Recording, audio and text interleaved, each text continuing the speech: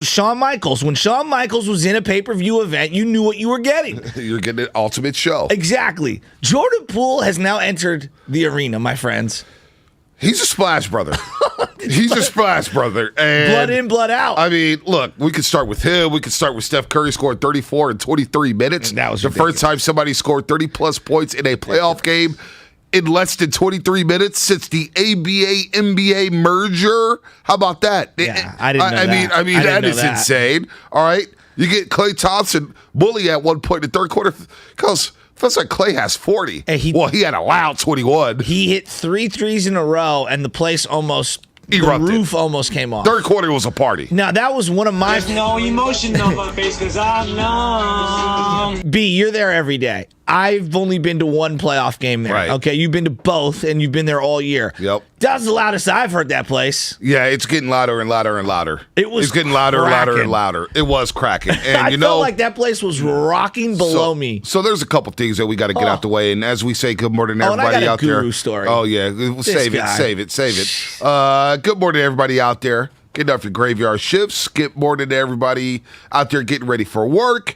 Good morning to everybody on YouTube, Twitch, and the Xfinity mobile text line. We all love you. Also, good morning to Lakeford and Lubbock. And good morning to you, Joe Shasky, as the Warriors go up 2-0 over the Denver Nuggets. And there's a couple things that stick out to me right away. Okay.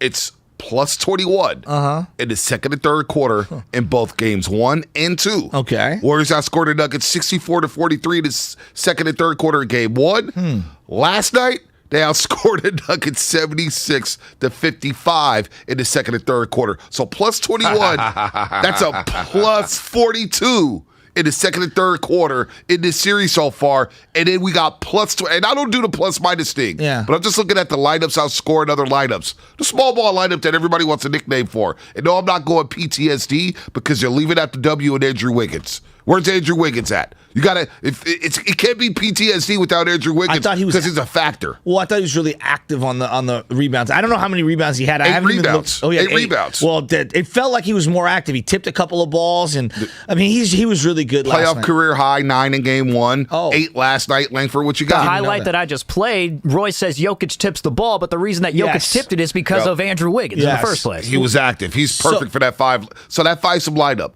So far, Anthony Slater had it at 42-14. I had it at 40-12. No matter what, that's plus 28. It's like that's different scouts, like with a gun. I'm imagining Bonte and Slater behind home plate with a gun. I had it at 96. Or no, I had it at a 4.33. Well, I had it at a 4.39. Well, whatever. It's still super fast. I seen Slater before the game. It was great. Slater's Which loops in my Guru story at some point. You let me know when you want to hear the Guru story. You know what? Let's get the Guru story out the way because he will rewind and listen. Give me the Guru story. Slater, all the what? Slater's the best. I'm just going to say, you know the personnel here, and I just want to I want to tell you, you were right, and gosh darn it, Guru, I love you. I'm never going to a game with Guru ever again. Did you ever? You went to the game with Guru? Well, I thought we were going together. Like, B, if you call me and we're going to go, we roll out, we do this, we do that. Like, yeah. So wait, he called you to say, hey, let's go to the game together. He had said that the night before. And so yesterday I was at home. I called him. I was like, what's up? He's like, I'm eating a salad over at Old Ship or whatever. I'll come pick you up. I'm like, you're not coming to pick me up. He's not coming across the city to come get me. I'll come to you, right? So I took an Uber, smashed on down to Chase Center. I was like, meet me over at Chase Center. Somehow, from 4 o'clock till 5:30, Guru went missing. I'm flustered. I need your help, man. I text him, yo, I'm here at Gott's. Right. Grabbing a burger. Thrive City. I think it's pretty self-explanatory. Right. 5:15, 5:30-ish. I'm sitting out front. I had run into Dibs. I was hanging out with Dibs. I seen Mattson. Mattson was with Guru. I don't know what happened. Somehow they got separated. I go, where's Guru? He goes, and this is right near where your little NBC. Lighthouse, the gatehouse. The gatehouse, thank you. And then the steps and everything, super cool. I go, where's Guru? Oh, he went inside. Guru calls me, you told me he was going to be inside. I said, Guru, I didn't tell you I was going to be inside. I said, I was at Gott's. No, you told me you got all angry. Well, I saw Guru inside. Yeah, I saw know. Dubas. Yeah. It was a who's who. He was clout chasing. Yeah. It was Chris Alvarez, ABC, Grant Kendra, the whole 9. Everybody was out there. I even went out to the court. Yeah. I never go out to the court anymore. I went out there for about 15, 20 minutes. So I go, you know what? I'm going in. I ran into my boy Della. We were chopping it up for a minute. I said, Della, I got to go inside. Guru Guru's like obviously ghosting me. Guru the Ghost is his new nickname, okay? I go into the stadium. I walk in, I look down at the court, and I'm like, there he is, standing right next to Whitley. You know, Whitley, who does 95.7 the game post. Whitley Sandretto, yeah. I walk down to Guru. I go, Goo, where the hell you been, dude? I thought we were going to go. You told me that we was inside. I thought we was inside. I said, Goo, I'm here at GOTS. Literally. This is what I said. How did I run into Matson? Ran into Dibley. Ran into everyone but you, Goo. Because he's standing at literally at the base of the court. I know where he was at. Like a statue, hoping to get dapped up by everybody. So he ghosted you, and then what happened? So then we're chilling, and I'm like, you know what? I got a special spot that I'm going to go hang out for during the game. He goes, they got us all the way at the top of the nose. I said, you do you. I'm going over here. Me and Madsen went and sat in our little spots, an undisclosed location, which I do not want to broadcast over the air right now. We had a great time. I will go to a game with Madsen. I will not go to a game with Guru. Guru comes over. After a while, he texts me, where you at? I said, we're over here at this particular portal. Walks over, spends about a minute with us, and goes, I'm going to go see this people on the other side, never to be seen from again. Only to text me at halftime. Only to text me at halftime and say, what's it like over there? I'm like, I don't know. Maybe you should have stayed. Wow. Spent a grand total of about 6 minutes with Guru. The train is off the track, Jack. Absolutely. Dang. Never, ever. This is the second game I've gone to with Guru. I went to a Niner preseason game where he left us before the game even started. Right. And now I went to a You're really Warrior worked game. up about this. No, because the guy made me wait outside. Who does that? You're really worked Bonte, how up. many games we been to? We've been to a lot of games together. Okay, if we're rolling together, which Right. is fine, Right. We there's a code, there's an Right. ethic. Hey, we're Right. rolling together. If we're not, No. that's fine. I'm Yeah. an adult. I'm a grown Right. man. I'll do my own thing. Right. I'm not trying to stand there with my thumb out like a hitchhiker, waiting for Guru to pop up. This is where you have to start making executive decisions, my friend. And this is what I do.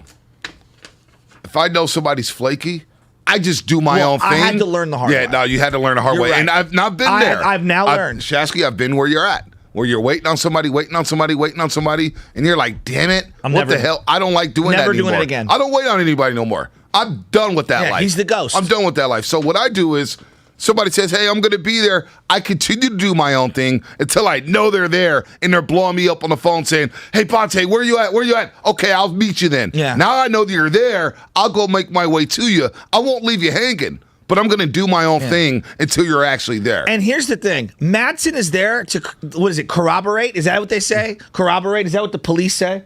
Corroborate? No, I've never heard that. What's when you're going to verify a story? What do they call that? Yeah, that works. Okay. Corroborate. Yeah. All right, verify, corroborate. whatever. Madsen was there. I'll go to a game with Madsen. Madsen and I had a great time. Yeah. We had a great time. Madsen stopped by the gatehouse afterwards. He threw up the peace sign. I saw him during the segment. Gave him the quick little thumbs. But I'll tell you this, peace sign. I don't care what Guru comes on at noon to say. He's going to say something. And it's full of it. He's full of it. Are you? Let me ask you this. This is when you'll know he'll be lying, because his lips will start moving. So promise me this, Shasky. When Guru tells his side of the story at noon, I'm not even going to be outraged. Do not call the show. No, I'm not. Do not call the show. Don't hijack it. Just let him tell his story, and then we'll be the judges on who to believe. I don't right need a now, I judge. favor Shasky. I know what happened. You know what I'm saying? So I don't need a judge to corroborate. And you know what? Dan Dibley was there, and he's like, Guru. He called it Guru time, which I wasn't accustomed to. Yeah. He's like, there's 10 minutes, and then there's Guru 10 minutes, which is actually 48 minutes. Well, I've been around Guru a long time to know that he just says he does the Irish goodbye 100% all day long, and I'm not mad at it. Well, I love him. I'm not mad at it. I want to let the record be shown here. He'll say I that. love him. Yeah. I love him. I truly do. But now I know what I'm getting myself into. Yeah, well, you should have known that. I warned. You What did I did. say yesterday, You Langford did. and Lubman? You did. I said, Guru's going to ghost you by halftime. Oh. Well, you didn't even make it to the game. He ghosted you before the pregame. He was clout chasing courtside before the game even started, multiple hours before, dapping up all these random people. He was in his element. Hey, man, look, I know Guru for a long time. That's how he rolls, man. I know, good for him. I mean, he's a very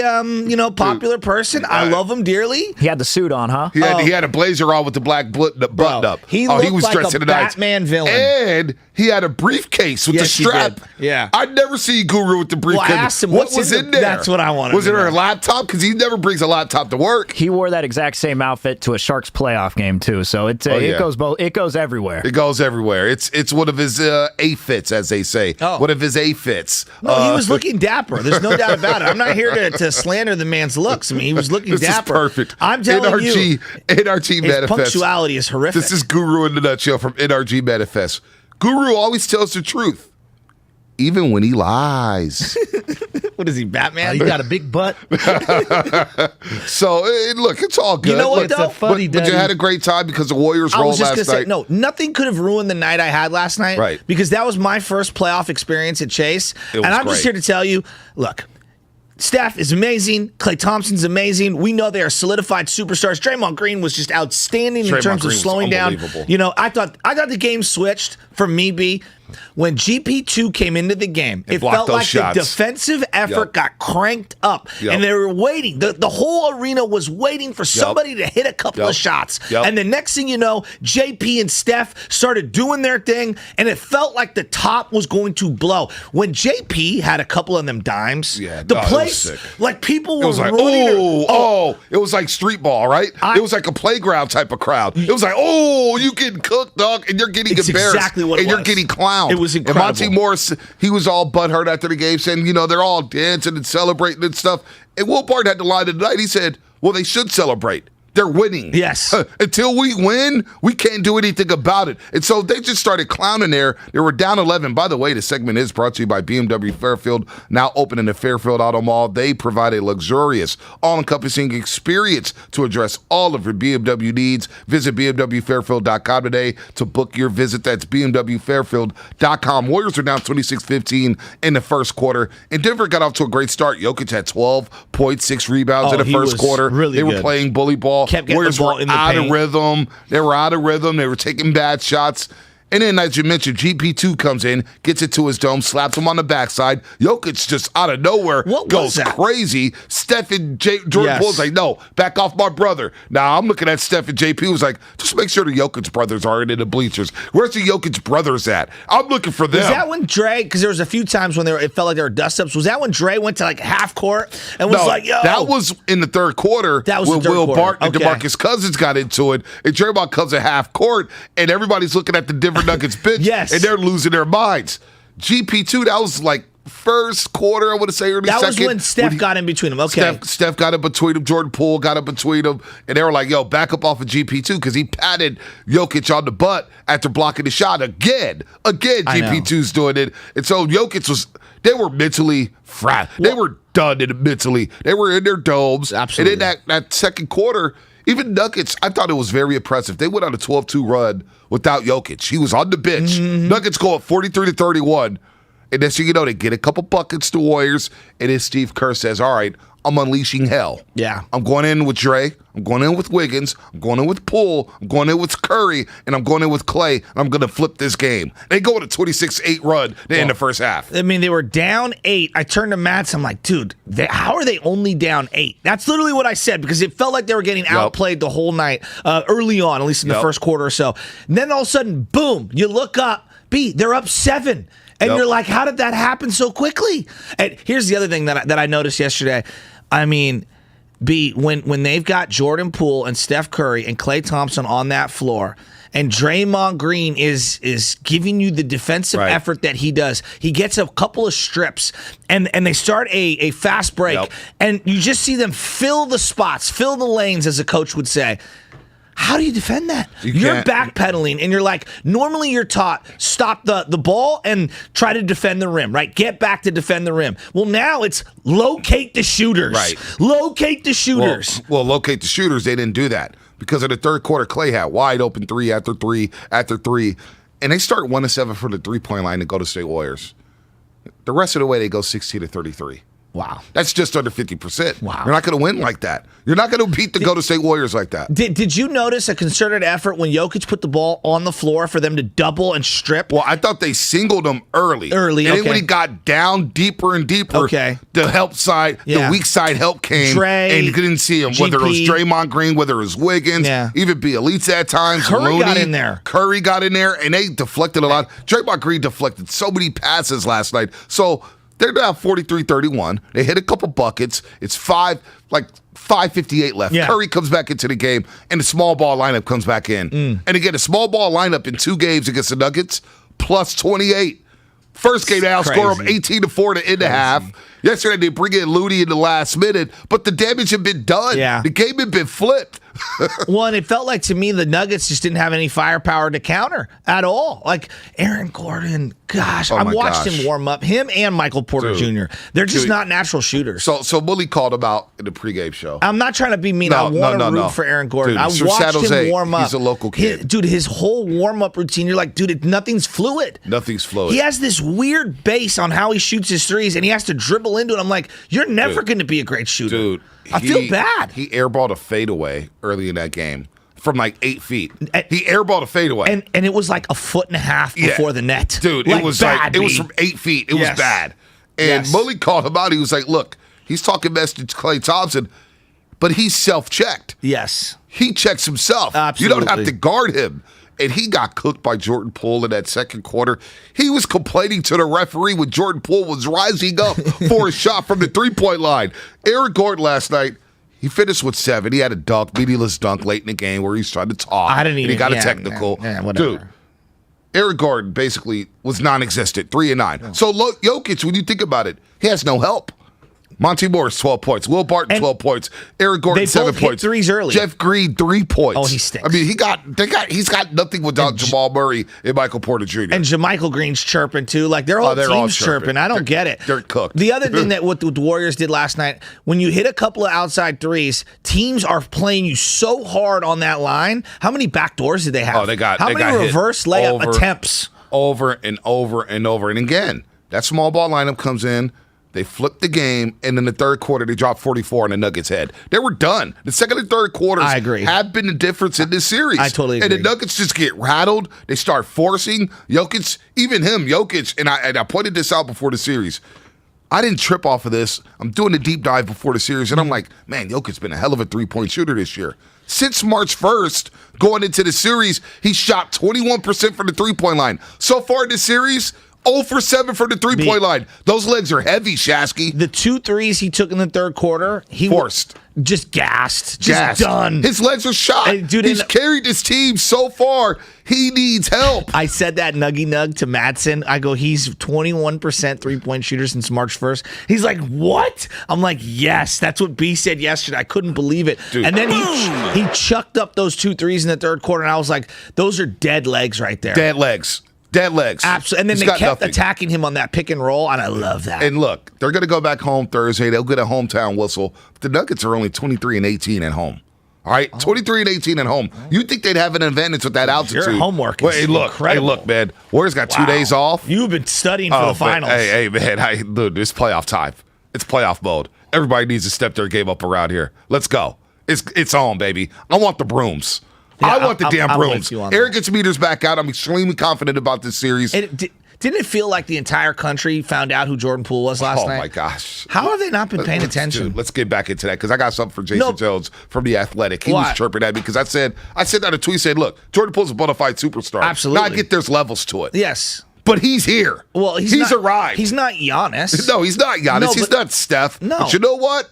He may be in tier 4, tier 3 right now. Have anybody been watching since March 1st what this young man has been doing? He's carrying this organization. Carrying his team. And the way he's playmaking. Oh, my gosh. He had 4, I would call mixtape and 1 passes. 6 dives. And he made Bielitsa look like a stud last night. Dude, and the crowd, the reaction like, oh. When he did the little da-da-da-da on Boogie where he was backpedaling. What about Bones Highland trying to strip him at half court? I like Bones Highland. Yeah, I do too. But he goes around the back, drives, eyes. Yes. It throws a wicked dime to freaking Bielitsa. Oh my God, The crowd went underhand crazy. one, and then the Draymond Green shovel pass. Yes. The Draymond Green shovel pass. That place almost exploded. 888-957-9570. Film on Mike Will good to you on the Dre other was in his side. bag. All your calls, Dub Nation. How you feeling? Is this going to be a sweep? Is this series already over? Do you give the Nuggets a shot here? I have no idea. We'll go around the room. We'll take your phone calls. 888-957-9570. That's also the number for the Xfinity mobile text line. And what's coming up in the game brought to you by Safeway is your phone calls and your texts on YouTube, Twitch, and the Xfinity mobile text line. At Safeway, they partner with trusted, top-quality growers for hand-picked fruits and vegetables harvested at the peak of flavor from farm to you. Visit Safeway's produce department today, seeing how they're perfecting the art of fresh. I'm Trisha Crick with BetQL. You want to be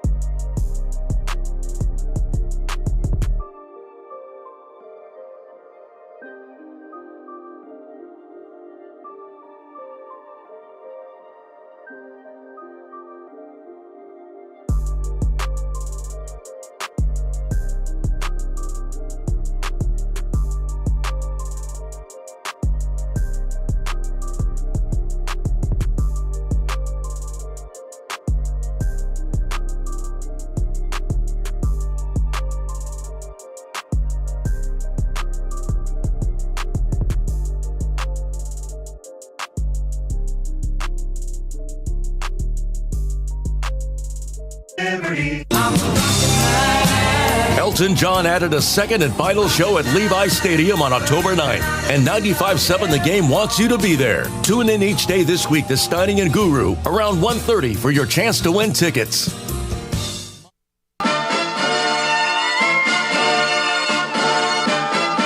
This is JP here, and you are listening to the Morning Roast with Bonte and the Butcher on 95.7 The Game. So, this B slaps right here. B, you just asked me a This question. slaps. We're watching DeMarcus Cousins. Feels like I'm watching a kid back at Chase It's Center. so sick. And Look at George Langford Karl, back there. George Karl's been out here tweeting. We're gonna catch that vibe right there. Oh, I'm feeling it. Look at him. Woo! Money time. George Karl's out here tweeting about Boogie left and right. What's George Karl's problem? He's a clown. That's who he is. Boys, he's what an did absolute I say clown. last week? He's an absolute clown. You said a lot. You said a lot after we didn't have him on. Yeah. Oh, he faked on you guys? Well, Yes. okay. Let's go behind. Look, let's go behind closed doors. Listen. When we have a guest on, Sam will be like, I'm thinking this guy, I'm thinking that guy. He goes, hey, I booked George Karl. What did I say on the group thread, boys? I don't remember. I was off. In all caps, I do not like George Karl. No, not a lot. A lot of people inside the NBA do not like George Karl. I just think he's a fraud. He is a fraud.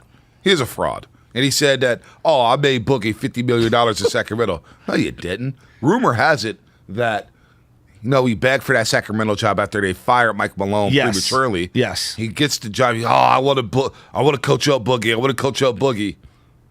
And all of a sudden, he gets the job, and he's trying to trade Boogie. Like, right away.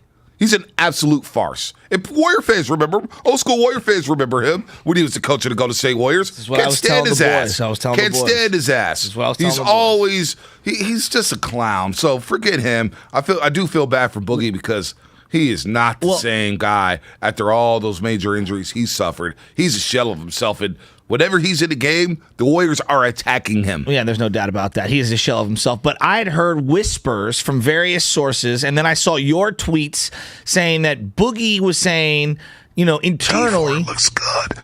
I don't think these guys are tough enough. Talking about his teammates, the Nuggets, and he was trying to hype them up to be tougher. So you had heard similarly. Yeah, he definitely. Oh, in that huddle yesterday, he was trying to hype them up and come on, team, go, and Will Barton just wasn't having it. Will Barton wasn't having it, but Will Barton was also asked Mike Singer for the Denver Post. I ran into him yesterday. He said, "Man, it was great coming on the roast," but he was saying he tweeted out that Will Barton said, "Look, that stuff was so goofy, I'm not entertaining it." Oh. Whatever he was saying, it was so goofy, I'm not entertaining it. And he just lost his cool. That team melted down yesterday in front of everybody. And it's only game 2. And you hear Scott Hastings, who joined us yesterday, he didn't sound confident. No. You know what I'm saying? You listen to what Mike Malone is saying. We have to play perfect to even win a game. Mike Malone was coaching like it was game 7 with a minute to go in the finals. His entire staff is on edge. On edge. Did you notice that too? Oh, can you blame them? No. They have nobody. They need Murray bad. All right, real quick, before we get to film on Mike, it's time to take them to school, presented by Evergreen Valley College, home of the highest earning community college graduates in California. Langford, what you got cooked up? Highland off a series of screens by Jokic, dribbles in, bounce pass, knocked away by Payton the second, and picked up by Curry to Poole, who drops the ball, picked it up on the right sideline, spins to his right, crossover dribble, step back, jumper, that was nasty, just nasty. Poole knocked it down, he's got 7 points, and the Warriors trail by 3.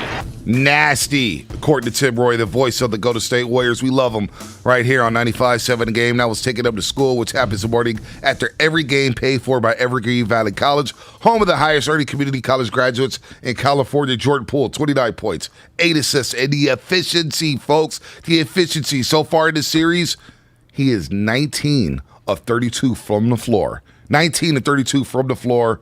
10 of 17 from the three-point line. Let's go to Film on Mike in the city. Filmo, what's happening? Hey, man, you was looking fly in the gray. Light blue, Filmo. That was baby blue. Was that kind of like little light blue? It looked gray, though? That's cool. No, it's all good. It's all good. I thought it was gray, too. Yeah, no, it's all good. I appreciate the compliment, though. And then, Shasky, that's crazy. No, it's all good. I feel sorry for you, Shasky, for Guru ghosting you like that, but Bonte did tell you. But anyway, hey, Draymond, bro, was going crazy. He was playing defense on Jokic like Rodman used to play on Karl Malone, and eventually got him so mad he got kicked out the game. That was a Rodman-like defensive performance, blood. He did. For real. Yeah. Also, it's crazy. We're gaining momentum in the playoffs. You know what I'm saying? That's a dangerous thing, to gain momentum in the playoffs. My last point is this, y'all. Real talk. Curry, I'm sorry. Oh, when you draft home talent and keep your talent and they prosper, the fans, the crowd, they appreciate that. I'm talking to you, Oakland A's. Stop trading away your talent, man. True. And then if you like the New York Yankees and you just getting free agents, Jeter was the man because they seen his struggle. When you just picking up free agents, people don't like that. Like, I love the Durant years, but Poole, Draymond, Clay, and Curry is homegrown talent, and we like to see them prosper and thrive. And when you really see it, you feel like you was with them along their journey. You feel me? You feel like I went with Jordan Poole to the G League last year, and now he killing on the biggest stage, the playoffs. It's great, man. Y'all kill it. Y'all keep having a great show. Keep the energy up. Appreciate you, Philmo, Mike. And to his point, the homegrown talent is Steph, Clay, and Jordan Poole. And, of course, Draymond Green is homegrown as well. We'll get to him a little bit later because that's a great point by Philmo. His impact defensively was amazing. He was barking. Dude. He was swatting passes. Dre was incredible. He was incredible last And night. he was running the point forward. Point forward. Yeah. He was barking. Do you, Day-Day. He was Podcast awesome. all you want to if you're playing like that one. Clapping in his face. Clapping in his face. Great. Poole, Clay, and Steph yesterday. Combined. Can you get this, Shasky? That go 31-52. That trio. 31-52. 13-28 from three. And they score 84 points. And we were discussing. Remember, I was actually with Monty Poole. He was on the set last week. And I said, Jordan Poole's not Kevin Durant. But when you think about that threesome. When you think about that threesome, they were dropping 70-80. And I said, Poole is having a KD-like impact. And the crazy thing is, KD was great, all-time great. And a lot of it, sometimes it came in an ISO, elbow, mid-range, whatever.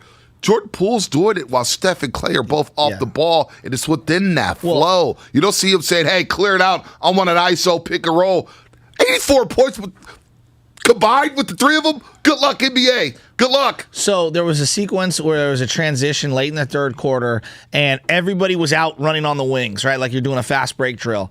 And Jordan Poole just slowed down. And like the sea opened up for him because everyone was so worried about the other shooters. And it was like, he's so going to pull this. And what did he do? He pulls it and he hits it. I mean, his stroke is just, it was nasty. It's so gorgeous.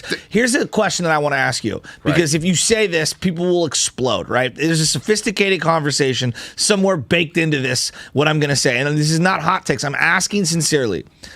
We know Durant is the superior player. No doubt. No one is here saying that Jordan Poole is better than Durant. That's not what I'm saying. Not even close. What I'm saying is it harder to defend the Poole, Clay, Steph combination or the KD, Steph, Clay combination? And the reason why I say that, KD can pass. He can. And I don't want to dismiss it. He's an all-time He just dropped 16 great. assists a couple weeks ago. No one can guard him. Right. But like in terms of guarding that in the half court, man, I think I would rather have one guy go ISO if I'm the defense, as opposed to trying to defend the trio of the Warriors right now. And maybe I'm prisoner of the moment. I don't want to like sound hot takey. Well, I'm asking the thing sincerely.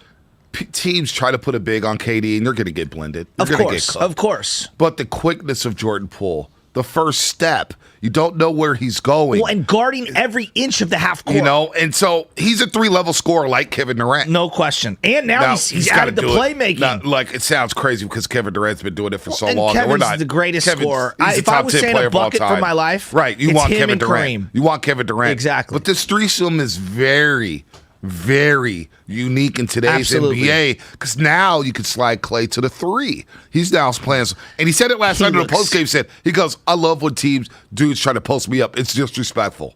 You're not posting me up. So now you can play Klay defensively. He can play in the post. And I still, to this day, I remember the 2017 NBA Finals, game number 1. First possession of the game, Cleveland tries to post up Kevin Love on Klay Thompson. And Kevin Love can get nowhere. And Kevin Love, as much as we can clown on him and say he's an outside shooter, he used to have a mean post-up game. He's probably going to the Hall of Fame. He's probably going to the Hall of Fame. I mean, he's got the championship, and he's going to be like a 8-time All-Star or whatever. Yeah, no doubt. So, I mean, I know the threshold for the Hall of Fame in basketball is significantly lower.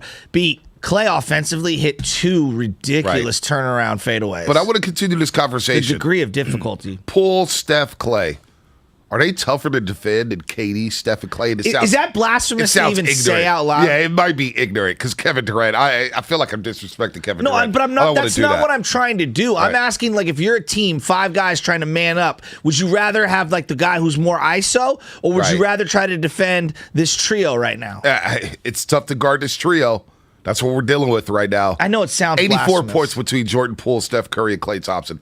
84 last night as we take it to break. More of your phone calls, 888-957-9570. Xfinity Mobile text line. We got you on YouTube. Subscribe on YouTube and Twitch. We are rolling right now as the Warriors are up 2-0 on the Denver Nuggets plus Zaza 730.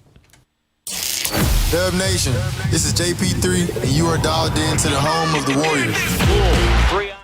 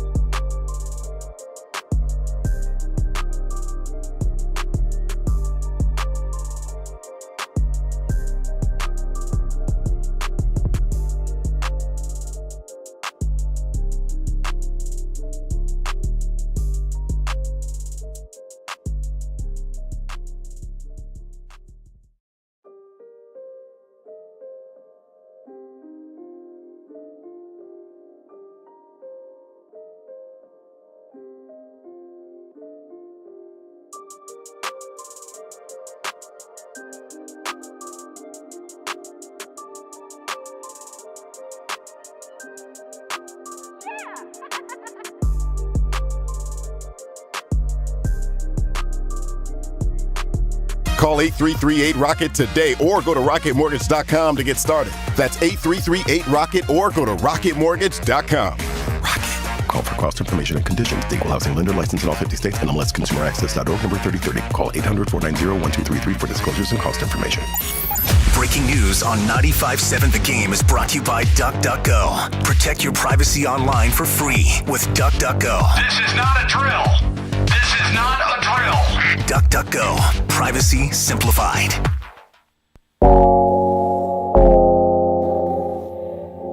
.273. Poole takes it right side, drives on Cousins, stops, backs up to the corner, shoots a fadeaway. Heat check three! Jordan Poole! Get out of your Speedo! Get the suntan oil! We're having a pool party! This is JP here, and you are listening to the Morning Roast with Bonte and the Butcher on 95.7 The Game.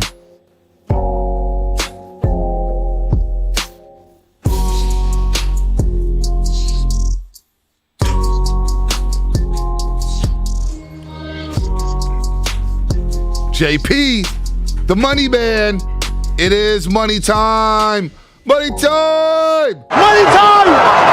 Money time. I mean, dude is hooping right now. And look, we're buried. Like we're so fixated on Jordan Poole. We'll get to the calls in just a second. 888-957-957. I'll rephrase the question. Not is Jordan Poole a better fit with the Splash Brothers than Kevin Durant? But to me, it's a little more enjoyable to watch Poole with the Splash Brothers. Be careful. And KD was great. Be careful. KD was great. That was an all-time great team. It was unbelievable. But I think knowing that Jordan Poole is homegrown, that he was drafted, that we seen him drop all the way down to the G League, we were like, this guy may be a 10th man. He may be a trade piece for a bigger prospect in the future. Now he's a bona fide star. He's here. He's here. Like, he is a problem for teams. So I'm having more fun enjoying this kid. Just go out there and do his thing. Like, I get it. KD, Curry, and Clay were unstoppable. But who's going to have an answer for this trio? And we've been waiting for this combination. Well, let's. I want to spin it in another direction because I'm not saying that you're wrong, and I would love to hear what people think here. It does feel like when you want to have a dynasty sustain, there needs to be evolution. Yeah. I look at the 49er dynasty at the beginning of their run, B, right? Think about what they had when they first started. Dwight Clark and Freddie Solomon, right? And most people can't name Wendell Tyler or any of the running backs, right? Most people. By the time they get to that second championship, they add in Roger Craig, who's a fullback. But the time they get to that third championship, not only have they moved Roger to halfback and turned him into a double versatile threat, passing and running, they've added Jerry Rice. Now, I'm not here saying that Jordan Poole is Jerry Rice, but the evolution of sustaining a dynasty is that somebody needs to come in and inject some sort of an evolutionary change. And obviously, Kevin Durant did that when they won the two championships. It changed the team. And now JP has changed the team. And I think Wiggins has as well. Wiggins has been solid in these first two games. We'll get to him. To a lesser degree. We have to get to Draymond. And we haven't really... Kavon? We haven't even grasped the fact that Steph Curry just scored 34 points in 23 minutes off the bench. Well, I mean, he's the only superstar who would be willing to do something like that. Well, he has the top when two he hit the three and got the and one. Oh, yeah. It was, dude, he was dancing. He was shimmying. He was doing everything. How about the layup? And the foot. The foot looked like he wasn't confident in the foot in game number one. That left foot sprayed into bone bruise. I didn't even. Well, he looked really spry in warm-ups. Yeah, no, he looked spry in warm-ups. Because I was watching him, and he looked a little more bouncy, and he looked a little more quick. And then when he came in the first time, you could just see he was way more spry. And I was like, okay, we're in for a good Steph. Look, 707 Xfinity mobile text line. We were thinking Jordan Poole was going to be the next Jacob Evans for a minute. I mean, for a minute or for like a year? For like 2 years. Yeah, exactly. A lot of people had question marks about Jordan Poole, and look at him now. Let's go to Jordan in Union City. Jordan in the Union. What's happening? You're on the roast. What's up, fellas? Good morning. How y'all doing? I'm doing Good morning, great. man. Good morning. Good morning. Turn down that radio, Jordan. Turn down that radio. All right, got you. Is that better? Yep, Yeah. There you go. Okay, cool. No, I was just going to say, I was thinking back to, the question, and I remember, a few years ago, at KD last year, remember that press conference that Pat Bev and Lou Williams had when they were asking them about what they did to stop him, and they're like, "We tried everything." Yeah, they said we promised we tried. Yeah, like I promise you, we tried it. And there was that whole thing when KD was out, and it was more so Steph, Clay, and Dre again, and people were saying that they were playing better without KD. Mm-hmm. That was ridiculous. Which it was, and I think more so the way people should have said it is more so a personal preference of what kind of style you like, because for some people, I think especially watching the Warriors, watching this group grow up, and you see the way that ball's moving, and the ball's popping. Obviously, doesn't do it as much when you have someone like KD on the team, and so I think with Jordan Poole though, you kind of go back to that, the way that ball would move and fly around before KD got there. So, and I think for a lot of people, like when the one caller was talking about, the homegrown, it's fun to watch it, probably taps back into that a whole lot more. So, I think that's, the big difference with it. I think it's just more so preference of what you like, because they both work. You can't stop either one. No, and there is just something dynamic about his first step, Jordan Poole's. I mean, the way he's exploding by people, setting up with the one-handed passes, left, right. He went around the back, I think, twice, or was it 3 times? On the around-the-back passes. Right, it was like 3 or 4. I mean, one to Klay Thompson. He had the underhand scoop to Bielitsa after Bones Highland went for a pick at half court. He just calmly goes around the back, stays in his back. He's so sick. Basically hits the turbo button, gets to the Bielitsa cutting. Here you go. Steals one in the backcourt and drums it. All right, real quick on the Twitch, I just want to give a shout-out to Carlos. He's a longtime listener, and it's his 40th birthday today. Happy birthday. Our guy Carlos? Is that our guy with the PS5s? I don't know, but we're going to hit him up around 8:15 again. Remind me at 8:15 to give him a birthday shout-out. That's Carlos with the PS5. Shout out to him. By the way, I'm not sure. The O-Chip party that nobody was invited to, Steiny Guru's O-Chip party. Oh. Kate and Big Gabe James was there. Oh, did Guru ghost that one? Nah, he was there. He was there because he hit me up. Oh, I met your boy Carlos. Oh. Or is it Oscar? Because you confused me there. PS5s and everything. Oh, yeah, he told me, man, he got the PS5s. Oh, man, I have to hit him up. It's like, oh, man, got our plug. Don't let Guru. Got our plug. That's how you flood the place. By the way, we're giving away some Bay Area Panther tickets at 7:30. Bay Area Panthers. Is this your king? Hey, man, Bay Area Panthers. Shout out Marshawn Lynch, Mark Grandy, Evan Giddings calling those games. Bay Area Panthers tickets. We're giving some out at 7:30, right before Zaza for the executive show. Zaza Pachulia today, 7:30. Rick Barry, 8 o'clock, the Hall of Famer. I got to get to Rick Barry because he said some things over the weekend saying this is not a championship caliber team. So we got to pick Rick's brain about that. I was looking at the team store and I was like, Wilt, Rick. Wilt, You bought a Rick Barry? No, I already have a Rick Barry, but I want the Wilt. You bought a Wilt? They have a Wilt jersey in there? Yeah, number 13, San Francisco. The Warriors? No, just in San Francisco. In the gold? Yeah, it's pretty hard. It's all gold with a little blue. Did you buy it yesterday and just rock it? Oh, yeah. Hopefully Michelle ain't listening. Did you hide it when you got home? She was asleep. Oh, man. Marshall and Nevada. Marshall, what's happening? You're on the roast. Hey, what's up, guys? I really thank you for your call. I want to say that I love KD. He's an all-world player, but I think Jordan Poole's style actually fits the Warriors better. And just 3 points, and I'll let you guys go. Yeah.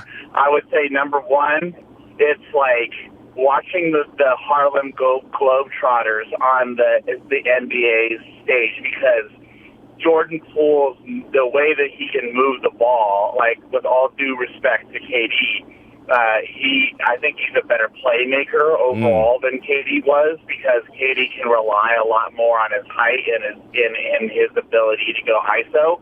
And I think, it also keeps the Warriors more engaged on defense, because everybody knows they're going to be able to touch the ball. So nobody talks about how good that defense is. I mean, they went on like a 45 to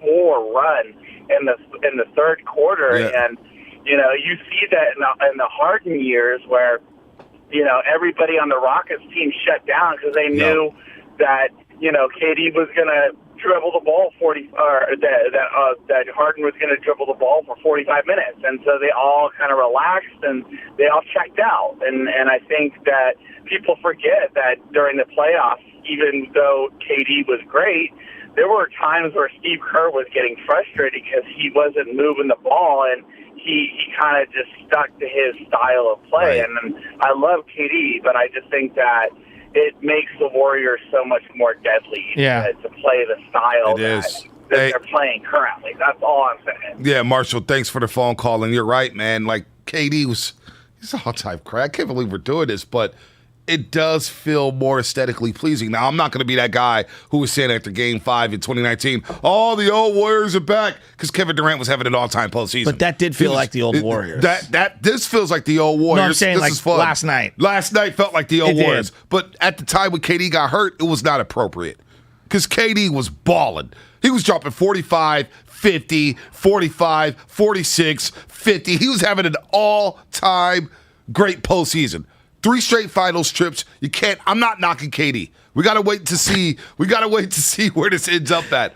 But Jordan Poole and this 3-guard lineup, man, it is deadly. And all I'm saying is it has a KD-like impact. That's all I'm saying. No doubt. There's no doubt. And J-Mac 1982, I have 7 points to make, and I'll be done in 48 minutes. J-Mac 1982, you know him? He talks a lot of smack. You know, it's pretty funny. He's in my personal doghouse. Oh, I didn't know that. By the way, go ahead. Well, if you're going to call it and you say you have 3 points, just start rattling them like, let's go. Like, boom. Brah, hey, Marshall, first-time caller. It's Marshall, okay. first-time caller. And while we're here, I'm getting some personal texts. I would like to hit this up. Do you know who's played really good through 2 games? Gary Payton II? No. Andrew Wiggins? Hit my music. Oh.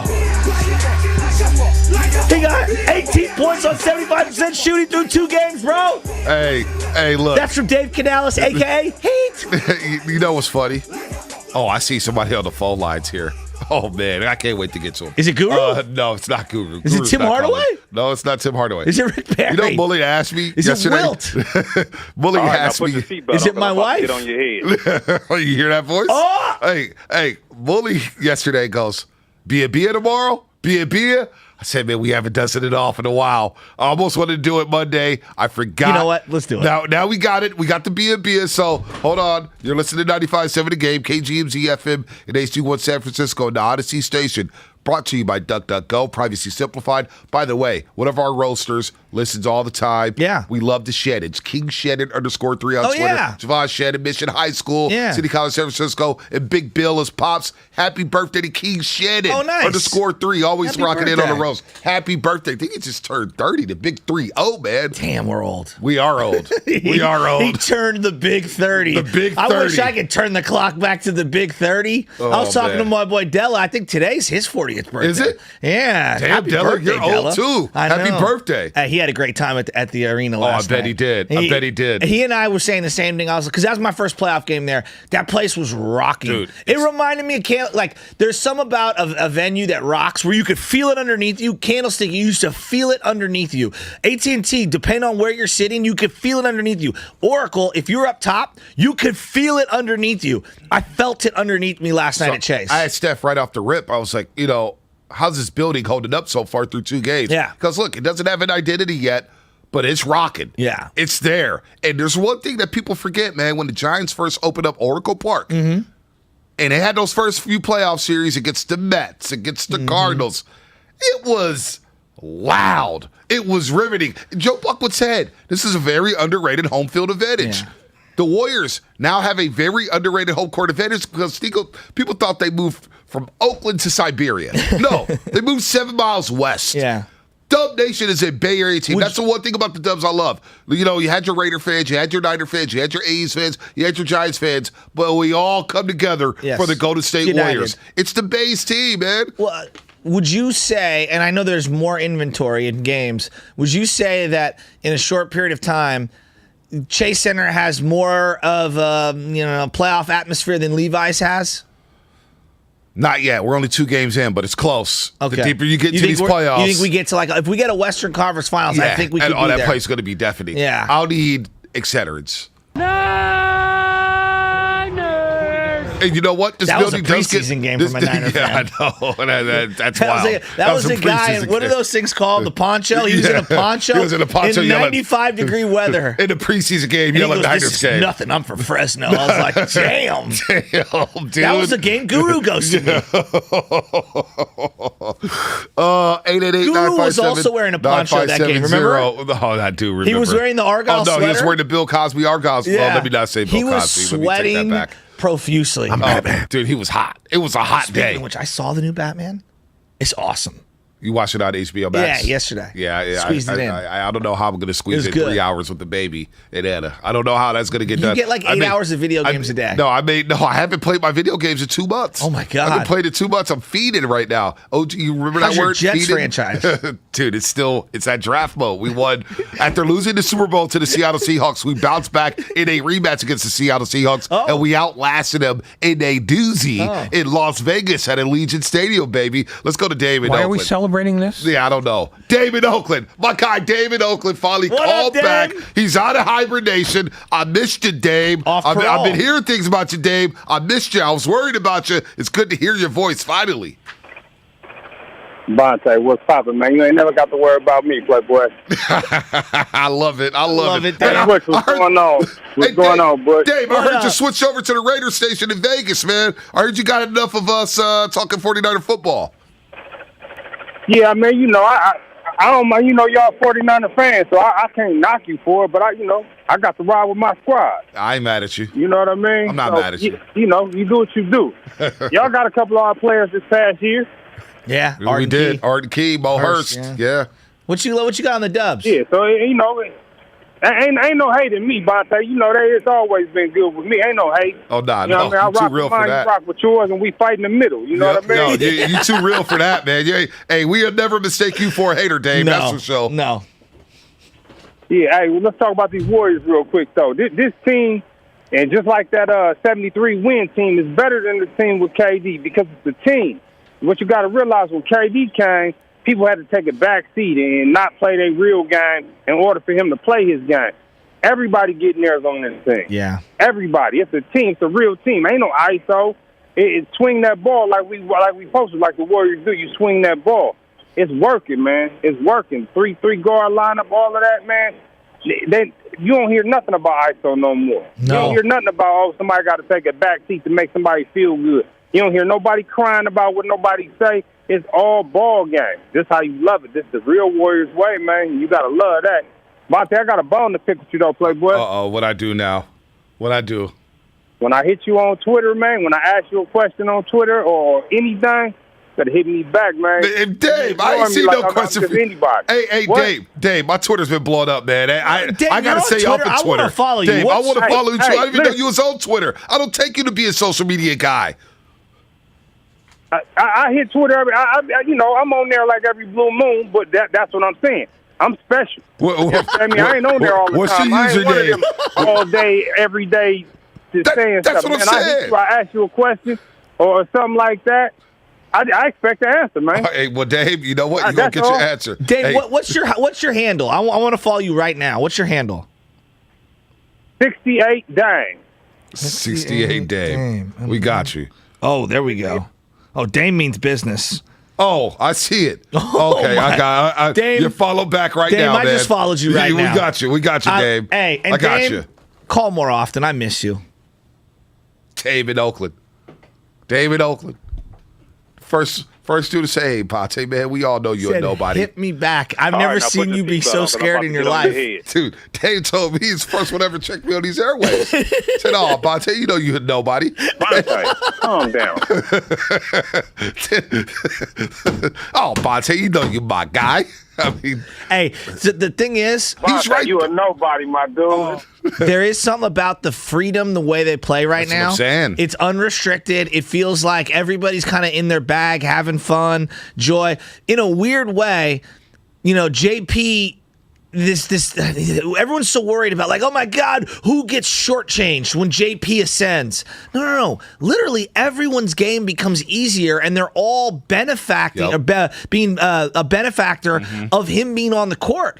Like, who isn't? Bielitsa looks good. Draymond looks good. Draymond has more options to pass to. Wiggins gets wide open cuts and wide open dunks and wide open threes. Otto Porter Jr.'s playing better, although the 3-ball still not follow for 1 for 4 I think it's yesterday. a bad matchup for him. But you know what, though? He's still playing some good ball. No, I know. Defensively, crashing the boards. I think he'll be better in a different matchup. Gary Payton II, they are a team. They are a true team. Kevon Looney. Play Iggy.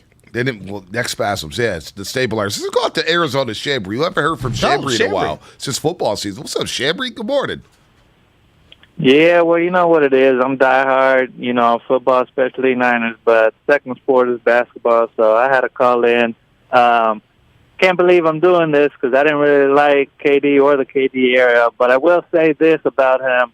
I don't know if it's a more deadly lineup just because we ain't had any adversity, any tight game, and when you need a bucket, the dude got you a bucket. I mean, again, this ain't to throw shade on KD or anything, but preference-wise, like everybody already said, this is Warrior basketball to the fullest. Love this lineup, and the counter to that is maybe we don't even have to see adversity just because we smash them fools. That's true. But the main thing I love about this lineup is we can all see the joy back in the team, but I think JP is bringing his youthfulness to the OGs and just making them want to ball out and bringing resurgence back into them. And my main thing that I love about it is we back to strength and numbers, because with KD, it was strength and 5. I mean, we can't deny that. I mean, we got Bia out there balling. We got Otto Porter doing his thing. Wiggins, GP, everybody contributing. So it's back to that Warrior basketball. And, man, it's just a joy and a pleasure to watch now. There's no doubt. Thanks for the call, Chambry. And Bielitsa coming out, waking up from the dead. He's playing well. He's smiling. But this team is now wholesome again. With sans James Wiseman, I wish James Wiseman was playing, but he's out. Iguodala, of course, didn't play last night, but for the most part, this team is together. And now we see the big three together. Draymond, Clay, and Steph, they played 11 minutes together before the series started. So how many total right now in the series? I mean, they've been on the court a lot. I know. I mean, Klay Thompson played 29 minutes last night. Wow. Or, excuse me, he played 36 last night. Okay. Minutes restriction has been lifted. I like the way Poole. his discernment on the threes, instead of just bombing them, he'd take a dribble in and take that mid-range shot. He did that on multiple occasions in the third quarter. He's in a nice rhythm right now. He looked really good. And look, by the way, Dame, he did send me a question 5 days ago, 8:37 p.m., April 13th. Said, Bonte Hill, remember when you said Jimmy G was so much better than DC that it was disrespectful to compare the two? And then ... Don't ignore me, Bonte. Don't ignore me. And you did. I didn't even see the tweet, man. Why don't you respond to Dame on air right now All right, on that Derek Carr, Jimmy Garoppolo thing? Because there's a lot of Raider fans coming at Jimmy Garoppolo supporters now. I'm wrong all the time. That's what I got for you, Dave. I'm wrong about that one. Derek Carr's outlasted Jimmy. Derek Carr looks better than Jimmy. At the time, Derek Carr didn't look better than Jimmy. Raider fans will tell you that. They would have rather had Jimmy Garoppolo. But now, you got Derek Carr there, extended. Devontae Adams, Darren Waller. He's a better quarterback. I'd rather have Derek Carr right now. As happy as the Warriors make me, any Jimmy G talk makes me the same amount depressed, though. Oh, I don't even talk about it. It's depressing. I can't. I'm getting Colin Cowherd, for the love of God.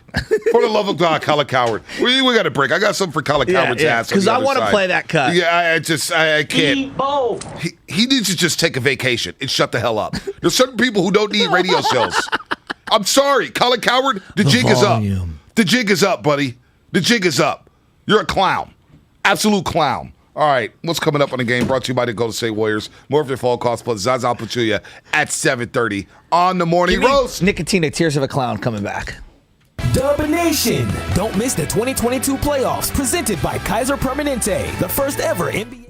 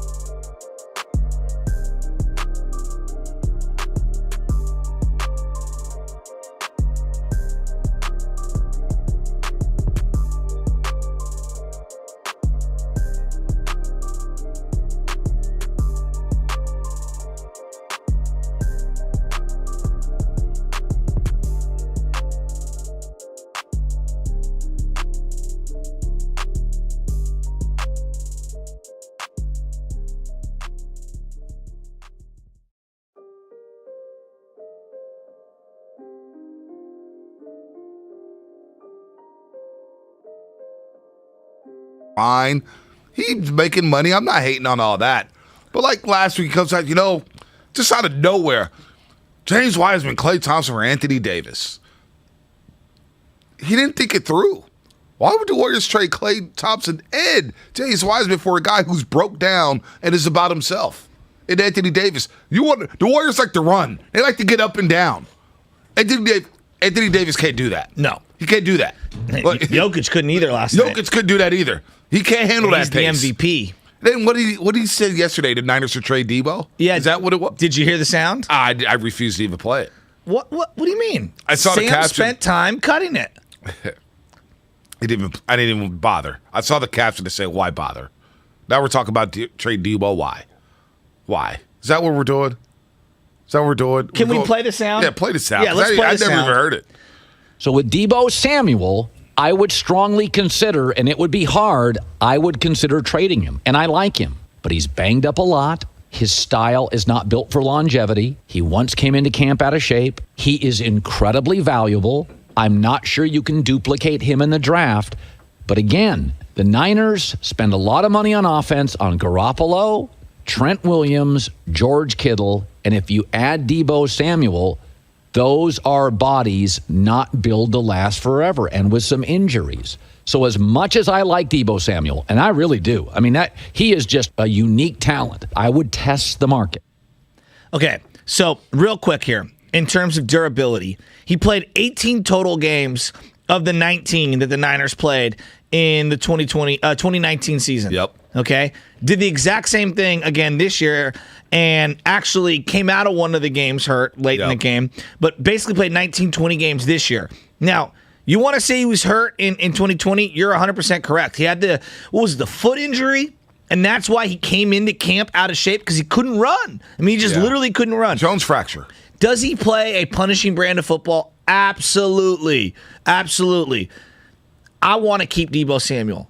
I do not want to trade Deebo Samuel. Now, is there risk? Of course there's risk. Yep. Is there a threshold in terms of money that I won't go over? Of course there is. I want to meet in the middle ground here. I am not trading Deebo Samuel because you know what you want to do? With whatever draft picks you get back, pray to God you draft someone as good as Deebo Samuel. I know. Hey, look, the Jones fracture hit him up, and Baldy called it when he suffered a Jones fracture. It was going to be tough to come back from. Yeah. So, of course, he was going to be a little out of shape. You can't run. You have a Jones fracture. Exactly. What are you doing? Can you even get on a treadmill and run? No. Can you pedal? I don't know. I've never had a foot injury. Can't be fun. It's got to hurt walking. Yeah. So you're going to come out, and he tried to play, and then the hamstring came out. It was a lost year. Everybody got hurt there. And I've been the one pointing out that he's been hurt every other year going back to his South Carolina days.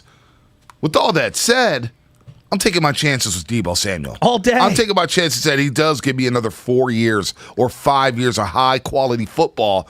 And from there, if his body breaks down, then you know what it is. But I don't anticipate the Niners running the ball with him like they did last season. They had to. The running back room was thin. Yeah. You couldn't trust JaMychal Hasty. You couldn't trust Jeff Wilson Jr. They kept getting banged up. Trey Sermon was on a milk carton. He was in street clothes for half the season. So I'm taking my chances with Deebo Samuel. I'm not trading a Deebo Samuel away. I'm adding to that. Yeah, and why would you do that to Trey Lance? Yeah, exactly. Like second-year quarterback. Let me go trade away one of your most lethal weapons. I mean, hey, here you go, Trey. How to screw up a quarterback in 5 ways, all we're doing is playing the AFC West this year. Well, Trey, I'm going to take away one of your promising weapons. Here's another way to look at it. Forget internally with the 49ers.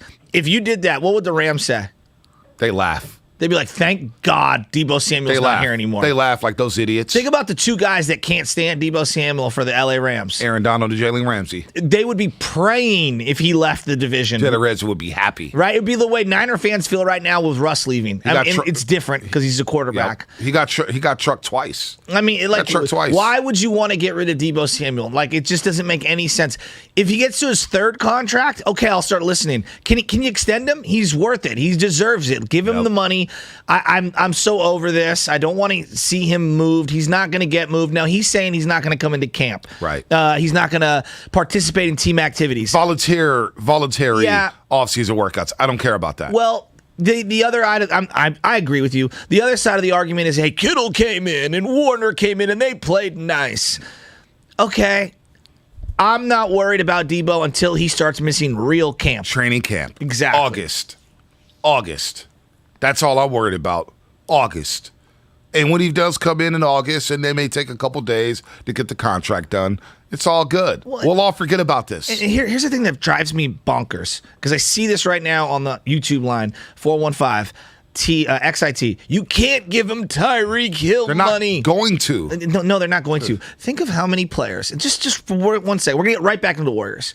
Think how many horrible contracts they've given out in just the last 5 years, Bonte. I know. Pierre Garçon, Malcolm Smith, okay? Vance McDonald to get to the floor of the salary cap, okay? There are other contracts that are bad. Quan Alexander was bad. Like, I can go right. But you know what? Quan was good for that year. No. Quan was good. He was a good 49er. Okay, but I think the signing was good. No, but he got hurt. He got premium was a shell money. of himself. He got premium money. He wasn't a premium player. Think about the energy he brought to that stadium and to that defense. I'm not mad at the Quan signing. the point I'm getting at isn't necessarily about who was good and who was bad. Right. It's like, think of just all the crazy money they've spent in general, and here's where you're going to penny pinch. Right. On Debo? On Debo, yeah. Be careful with that. I draw the line on Debo. Right. I've been paying my quarterback $27 million, but here, when he's mediocre, but here on Deebo Samuel as a fan, this is where I don't want to spend an extra dollar. I want to get back to He's been amazing. He's been amazing. He's been a great pick. You're going to pay. He's the best 49er in 2021. They're not going to trade Deebo Samuel. I'll be shocked if they trade Deebo Samuel. I'm 95% sure they're not trading Deebo Samuel. They're not trading him. He will be a 49er. Everybody relax. It's April 19th. Tax day just passed. It's all good. Deebo will be a 49er for at least the next 2 to 3 years. No doubt about that. Hey, it's a blast from the past Tuesday. Blast from the past. We will get back into the Golden State Warriors. Zaza Pachulia will come. Will join the show in 5 minutes. Nice. We'll give out some tickets in 4 minutes to the Bay Area Panthers game against Northern Arizona, the Northern Arizona Wranglers at SAP Center. But let's get to Vacaville. We haven't been to Vacaville in a while, Shasky, and talk to our main man, Javier. King's Talk? Javier, what's happening? I missed you, buddy. Good morning. How you doing, Mr. Shasky, Mr. Hill? How's everything? Oh, man, I've been thinking about you, man. How you been? I've been in the middle of a home purchasing process and Nice. doing that, working, and doing a lot, trying to make it happen. But I'm always listening. The main thing that I wanted to touch on was Colin Cowherd. Hey, fantastic with what he does with his ratings, but understand, all my Bears fans out there, he says things that are considered, in layman terms, a hot take. Deebo Samuel was the best football player in the NFL last year. Not best wide receiver, not best running back. In real life reality, he was the best football player. He's, for one, not a wide receiver, not a running back. He's a wide back. The things that he could do are, me looking at it in logical sense, being a 4-year college football player, they're going to look at college players now and can you play receiver, but can you run the zone? But can you also run flat sweep? Can you run vertical? Because I want the next Deebo Samuel. There's no way hell would have to freeze over before they had Deebo Samuel traded for whatever. But Deebo's conversation that Colin's making is because, hey, what can I say that makes you want to listen to my show? Right. Deebo Samuel traded. Injury prone, right. Bruh, he missed the first handful of games. No true offseason. Javier, what about him talking about trading Klay Thompson and Wiseman for Anthony Davis? After we just saw Anthony Davis miss 79 games in the past 2 seasons. Again, it comes from ESPN, the East Coast Sports Program Network. Yeah, he works for Fox Sports now. But again, that's a hot take. That's a who's going to be upset by saying this? Hell of a lot of Warrior fans. He's saying stuff that are going to make you like, bro, what are you talking about? Javier. That's what we're doing. We're talking about it. Javier. There's no way in hell you transfer. What's up, man? It's been good to hear from you. We gotta run and talk to Zaza. Draft talk in a week. Javier, please call us back. He said he's been listening. He called the Kinlaw pick that year. He loved the Kinlaw pick too. And Kinlaw's been at Chase Center feeling really, really good about himself. People are gonna. It's just kind of like Jordan Poole. Jordan Poole in the G League, we all wrote him off. Mm-hmm. Now I look at him, he looks like a bona fide superstar. Javon Kinlaw, I think, is gonna remind people why he was the number 14th overall pick. I really do. I got high hopes for Javon Kinlaw. I hope it works out for him. I hope it works out. Shame on Niner fans for rooting against this kid. Shame on Niner fans. You always all these Niner fans talk about how big of a fan they are. I'm a fan. But yet you always tweeting at me talking about how Kinlaw's a bust and you get rid of him and this and that. How about you root for your players? Root for them to rise. And if it doesn't work out, doesn't work out. Right? Isn't that how fandom works? Yeah. It's supposed to work like that. Yeah. But I see everybody writing people off left and right. It's unbelievable. Well, I mean, football has created a lot of alienation in general amongst the 49er fan base. I know one thing we're united on. The Golden State Warriors. And our love for Jordan Poole. And Lakeford, he's got something special for us. Draymond left sideline, directing traffic as always, finds Curry, good pump fake on JaMychal Green, steps out for a three, it's good and a foul! Curry jumping up and down in celebration, counts 1, 2, 3, gets a high five from Draymond, and the Warriors have a chance with another 4-point play in this game. That's pretty sick by Tim Roy. Great call, 95-7 a game. Hey, well, not only was Curry hitting threes and getting and ones, how about when he did the shimmy after the layup? Oh, the shimmy was... That reminded me of T.O. celebrating in the end zone when he did the Thriller. Yep. I don't know why. It struck me that way. I love it. Hey, man, look, a lot going on with the Golden State Warriors. Zaza Pachulia coming up in a minute here, but let's give away some tickets. 844-999-4263. Caller number 3 will go to the Bay Area Panthers game against Northern Arizona Wranglers at SAP Center. This is on May 1st. May 1st. Mark it down on your calendars. Caller number 3, May 1st. You're going to go see the Bay Area Panthers host the Northern Arizona Wranglers. 844-999-GAME. 844-999-4263 as we await Zaza Pachulia for the executive show. Deebo, we'll sit on that. That's not going anywhere. That story's not going anywhere. I think people are freaking out for nothing. I've never seen it before, the whole freak out in April. Like, this is next level freak out from the 49ers about Deebo. They're not even freaking out about Nick Bosa. I'm more worried about Nick Bosa holding out for an extended period of time because of his brother Joey has held out twice in his career. I think it starts with the quarterback. I think because the quarterback's still here, everyone's lost their minds. Yeah, I mean. That's what I think. Yeah, the shoulder surgery. By the way, Rappaport had a weird tweet about Garoppolo today. Did you see it? No, it was so wordy. What did it say? It didn't even make any sense. It really didn't make any sense. What did he say? He said something about Jimmy not coming to offseason workouts, which we kind of knew was going to happen anyway, right? Wait, the guy who had surgery just a couple weeks ago isn't going to be available to throw a football? It was a weird tweet by Ian Rappaport. Oh, here it is right here. 49ers quarterback Jimmy Garoppolo has been rehabbing his throwing shoulder off-site per his surgeon's instructions. Garoppolo and the team are on the same page with that, continuing, and he won't be there when their off-season conditioning program starts today, per Rappaport and Tom Pelissero. So there you go. There's your Jimmy Garoppolo. Update. Okay, I'm done with that. All right. The executive I don't want show. to be triggered anymore. The executive show brought to you by Stafford Blood Center. Give blood for life.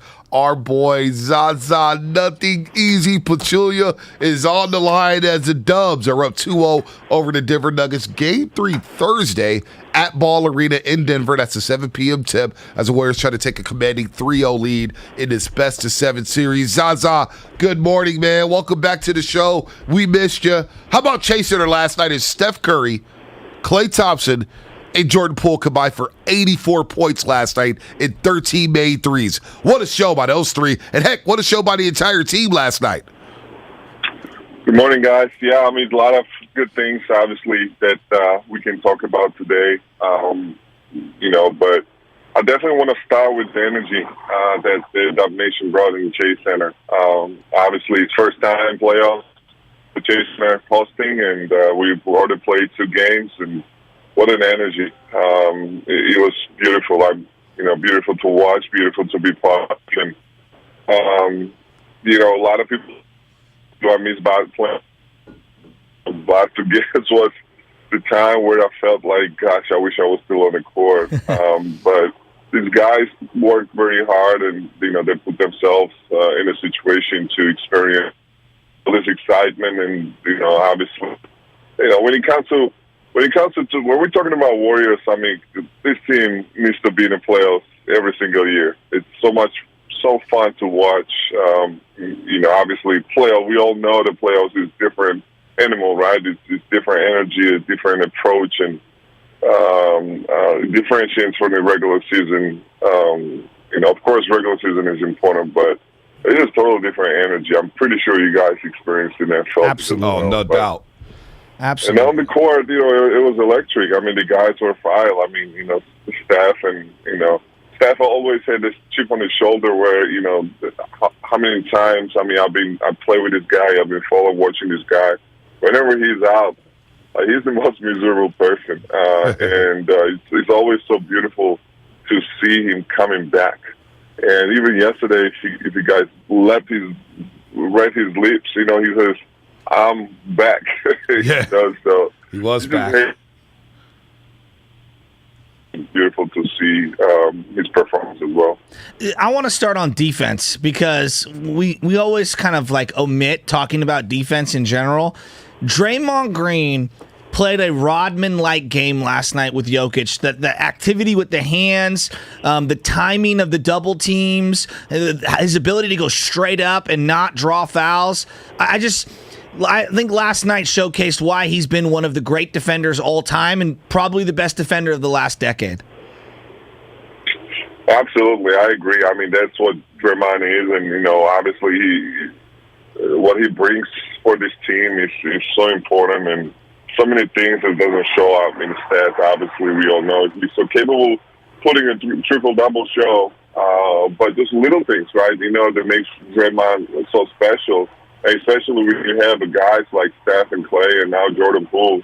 It makes their life easier. And, Steve Curry is a huge believer of the defense. And, remembering when I was playing, he was always saying, we can change in defense, right? So, and then getting stops and our players, who are capable to pull out from anywhere as soon as you pass the half court and make those threes. So that's why defense is so crucial. That way we are able to get in a fast break and get easy buckets.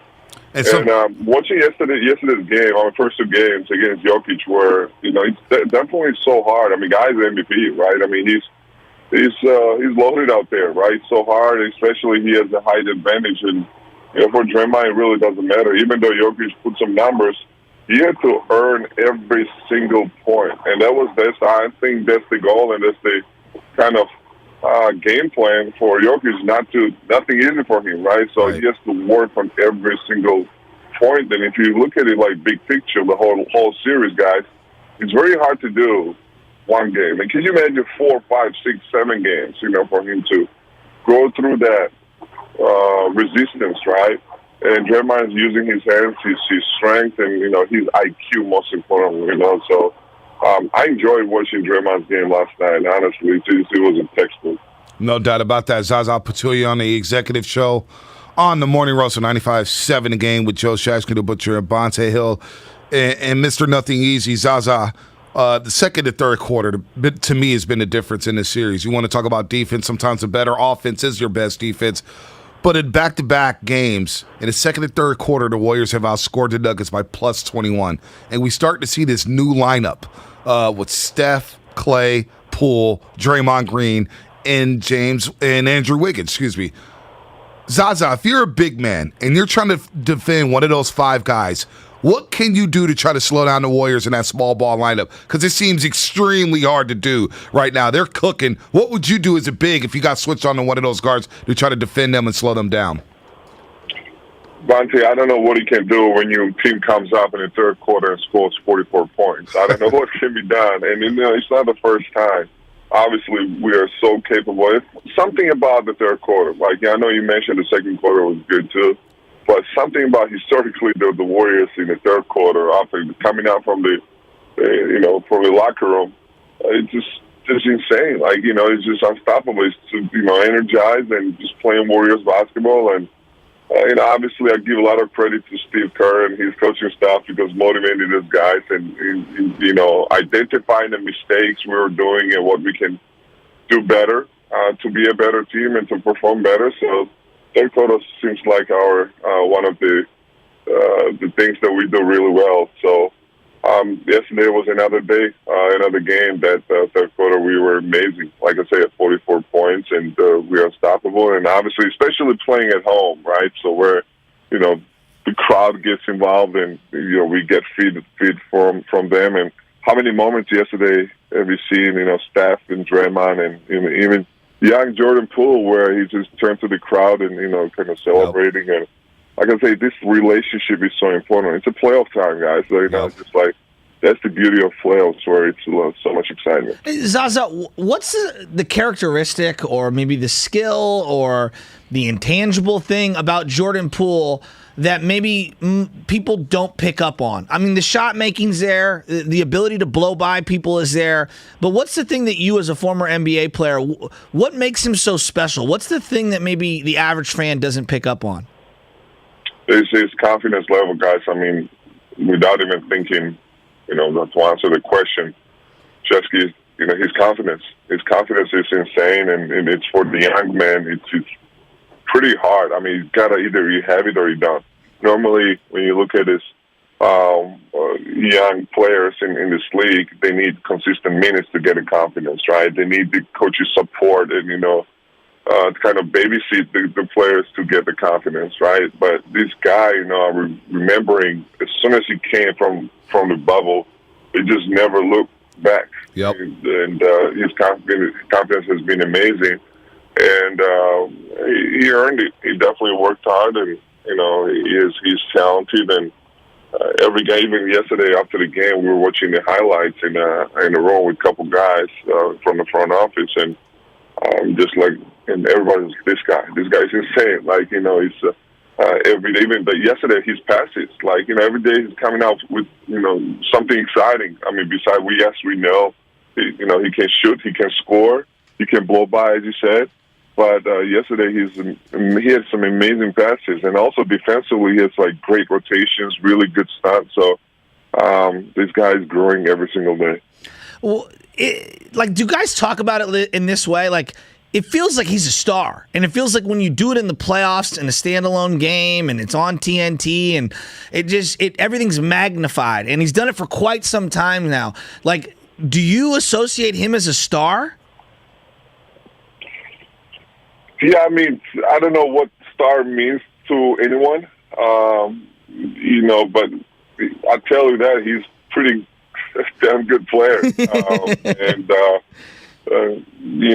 For some people, like we're living in 2020 world where, social media and, we love debating and, we love talking about so many different things, and pretty sure there will be the argument, but I'm telling you, this guy, at least some people does not consider him as, as a star player.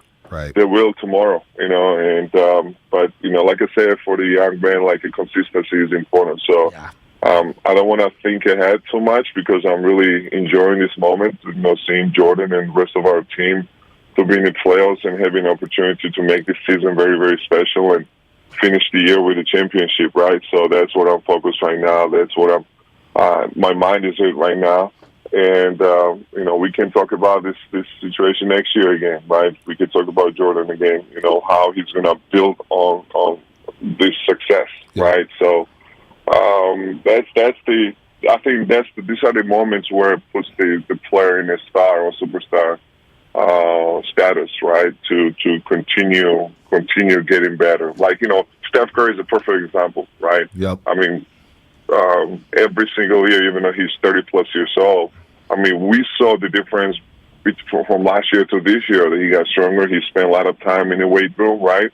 And he got better. His game got better because I think he was always great finishing around the rim, but now his ability to attack, even though through the resistance, right? Because he got stronger. And defensively as well. So how many times have we seen, guys holding the ground? Even yesterday, like he posted a post-up situation in the second half against Campazzo. Like, he hit that bank shot. That was Jordan-like. The bank shot. So, I mean, it tells you like this guy spent so much time in the weight room and he was getting better. So I think for Jordan, it's a perfect example of like, even though he had an amazing year, right? Yep. You got to continue to getting better. Zaza, before we let you go, we always enjoy having you on every other Tuesday on the Executive Show. How happy are you for Klay Thompson? I mean, think about it. His last game ever was in the NBA Finals, June 13th of 2019. We know what happened. He tore his ACL. The next year on draft day, he tears his Achilles. To be back at this point, 32 games in a regular season, average 20 for the season. He comes into playoffs just on absolute fire, averaging over 30 a game in his last 6. He's still been these first 2 games, and he's just looks like Klay again. I mean, Mullen looked at me yesterday, Zaza, during the third quarter. He goes, Klay only has 21? Feels like he has 40. Like, that was his impact yesterday. He almost blew the roof off the top yesterday at Chase Center. But I know personally you must be really happy and excited for Klay Thompson to be back in this moment and this stage. If somebody would have told me that Klay would come and average more than 20 points entire season, I would have looked at him like, you're crazy. missing this much time. And, as a basketball player, I remember when I was playing, I don't want to compare myself to Clay. Obviously, Clay is a totally different player, but it's just hard. It's very, very hard. So it's hard to imagine for the player to miss this much time and come back and average 20-plus points. And at the same time, if somebody can do it, it's Clay because his mentality, because, he is who he is. Like, he's going to get shots up, and every time he touches the ball goes out. I'm so happy for him. I mean, it was very, very difficult and tough situation for him to be. And obviously, first of all, I'm happy for him as a human being. And second of all, we're talking about, he's getting bad shots and his rhythm is not here. He has so many ups and downs.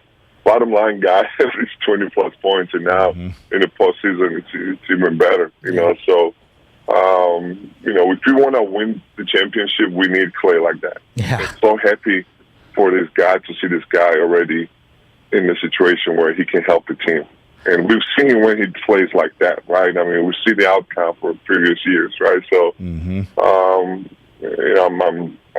my words can describe how happy I am for my guy, personal level, but at the same time, we're part of the Warriors, right? To see him playing at this level, I think we have a really, really good chance. That makes me believe that. Yeah. So take me into the mindset of the players as you wait for this first road game in Denver. How do they not fall asleep here? I mean, how do they maneuver this? This is obviously a veteran-laden team. There's a couple of young players like Jordan who are going to have impact, but for the most part, a lot of guys who've been there, done that. How do they get prepared for this Game 3 on the road? You got to feel like Denver's going to throw the kitchen sink at you. Absolutely. I mean, that's the beauty of playoffs, Chesky, that, playoffs is about making adjustments, right? Both ends, changing some things, tweak some things, and, obviously, especially for the team that lost 2 in a row now, right? So they go home, and so how they can be better, right? So, obviously, they already have an advantage of playing at home in front of that crowd. I'm pretty sure they're excited, and it's going to be pretty loud, and it's always harder to play on the road, let's be honest.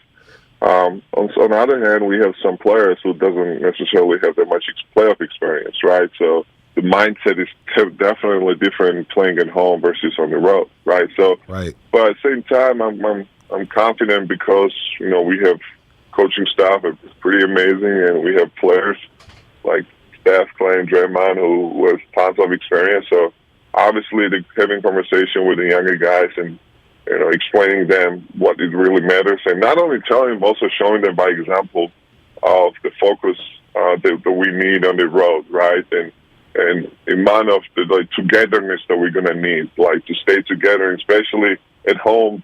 Home teams always make runs, and not to get discouraged from that, not to get down from, maybe we are down the first half, and, we come back second half. So it's a 48-minute games, and I think one of the keys to stay together and don't stay focused and don't get discouraged even though home team makes runs. So I think it's going to be a great experience. I mean, obviously when you see the rookie player coming in the league, you don't expect that the rookie to know everything, right? I mean, it's about the process, and you cannot avoid the process. So I'm super happy for some of the guys, especially Jordan Poole, to be in this situation now. His first road playoff game, and like I say, those are the kind of moments that is going to make him better as well, right? So, and it's exciting. I'm looking forward to Game 3 now because that's the most important game in any series. Yeah, they could take full control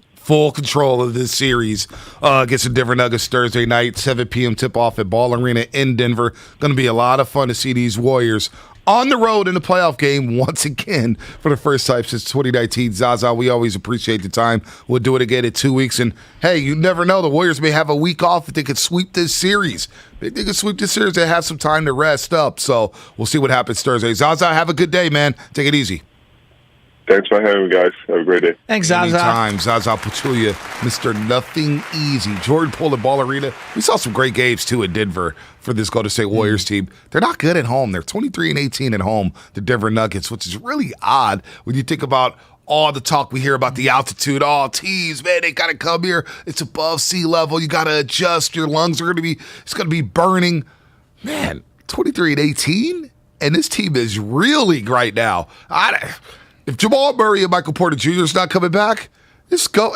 Bye-bye. You're done. I'm now envisioning a new segment, Bonte Hill, Mythbusters, where you go around and bust the myths of, just narratives that surround certain sports teams, venues, cities, locations, etc. You in? Why is that? Well, like you just telling me, because there is the myth of the altitude. Utah and Denver. You're going to be gassed. I've ran in high altitude, and it's bad. It's bad. Darrell would say, they say that first blow in the first quarter, it's bad. You are done. Yes. You are done, so you have to adjust to that. So are you trying to get Bonte to travel to Denver or something, Shasky? Like, what are you playing? What's your plan here with this being a mile high. Well, like, for example, there's the myth of Will Barton being a Warrior killer. And Bonte said, well, I actually did the research. And he averaged 12 points per game over the course of his career. Over the course of his career, he gets to go to State Warriors. Which is only a slight uptick over his career point total. Right. Yeah, so this whole Warrior killer narrative, he has some great games against the Warriors, but he also has some duds like last night. So the myth busting of this particular one would be Bonte would start with a premise, and something that would be a common truth, which is Denver, the road team, is at a disadvantage, and they are going to lose because of the altitude. But Denver is actually 23-18 at home, so this season doesn't seem like it's been an advantage for them. That's all I'm saying. Oh, Danker D's coming in. Mythological. That's pretty good. That's actually really good. Write that down, Sam. Mythological. Mythological. I thought you were going to somewhere about the arenas because, I love to say Ball Arena. Smoothie King FedEx Arena. Forum. You see when I do that on broadcast? I can't help myself. I love it. I love names of arenas. Chase Center, TD Garden. Down in Miami, it's called FTX Arena now. It's no longer American Airlines Arena. American Airlines Center, I believe, in Dallas. Or actually, I think it's American Airlines Arena. The AAA. I'm not sure. Staples. No longer Staples. Crypto.com Arena. How about that? Crypto.com. And let's go up to where's this? Alvarado Hills. What the heck is that? Is that Sacramento? That might be Sacramento. Is it? Verducci's on the line here from Alvarado Hills. Oh, Dooch. Is he up in Sacktown now? It's Dooch. Ducci. DJ Ducci. No, fellas. I am still here in the Bay. I'm actually in bed at my parents' house right now, still wearing my gold-blooded shirt, lit from last night. You saw it, baby. You saw it, baby. On Instagram with the Chase Center. I did see you last night after the gay house. Hey, you looked lit with Ray. Ray Almeida. They were lit, Shasky. Oh, yeah? They were fired. I was like, yo, God, dude, I got to go home and get 4 hours of sleep, right? It was lit last night. Let me tell you, the beauty of what I love about sports is my first time at Chase Center, really feeling what the Chase Center hype is all about. But when people gather for sports, they have their reasons, right? To follow the Warriors, to be there at the game. We all went through that pandemic together. They all have their own stories. And for me, it was an opportunity to be able to get an opportunity to go out there, be with my boy Ray, cheer for the Warriors, see that depth lineup 3.0. And you know what? It was emotional for me because you guys know what I went through health-wise to be able to get to that point. And God gave me a second chance to live, to get through COVID. And it felt good just to see everybody. Bonte, man, it was an honor to see you, to be able to hug you, to see Darrell Wright, Chris Mullin, to see Franco Finn, DJ Sharp on the 1s and 2s. And let me tell you, fellas, put it in the books. If the Warriors get to the finals and there's a game-clinching game at home to win it all, I will be there being lit again with Ray Almeida. Let's go, Dub Nation. Let's go. Let's go. Cold-blooded time. Let's go. Hey, Bonte. What's up? People that have gone to Chase Center for their first time, if you're going and it's a playoff game, it's your first game, that's a pretty cool experience. That's pretty cool. That's a pretty cool Chase Center's live, dude. From Thrive City, I walked out, for the post-game show, and I walk out with about 5-6 minutes left in the fourth quarter. Yeah. And you go out to Chase Center. I do the points. What's up, boss? I do the What's points. up, Chief? Hey, Bonte, hey, what's up? What's going on? I give them I do this new thing now. I pat the chest and give them the heart, like, my guy. I give them the Paulo Bencaro. My guy. my guy didn't give him the point. So I give him the heart and the point. You know, you give him a little chest pound, point, boom, you're all good. So you go out there to Thrive City, you see the stairs up there next to the gatehouse. Yeah. That's packed. Yes. You got people out there with lawn chairs watching on the big screen, and the volume's up. They got the speakers out there now. So when the Cisco WebEx hit, I'm like, oh my gosh, the Cisco WebEx hit is played out here on a big screen. But Thrive City, it's a party out there. And I'm just envisioning the second round, the conference finals. Oh. And if they get to the NBA You're having finals. premonitions. I'm having premonitions. It's going to be tough to walk through there. Oh, yeah? It's going to be very, very tough to walk through there. Well, you've got a big head, and so getting that head through that crowd is going to be very difficult. Hey, Bonte, I know we have Boxer and Gerson coming up. Yeah. I have the greatest sponsorship partnership I've ever seen in my life. What's I that? thought it was Guru and Blue Chew. I thought that was the greatest, boy. most appropriate sponsorship of all time. Gosh. I'm telling you right now, go nowhere. In 7 minutes, I'm going to explain to you, and we'll get right back into the Warriors. It's just a quick the greatest NIL partnership and sponsorship in the history of sports. Yeah, well, I don't know if it's the greatest, but I know what you're talking about. It's the most perfect. Do it and do it. Let's get to Jerry real quick and San Bruno. Jerry and Bruno. Hang on, Jerry. My producer said, no, we got to break. Yes. We'll get to you because he has something wild here. He has a take. He has a take that's going to knock everybody away. Okay. 888-957-9570. How much are you enjoying the new look Warriors with Jordan Poole? We were discussing earlier that, you know, KD was fun with the Golden State Warriors, 2 championships, We're 3 not finals dismissing appearances. it at all. We're not dismissing it at all. There's something about Poole being alongside Steph Curry and Klay Thompson that seems to have people excited, really excited about this year and the future. But right now, let's go to the Boxer and Gerson injury report. It's time for the injury report. It really hurt. Brought to you by Boxer and Gerson, Northern California's premier workers' compensation law firm, helping injured workers get their lives back for over 40 years. Yeah, let's talk to the Giants, whose game yesterday against the New York Mets was postponed. We'll get a doubleheader today at Citi Field. Are they still doing the 7-inning doubleheaders for this season? No. Or was it back to 9? Back to 9. So we're getting a full 9 doubleheader today at Citi Field, Giants and Mets. But Lamont Wade Jr. is making progress in his return to the field for the Giants. He is expected to test his injured left knee by running the bases this week, according to NBC Sports Bay Area's Alex Pavlovich. The hope for Wade Jr. is that he could begin his rehab assignment this weekend, according to Pavs. Wade Jr. and Kapler exchanged text messages this weekend where Wade Jr. reiterated that he is feeling better and feeling very optimistic about how his rehab is going. The Giants could definitely use some late-night Lamont in their lineup, as 6 of their first 9 games have been decided by 2 runs or less. 12 of his 18 home runs last season came when the game was within 2 runs. Late night Lamont, and you know who wrote that one? Sam Lubman with a mouthful there talking about his Giants. Your boy, hey, this is the longest injury report ever. Lubman, cut it down, buddy. I know you love the Giants. Cut it down. Oh, and I just got a personal text from somebody, and it's about you, my friend. It's about you. We're going to talk about this on the other side. The injury report was brought to you by Boxer and Gerson, Northern California's premier workers' compensation law firm, helping injured workers get their lives back for over 40 years. I'm scared to know where this show is going for the last hour. I'm paranoid Go right now. Go nowhere, folks. 8 to 9 is going to be a riot. Shameless. Don't go anywhere.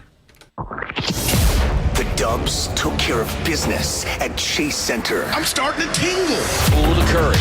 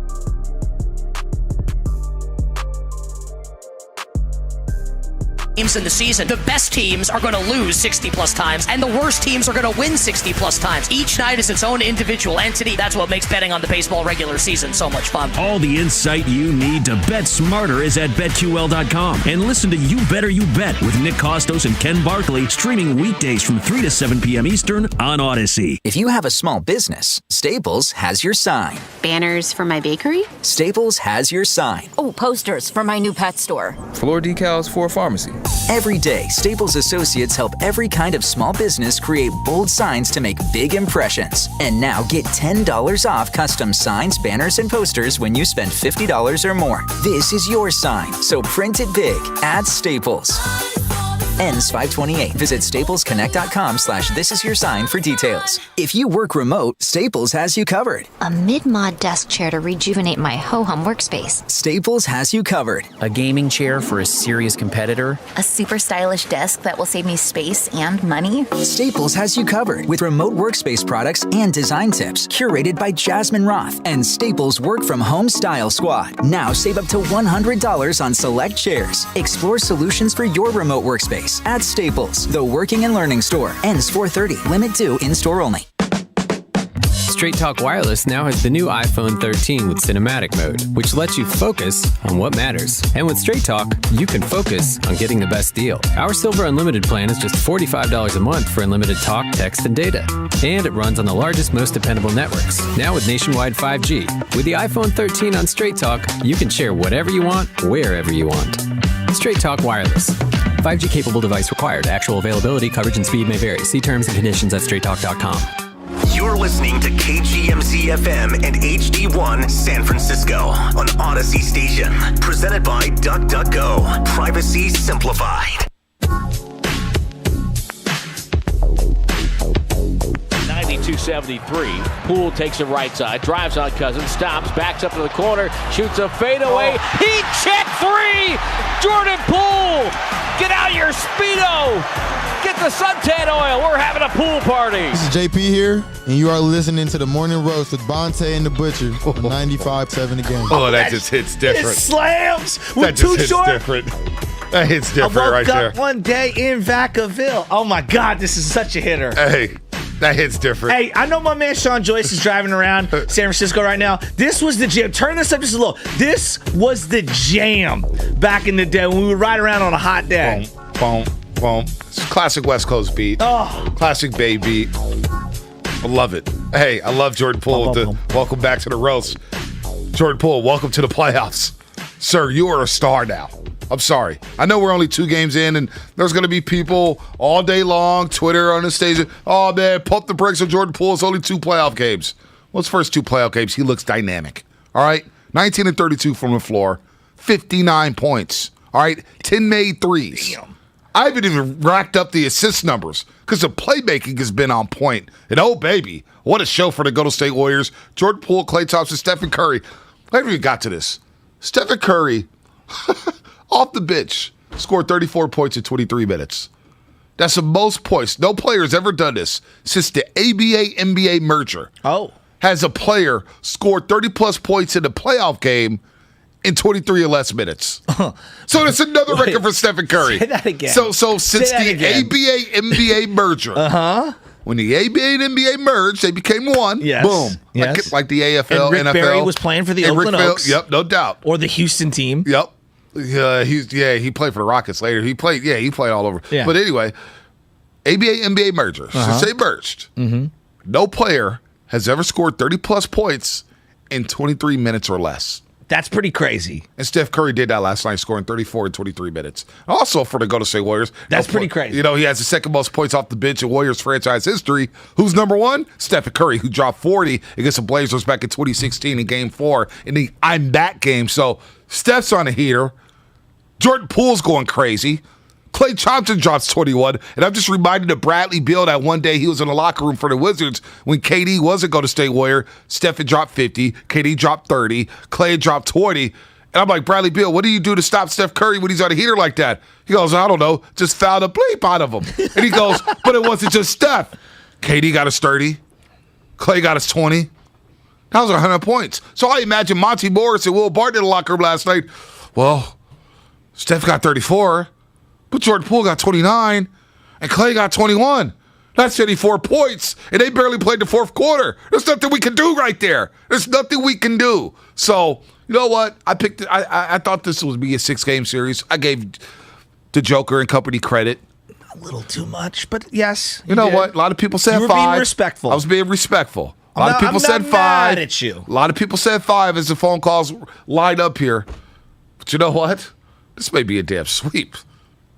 You may have to get the Bruins out on Sunday. Take care of business Thursday. I'll know by the second quarter of Thursday midway night through whether Denver wants to continue this or not. They may just tap out. And they might just fight each other. They might fight each other. I know Mike Malone ain't going down without a fight. That guy calls so many quick timeouts. Dude, he does. He's just and he walks on the court. So demonstrative. He's got a chip on his shoulder. Dude, you should get flagged or penalized for 6 men on the court the entire game. The team's a mess right now. All right, so you got a couple stories. Yeah, I got somebody I need to rip. First? Yeah, let me rip somebody. Okay. Our buddy Jason Jones from The Athletic. Who is? All right. He's a beat writer for The Athletic. He used to be the beat writer for the Sacramento Kings and the Sacramento Beat. Okay. I love Jay Jones. He's a big wrestling fan. Is he not doing that Cal anymore? Bears. He's just got a column now for The Athletic. Okay. And he writes nationally. He's a great writer. Okay. Great dude. Okay. But for the second time in the week, he's jumped in my threads when I'm talking about the Warriors. What's he saying? I'm not bothering the LA Lakers.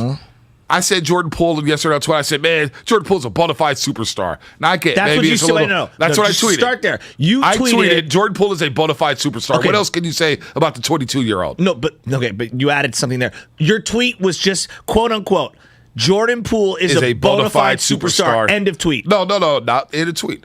Jordan Poole is a bona fide superstar. What else can this 22-year-old do? Okay, I wanted the full context. Okay. There's the full context. Okay. No, I may have over-exaggerated a little bit saying superstar. I get it. There's tiers. I'm not calling him Stephen Curry. Yeah. I'm not calling him You're not Giannis saying or he's LeBron. Giannis. I get that. Guy's going to be a star. Yeah. He's a star. Well, and he's playing super basketball. People crown Luka after 1 year. Right.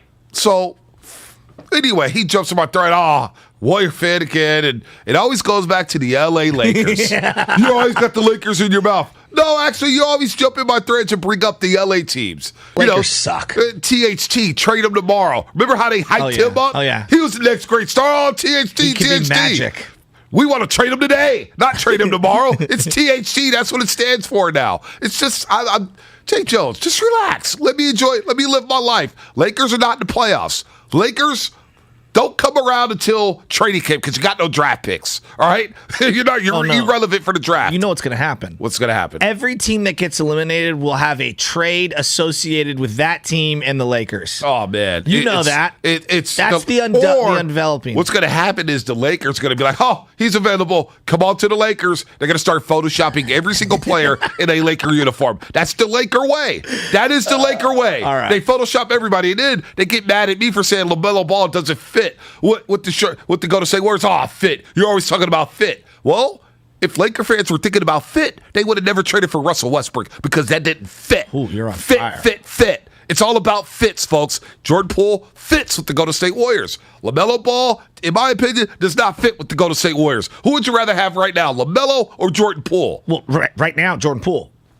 But I'm not mad at anybody that wants LaMelo because I think he fits Charlotte, and I think Jordan Poole fits the Golden State Warriors. Fit. Yeah, I mean, it's all about it'd be fit. like you ordering a sweatshirt and me trying to put it on. It might be a dope sweatshirt, but it don't fit me. It don't fit you. You know what I mean? Vice versa. Absolutely. If I put it on, I may rip some threads, and it's not going to fit. Yeah, I mean, there was a time where I would wear clothes the size of you in the early 2000s, and, but whatever. By the way, 408 Xfinity Mobile text line asking, where's the panic meter at now? Panic meter's done. No, it's arrogance meter. It's arrogance meter. Yeah. And I'm extremely confident. Yeah. Like I said last night, I'm not walking around showing the taco meat yet. I'm not pompous. I'm not going to say we beat championship, but I'm extremely confident about where the Warriors are at right now. All right. What you got? User's choice. You want to start with NIL or do you want to start with me ripping you? You want to rip me? Well, it's Wait, just a now you joke. want to rip me? Well, let's go NIL first. All right. Wow. So I saw the greatest sponsorship. By the way, Adam, Jerry, Antonio will get you in a second. All right, we're getting right back to the Warriors. Greatest NIL sponsorship of all time. The greatest partnership ever. When I say John Daly, the golfer, Bonte, what do you think? Cigarettes, alcohol, party.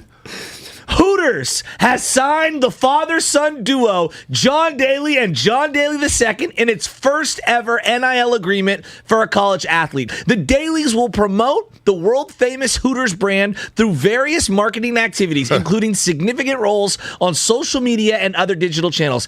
John Daly Jr. plays for the Arkansas golf team. Is that not the most appropriate sponsorship of all time?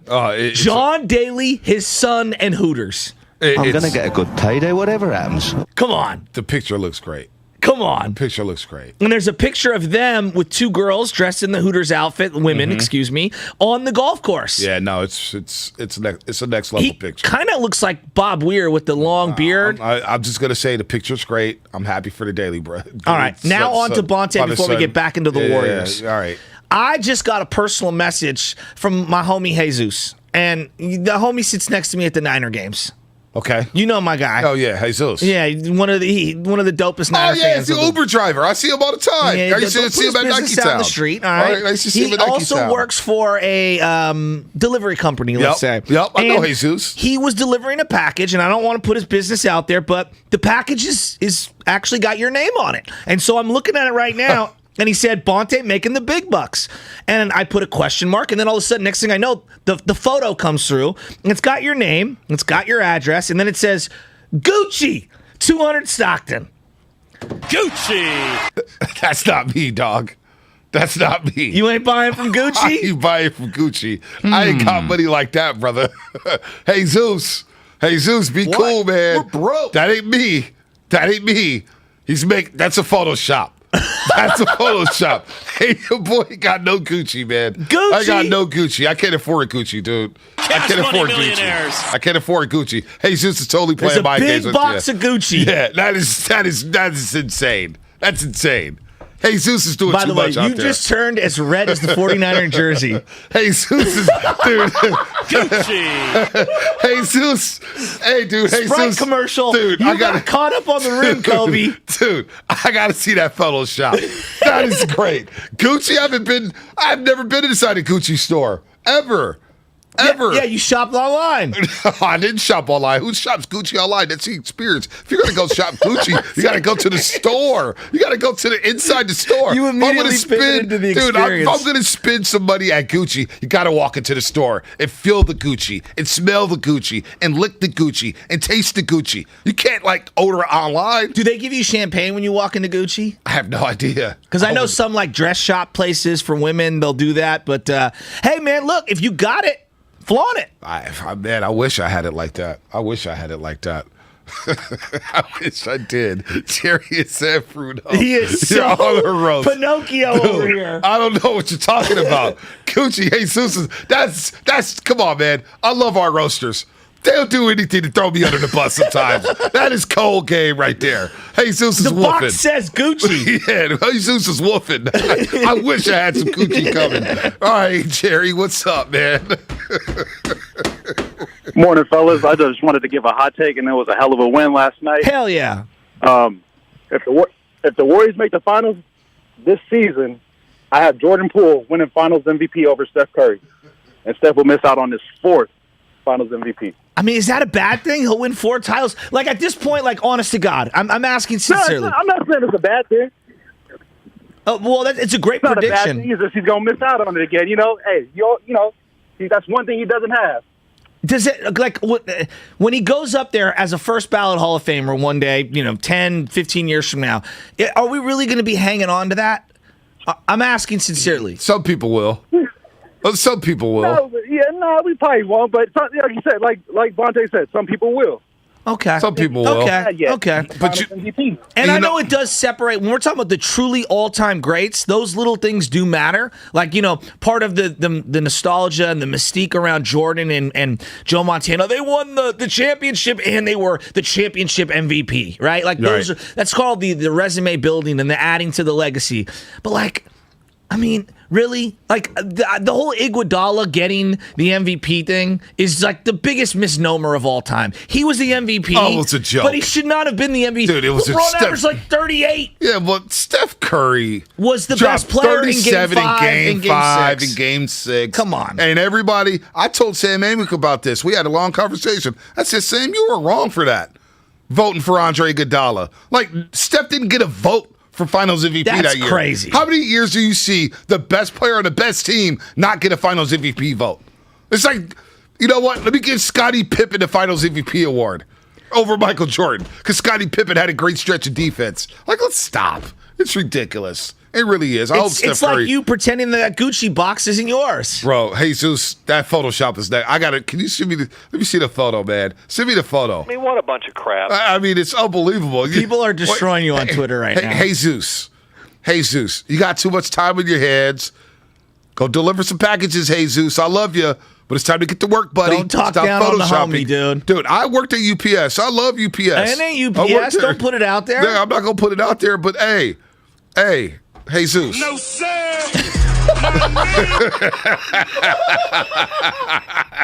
That was Guru when he was trying to hook up with me last night. Hey, bitch, I'm about to go meet you up. Hey, Guru, you coming to meet me? No, sir. Not me. He was standing courtside. If you're just tuning in, I was supposed to go to the game with Guru. Guru entered the game, was in the game, played Ghost on me all day, and then came and saw me and Madsen for 30 seconds, couldn't wait to leave, and then bounced out. Then was texting me like, yo, what are we doing after? Like, I'm out, dude. I like this game. The tweets are coming in about the Gucci shoes. hey, Zeus, man. You got to get to work, buddy. Watch. Game 4, Vontae's going to have on no socks with Gucci shoes. Oh, man. Festus, move over. Oh, man. Right? Steven's like, yep, it's coming. You know JP went off when we're laughing like this. Oh, God. I can't believe it. Dude, show me the Photoshop. Hey, I just sent it to you. I swear to God. Hey, it's not a Photoshop. Lobo, 707, Xfinity Mobile text line. You guys That's see crazy. it, right? Lobo, what's up, Lobo? Hope you're doing well. That's crazy because on Saturday, I had a package from Mark Willard, and I delivered it to his house. I got to start scrubbing names if that's the case. I'm a little worried about that. Anna Nova call. I'm going to text you right now. Do you order some Gucci's? Oh, man. Don't throw Anna under the bus. I don't know what what's are you going doing? on. Adam in San Francisco. My heart hurts, man. Jesus. I swear to God, Jesus. That's the deep fried foods that you and I both enjoy so much. That's when I laugh too hard, I'm like, that's that fried chicken I had I've been yesterday. eating salads, from Carl's smoothies. Jr. I've dropped 10 pounds. Really? Damn near in a week and a half. Yeah, I was getting up there. I'm such a great teammate. I didn't even notice. My bad. Yeah, I know. My bad. I still look fat. Adam in San Francisco. No, I didn't mean that. Money time. For me, it's the fried foods. I can't give them up. I can't. Dude, I just can't. 707. Money time. Gucci. I need the Gucci from Kevin Dana. Gucci. My stomach hurts.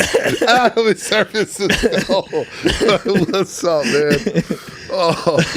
I'm afraid if I interrupt you, you're gonna have a heart attack over there. I have laughter in the morning. It's good stuff. Hey, Adam, why are these guys gonna do that to me, man? And Photoshop a box with my name on it like some Gucci's, man. Like I make some damn money. I don't make anything. I work in radio. I'm the low man on the tunnel. Don't you think that all the money's going to Chris Willard, Durant, Wright, and Festus and Zealy?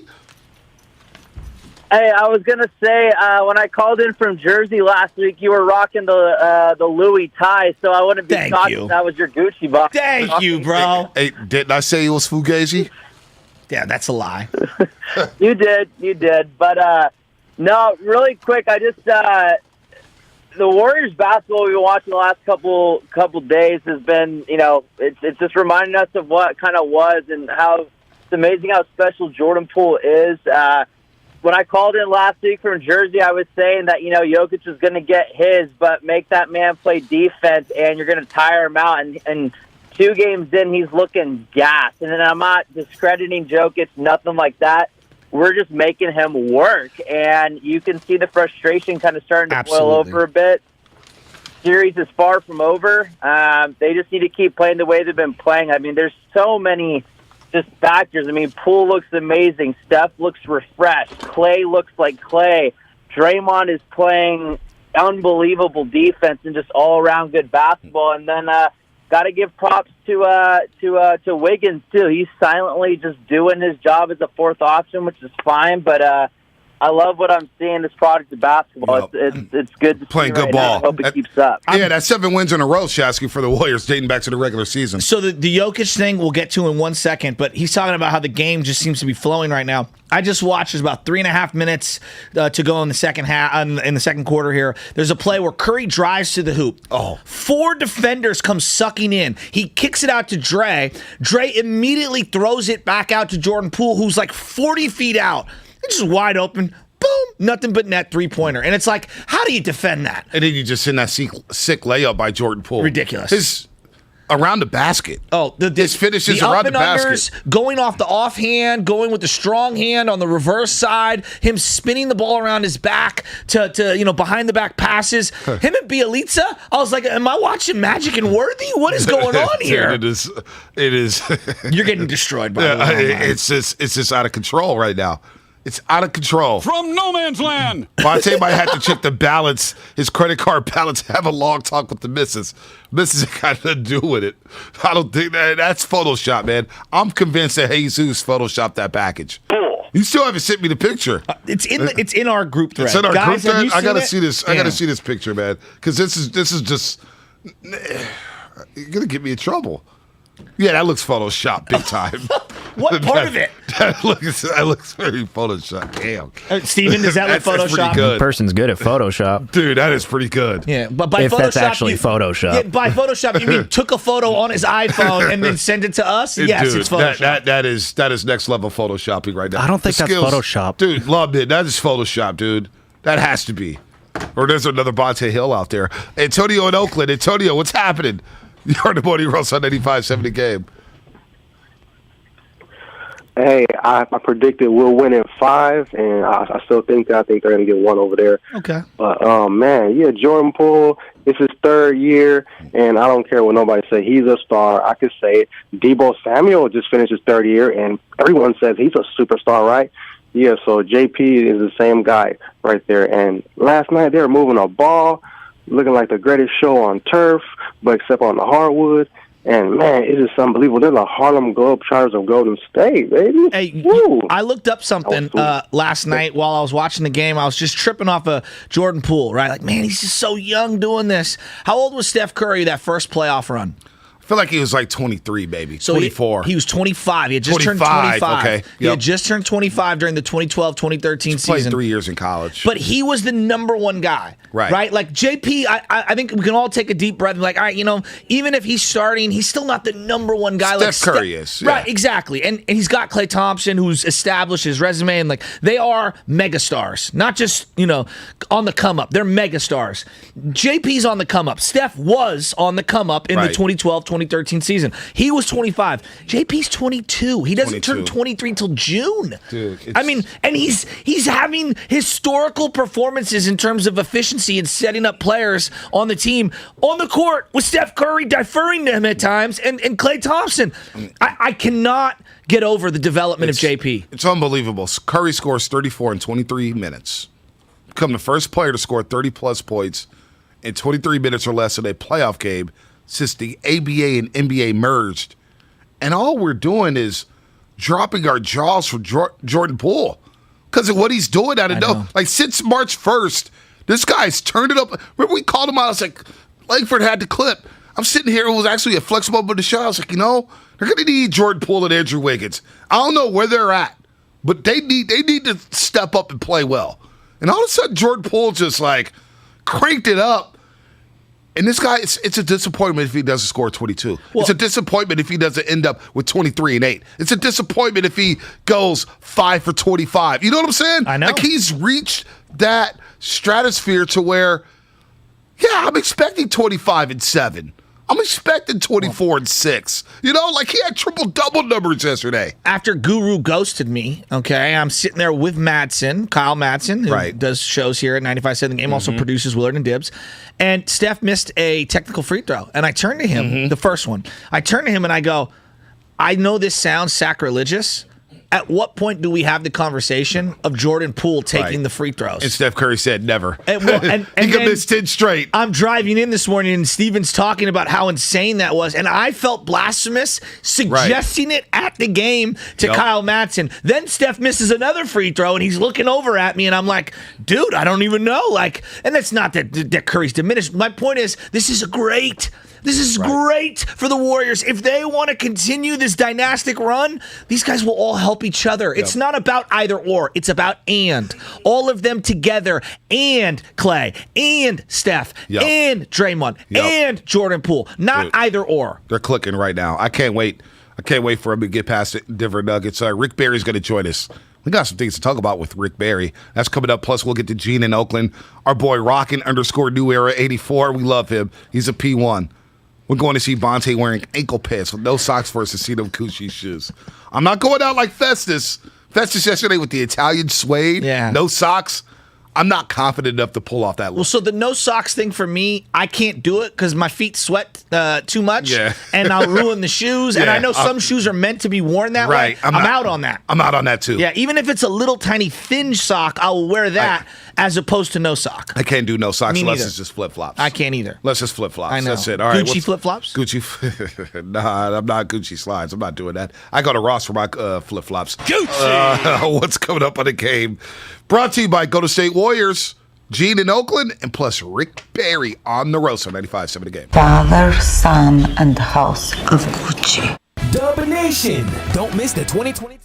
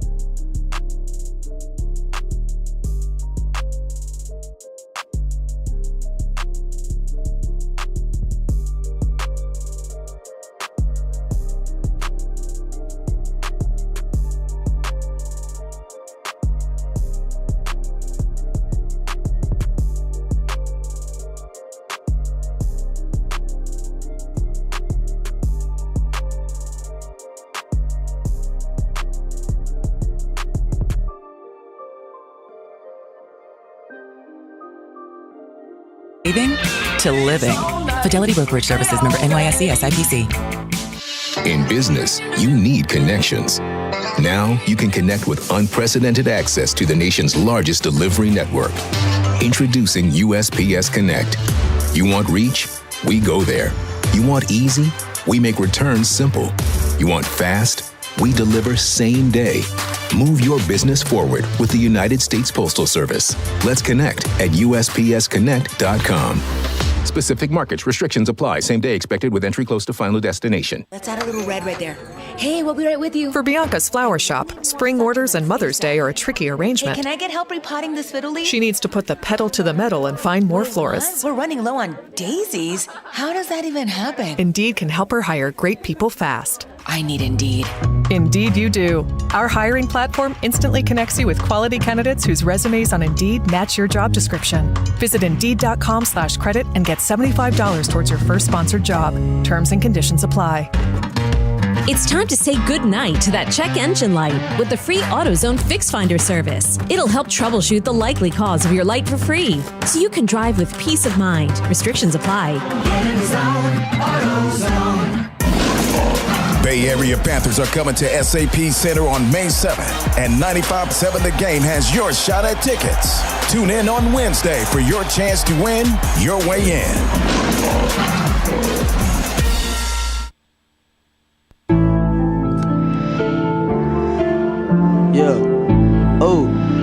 Now, back to the morning roast with Bonte and Shasky. Lil Pump. Yeah. Gucci gang. Oh, yeah. Big head on the bed. Gucci gang, Gucci gang, Gucci gang, Gucci gang, Gucci gang, Gucci gang, Gucci gang, Gucci gang. Spread their racks on new chain. My blood Duke.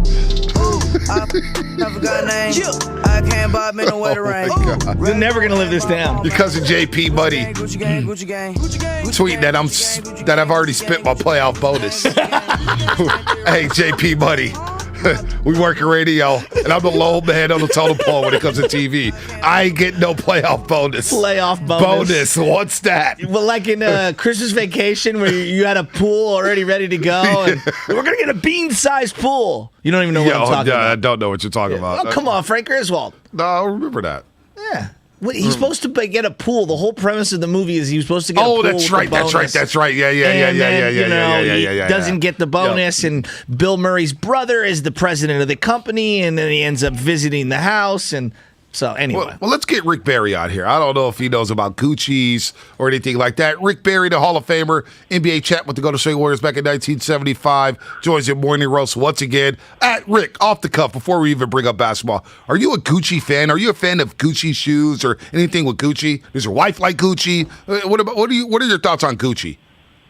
I'm not into name stuff like that at all, but the movie was actually pretty interesting. Yeah, there you go. I don't blame you for not liking name brand stuff. I'm kind of like you, Rick. I don't do the Gucci, the Prada, the Louis Vuitton, or anything like that. But over the weekend, you said something that caught our attention here, and a lot of Warrior fans want to hear about it. They're up 2-0 on the Denver Nuggets, but you believed, Rick, going into the series that this was not a championship caliber basketball team right now with the personnel that they have. They need to bring in more people into the equation, but they do have a good nucleus to do that. So after 2 games against the Denver Nuggets, are your thoughts the same about this team not necessarily being ready for a championship? Maybe they're a year away. Yeah, I still feel the same way. I mean, I think they have some difficulty depending upon who they wind up matching up against. I mean, they were fortunate in the game last night. I thought they played well again, but they got out-rebounded. 17 offensive rebounds, which kept Denver in the game for a while.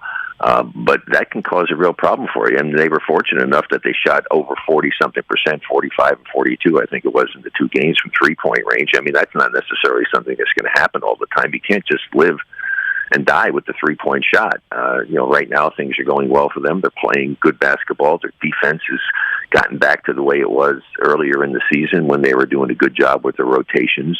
I thought they played 2 very good basketball games. They were fortunate yesterday because I think the way that they started out and doing it, had they been in Denver, it could have been a different story. Being at home with the fans and being able to get back into the game and getting a couple of those really big runs to get themselves back in the game and then to blow it open. They were very, very fortunate, but they played well. I mean, they had Their three main three-point shooters all shot the ball exceptionally well. Their defense was good. And they outscored them outshot them from 2-point range and also from 3-point range in both games. They did a better job rebounding in the first game. But if they give 17 offensive rebounds up in Denver and don't shoot the ball as well, they're going to have some difficulty. But I don't know why everybody gets so excited. What's happened is I'm excited about the fact that they played good basketball. But they only did what they're supposed to do. You're supposed to win the home games. Now they have to go up and play and try to get a win.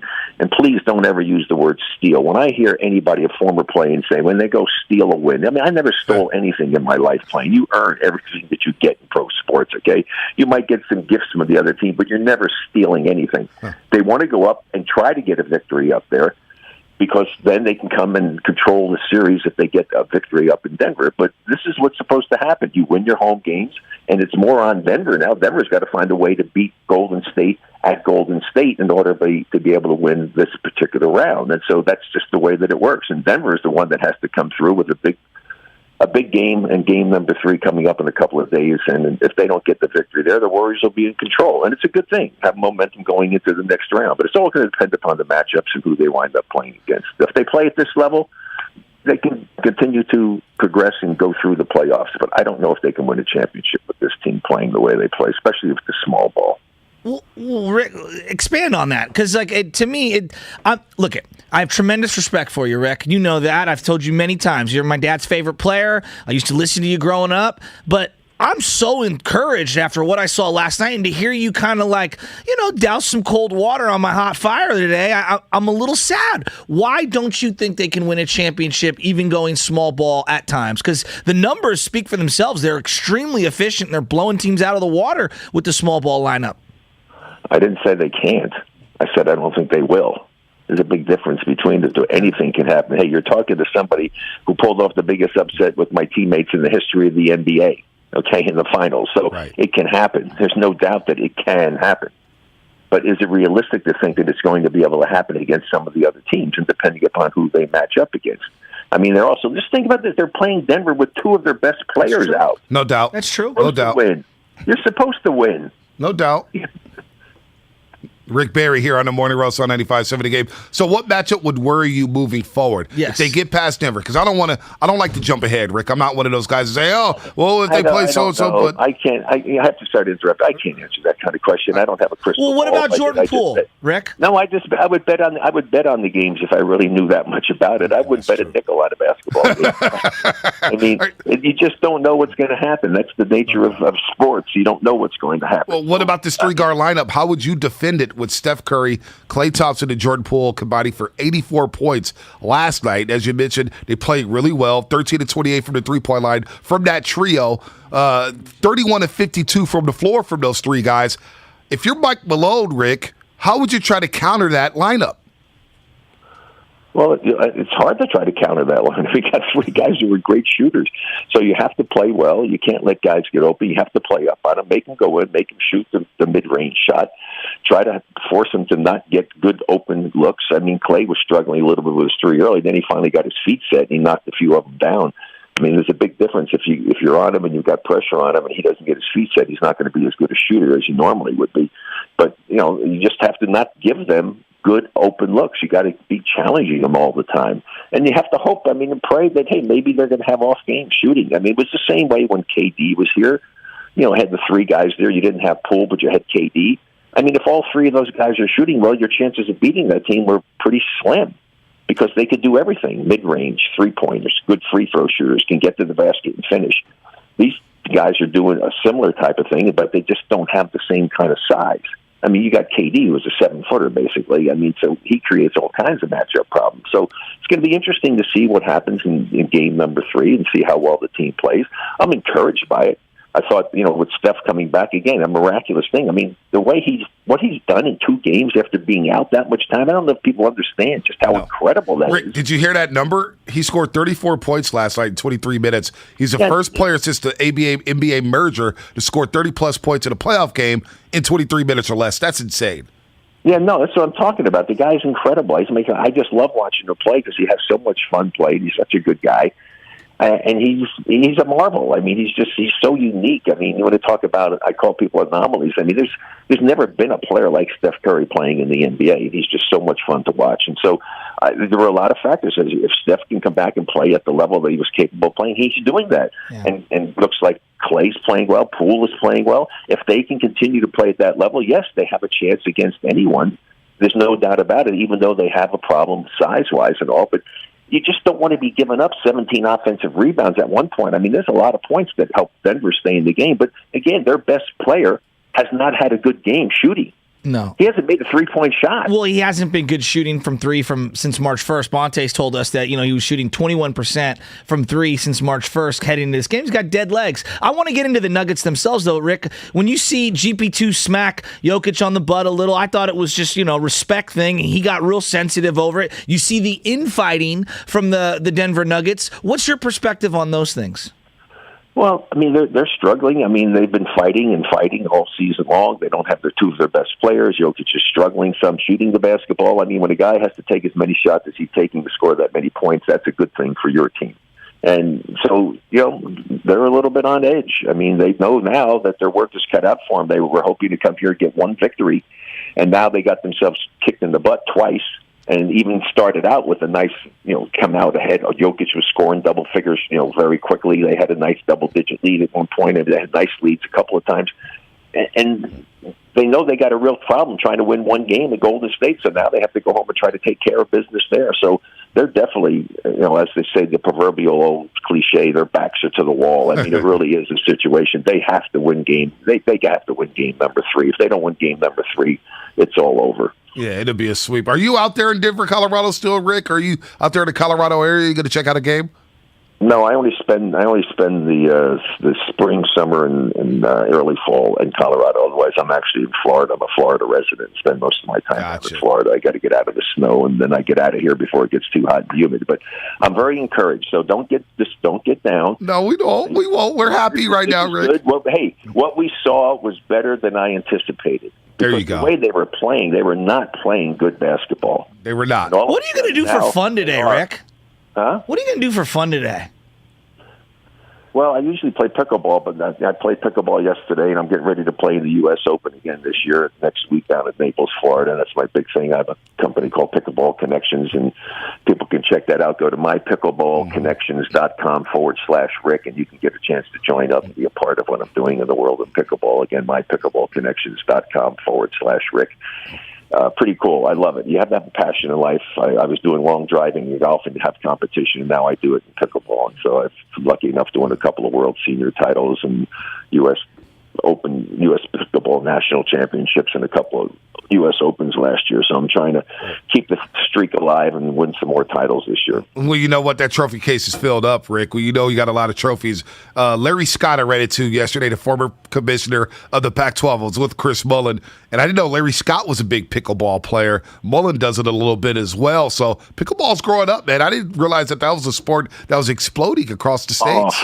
Fastest growing sport in the country. Somebody said it may be fastest growing sport in the world, and I'm involved in a few things. So let me get a quick couple plugs. Medicilleaf, MEDICILEAF, Medicilleaf.com. Number 24 is the code to get a great discount on cannabinoid products that I use every day. And then also Go Sleeves down there in the Bay Area, Go Sleeves, SLEEVES.com, and it's RB24 is the code there. You get yourself a nice discount for some great stuff for knees and calves and Achilles and elbows and all kinds of fun stuff with kinesio tape, actually kinesio stuff built into the actual sleeves. Pretty cool product. So I tried to get there to get the Draymond and those guys over there, but I didn't even hear whether or not those guys even gave it to him. I'm a little disappointed. You got to run it by Dr. Rick Celebrini, Rick. Or get on his podcast. Who's that? I said, or you can get on, Draymond's podcast. I think you'd be a great guest. Yeah, well, anyway, it is what it is. I just try to help out, but I'm always, rooting for the Warriors and hoping they do well. And I'm encouraged by what I've seen. Can they sustain it? Let's see what happens. Rick, before we get you off, have you watched the show Winning Time on HBO? I'm going to tell you something. Those people should be ashamed of themselves that did that thing. The way they're portraying almost everybody on the show in such sensationalism, such BS. I mean, I know, Jerry West. Oh, my God, they're crucifying Jerry West. Apparently you were in the last episode. But I heard somebody said that I was in the thing. I hadn't seen I only saw the first few episodes. I haven't seen the latest episode, but it's pathetic. It's absolutely pathetic what they're doing there and getting away with in the front saying this is a dramatization, whatever. It's horrible. I mean, and they should be embarrassed that they're portraying all of these people in such a negative fashion just for sensationalism. It's horrendous.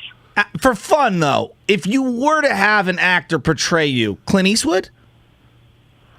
I actually know Clint. I've actually met Clint and know him pretty cool. I don't know, and I don't really care, to be perfectly honest.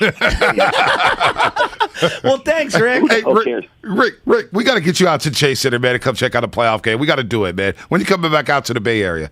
Yeah, well, we'll see if maybe they get around. Maybe there's some reason they'll have me out there to do it. But I'm always pulling for them. I'm still waiting to get my tour of the facility. I've yet to see the entire facility and get a full tour. Wait a minute. But it's a great place. You were sitting courtside this season. You were sitting courtside. You didn't get a full tour of the facility?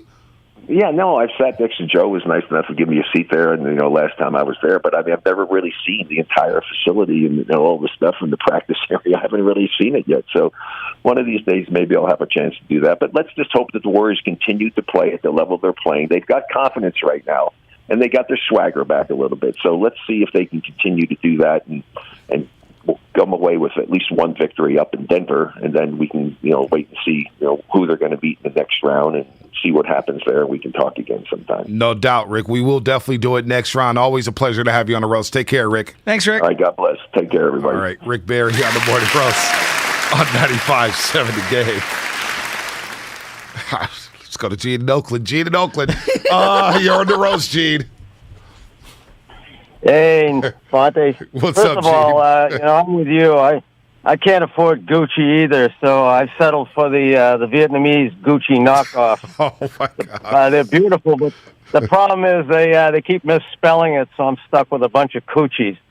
Anybody out there wants to buy an authentic Coochie, let me know. Anyway, so I want to follow up on what Rick said, and I heard him Saturday when he said categorically this is not a championship team, and he just mentioned that because you can't rely on the 3-point shot to win. Well, I think this team can. I mean, they got 3 legitimate 3-point shooters in Clay, Curry, and Poole, and throw in Wiggins and occasional Oscar Porter. They got enough shooters so that even if 1 or 2 of them are off, if you've got at least 2 of them that are on, they got enough to beat anybody with that 3-guard lineup. How sick is Poole, Gene? This guy's incredible. How great is Jordan Poole right now? I would say he's the best offensive player on the team, and I know that's throwing some shade on Curry, but let's be honest. Over the last month or so, he's really been the best offensive player on the team. He's the next Curry, as far as I'm concerned. I'm totally with you. I think he takes the baton, and it sounds sacrilegious to say out loud. I'm just saying right now, I think he puts more pressure. Just right now, he puts more pressure. Now, Curry's resume is his resume. I'm talking about moving forward, and it's just they need each other, though. That's the irony of it. They need each other to accomplish the bigger goal. My goodness. The last 19 minutes has been one for the books. I told you the 8 to 9 hours is going to be chaotic. And it what lived was up funnier, to the Rick expectations. or you with the Gucci lying out your you-know-what? Well, what about Gene with the... I'm never going to repeat what he said. I'm not even going to repeat what he said. Rick Perry, pickleball, ripped winning time. I can't believe he still hasn't been on the tour at Chase Center. Well, he's an efficient shooter. I mean, if you wanted the hit taken care of, and Rick comes in, he only needs 1 bullet. He only needs 1 bullet, man. I mean, that's for damn sure. Oh. He gonna take his shot. Oh, man. I'm sorry. Like in Batman, you bring it to the light. I just saw Batman. 209, Xfinity Mobile text line. I'm sorry. Gene might have to be in a penalty box for a couple days. Alcatraz? It just kind of hit me in the face. I was trying to transition off of Rick. I had no idea because Rick was, he was a little angry. He was on the edge there. So I tried to bring it back. And Gene went somewhere to where I didn't even know where to go. I didn't know how to reply to it. Langford's looking at me like, what do you do? I'm like, I don't know what you do. Best part of the Rick interview was when I asked him what he does for fun, and then it almost like those old Zelda video games where you walk up to something, you click X, and then the whole scene starts to just happen for you. He literally just started rat-a-tat-tatting promo codes at me. He was just pickleball. Promo code. I asked him about pickleball being the fastest growing sport. Oh yeah, pickleball I'm in the U.S. Open and I'm trying to win a U.S. Open championship, and it's very serious. Very serious. Rick Barry on the Morning Roast on 95.7 The Game. But even the Warriors have shocked him. He didn't believe they could play this well. They've shocked him. So, anyway, wow. What? Do you think Jordan Poole is the best offensive player right now on the team? No, Steph Curry. If you watch the game, Steph Curry's still the gravity. But is it that? It's not. Is it that egregious to say out loud? No, it's not. Because I do think an argument can be made, even though I don't fully believe it yet. No, you've got to do it for more. He doesn't get the attention yet. He's not catching the schemes that Steph Curry is catching on a night in and night out basis. Steph Curry's still getting doubled. You see the way the Denver Nuggets run at him and Clay? Like they left Clay wide open half the time because Steph Curry's at the top of the key. The crowd is saying that you're just rattled. First the Gucci boxes. And then Gene. And then Rick. I mean, it is wow. Wow. Let's go to him in Oakland. Him. You're on the Morning Roast. Is that his name, him?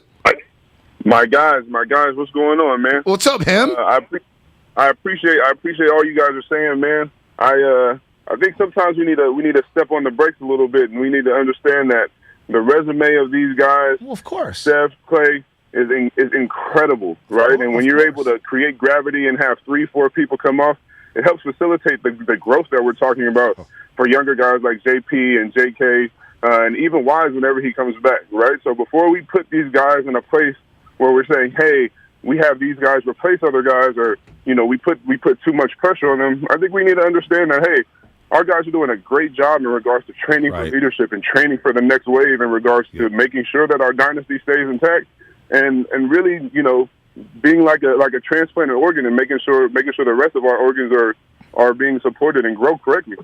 You sound like Festus Ezeli. Nah, I definitely am not Festus, and I can't wear the loafers without the socks. Yeah, that's next level.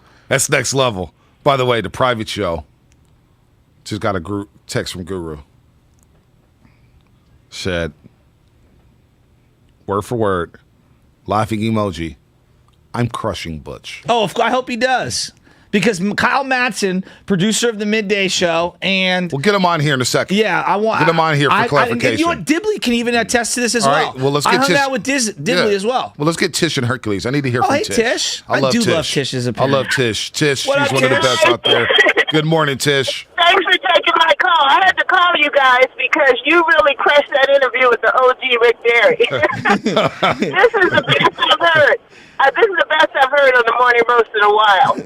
He took you left and you went left. He took you right and you went right. Yeah. I'm a cheap date. I wanted to give the young guys some pats on the back for handling the OG pretty good. Hey, Tish, man, sometimes you got to just roll with the OG, right? You just got to roll with Rick. Wherever he goes, you just go. My dad told me to respect him. Right, he got you just mad roll when with I made it. fun of him.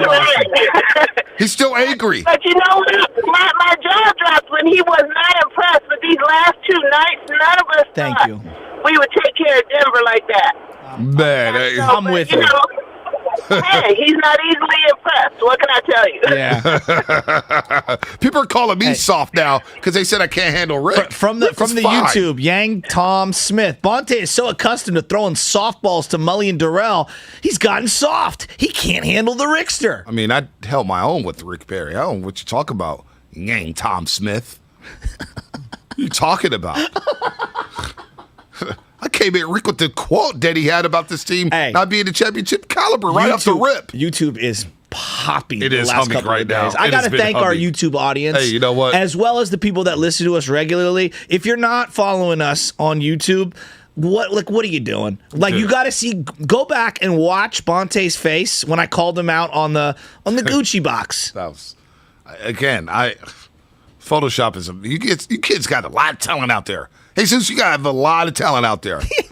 Hey, Zeus, our age, there's no way he's photoshopping. Oh, he's a busy man. There's no doubt. Gucci's. can you just wear the L?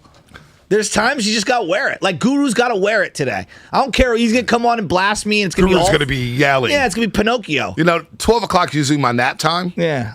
I have to stay up for that one. Yeah? I'm going to stay up for that one. Because, boy, I told you Guru was going to coach your ass. You know what happens? I warned you, man. Yeah. You act like you're surprised. You're, like, upset about it. Well, no, I'm not upset. I just know now what to expect. Like, a shame on, what is it? Fool me once, shame on you. Fool me twice, shame on me. So this is the second time now that I've gone to a sporting event with Guru and been ghosted. So now it's shame on me. Not even mad. Time for the flex moment He of the did show. him. Brought to you by Xfinity. Hey, Lakeford, there's been a lot of flexes today. A lot of flexes. A lot of name drops. A lot of mic drops. A lot of Gucci drops. Some other drops. I'm not going to name.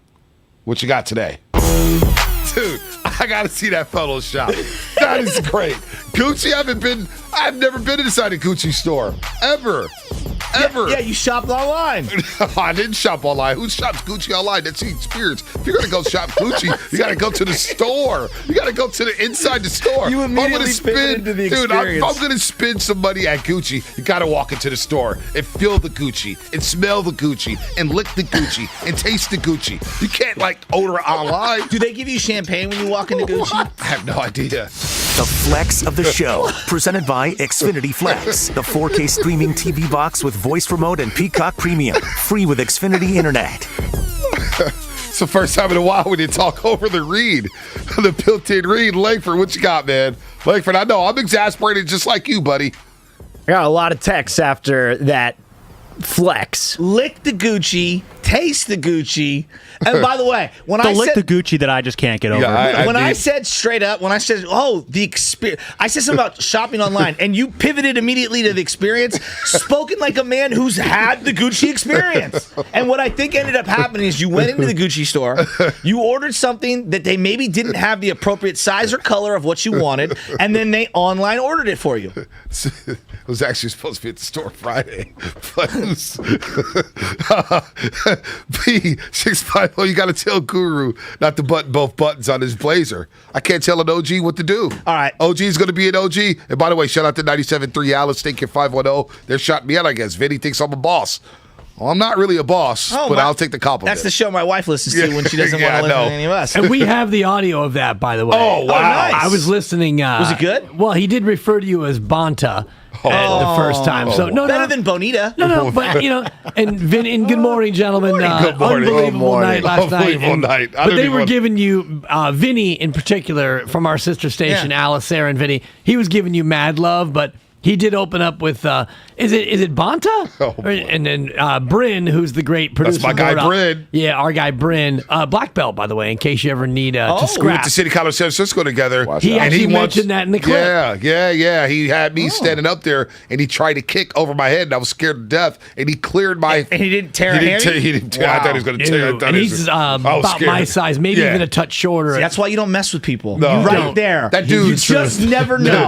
He's got a 48-inch My dad vert. always told me that. Dude, Bryn's got a 48-inch vert, dog. I mean, he Mark cleared looked me. at me like, yes. Hey, The Hangover was on cable over the weekend. When that guy flies out of the trunk, you don't know what is about to happen. Don't mess with people. Yes. Although I got to mess with you a little bit, Bonte. I heard you. Boy, real good late night, getting to sit down next to Clay, chop it up a little bit. I heard you trying to start controversy between him and Brandon Bell. Did you notice I that? heard you trying to I'm glad you brought He's that like, up. come on, Clay. This is not okay. He doesn't have a boat. There's no way that guy's ever even been on a boat. And Clay was like, no, man, we're good. He's We a can champ. share this. Where he goes, he's from the We can South, right? share Where's he this. from? Yeah. I'm like, He's from Texas. Texas. He's from Texas. Yeah, they got a lot of water out there. That's right. B is from Brandon Texas. Bell. It's a famous line Brandon once Bell. upon a time. He played All right, cool. Let's Clay Thompson was a lot of fun last night. I forgot I brought that. And by the way, I brought that up. I had to block 3 people on Instagram. They're coming in on comments with my family photos talking about, Bonte, how dare you slander Brandon Belt? Your hairline's worse than your takes. Whoa. Oh, my God. Now you're talking about my hairline? You getting the LeBron? Automatic block. You got the LeBron It was a treatment? block sensation last night. Oh, thanks, Kawakami. I don't know if that's worth $1 Thanks or to not. Donald Foyle, all-time block Might be worth leader. a quarter. Blocktober. Blocktober is still 6 months away. So let's get to it. Okay, Guru. All right, last night. Oh, boy. Dan. I'm going to sit back I here. love that he's the lead. Hold on. Before we do that. There's so much to get into. Yeah, thank you. I You're want it all. listening to 95.7 A Game. KGMZ FM and AC1 San Francisco and Odyssey Station. Brought to you by DuckDuckGo. Privacy simplified. I'm going to sit back with my mic off because I've only gotten 4 hours of sleep. I'm just going to listen to this one. Here's what happened. Willard, got to listen to this one. Just Bonte and I, how many games have we been to? Been to a lot. A lot of games, Too right? many. And my thing is, like, if someone says we're going to the game together, that means we're going to go experience it together. Like, whatever, okay? Right. Most of the time, we buy seats or whatever, and we'll sit down. But this particular instance, I said, hey, I got a spot, whatever. I had talked to him a couple days prior. Whoop. I said, look, Goo, well, let's go to the game. You want to go to the game together? Yeah. I go, I don't sit in the media section. That's not what I do. I'm wearing my gear. I don't care. Like, Dan, was I wearing my gear? Wow. It's awkward when you call me Dan, but yes, you were. I mean, it's a little odd. Hey, clean your room, Dan. No, actually, Joe and I had about a 30 to 45-minute pregame hang. Yeah. So it's now Dan and Joe. Exactly. So Goo goes, hey, I'm at the old ship. I'm at the old ship. I'm going to have a chicken salad, which I don't know if he had a real chicken salad. We'll see if he had that. And then he goes, I'll come pick you up. You're not coming to pick me up. I'll take an Uber down there. I take the Uber down. I'm there like 4:15, 4:30. I text, hey, I'm here, Thrive City, gonna grab Gott's. Okay, which is the little food place. Yeah. Delicious, right? Yeah. When got tremendous. Food, come out of Gott's, who do I run into? Dan Dibley. Literally just run right into Dan. Dibber. Called you Dan again. What time is that about? Rolling through Thrive City. What time do you think that was? It's about 5 o'clock. And by the way, I was fresh off of finding free parking about 4 blocks from Chase Center in a location that will not be disclosed do not. until the off season. But No, don't ever disclose it. Yeah. No, there's just another season coming next year. Yeah. Don't tell anybody that. They're going to be playing basketball there for a while. Don't it's not quite all the way in Potrero Hill, but it's Potrero adjacent. But I found me some free parking. That's like so I had a bounce in my step. Yeah, he did. Because I was ready to peel off 50, 75, not 100. So I bump into Butcher. Actually, I kind of came at him from the side, and I had a chance to to give him the Dante Whitner hello, but he caught me before I could roll up on him. Yeah, unlike Pierre Thomas, I was alive and well. So let's then get to we the meat hang of out. this. We hang out in Thrive City. Mattson shows up. Now, Mattson magically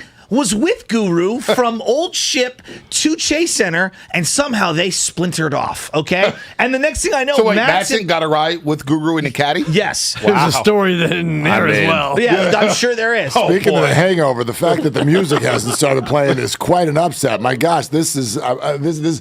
Did you guys delete pictures at the end of the night? Is that where this is going? No. I waited out in Thrive City, and I called Goo. It's like 5:30. I'm like, where are you? I've been waiting for like an hour. And he's like, what? Where am I? I'm inside. I go, inside? What are you talking about? You told me you was going to be inside. I said, I'm here in Thrive City. I'm coming in, all right? He's playing like dumb or whatever the whole time, saying he thought he was going to meet me inside. I come rolling in. I stand at the top of the stairs with Dan. I look down, and I'm like, this guy standing there next to Whitley, holding court. So I have now realized I figured Guru out. He wants to be seen courtside, holding court as everyone's giving him dap, walking by. I was like, that's fine, you do you. Then as we're about to go up to the seats, I said, I got a spot, but we got to get there By the way, I did see Guru about 4:45, 4:50. See, that's what I'm saying. On the court. That's what I'm saying. He dapped me up and then went over to Vern Glenn and chopped it up with Vern, who, by the way, was in sweatpants yesterday. Shout out to Vern Glenn. I knew when I saw Goo in a sport coat at 12:15 yesterday afternoon, I knew something was out. Both buttons buttoned up. Something was out. And the suit briefcase with the strap. This was the plan. This was the plan. So I said, Mattson, let's come up to this spot, whatever, get some food, yada, yada, yada. Whoop. We go up to the spot. Guru texts us like, I don't know, an hour later. Yo, where you at? We tell him where we're at. He comes over for 30 seconds. I save him a seat and everything. And then goes, I got to go dip and see my friends. All right, peace. Don't see him the rest of the game till the fourth quarter. What are we doing after? Going home. Like, I got to be up at, 3:30 in the morning. Going home, Goo. What are we doing So the after? Game that I was supposed to hang out with Guru spent a grand total of about, 11 minutes with him. Wow. Give or take. Wow. But me and Mattson had a great time. Y'all got big timed. I actually sat with Goo the entirety of the game. Right. I actually sat up in the media section where binoculars. There was a Joe Shasky spot. There was a Kyle Mattson spot. It's really not that high up wasn't there. that bad? No, tremendous, and no one else around. Oh, okay. I That's could just actually cool. enjoy the game. That's actually cool. You could have worn your gear. There was no one up there. Okay. Stats monitor, the game, giant TVs. I thought it was wonderful. So, wait a minute. Guru sat with you for most of the game. Yeah. No, all the game. Oh, well, so 3 quarters until your boy said 20-point. If there's a 20-point margin after 3, I am gone. Yeah, today's show is called Willard and Jokic because this one left after the third quarter, too. Hey, but you know what, though? Let me defend this move. That's Can a I 4. defend this move? That's a 4. In our industry, you can, if you really are tapped in, you get it on the NBA TV if you got Game Pass. And I was watching it walking out to my Uber on Game Pass. I was home before he even hopped on postgame. So Guru's sitting with Dibs. Yeah. Ghosted you. He just ghosted me. But here's the thing, I'm not Dibs even and mad. Willard. I'm not even mad. I told him Friday. He did. He's right. Oh, I'm going to game with Guru Monday. I said, he's going to ghost you by halftime. Well, he ghosted him before pregame. Before the game. Before Steph warmed After up the last game. night, he had already ghosted the great Joe Shatsky. So Guru's already texted me on a personal line. Of course he I'm is. going to crush Bush. That's fine. I hope he does. Well, yeah, There's no, no he, one to had to crush. blow through he that is, time. he is the P1 of the morning crossover. Oh, I don't know. He loves it. The Mark, P1. Mark, He Shatsky comes Guru in right there. Yeah, he comes in upset. He's timing it. He's like, "You guys went 18 minutes. We've only gone 15. Right. Where are you going?" You guys walked in at 8:52. Yeah. Here we are at 12:05. Totally. Not getting the word in. Well, I don't know. I'm not even mad, though. See, here's the thing. B told me what to expect. It happened. I made the best of it. I pivoted. And now, Mattson, get on the air. Did you have a good time with us? With me? Yeah, I had a great time. Exactly. It's Goo's expense. Not my fault. Dibs, did you have fun with Goo? Oh, we had a terrific time. Terrific time. There you go. You seem to be only be the one upset about No, Goo I'm just mad that he ghosted me. Well, it's funny because Kyle and I did a little Instagram live, so I was supposed to meet Kyle in Thrive City. I bump into Butch, and Butch kind of, we went around, and I got my press pass. We came back. We were hanging out. Yep. We broke bread. We told stories, and then we go do our IG live. I come out, and Butch is still waiting for Guru. Still. And I'm like, this poor guy has been out here in Thrive City for an hour. Dibs said it best. I was like, he's supposed to be here in 15 minutes. He's like, on the Goo clock, Dude, that might be an hour. This is what I told Shaq. This is a lesson. I wish he would have learned it earlier.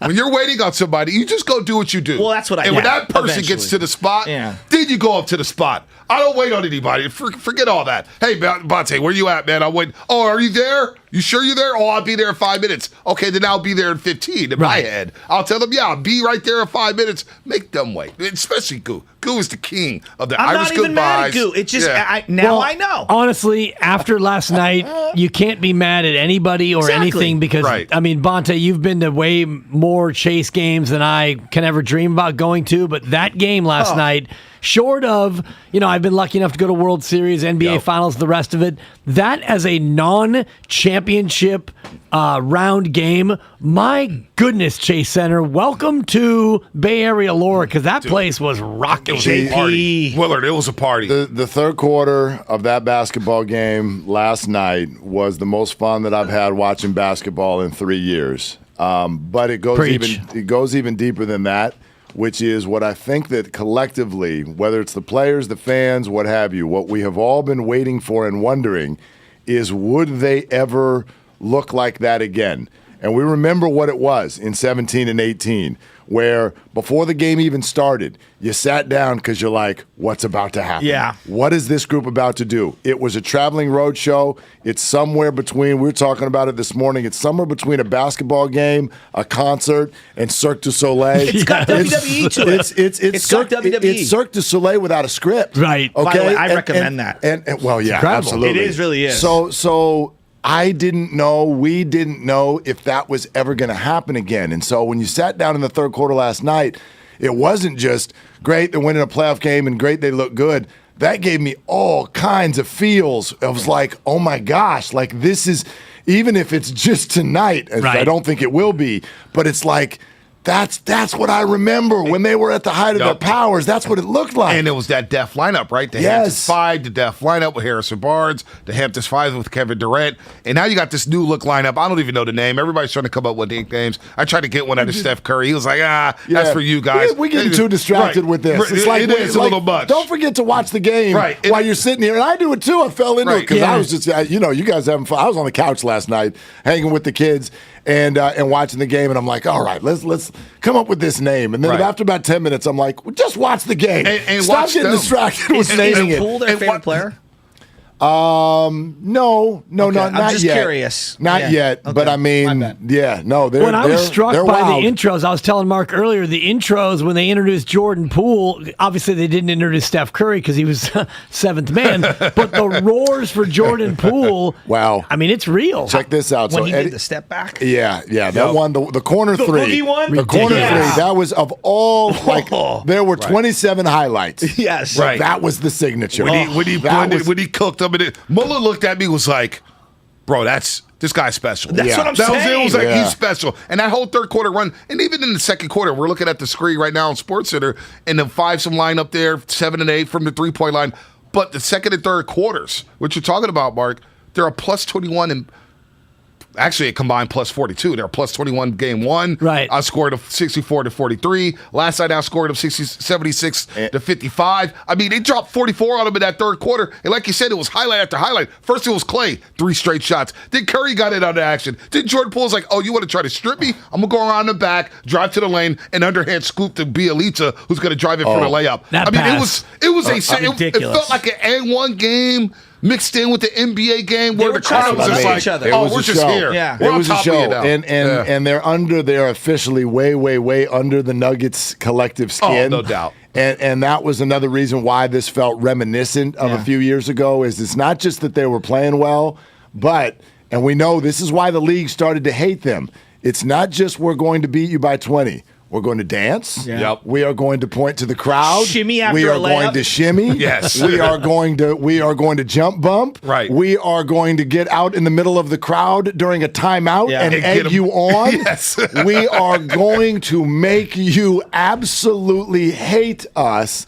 And hate each other. Yes. It felt like the NBA. It did. Yeah, You exactly. feel like You mean with the Nuggets? Yeah. I feel like the NBA now is like, oh boy, the Warriors are back. It's a good thing. Oh, snap. They were out for 2 years. We thought they were done after the 2019 NBA Finals. Thought Clay wouldn't be this Clay. We didn't think anything of Jordan Poole. We thought Steph was getting older and older and older, and Draymond was washed.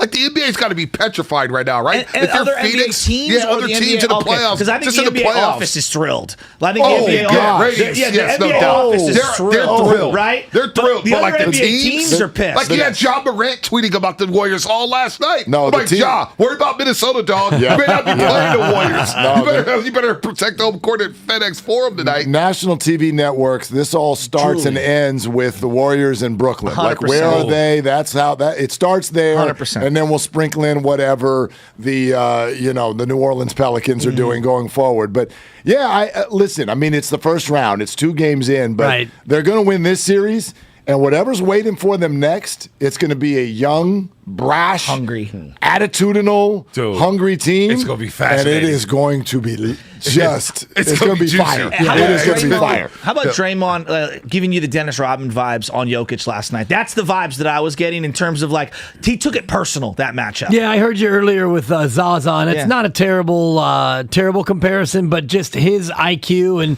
Jokic, unfortunately, is so limited because he doesn't have the ability to pass out of any possible defensive spot because he's got nobody to throw to. Aaron Gordon, God love him out of Midi, Bay Area through and through. He's but having a rough go. Good Lord. I mean, he's throwing like not bricks, but cinder blocks. Those big gray, like double barrel. It's He needs to go home and watch Uncle Drew and refine himself, man. It's just like I'm watching him. You need to home is 45 minutes down the road. I know. Go home, struggling. Go home, stream Uncle Drew, shave your head, and see if you can find it because he is struggling. I once covered a high school game of his. They played St. Ignatius. When he was sick. The guy he was sick. Yeah. He went 1 for 12 or 1 for 13 from the free throw line. And the Arizona coaches with Sean Miller Company were still on the court yapping with him and stuff like that. But I was like, man, he's super athletic. But he's never going to go anywhere. I happened to be at the Pac-12 championship his freshman year when they play UCLA. And he airballs a quarter 3 to kind of tie the game. And I'm just thinking, man, this guy still can't shoot. He still can't shoot. And here we are like 8 years later, and he still can't shoot. Yeah, he's making, he's already made $77 million. He's going to make like another $70 million. God bless him. God bless his soul. And his job on this team is not normally to shoot, though. Right. In his defense, Yeah, he's it's true. normally He's a supposed to slasher. be. He's supposed to be slashing and stuff like Exactly. that. But when you get that type of coin, Can you at least hit me 1 3? I mean, can you not airball a fadeaway from 8 feet away? Yeah, we said all week that Denver was going to need someone else to pop, and no one else has popped. And then combine that with the Warriors finding a step that let's be honest now, each and every one. No one thought they had this left. Nobody. And I don't want to say nobody, but so many people throughout the year, right? Like, nope, this isn't going to work. No, this is not a title contender. Nope. And it was all based on this, what felt sometimes like a fairy tale in the back of your mind that it was going to click at the right time. And then here we are 2 games in, and it's like, wow. It looks like it did. Well, doesn't it feel like a March Madness team who caught fire in a conference tournament? Warriors won 5 in a row, albeit it was against some lame competition. The Kings, the Lakers. Who else did they play? They played another bum. Oh, San Antonio. Needed that feel good. But they needed that feel good. You win 5 in a row heading into the playoffs. You carry that momentum, that cohesion, that week off, and all of a sudden you won 2 in a row in resounding fashion. And you got a lineup that they have not been able to even try up until this point. I know. And that's Plus what 28. nobody knew. Plus 28 for all you plus just minus the fact ads. that Steph Curry and Klay Thompson on a possession are just standing still away from the ball, and this kid, this Jordan Poole, who we all wrote off during the pandemic year, one of us. his start to his career was so bad. Bob Myers, I know it was the end of the first round, but you blew that pick. Yeah. And now you've got the 2 greatest players on your team just happily standing and watching this guy go to work. I mean, Steph Curry last night, I know there's nobody in sports who could handle it better, and it's all tongue-in-cheek. But the idea, as you just said, this guy is sitting here now fielding questions about, are you going to give up technical foul shooting? Like, it's time. I mean, can you? No, Mark, I said this to Madsen. He missed the first one, and I turned to Madsen. I said the same thing to Goo. And I go, I'm not trying to be that dude. But at what point do we give JP some of these free throws? Not all of them. Like, is that crazy? And he looked at me, he's like, I mean. So this goes to what we were talking about yesterday. NBA teams are a hierarchy. No question. And this is, I think, again, this group handles it better than anyone. Totally. This is a wonderful thing. It'll be fine. But it does need to be figured out. I know. It's like penalty kicks in soccer. There's, if you're the striker, you get the PK. But if you miss like 2 or 3, all of a sudden you get that tap on your shoulder, and you don't take the PK anymore. Steph Curry not shooting the free throw. It's insane. That is insane. It's insane. But Jordan Poole, he was a free throw king. Insane. He had the best percentage in the NBA this year. And they should just troll Denver and send Wiggins up there. Oh, God. Oh, my gosh. We're going to beat you so badly anyway. And by the way, Denver gets about 7 techs a game, so let everyone have a turn. You know what's going to happen next game? It's going to be close, and Denver's going to go to hack of Wiggins, hack of Looney, hack of Draymond. They're going to start doing something. They're going to start doing something because they got to muck up the game a little bit. They have no shot without Murray and Porter Jr. I think Boogie's going to hack a Barton, his own teammate, based on last night. I'm watching and Draymond comes out, and he's like, go crazy, folks. They're fighting each other. It makes some noise. I didn't know where to look. I've seen Draymond. I'm looking over here. I'm like, what? Too much is going on right now. I was waiting for that TNT clip, that footage that was coming out, and then it started matriculating across the timeline. Nice. Or Boogie, and what did Will Barton say after the game? Yeah, it was something goofy. I'm not entertaining that. Right. He was hot last night. Yeah, no, and I think it was either Morris or Barton that said, that bleep's embarrassing. Talking Monty about, Morris. Well, yeah, the Warriors dancing around, but he wasn't pointing at the Warriors. He's like, this is embarrassing that we are allowing this to happen. We got to be tougher than this. Now, Will Barton basically said, look, they should celebrate. They're winning. Yep. We're not winning. We need to do something about it, and that's win. So I mean, if the Dubs really want to put it in someone's face, bunt when you're up 30 in the fourth quarter. Gosh. Yeah.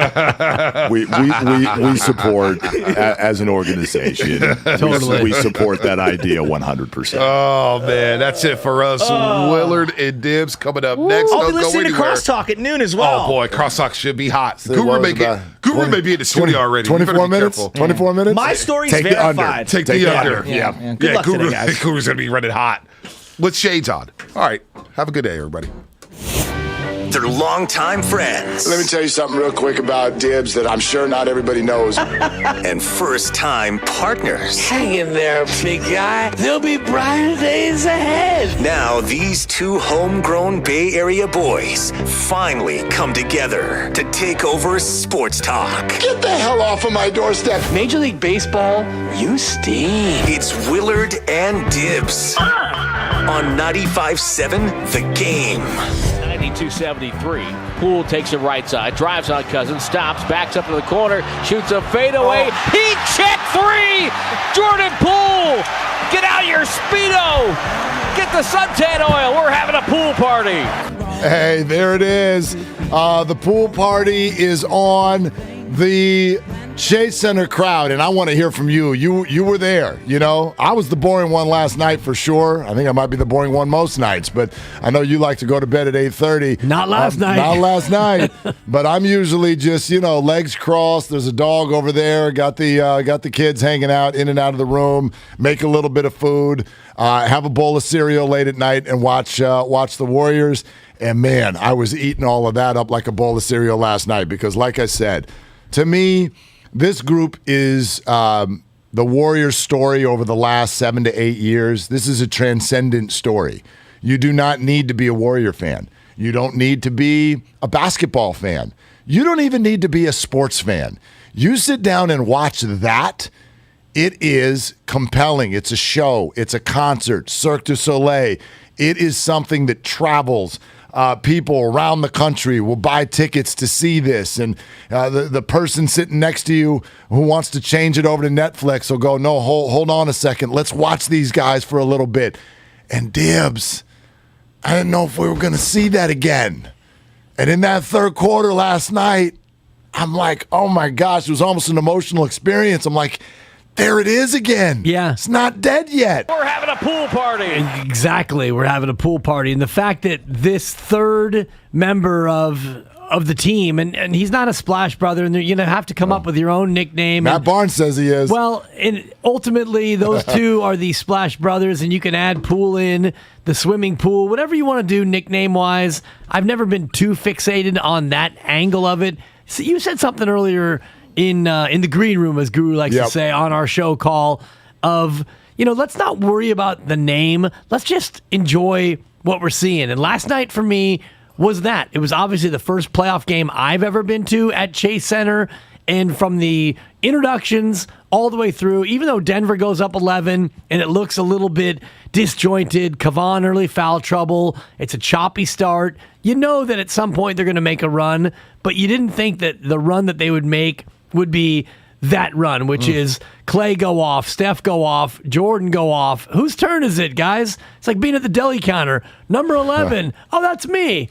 Clay goes crazy. And just the whole way that went with each of the three taking their turn to showcase, it was just a remarkable way to have that whole thing play out in the third quarter. DubCon 3, revisited. Just what a wonderful night. What a wonderful victory. Unbelievable. I mean, the whole thing, again, it felt like something that we did not know if it was ever going to happen again. And there's a twist to it. There's a complete twist to this. You said something being there last night that really catches my attention, which is that you believe that the pregame introduction for Jordan Poole sounded pretty much the same as a pregame introduction for Steph or Clay. Yes, and that to me is the virtual anointing of a star. And it's not only because he's playing great right now, the last couple of months, etc. It's the idea that the fans believe in Jordan Poole. They think that he is real. This is not a blip on the radar. What Jordan Poole is doing is real. It's long-lasting. And the Warrior fans were telling Bob Myers and company, give that man his money. Pay him. And by the way, he's about to get a massive rookie extension. I think he's eligible for 5 years and $35 million per year. Is it that much? It's a massive number. I thought it was a little less than that, but whatever it is. I think it might be 5 and $175. Pay that man his money. Totally. Whatever it is, you know the opinion of a Warrior fan today. Whatever it is, go ahead. Go ahead. Go ahead. Go ahead and do it. It won't take effect until the year after next, which is when Andrew Wiggins' number will come off the books if he's even still a Warrior. There's plenty of time for all of that. I mean, when you want to start getting into the future talk, do you want to know what thought pops in? I mean, let's stay in the moment. Whoop. But you want to know what thought goes through my head right now when I watch Jordan Poole is here comes garbage time. Kuminga comes out onto the floor. He looks a little bummed, by the way. It looks like he wants to be a part of the party. I get it. He's a young fella, and he'll get there. We already know some of the gifts that he has. Just imagine for a second. Picture a world. In a world. Totally. Where James Wiseman plays well. Plays it all. Just plays it all. What if he pops? Right. What if he pops and on the back end of Steph and Clay and Draymond, you can offer Poole and Kuminga and Wiseman? Just what if? I don't know what's going to happen, but what if this thing never misses a beat? And the way Jordan is playing right now, you said it yesterday, this is going to extend things for Steph and Clay. Right. Not only does it mean less pressure on them to carry the bag, but there's also a competitive aspect too. These guys, you know that, they feed off each other. Steph last night, hey, what about the tech free throws? When are you going to give that up? Never. Right. Never. So they're pushing each other. Oh, you're going to hit 3 threes in a row? I'm going to hit 3 threes. Oh, you're going to dance? Watch this. I'm going to hit a 4-point play. They're going to push each other. Jordan is going to bring more out of Steph and Clay. Yeah, and preserve each other and push each other. And you imagine what happens when Jonathan Kuminga gets more seasoning and maybe he starts to push Draymond a little bit. I mean, I don't think he'll ever be the defender that Draymond is, but what if he becomes that sort of a sturdy guard 1 through 5 kind of defender? And like you said, James Wiseman, whenever, and that's the beauty of this whole thing. You don't even need Wiseman. You don't even need Kuminga right now. You've got Otto Porter Jr. playing well and Bielitsa in small spurts and Jordan flipping Poole. My God, Mark, what he is doing from where he was to where he is now, what a remarkable turnaround. Well, is there anything we can compare that to? There is one name that comes to my mind in the history of Bay Area sports that's at least a tiny little bit of a comparison. We'll get to that next. I'll tell you why Kevin Durant pops into my head when I watched last night's game. And speaking of Kevin, Eddie Gonzalez, who is Kevin's co-host on their podcast together, is going to join us in exactly 1 hour. We do have a giveaway next hour as well, Bay Area Panthers tickets. Stay tuned for that. It's all sponsored by Whole Foods Markets, and we are always ready for your participation and your communication on this show. 888-957-9570. We'll take your calls. How does Jordan Poole make you feel when you're watching him play? 888-957-9570. That is also our Xfinity mobile text line, and that has been firing away. And good morning to all of you YouTubers and Twitchers who are watching the show. We invite you to do that throughout the morning as well on Willard and Dibs on 95.7 The Game. Save on dinner favorites at Whole Foods Market. Get Nyman Ranch and Welsh.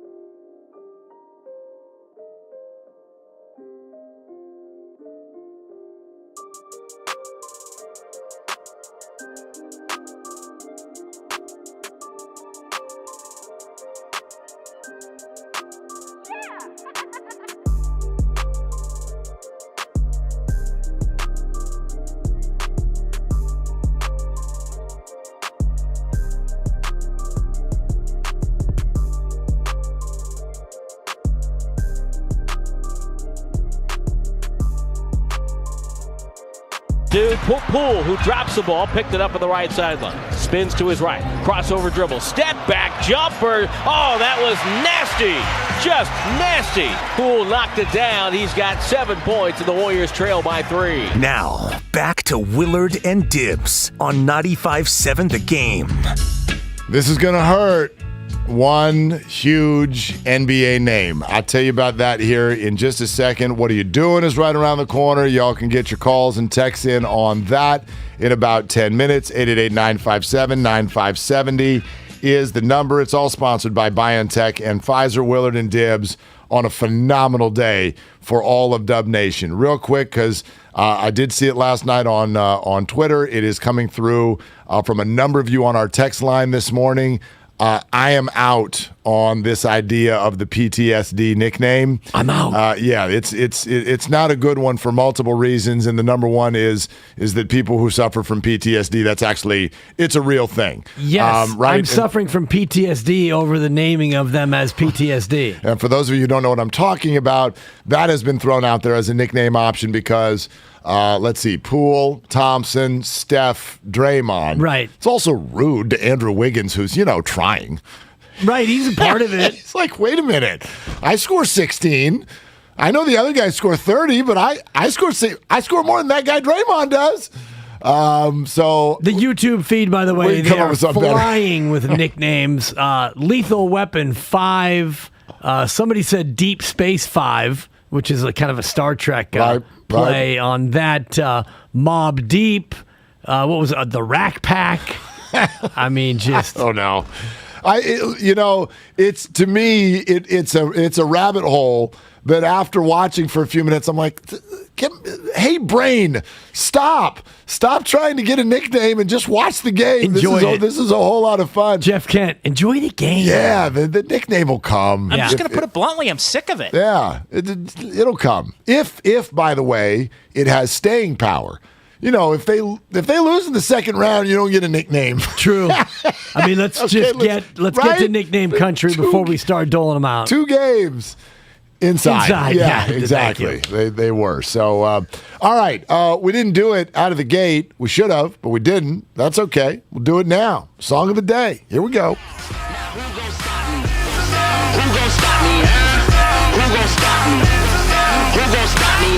Black cars, black on black bras. Whole lot of money in a black bag. Black strap, you know what that's for. Who gon' stop me, huh?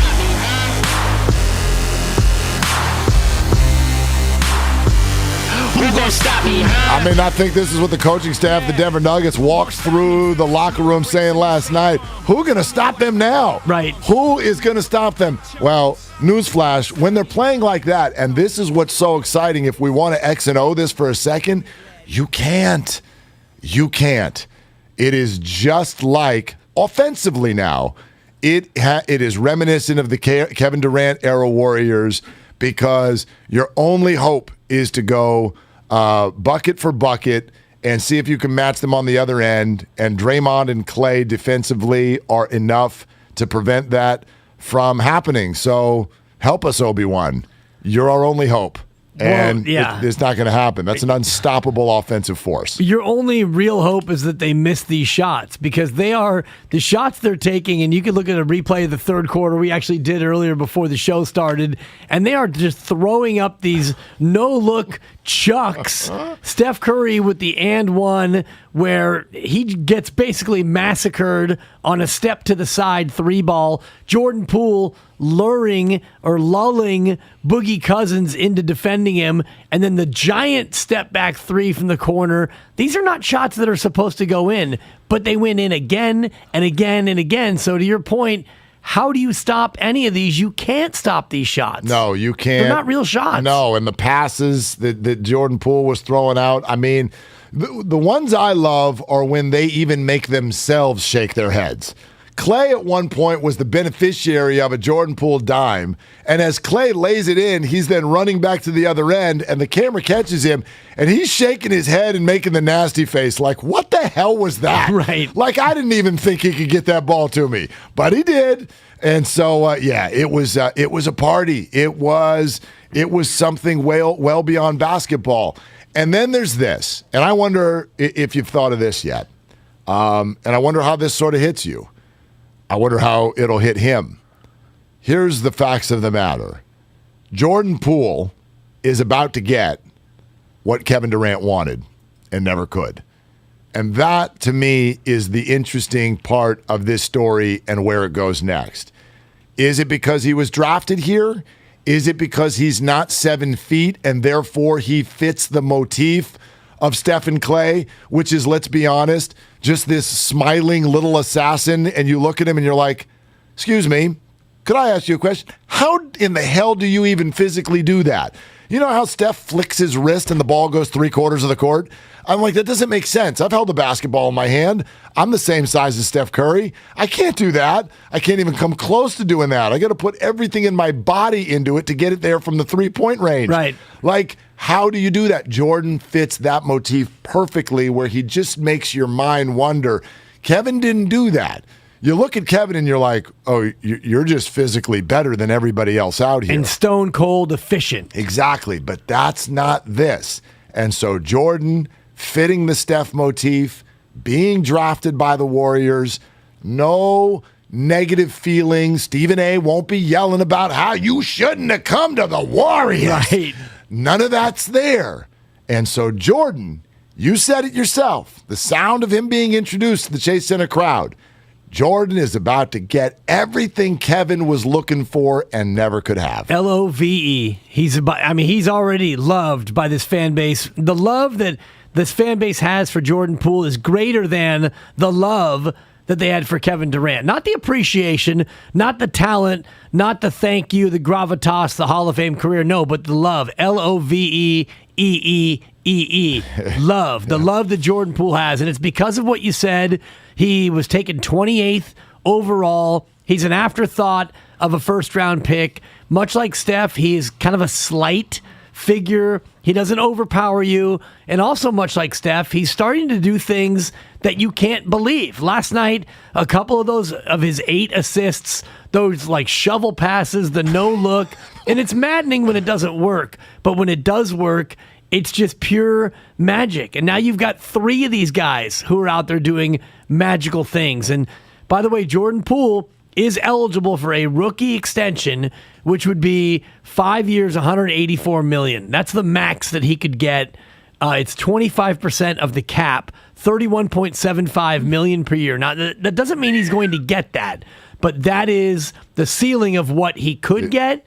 And the basement of what he will get is going up. Oh, my gosh. I mean, yeah. Do you think Lacob is somewhere in the building going like, hey, Steph, Clay, I don't know. Why don't you guys make the shots? Seriously. This is getting more expensive fast. Stop passing to Poole. Right, because that guy, he all year long, right, we've already gone through the experience of, oh, he doesn't look like much.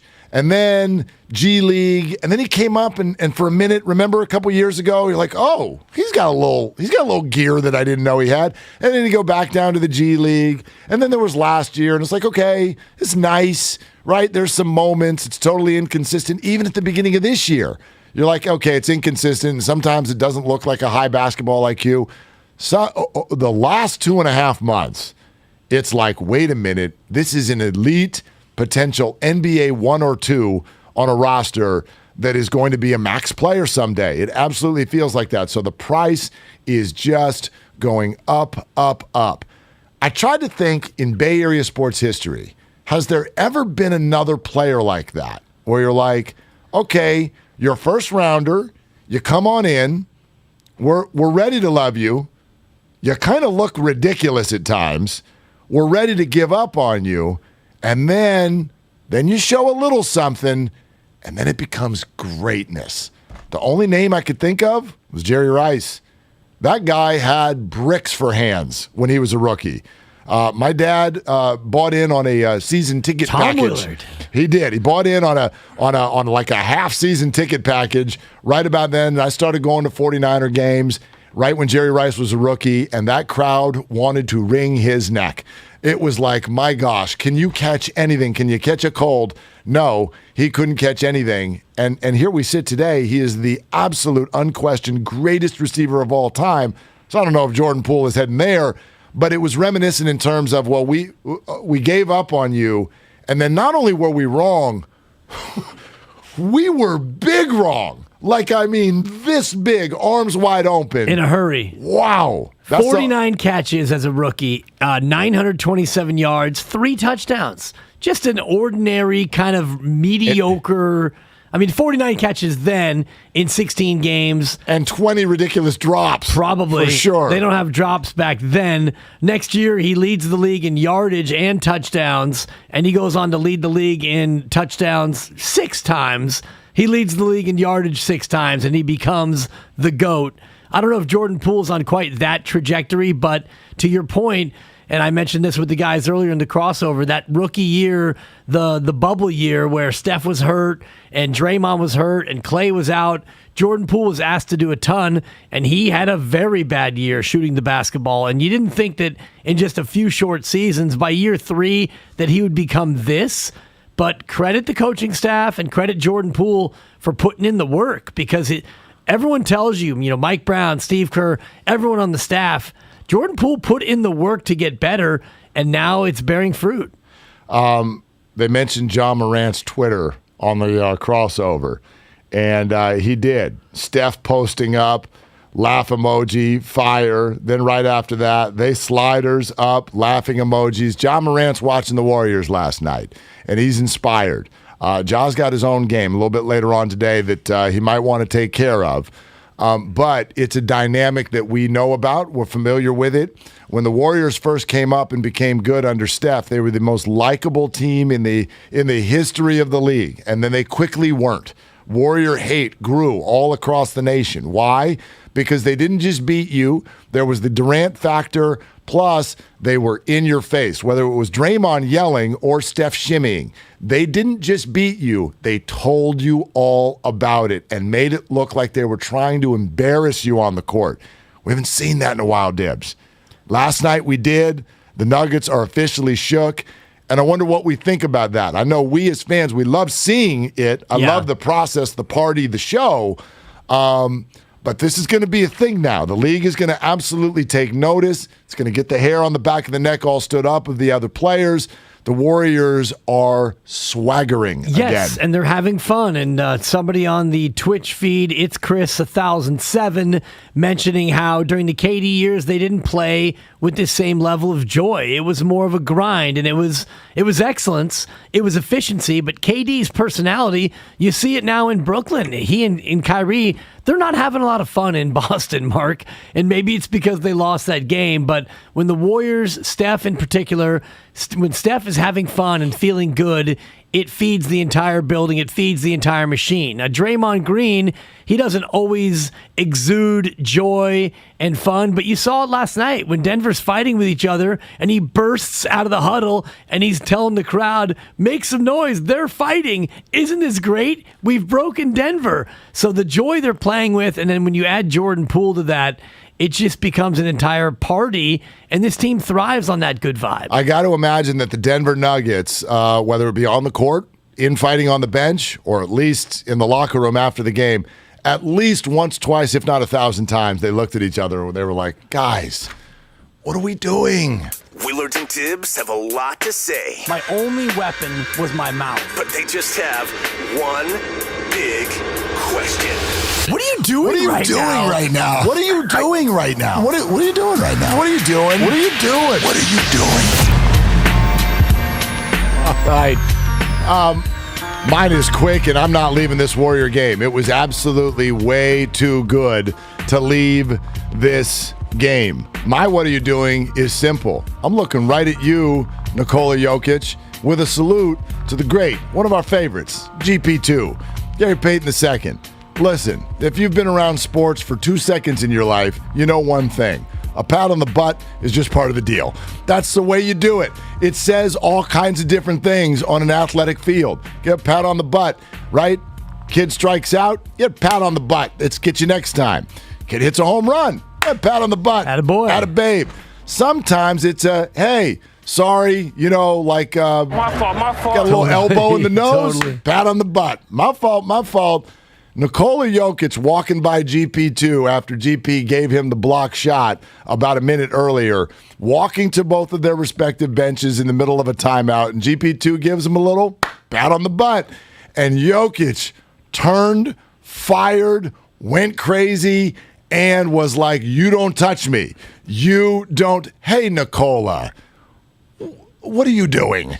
Yes. Give him another beer. Yeah. What'd you have? Hurt feelings? What'd you have? A Truly? I mean, listen, that's What'd just... you have, a fondle? It's part of the deal. That guy is about a foot smaller than you, and he blocked your shot. The least you could do is let him have a pat on the butt. It was a respectful pat, too, I think. It was just like, you're a good player. We're passing by each other. And I got you this time. I got you. You're going to be the MVP. I'm not, but I got you. And here's a little sign of respect, like, here you go. And, he basically was patting Jokic saying, you should be patting me on the butt for the block shot. That's how this should go. You should be giving me the dap. Hey, nice block, GP2. I know you're a fledgling NBA player, a journeyman who probably won't get MVP votes. Let me pat you on the rump and let you know that was a good block shot. But instead, GP2 had to let him know, yeah, you're a good player. Here you What'd go. you have? A Truly? What you have, truly hurt feelings, is what you had. The Nuggets they are already, it took 2 games, maybe not even, maybe a game and a half, and they're a mess. They're a mess. They're fighting with each other. You can tell it's bothering them. They're embarrassed by the way that this is playing out. It'd be very interesting to see how this translates to Denver, to see if they can show a little bit of fight and, I don't know, get at least one of these games.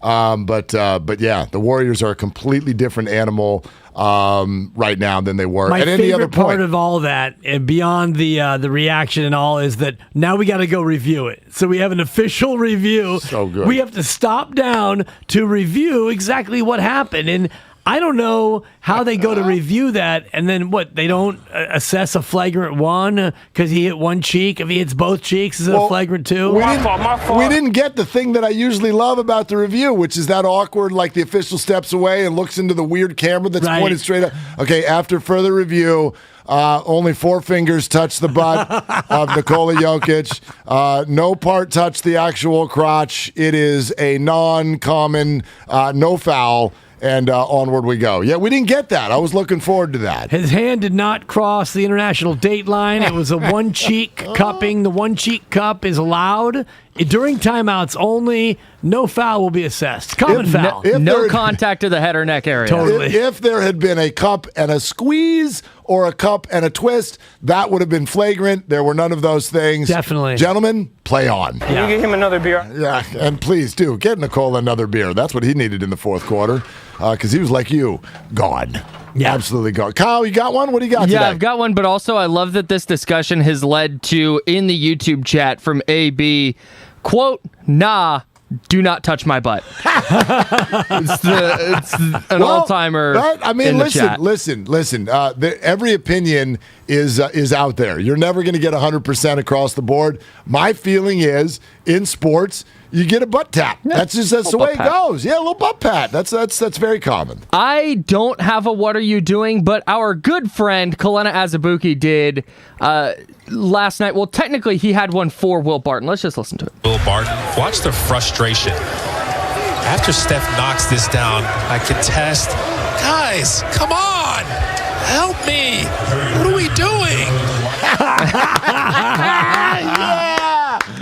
Yeah, and that's Fitz and Buki. You could see him saying that because he's on an island with Steph. As Steph crosses him up, you see his hands dejectedly fall to his sides before giving the half-ass contest. Right. Because he's just done. He knows he's cooked. And they left him on an island with Steph Curry. Help me.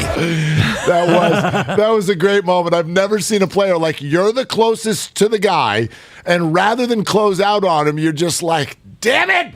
I mean, you know what that felt like. I mean, you remember the famous bang, bang shot in Oklahoma City where Steph pulls up just across half court and you flash to the Oklahoma City bench and they're like, oh, crap, we just lost. Yeah, and it's like they were assuming. Yeah, Ennis Cantor's like, we just lost. It's 45-footer. From 45 feet, and you're assuming it's going to go in, and he was right. Yeah, and that's just, I mean, you could see that thing start to really get away from Denver in the third quarter, and it's kind of like the player who runs away from an oncoming dunker where you don't want to get posterized. He was out there on the perimeter like, I don't want this 3-ball going in my eye. Oh, my gosh. Help me. Totally. What are we doing? Great call, Kalena. The Nuggets locker room had to be an unpleasant place last night. The flight. Are they flying today, or did they fly last night? Who knows? I think they're actually walking, according to sources. Michael Malone said, you know what? Plane's canceled. We're going Greyhound and leave the driving to us. I mean, what are we doing? That's just on loop on the flight back to Denver. Now, it's interesting. You know, we're all going to put the Warriors into the next round. And by the way, we're right. We're absolutely 96% right. 96% of the time, the team that goes up 2-0 wins the series. No, this sucker is cooked. It's cooked. But I am curious to know what Denver looks like, and what I don't mean the Nuggets, I mean the place. We all know it's a difficult place to play. We all know the thin air. We look at the way the Warriors run. I mean, they look like they look like the Blue Angels on legs. Like they're just swirling around one another, going crazy. Do you run out of gas? We talked yesterday about the desperation that teams will show when they're down 1-0 at home like that. That's why I took Dallas last night. And Dallas ended up winning the game outright. Like, you're going to be fighting a desperate dog now. And so they'll get the Warriors or the Nuggets' very, very best punch on Thursday night. If the Warriors can withstand that, then this is a sweep.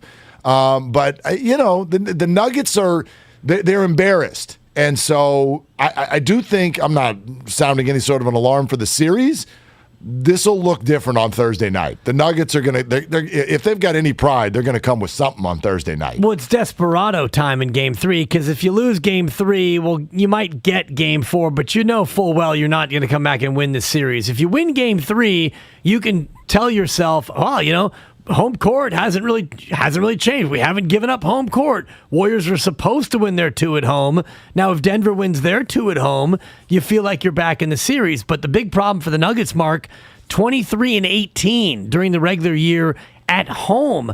They were a better team on the road than they were at home. They're the only playoff team in the Western Conference who can boast that reverse split. So home is not necessarily a comfort zone for Denver. All right, so let's dive into the Jordan Poole experience through your eyes, your ears, your minds. Pool party. Yes, indeed. 888-957-9570 is the number. Where do you put him in this hierarchy? How does he make you feel? And you can go ahead and compare it to Kevin Durant. The fact that he was drafted here, the fact that he plays a little bit more like Stephen Clay than KD did. We can get into any of that. So your call is very welcome at 888-957-9570. Also, that's our Xfinity mobile text line. And keep your comments coming on the Twitch and the YouTube feeds as well.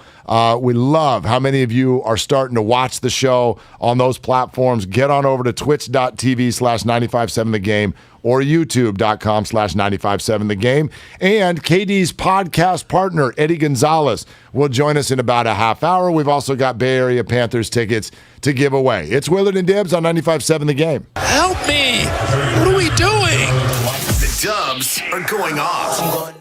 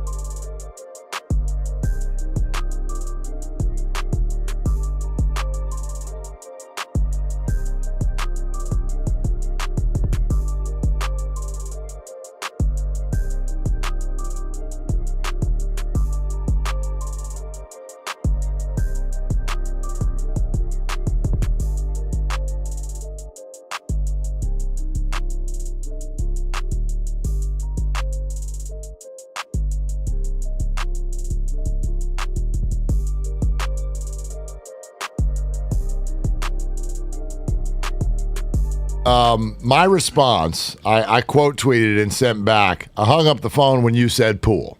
So I don't even care I never even got to what you were offering, but I hung up the phone when you said Poole. But to go a little bit deeper into it, yeah, I'm with you. Why would you want Anthony Davis right now? This guy gets hurt constantly. That has not worked out. Why is it that you'd be searching to make some big sweeping move? Why would you go away from your future at this point? The Warriors, for the first time all year, look like a team that might mess around and get into the championship here type of a conversation. Why would you move away from this? Furthermore, yeah, you're right. Something's going to have to happen with Wiggins at some point. We'll see how that story plays out. Wiseman is at his lowest value possible right now. So everybody trying to trade Wiseman, I want you to think about it less from the standpoint on whether or not you're frustrated and whether you think he's ever going to be good, and simply realize that right now the return you would get for James Wiseman is at its absolute lowest. Right. So that's just bad business. You're much better off seeing if physically this can work out, because we know he's a talented guy.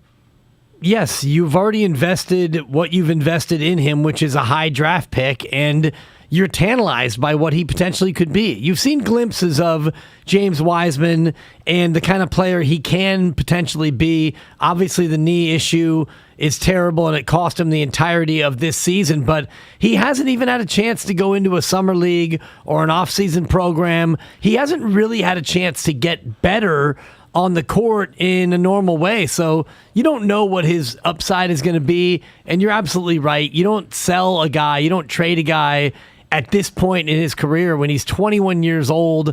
And you think about stretching out this window, elongating your franchise in a relevant fashion, because San Antonio did it. They did it like no team has ever done it before. But now San Antonio, they're done. It's over until they go through another reboot, which is going to be with a new head coach, a new GM, and a whole new roster. In the meantime, they're donezo. And the Warriors, they have a chance to now bridge from a championship window to who knows what the future holds. Who knows what else? I mean, we love the spots where we saw Kuminga this year, Moody, rotational player who could become even more. Like, I'm almost looking at Moses Moody, and I'm learning based on what happened with Jordan Poole. Like, isn't it so funny? Look at Jordan Poole. Just look at the story and stop labeling Wiseman, Kuminga, and Moody, because you don't know what they're going to look like in 2 years. Right. Look at this guy and check yourself with regard to looking at rookies and second-year players and, doesn't look too good. I mean, just look at Jordan Poole. He's in the G League a year and a half ago. And now he's got you inspired. You want to buy jerseys and tell people to come out of the kitchen and get to the couch so you can watch what he's going to do next. Why can't that happen with somebody else too? Yeah, it's sold out of jerseys, by the way. You can't get his jersey because it's so popular right now. Unbelievable. You got Poole jerseys all over the place. And Jonathan Kuminga in particular, a guy who hasn't played that much. He didn't play in college. He had, the G League Ignite season. He was great, and he's shown unbelievable upside. Moses Moody, probably the most complete product of all of those youngsters, but even Moses Moody hasn't had a real chance to be a rotational piece night in and night out. And James Wiseman, of course, with the injury, you don't yet know, but you mentioned it earlier. You can dream a little bit. If you're Joe Lacob and you lay your head on the pillow, maybe tonight when it's an off night, and you think about the 2027-28 Golden State Warriors, where it's Steph Curry's retirement jersey night, and you've got all these 25-year-old studs on your team. The Nuggets locker room sounds lost, which you'll hear in a few minutes. We'll get that for you. But let's go out to you at 888-957-9570. Hey, Gabriel in San Francisco. You're on with Willard and Dibs. Thank you for checking in. What are you doing, Gabriel? Hey. I'm actually driving to work right now, but the game last night was awesome. I think Poole is like if Steph taught Monte how to play. He's got that creativity. He's got that crazy fast first step. I think you have to start him and play him 30 minutes no matter what. Maybe you have Clay start the game but come out after 4 minutes. But you gotta like jam the X button on Poole. Well, this is an interesting comment, Gabriel. Thanks so much, because we're having fun last night with regard to the idea of Steph, when are you going to give up technical foul free throw shooting? Right. Never. And we can be playful about this. The next question would have been, hey, Steph, when are you giving up your starting role? What do we do? What do we do next round? How about next game? Or next week? Yeah. If Steph is ready to go full complement of minutes, okay, Steve Kerr, and Draymond talked about it last night. He goes, look, Steph's going to come back to starting. He's Steph. He goes, we need to start Poole also. Okay, so I don't know. Do you petition the league to see if you can have 6 starters? Who's going to the bench? Provided that at least in this matchup, you need some size on the floor to start out with Jokic. So wonderful problem to have. Who's your 6th man? It's going to have to be Andrew Wiggins. And if you put Wiggins on the bench, do you lose him? That's my only fear, because already Wiggins is not the most impactful player. He had a pretty good game last night. Typical 13-point outing. He did get 8 rebounds, though, and he had some big buckets. That game obviously was not about Andrew Wiggins. Right. It was about Steph, Poole, and Clay, Draymond's defense, and then maybe Andrew Wiggins. I'd even put Otto Porter. Yeah. Porter had a pretty good game off the bench as well. The Elites did some things, and GP2 patted Jokic on the butt. I mean, there were we got to get through a lot of moments before you get to your favorite Andrew Wiggins moment of last night. Yes, but to my point, if you take Andrew Wiggins and you put him on the bench, does he go even further into the background? And you're going to need Andrew Wiggins, especially defensively, the way he plays on defense, two-way wig and all that nauseates me.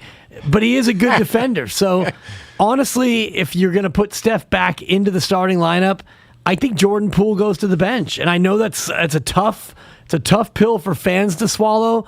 I don't think it'll affect Jordan Poole. You're still going to play him 30-plus minutes. Exactly. And all that matters is who finishes the game. Yeah, so here's why I love what you're saying.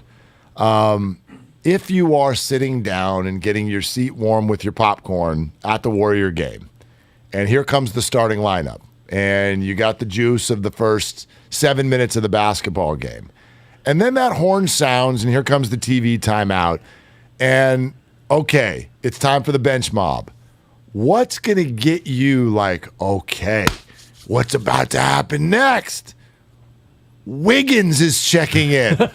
No. Or here comes Jordan time. Right. Right? Like it, and to your point, still going to play 30 plus, still going to finish the game.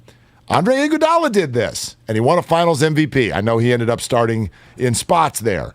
But this was the Iguodala role, and it can still be. I mean, he's part of the Hamptons 5, whatever you want to call this group. Right. You can come off the bench and still be a part of the group. And that's the 5 that you're going to go to when you need to really make hay in any ball game. And you saw it again last night. When they needed to make a push, it was Jordan, Steph, Clay, Dre, and it was Andrew Wiggins in there.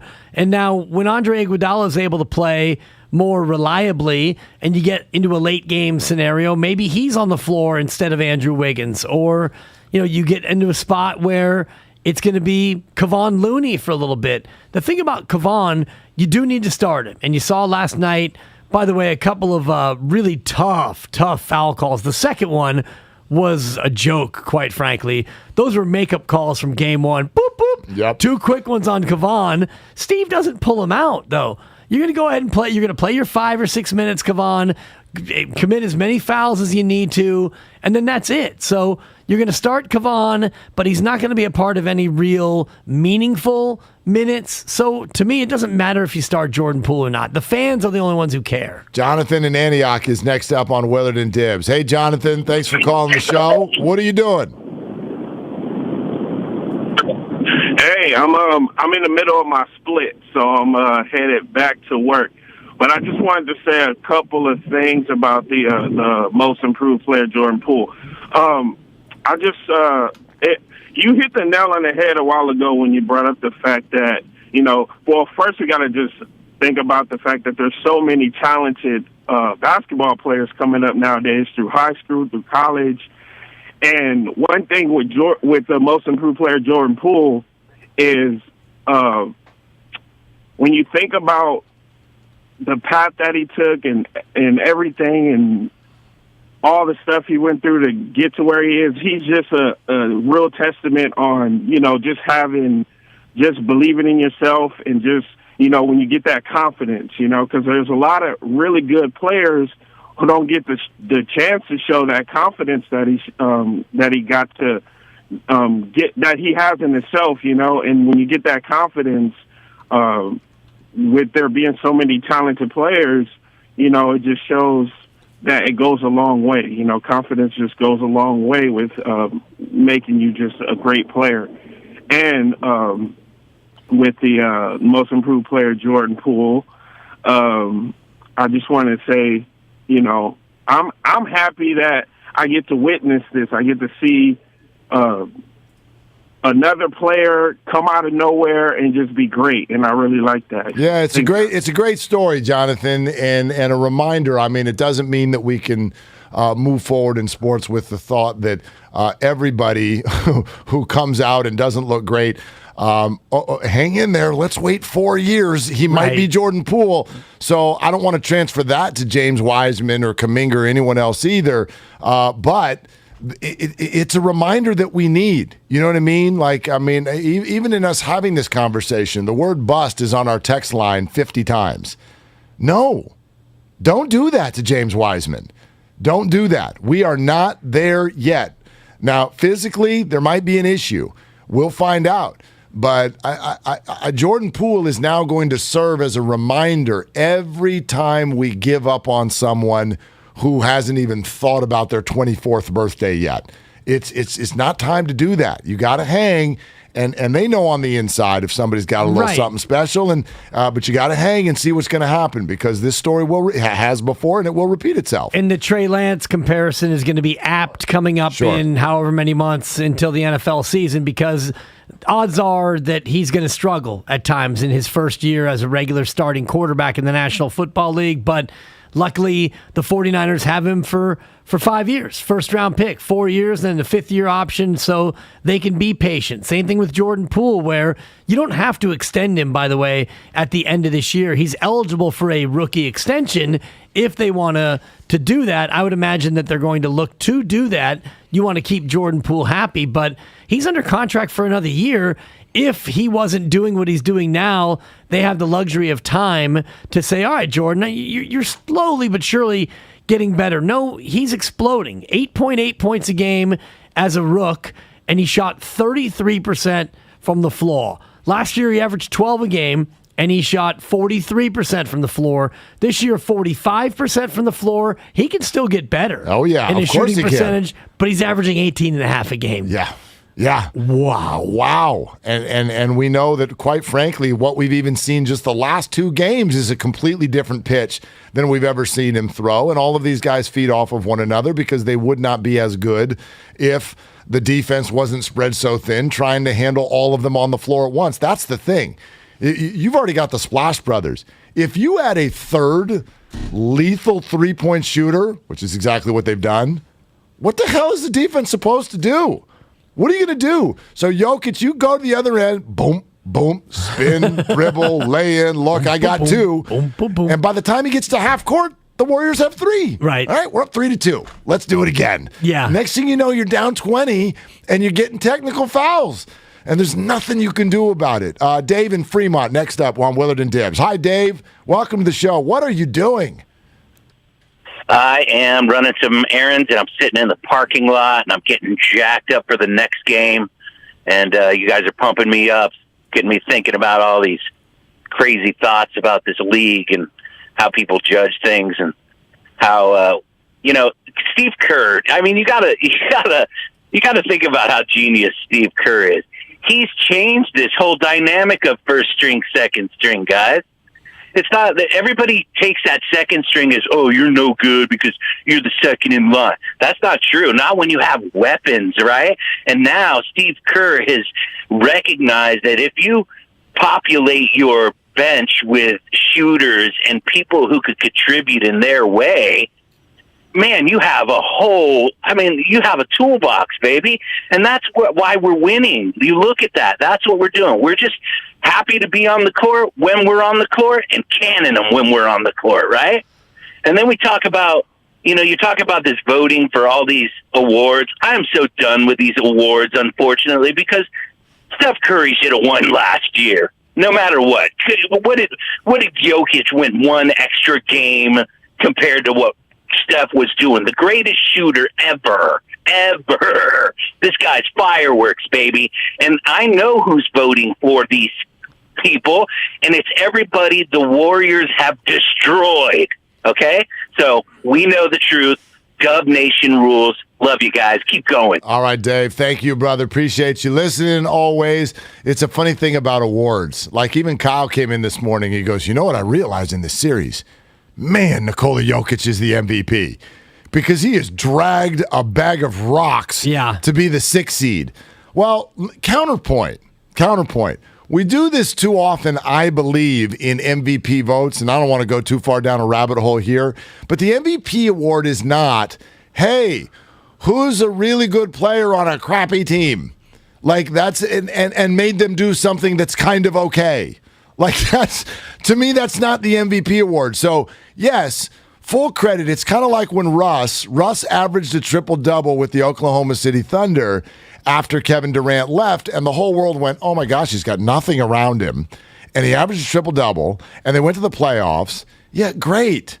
Okay, he averaged a triple-double again the very next year. And everyone was like, yawn. Right. You know what I mean? Like, there's still something to be said for greatness surrounded by greatness. Yes. Like, the 6th seed is the 6th seed. It's fine. You're going to get bounced hard in the first round.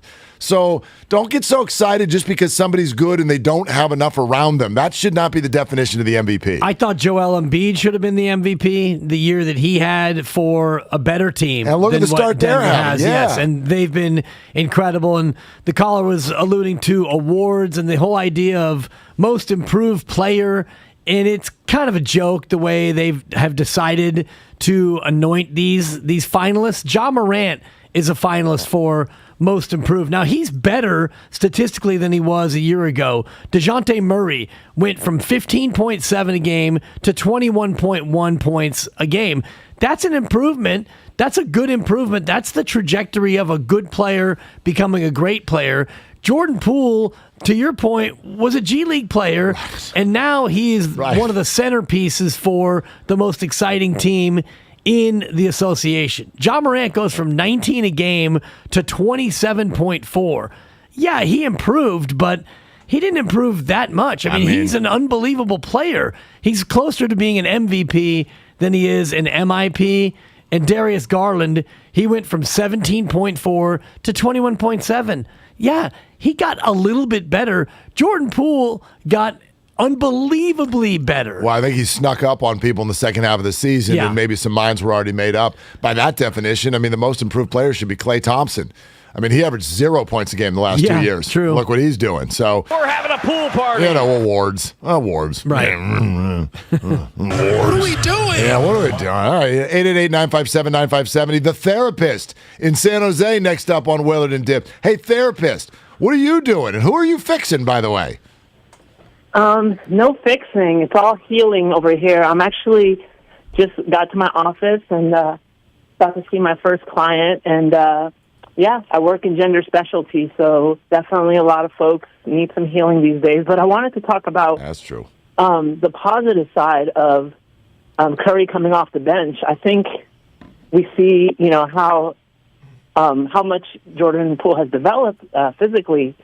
And I think with a lot of young players, there's that psychosocial, mental development and just handling the pressures of the profession, financial stuff, everything that the fans say. And I think the amazing thing is Curry is setting a standard as a role model of, like, I'm willing to be on the bench. And we saw that before with Iggy. So I just wanted to point that out, that I feel that gives us a lot of hope for his continued development. What do you guys think? I think I agree. However, I do want to tap the brakes on Steph is willing to come off the bench. We'll see how long that lasts. Like, how quickly we all just go, well, this is great. Like, Jordan Poole's the best player on the team now. Well, this is Stephen flipping Curry. This guy's the face of the league. He had 34 points in 23 minutes. Yeah. So, I mean, If he can get 34 points in 23 minutes, I think he'd be okay with that. Whether it was starting, off the bench, it doesn't matter. Now, long term, I don't think it's going to matter if they win. He's going to be fine coming off the bench. But let's say game 3, same thing. He comes off the bench and he plays 32 minutes because they need him to, and they lose. And Jordan Poole doesn't play as well as he had, and Steph Curry doesn't get the same number of opportunities. Well, then maybe he won't be so okay with coming off the bench. When you're getting 34 in 23 minutes in a blowout win, sure, I'm happy coming off the bench, no problem.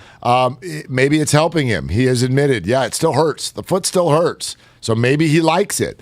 But at a certain point, if he feels like his wind is back to 100%, is Steph Curry just going to say, okay, I'm cool coming off the bench? I highly doubt that. I highly doubt it. And that's why Draymond said what he said last night. He said, we're going to get back to Steph starting. I think Jordan's probably got to start too. And this is a Steve Kerr problem. Good night. That's how the conversation went. And so, we'll figure it out. But you're not going to bring Clay off the bench, and you got to start Draymond Green. So if you want to start Poole and Curry, you're going to start Clay and Draymond. So then it comes down to Wiggins or Looney, and you have to start Kevon Looney against almost every single team because he is your lone big. And I know Draymond can play the 5, but you don't want Draymond to spend 34 minutes playing the 5. You want Kevon at the 5, a little bit of Bielitsa, and however else you want to spot that. You don't want to burn Draymond out by having him play the 5, so that leaves you with Andrew Wiggins. Yep. And what does that do to Andrew Wiggins if he comes off the bench? Does he become even more of a background player? Right. Jonathan in San Francisco next up on Willard and Dibs. Hey, Jonathan, what are you doing? I'm still laying in bed. I'm off today, guys. Man, good, Nice. good for you, brother. Thank you. I got 2 points, man. I just want to say, man, Steph Curry continues to show us not like any other superstar, man. This man is a 3-time champ, 2-time MVP. He's coming off the bench in the very first playoff series in the house that he built. And number 2 point, I'm liking this, the 3-guard lineup is a new thing, and they're beginning to come up with, nicknames, Splash Brother Pool Party or whatever. But I'm liking it because the last time the Warriors had a lineup with nicknames, that lineup in Hampton's 5, great things happen. So let's go, Doug. Yeah, that's true. Nicknames do come when it feels like title time.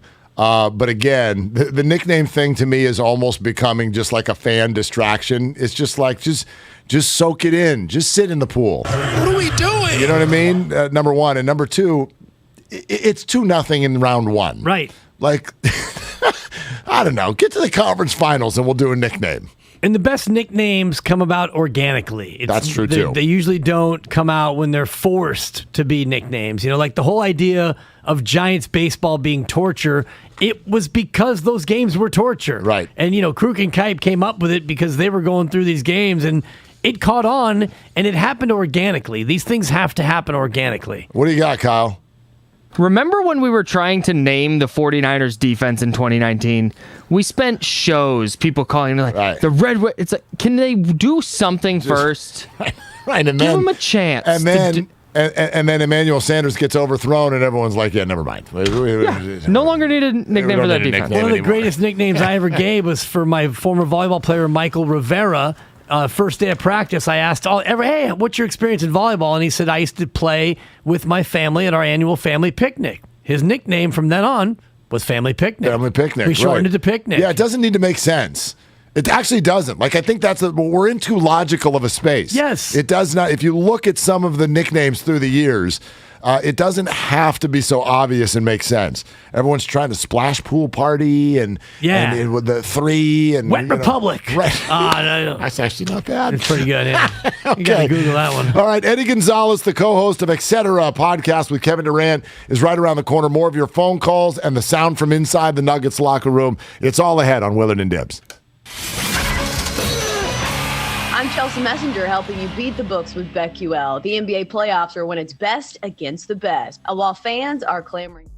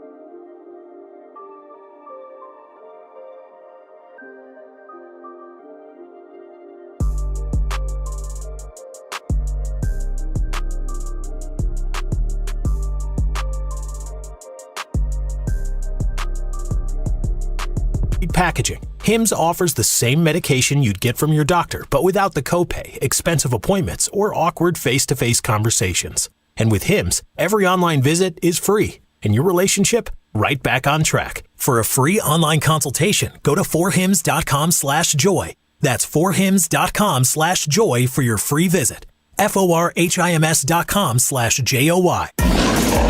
Bay Area Panthers are coming to SAP Center on May 7th, and 95.7 The Game has your shot at tickets.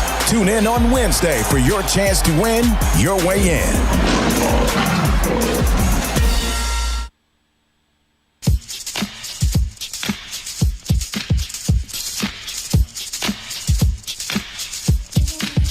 Now, back to Willard and Dibs on 95.7 The Game.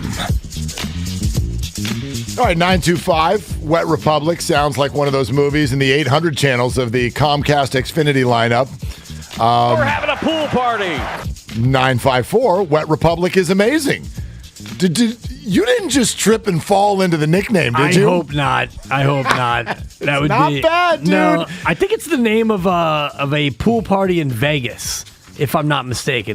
Okay, fine. Wet I mean, Republic. everyone's trying to figure out. Party. Like, everyone gets the obvious connection. It's like, well, wait a minute. They're the Splash Brothers.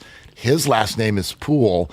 Boy, Both there ought to be water. something that we. Gosh, what can we do? And then you're just like, I don't know, Wet Republic, and I'm like, wait a minute here. I'll take it if it sticks. That's interesting. I did come up with DubCon 3, which was because the Warriors in the championship run. It's not bad. Off of DEFCON 3, DubCon 3, because what they were doing in third quarters. So you'll see some DubCon 3s pop up every now and again. All right. I like where your head's at for sure. Okay. Eddie Gonzalez, co-host of the Etcetera's podcast with Kevin Durant, is standing by. I do want to let you know that coming up in about 10 minutes, we're going to be helping you get your football fix. The Bay Area Panthers, your indoor football league squad, and we're giving out 2 tickets to see them face off against the Northern Arizona Wranglers. All you have to do is wait for this sounder. We're back to the start. Let's go back to the start, as Coldplay once said. When you hear that, that'll be your chance to win. That's coming up in about 10 minutes or so. But let's hang for a little bit with Eddie Gonzalez, co-host of the Etcetera's podcast with Kevin Durant. Eddie, it's great to have you today. What's going on, man? Man, I'm good. How you guys doing out there? It's nice and windy and cold out east. Yeah. Well, it's been a little bit of that out here too, but I know no one's feeling sorry for our weather. That's for sure. Now, we do have sources across the sporting world, Eddie. We're also a very big food show. We love to talk food, and the word is that a meal may have been recent in your history. Can you please detail what you just had? Well, I actually picked up some Chipotle. I took my son to work out, and he's dying. He puked all over the place. So I went and got him some Chipotle because nothing stuffs your entire body quite like a Chipotle bowl. I mean, so once you puke, what else would you do other than go to Chipotle? That's exactly what I would do. Yeah. All right. Hey, man, what do you think of this? This Jordan Poole party crashing situation that suddenly looked like it has changed the Warriors right at the right time. What's your take? Man, I know Warriors fans love to kind of hate Steve Kerr, but I'd like to think it was part of the master plan. There's this avalanche of offense, right? Like, okay, look, we're finally getting a break from Steph Curry. Oh, man, here comes Jordan Poole just dribbling all over the place, hitting shots from every place in the court. I'd like to think Kerr had this plan all along, but you could see the promise with him in Michigan, that he could be a shot creator, and that's playoff basketball. Who can get it off the bounce? Who can create their own shot? Who can find shots for other guys? And he's thriving. I'm excited to see it, and a little terrified as well because the Warriors have to play everybody, but it's still excited to see it, and I'm happy for him. It's super exciting for us, being the Warriors' flagship, to watch Jordan Poole emerge the way he has. Is it part of the journey for him, just the way he has no conscience when it comes to shooting the basketball? I mean, even back in college, Michigan fans, felt like he had no conscience. He was shooting them out of games. He had too quick to pull the trigger, and we might see that still in these playoffs. We might see a game where, hey, he shoots bad and he really puts the Warriors in a bad spot. But I think he's in a great situation. I think it calls for that most nights. They need somebody to lighten that load on Steph, and to keep their offense flowing, to keep their offense fast, and he's perfect for that. Like I said, there's going to be a bad night, sure. That's the playoffs, but you want him pulling that trigger. That's the reason he's there. Eddie, it's really interesting. He has very quickly captured the hearts and minds of this city, the basketball fan base. It's not to say, obviously, that Steph and Klay are not already the iconic duo that they are, but Jordan fits right in, and the crowd and the fan base really responding to him, and it's not lost on me. It feels like he was drafted here. He also fits the Steph motif. It appears Jordan is on the road to getting the fan love that KD was always searching for here. What do you think about that dynamic? I do think there is something to him being homegrown in a sense, right? They went through that rookie year where it looked like, man, is he going to be able to play? And we'd throw him in the G League and kind of watch his struggles. And then they got last year. I think Kerr mentioned this the other day. Like, the plan was big for him because he was taking and making big shots in that game, and he's kind of got to have this maturation process that Warriors fans got to see with Steph, got to see with Klay, got to see with Draymond. So there's always something to having that homegrown star. I think they embrace Kevin too. Obviously, not quite the levels of Steph because literally brought Steph up from the beginning and watched the whole thing and had that me against the world feeling with him. Yeah, you're getting a little bit of that with Jordan Poole. Now, don't let all Warriors fans lie and say, they knew from day one he was going to kill like this. That rookie year was rough, and I remember a lot of those talks. But, yeah, he's definitely endured himself to the fans, and I'd imagine he's enjoying that a lot. We were talking earlier about how ridiculous it is that Jordan Poole is not getting more consideration for most improved player, especially considering how rough his rookie year was. But the joy of this Warrior team versus, kind of the feeling when KD was here, is it one of those things where Kevin Durant, did he really enjoy playing here, or was it more of a grind when he was with the Warriors? He loved it, man. He loved the Bay, still loves the Bay. We talk about, because I'm from Northern California, so we talk about it all the time, and just love the energy of the Bay, love the weather, love, the feeling of both cities, all the cities in the Bay. I think, I always have this theory that there was just a lot of pressure on those guys. There was a tension to those teams that was like, you either have to win the championship or it's an absolute failure. And they did those first 2 years, and then the third year, everything went awry. But I think this Warriors team, while there are championship expectations, especially for a guy like Jordan Poole, there's also like, we're kind of just enjoying the ride. People have been rooting for this team. They got to see their team win 3 banners. They got to see 3 parades. And so now it's like, it's all house money now. It's a little different. But when Kevin's there and you bring Kevin and you become the supervillains of the whole league and sporting world, you kind of put yourself between the rock and the hard place, and it adds a tension to that every single day. I think they welcomed it as players. Kevin said it on a recent pod, like that was just championship grind for them. But, there's definitely a cloud over you with that we just don't see with this team. Eddie Gonzalez, co-host of the Etceteras podcast with Kevin Durant, with us, Willard and Dibs, 95.7 The Game. Eddie, speaking of KD, I don't know if the world would stop if a 3 seed played a 7 seed in the NBA Finals, but we know that Brooklyn is different than any other 7 seed. Out of the gates, tough series right away, and they're already down a game. But what are your thoughts on Brooklyn's chances to roll through the East?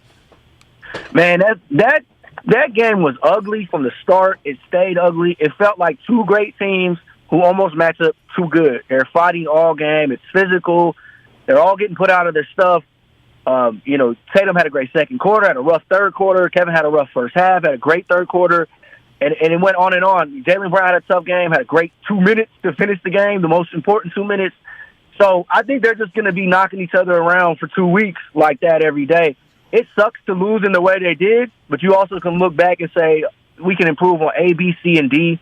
I think it starts at the top with Kevin. I think Kevin would say that himself. But, you lost to a twirling layup breakdown with a fraction of a second on the clock. You don't want to lose, but you can still get this split and head home 1-1 and really feel good about yourself. I think it's going to be a long series. I like our guys, obviously, but, the Celtics are no joke, man. They got a great coach. They got a great scheme, and I think Jason Tatum, he's been doing this since his rookie year. He's not afraid of these moments at all. And the twirling game winner was an incredible play, just a spectacular end of a great game. But how uncomfortable is it, not only for Kevin, but for all NBA players to have to go up against such a feisty team like the Boston Celtics?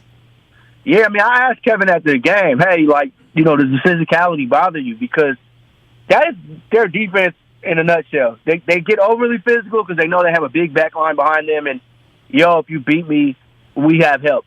It doesn't bother them. These are the kind of games those guys want. They want that kind of tension. You've seen Kyrie kind of leaning into it, and I think it's going to cost them a few dollars, but I think both teams and all the playoff teams, they want that tension, and I think it brings out the best. I mean, most of these guys brings out the best.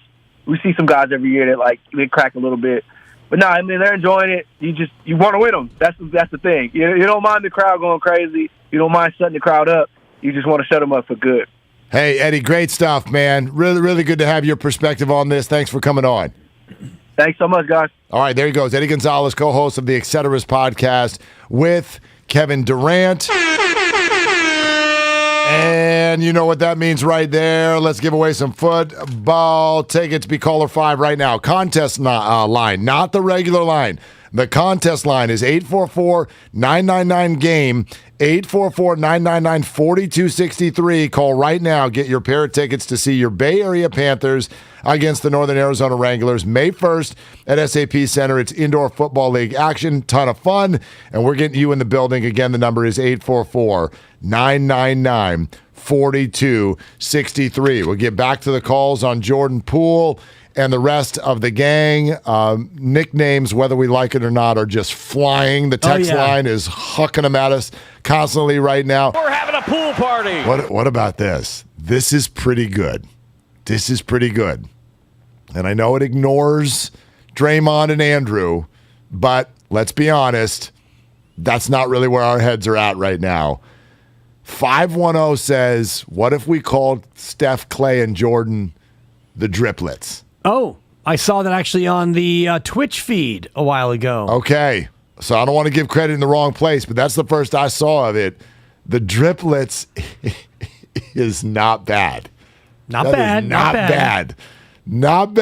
I do like that. A lot of good ones coming in. Sanho Spence had that on the on the Twitch feed. All right, good stuff. So whoever's got that one, I think that one might have some run. Again, I'd like to see this all get a little bit deeper into the playoffs before we go too deep into nicknames, but the Driplets does have a good ring to it. And Wet Republic is, in fact, a pool party in Vegas at the MGM Grand. Somebody on the YouTube feed pointing that out. I don't hate it. We're having a pool party. Yeah, I don't hate it either. I do not hate it. Although at those pool parties, there's not a lot of swimming that goes on. Mostly just dancing, drinking, and preening. Get out your Speedo! And there's some splashing. Which is what we're doing at Chase Center right now. Okay, 888-957-9570. How about Andrew in San Francisco? You're on with Willard and Dibs. Andrew, what are you doing? Andrew? Yeah, hello, guys. Yeah, what's up? Hello? Yeah, sorry, I thought I'd phone in with this one. So the new version of the Hampton 5 is Hampton 2.0, which you could abbreviate to the H205, and then that ties in with the Splash Brothers and the pool party. You know what? Hey, Andrew, thanks for calling. He just saved that one. When he first said, right, didn't you all? Everyone's just like Hampton's, the bases Hampton's 2.0. Out. You're like, oh, and then he goes H2O. And that's water. Oh. And there's water in the pool. Wait a minute. And there's, We're having a pool party. Yeah, and splash and water. I don't hate H2O. it. H2O. It's much like a joke. If you have to explain a joke, it probably wasn't that funny. That's true. If you have to, like Splash Brothers, when you make a shot and you go splash, the net, splash, the brothers, they're not really brothers, but Splash Brothers, you don't have to explain it. Right. H2O, it's not bad. It's not bad. I like the Driplets better. Yeah, somebody on YouTube says the Driplets sounds like an all-female Motown group. Now, coming up, first Smokey Robinson and then the Driplets. Totally. You get the arms going in both directions. I like something. We're getting closer. I feel like we're making progress. We're circling back, and we're setting things up for the future. Let's go to Steffi in Emeryville. Steffi, thank you for calling Willard and Dibs. What are you doing? Hi. Okay, first of all, for the nickname, the Super Hooper Brothers. Super Hooper Brothers. All right, catchy. What else you got? Okay, what I have is to your point of evolving organically. I just like to make a point for decades that families read young kids the story of the little engine who could. And like the Jordan Pooles and Steph Currys of basketball, who may not be genetically gifted or physicality and vertically extended, but they develop a work ethic and a signature master plan of their own because they believe in themselves. And it's the hope that everyone has that when you have that I think I can mindset and you triumphantly convert that to I knew I could, which would what we call in education, going from survival to thrival, that what happens is that Jordan Pooles of the world get the love that they deserve because they're the story that everybody hopes their own self and their own kids can make happen.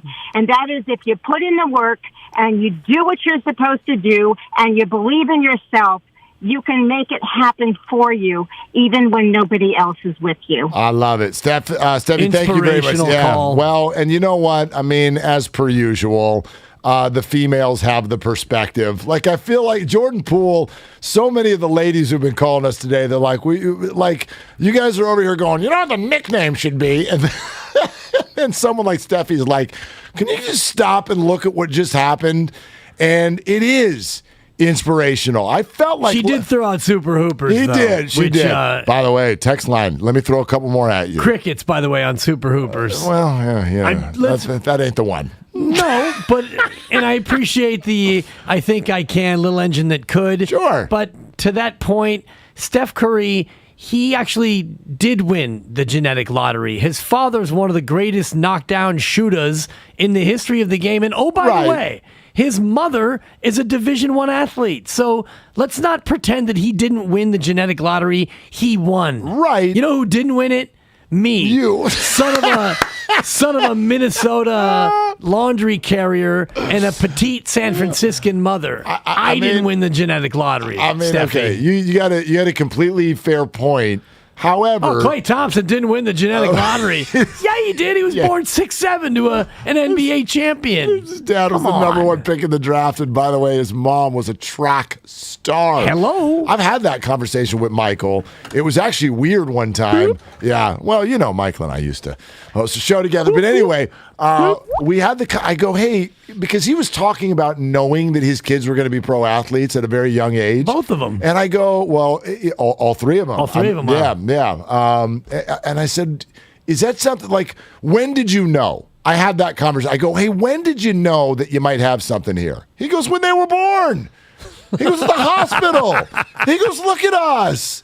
I'm the number one pick in the draft. She's actually a better athlete than I am. She goes, I knew. All we had to do was give them the tools mentally to be in the right spot to handle what was coming their way. And I knew that they would have a great chance to be professional athletes. I heard that Klay Thompson crossed over the midwife upon being born.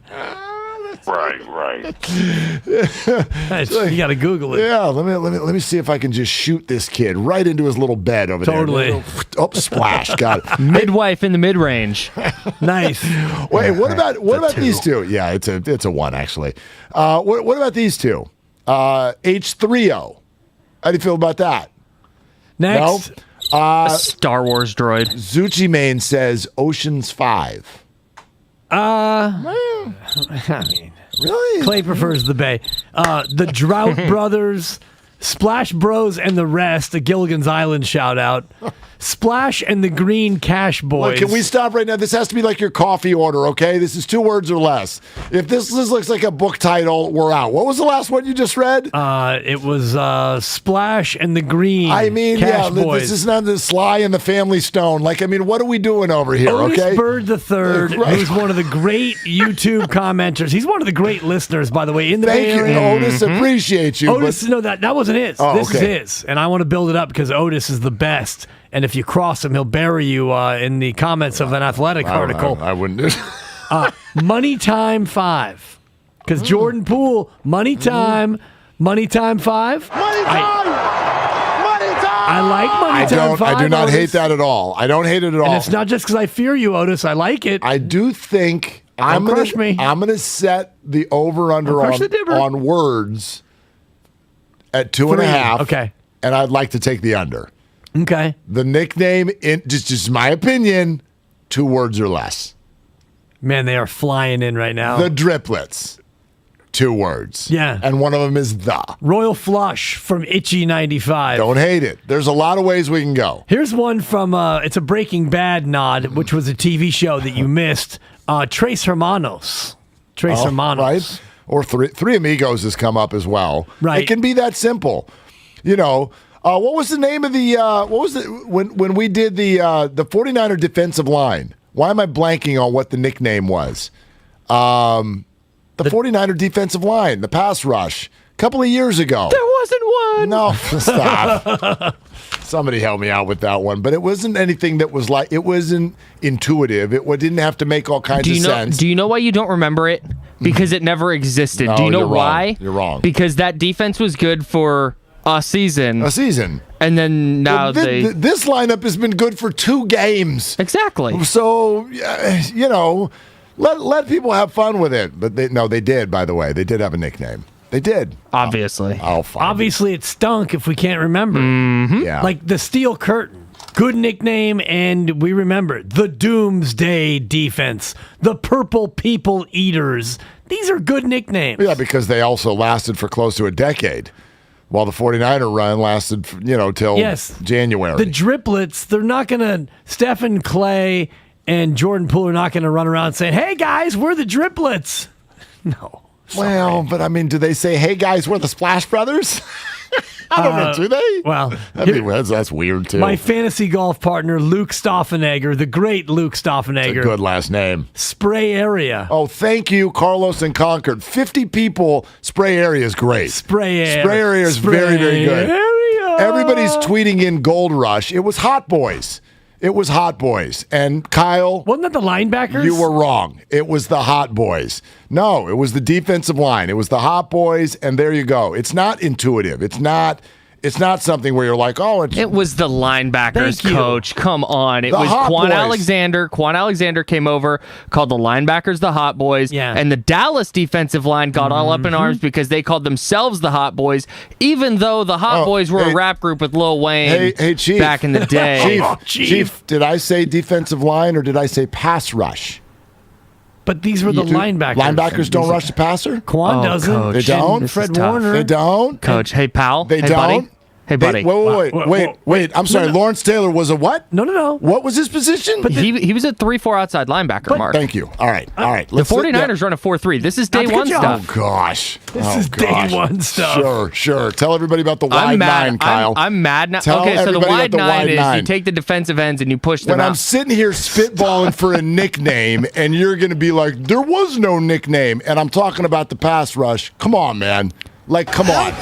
Don't play exact words. 2019 Oh, gosh. 49ers You know what? sacks. What are we doing? We have to go down to Fred Warner, who had 3. He was 5th on the team. Sounds like you must have rushed the passer a couple Here's of one times. as we get out of this unnecessary Quan Alexander 49er has to discussion. Stand down, bud. Go write an article. Steven, go ahead and turn him off. Yeah. This is from DG, Poole in the Gang.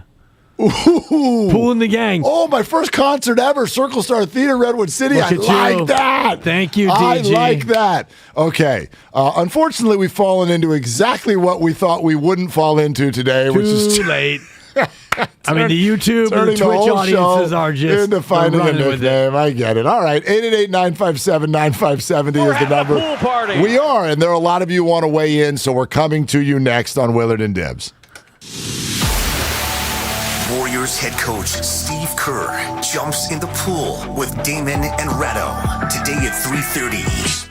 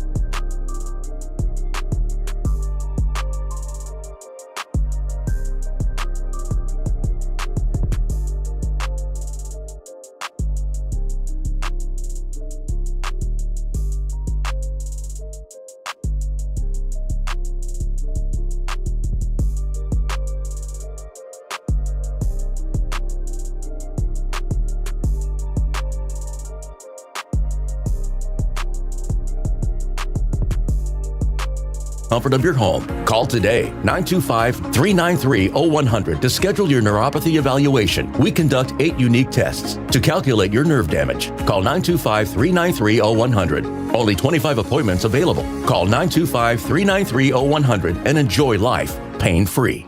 You're listening to KGMZ FM and HD1 San Francisco on Odyssey Station. Presented by DuckDuckGo. Privacy simplified.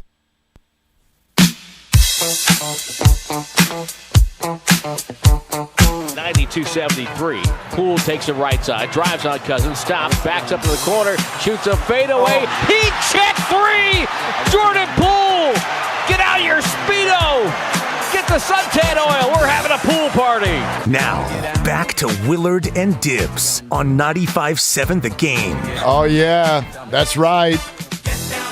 Circle Star Theater, may it rest in peace. Redwood City, California, site of my very first ever concert. Put your fingers in the air. It's a celebration sensation. It's Kool and the Gang. That's a buck.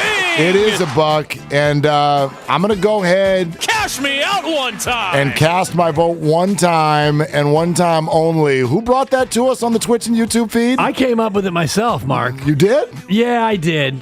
Really? No, but you didn't. Gino Alfaro on YouTube is begging for props after I gave him props, and I said, "What do you want?" And he said, "I need about 8 to 9 props, not 5, not 6." Yep. So Gino Alfaro or Alfaro, yes, thank you, Gino. Here's your props. And then Liberty Eli, who's always on the YouTube, just wrote props. So you're getting your props. I love it. The gang. Pool in the gang. I love it. So Kyle has lodged his only potential dissenting opinion, which is this: does this make Jordan Poole the star? Is he the lead singer of the band? Which, of course, we talk about the NBA hierarchy, which is a thing, whether we like it or not. Yes, these guys are all unselfish. The ball moves. They're great. Steph has never won a Finals MVP, even though he's the one. We get all of the dynamics. But the hierarchy is a thing.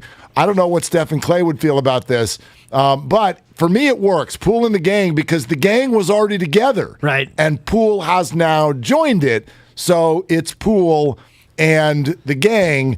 Plus, there's a musical interlude. And sometimes that lead band name is actually not the lead band name. Like, do we know?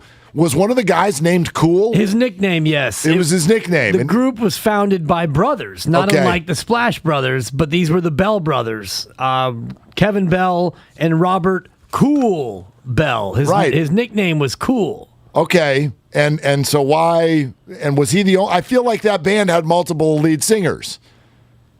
Well, I think that he was the... Was he the main guy? I believe so. I mean, that's one of those groups where, like, some of the songs sounded different, you know? It's like, I don't know. Fleetwood Mac here, where Lindsey Buckingham would chime in. It's like, there's Lindsey. Bit, you know? The Eagles, it's Glenn Fry. No, not this one. Don Henley. Yeah, so, like, it felt like one of those groups. But anyway, yeah, the lead singer, the nickname is, like, everyone thought Darius Rucker's nickname was Hootie. Hootie and the Blowfish. He's like, I'm not Hootie.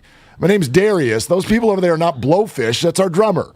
Right? So, like, I don't know. I dig it. They have undergone numerous changes in personnel, according to Wikipedia. And they've explored many musical styles over the course of their history. I bet they have. But Poole and the Gang. It's good. It works. Okay, and now people, of course, we're going to get the controversy on this. But anyway, it's Willard and Dibs, brought to you by Fremont Bank, full service banking, no compromises. We'll get back to your calls here in just a minute. But truly want to give this game its due diligence. You know what I mean? And so this for me became, and it was awesome. I could tell by getting the text messages from all of you who were in the building.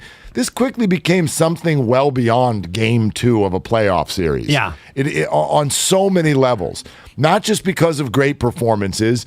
Honestly, like I combine it into, first of all right, Jordan Poole is not a flash in the pan, and he's also not just good, he's potentially great. Also, Steph's back. Steph is back at the height of his powers. Also, this team, we've been waiting for months. Could they be healthy at the right time and actually find sort of a different step? That felt at times like a feather in the wind, but poof, we're here. And then lastly, and for me, the biggest of them all, is the fact that this team, it made you feel like 2017 and 18 again. The traveling road show. Stop everything. Transcend basketball. Home, road, whoever you are, how can you not root for this team? Quite frankly, Dibs, when the Warriors look like that, tell me a better show in all of sports. You'd be hard-pressed. I don't have one. You could maybe go to the Kansas City offense from last year with Mahomes and what we saw from that Kansas City Buffalo game where they were just going back and forth, haymaker after haymaker. But Tyreek Hill's gone now, so I don't know if the Kansas City offense even is a fair comp at this point. You would talk about the Dodger lineup, yet you saw the Giants pitching staff in that Game 5 pretty much hold them down. So, and I know it's a one-off, and it's easy to look at this Warrior offense from last night and say it's the best thing we've ever seen, but that third quarter, Mark, and you just ticked off all the reasons why last night was special. One thing you left out, which might be the biggest one of all, and that's Chase Center. Chase Center has arrived as a venue, as a home court advantage, and it wasn't just in that third quarter with all of the inexplicable shots that went in, and that to me is what I took away from last night. First and foremost, Chase Center is now a venue. It's now the Warriors' home. It's an official playoff venue. It's a home court advantage for Golden State. The crowd was awesome last night. The only thing missing, and I don't know if we'll ever see this again from this fan base, is people aren't wearing the shirts. And they asked time and time, put your shirts on, everybody. People just don't do that. Maybe we're too cool now in the Bay Area to go along with something so kitschy as a giveaway shirt. But it would look cool if everybody had the shirts on. They didn't.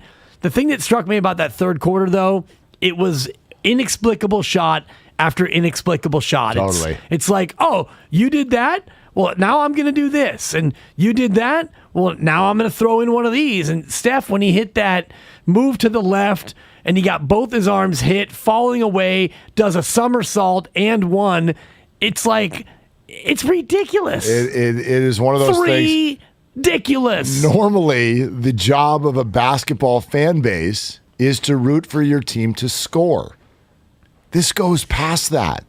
This is rooting for them to score, but also rooting for some sort of organic show that is going to spill out. You don't know what they're going to do next. They almost look like they're trying to one-up each other. So instead of the cheering of, yes, they got 2 points or yes, they got 3 points, every possession ends with, oh, right. Like, wow, did you just see that? And there's no script. There's no script. They just walk the ball over the timeline, and then you're like, oh my gosh, where's he going to go? What's he going to do? And it's a wraparound and a behind the back and balls flying out of bounds. There was one play where it looked like it all fell apart. It got sloppy. Ball's heading out of bounds. Otto Porter goes and saves it, hucks it right to Klay Thompson for a wide open splash. Yeah. I mean, it's the best entertainment there is. And it's why in the age of on-demand entertainment, when people have choice beyond choice beyond choice, that sports continues to be the thing. It's the best reality television programming there is because it's the only one that actually doesn't have a script. And in the NBA game in particular, because it's not a start-stop game like baseball, the windup and the pitch, action or no action. Football, it's hut-hike, and you've got 22 guys doing 22 different things. Something's going to happen most of the time, and then it's huddle up, we're going to do it again. Basketball, to your point, they bring it across the timeline, and you don't know. Is this going to be a play for Klay in one of his perfectly formed, almost robotic three balls? Is it going to be Jordan Poole with not a step back, but like a slide back? He slid like 10 feet away from Boogie Cousins to the corner and stick it in his eye. Passes, the save out of bounds to Klay, Steph going left, falling over, somersault, shimmy shake, and the whole thing. And I think also, Mark, it's the expectation of the three ball, because being there, and I was on the other end of the court which was kind of fun to be on the far end because you could see the entire crowd. So I wasn't by that basket in the third quarter. I was on the other end. And so I was seeing it from a distance, but you see the ball leave his hand, and there's that split second of anticipation. Now, you think that it's going to go in. You hope it's going to go in, but everybody has that same feeling of, huh? And then just the, Exactly. and then it comes down and they do it again and again and again. And it's like, oh my God, it just continues to build. Well, and let's just be honest. I mean, KD is the best offensive weapon in the world, but watching him sort of square somebody up and then at 7 feet tall, shoot a long two-pointer right over their heads and having it go in is incredibly effective, but it's not as exciting. I mean, Jordan Poole plays a brand of basketball that's breathtaking and crazy and wild and unpredictable. And so that's a piece of it too. How about this, by the way? You mentioned the T-shirts. I think it gets a little bit played out. Like T-shirts at a game, T-shirts. We've all got 700 workout T-shirts that were free here, there, or whatever. This would be more expensive. I don't necessarily think it would work, but it would be a really fun idea if it would. 510 texted in, why don't they give all the fans life jackets to wear at the game? Can you imagine the entire crowd all like buttoned up? All right, let's put our life jackets on because here comes Poole and the gang. We're having a pool party. Totally. Or we could just have everybody come to the game in their bathing suits. I mean, let's do that. That's not bad. Yeah, I mean, some other stuff would happen. Goggles and, snorkels, the whole thing. Floaties. That's right. Everybody's walking around in flippers trying to get to the restroom and back. Okay, let's get back out to you. Tony in Oakland, what are you doing, man? Tony, you're on with Willard and Dibs. What's up? Yeah, I'm in Oakland. How you doing? I got, Poole, since he came, I'm going to dub him Cannonball Run. Because everybody go to a pool, they got to do a cannonball. Cannonball. Cannonball. That is an old Burt Reynolds movie, isn't it? Cannonball Run? Yeah. Yeah. So I'll dub them Cannonball Run because they always running and splashing. So, Tony, appreciate you, man. Thank you very much. How about Tony? Pete in San Ramon? Hey, Pete, what are you doing? Hey, good morning, guys. I am just getting back home from shout-out Tokyo Fish Market in Berkeley with a pile of fish and fresh wasabi root. That place is unbelievable. Whenever I need rock shrimp, I go to the Tokyo Fish Market right there on San Pablo in, would that be South Berkeley? Gilman, right at Gilman. Ah, yes, There it exactly. is. Yeah. Exactly. Tokyo San Fish Pablo, Market. Gilman. Wasabi. Place is legit. Hey, I wanted to double back to what Eddie said in the interview about Poole at Michigan.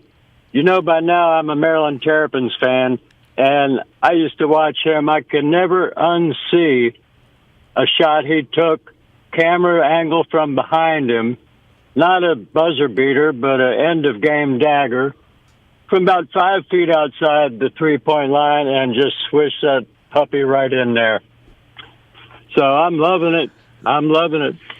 Pete, appreciate so it, man. It's always interesting to see how things will go and translate from that college game to the pro game. The best example I used to watch, like when Ben Howland was the head coach at UCLA, he loved boring. Right. He played a defensive style of game. UCLA wanted to beat you 50-40, and they were good, right? They were very good. They went to Final Fours and all of that. I went to both of those. But oh boy, did you? Did you meet anybody fun in any of those? I met a couple people there. Anyway, there were players who would come off those teams and you didn't see them coming, and they get to the NBA and you're like, whoa, the athleticism. I mean, Russell Westbrook is the first name that comes to mind. Nobody saw that coming because they kind of had the clamps on in college.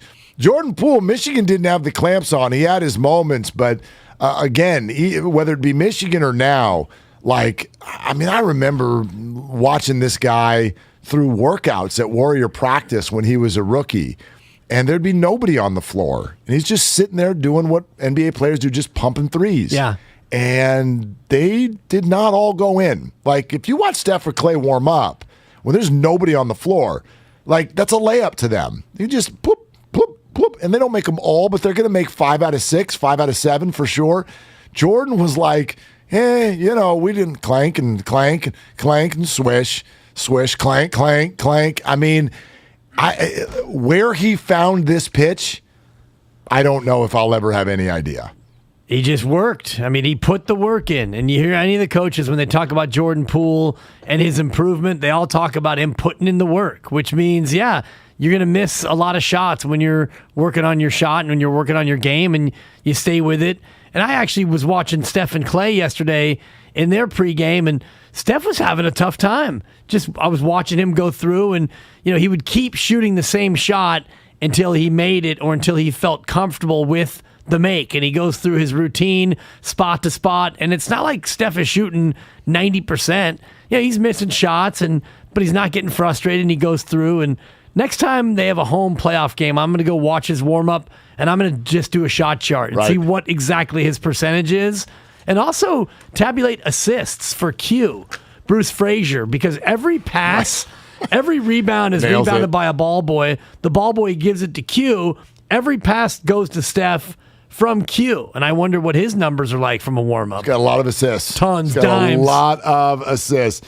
888-957-9570. All 5 players can play the guard position in the NBA. All 5 of them have. 408 says the G-Pack. The G-Pack. Green, Poole, Andrew, Curry, Clay. G-Pack. Okay, to the phones. Hey, man. No, it's a good one. We're spitballing. We are. Speaking of the G-Pack, how about someone who goes by the name of Gus? Gus in San Jose. Hey, Gus, you're on with Willard and Dibs. What are you doing, Gus? Hey, what's happening, guys? I'm just cruising around in this crazy weather today, but enjoying the win last night. Absolutely, man. What's cooking? Well, I got a name for you, but I got to put it in the context in, I think, the way the coaching staff uses this. Last night was a prime example. They're down by 12. They're kind of out of sorts, and I gotta get the coaching staff and saying, "Hey, give me the hit squad. Let's get the hit squad back in there. We got the babyface assassin. He's a killer. Let's get me the hit squad. Let's get the killers in there and get this right." Okay. All right, Gus. Thank you very much. Appreciate it. You know what? There are always, this is so funny to me in life. I mean, we've learned this over and over. You can go outside and look up and the sky will be blue, right? And you'll be able to find someone walking next to you on the street. You're like, look at that blue sky. They'll be like, that's purple. No, it's pink. It's yellow. Like the opinions that we have in life, it always fascinates me. Listen to this text that just came in. And we're getting all kinds of communication from you today, and we love it. 415, I am a local Bay Area native, and I can't stand the Warriors. Curry and the Warriors are not fun to watch. Not at all. Because they have no fundamentals. Nope. You ever see Steph Curry come to a sturdy jump stop? No, you don't, do you, Mark? And those one-handed passes, throwing them all willy-nilly all over the floor. There was one time where I saw Clay do the mic and drill. Oh, it was orgasmic. Yeah, I'll say. It was delicious. From Orgasmatron. That's where Dill Dawkins is from. I mean, I will say this. Rest in peace. Yes, oh boy, do I need to look it up? No, I got that one right. Okay, all right. I get it. They're flashy, and some people don't like that. They don't want to shimmy. You run down to the other end of the court and you just say that you've been there before. All right, I get that. Harumph. Yeah. And all the commercials during the game. I mean, anyway. I didn't get a harumph out of that guy. Was it a Mike harumph? Anyway, I get that opinion is out there, but with the way the ball moves with the Warriors and the way, Steiny's always talking about how the under-discussed thing about the Warrior dynasty was their defense. Don't get fooled and think that this is not a fundamentally sound basketball team. Do they turn it over a little bit more than the average championship team? Yeah, they do. Not last night. Not last night, but they will go for flash.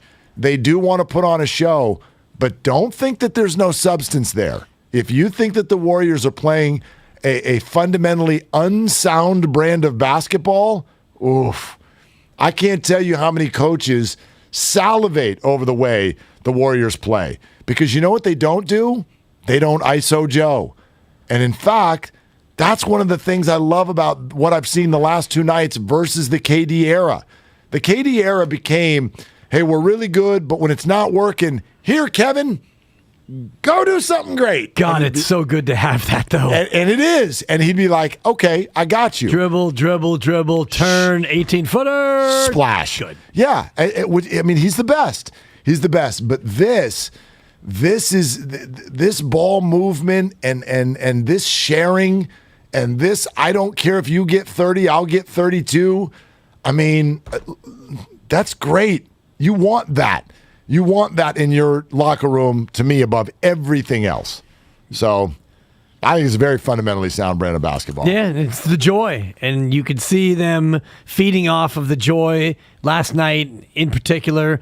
That third quarter mark is, I think, the epitome of what this team is trying to be. They were 13 of 20 from the floor in the third quarter. Jeez. 4 different players knocked down a triple. Jordan hit 3, Steph hit 1, Clay hit 1, Draymond Green with a 3. Ridiculous. And just the way the ball was pinging around, like you said, it's not ISO Joe. And now that you have a third member of this, 3-point threat squad, it just makes it even more fun to watch because it's not just, okay, Clay's still coming back. If it's not Steph, we're in trouble. Now when you have that lineup out there, Poole and the gang, as a nickname that I came up with. You definitely did. Sorry, Gino, but it's so good I'm going to have to take credit, but it's just a fun watch. We got plenty more time for your calls, so if you're on hold, stay right there. Your texts been firing, your YouTube and Twitch comments as well. We're all over it on a day where we're simply celebrating what was maybe the most fun basketball game in this city in 3 years. Take the maybe off. It was. It absolutely was. So 888-957-957 is the number. Pick your battle, still ahead as well. Willard and Dibs on 95.7 The Game. The Dubs took care of business at Chase Center. I'm starting to tingle.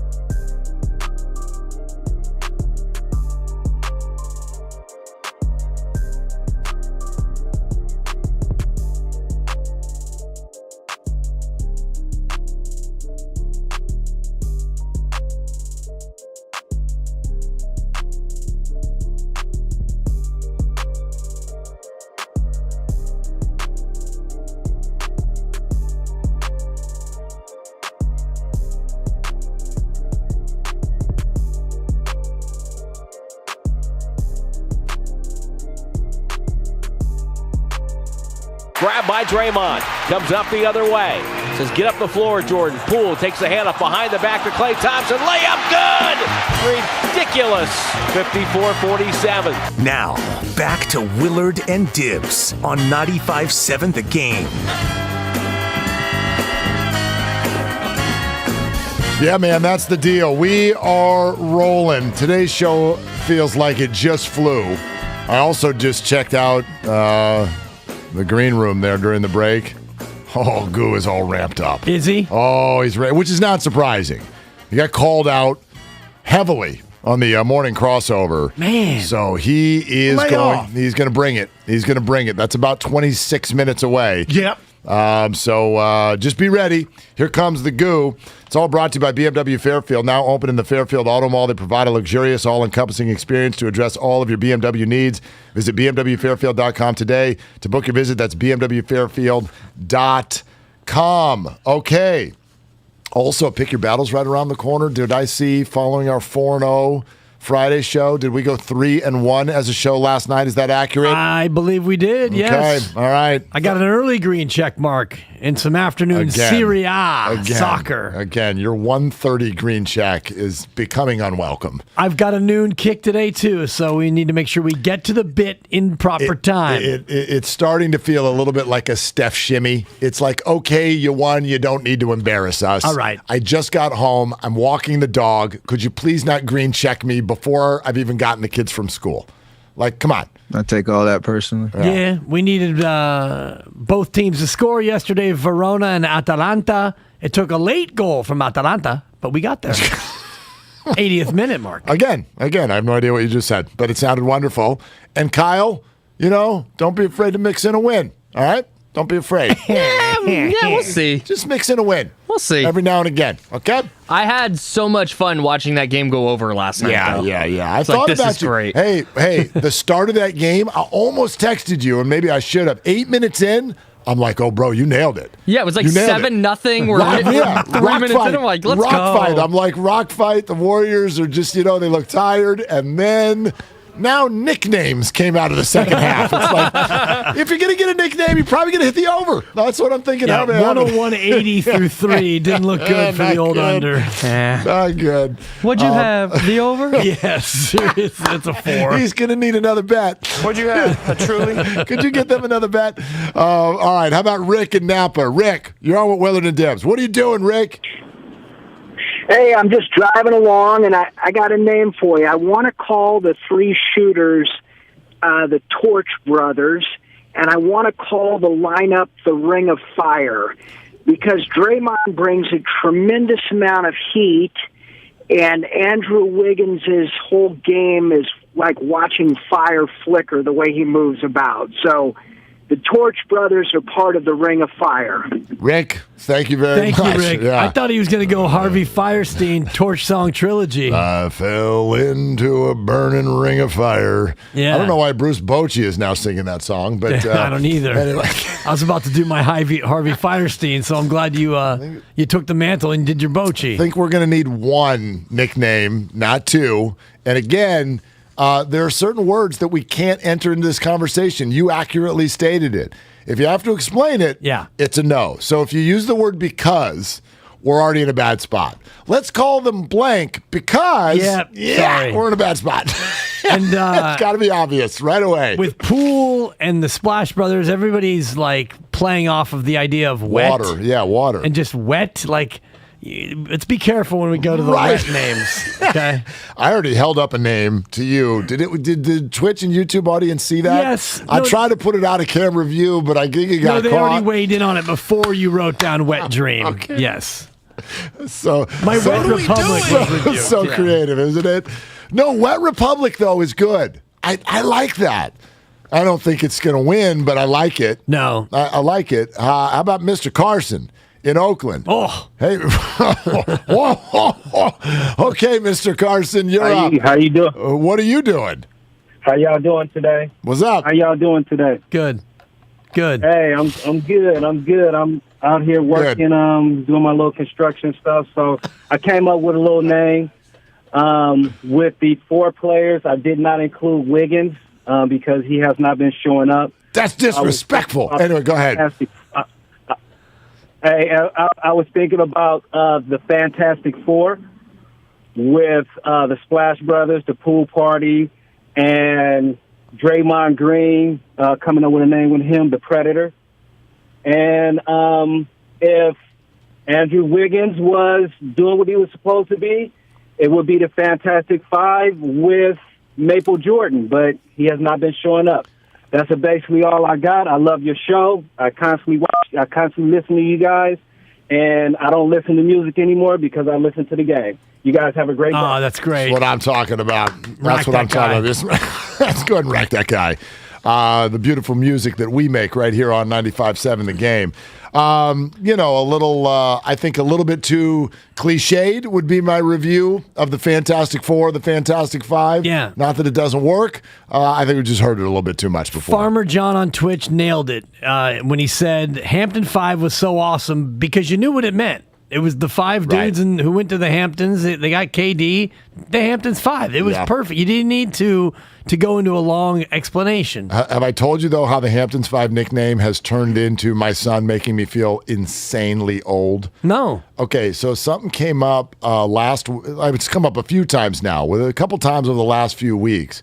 Whenever I mention the Fab Five, so the reason it came up a couple weeks ago, I've told you about the Tam High golf team and all the freshmen. Right. They got one really good junior, and then they got about 6 freshmen, and they're good, ranging from really good to solid. And I'm like, hey, guys, in 2 years, you guys you could win state. I don't know. You're all playing at a really high level, and you're freshmen. I'm like, you guys are like the Fab Five. And Abe looks at me, and he's like, yeah, whatever. And I'm like, I looked at it, and I go, oh, don't. You know who the Fab Five is. Abe, we watched the doc together. You know the Fab Five. And he goes, yeah, that was right, when Durant was on the Warriors. Guy. And he's like, no, he goes, when Durant was on the Warriors. I go, no. He goes, I keep confusing it. What was there? I go, that's the Hamptons 5. Oh, boy. He confuses the Fab 5 with the Hamptons 5, and it makes me feel 82 years old, and I don't like it, okay? Yeah. I don't like it one bit. Well, the Fab Five now quietly is, 30 years ago? At early 90s, right? I believe so. Every time you see Jalen Rose on ESPN, you're like, you're not a young man anymore. Which means I'm not a young man. Yeah, because I remember when you were, I remember you were in college, so. Oh, I forever owe Jalen Rose playing basketball at San Mateo High School. Our freshman year, we wore shorts that could not pass for Speedos. And orange was one of our colors. Our road uniforms, they put orange underwear on us, and they're like, go play basketball. And Jalen Rose and his group forced our school to buy new uniforms. And by sophomore year, we were at the knees. And I was like, oh, don't thank you, Jesus. Thank you, Jalen. Actually, there's a person you really should thank for that. And he'll be in the room here at about 11:58. The real forerunner of the baggy shorts. It wasn't the Fab Five. It was a plucky little guard out of central Pennsylvania, guy by the name of Matt Steinmetz. You go ahead and ask Steiny how many years before the Fab Five he was rocking the baggies. I missed when does the 30 for 30 Steiny air? When is that? It's actually 30 seconds. It's a 30-second doc. Yeah. Who cares? It's 30 for not 30 is what it's called. My man. Do we want to go there? Kyle, do you want to go to 3? All right, yeah. Okay, Shannon in Martinez. Shannon, what are you doing? I'm actually Gabe Kapler's here. I'm calling in because Farhan said he wants me to shout out this name. I need sponsors from Kaiser, and I want to go with Thrive Squad for the Warriors. The hoodie and shoe endorsements are just not enough for me right now, so I just wanted to go with that, and it's a name drop, right? Love you guys. It's very good. I don't know what the hell that was, but that was awesome. That was awesome. That was very, very funny. Get a 3 for my confusion. Totally. I'm confused. There's a piece of me that's offended or threatened, I think is the better way to say it. Thrive Squad. I mean, from a marketing standpoint, I can see why the Warriors would love that. And they would got love Thrive that. City Yeah, right outside. that's what I'm saying. Where we were supposed to meet Guru, and an hour later, Butcher Boy realized that he wasn't coming. They're all gone, Butcher. They're all gone. Oh. And to the YouTubers and the Twitchers who continue to throw out golden showers as a nickname, not only is that not getting said on the air, but that's not going to be the nickname. You just did, though. Oh. Hey, just roll it back. We're not live. Here you go. 3, 2, and 1. For all the YouTubers and the Twitchers, I almost did it again. Here we go. All right. 3, 2. Take 3. 3, 2, and 1. We're not saying that, okay? The Golden Knights is already used. Oh, my gosh. Oh, that was real. Also, if you want to submit a nickname, like shout out to you. Thanks for watching on YouTube and participating in the chat. Yes. Maybe scroll up and make sure it hasn't been said in the last 42 seconds. I mean, come on. You're not going to ask people to pay attention. Yeah, good point. We don't do that in 2022. Paying attention. That was somewhere between Gabe Kapler and Klay Thompson. Do you notice how every word he said was finishing on an up? Right. Which is kind of what Klay does, right? I like to go boating. I like to play basketball. It was taken from me. Now I play basketball. I mean, that's kind of the way that Klay does it. I don't know. Does Gabe do that?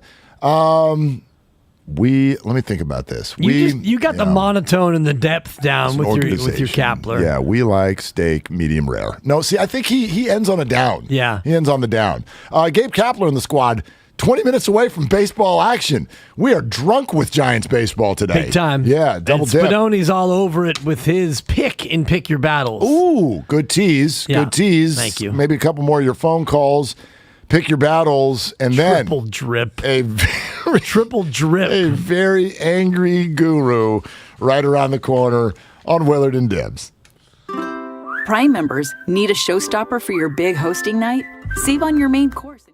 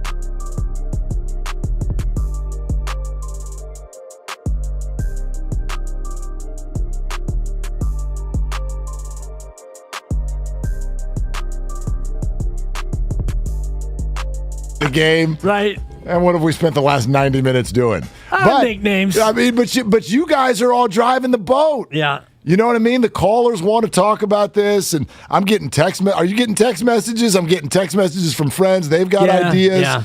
There are a lot of other. I mean, right now the leaders in the clubhouse to me are the Driplets or Poole and the gang. Those are my two favorites. There have been a lot. That's nothing against anybody and all the stuff you've sent in. They've been great.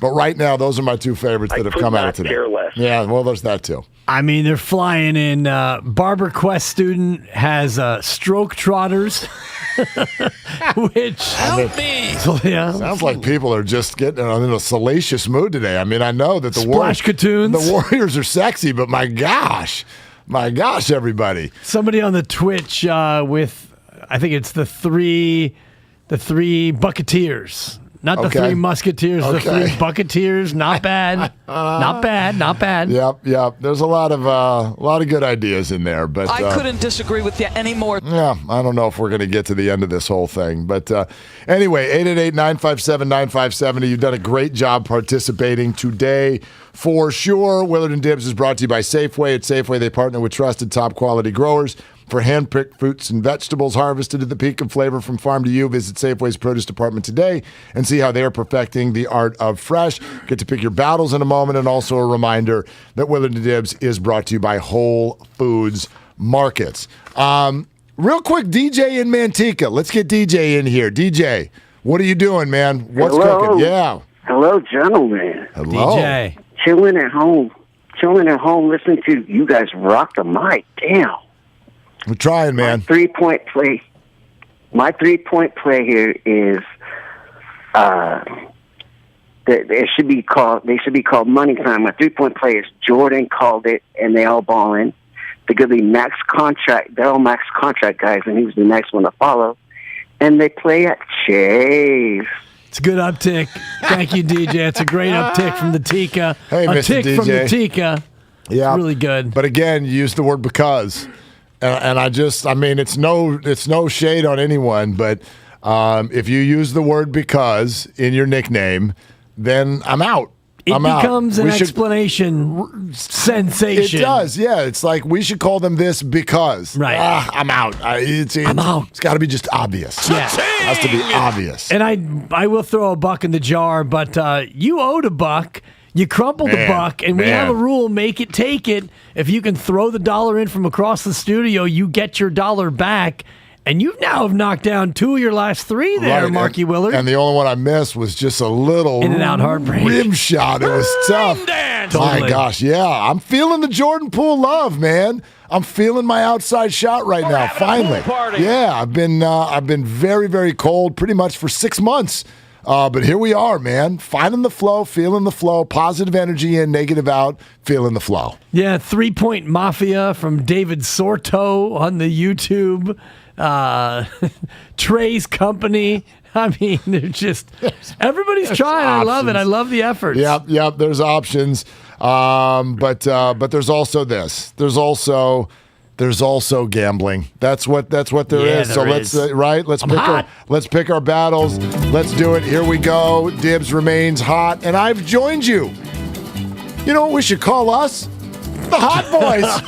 Am I right, Kyle? Am I right? You should call me and Dibs the Hot Boys. Sure.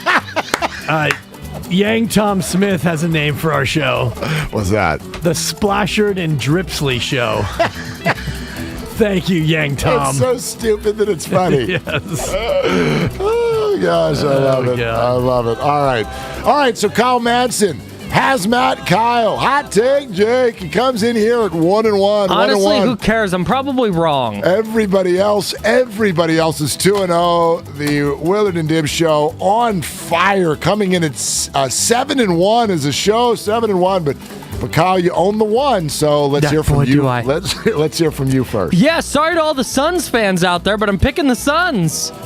I got a -9.5 against the Pelicans. Yeah. I think it's actually a good pick. I mean, the Pelicans don't belong in this series. They don't. They really don't. I think that comes to me next because Spadone, right? Do we have his pick, by the way? Spadone not here today? Yeah, we sure do. Spadone has the Giants and Mets to be tied after the first inning. Oh, Spadone loves those just huck a feather in the air and see with the way the wind blows it picks. And so the Giants and Mets to be tied. And we're talking about game 1, not game 2, right? Yeah, game 1, yeah. All right. I like the logic. Low scoring, probably 0-0 after one. I mean, so far, they've been the 2 best pitching teams in baseball, I think, or 2 of the top 3 or 4. So, yeah, like runs are going to be hard to come by for sure. I will take you to the game that plays for Warriors fans tonight. Are we not going to be watching with great interest when the Minnesota Timberwolves and Memphis Grizzlies tonight? Boy, the Grizzlies kind of have to win, or else the odds really, really fall against them. They are a big favorite again tonight, but here's what I see. I see both teams bringing their absolute best game, and both of them love what? Fast-paced basketball. I think the loser of this game scores 120 points. When you see an over-under that is this high, holy smoke, but lean into it.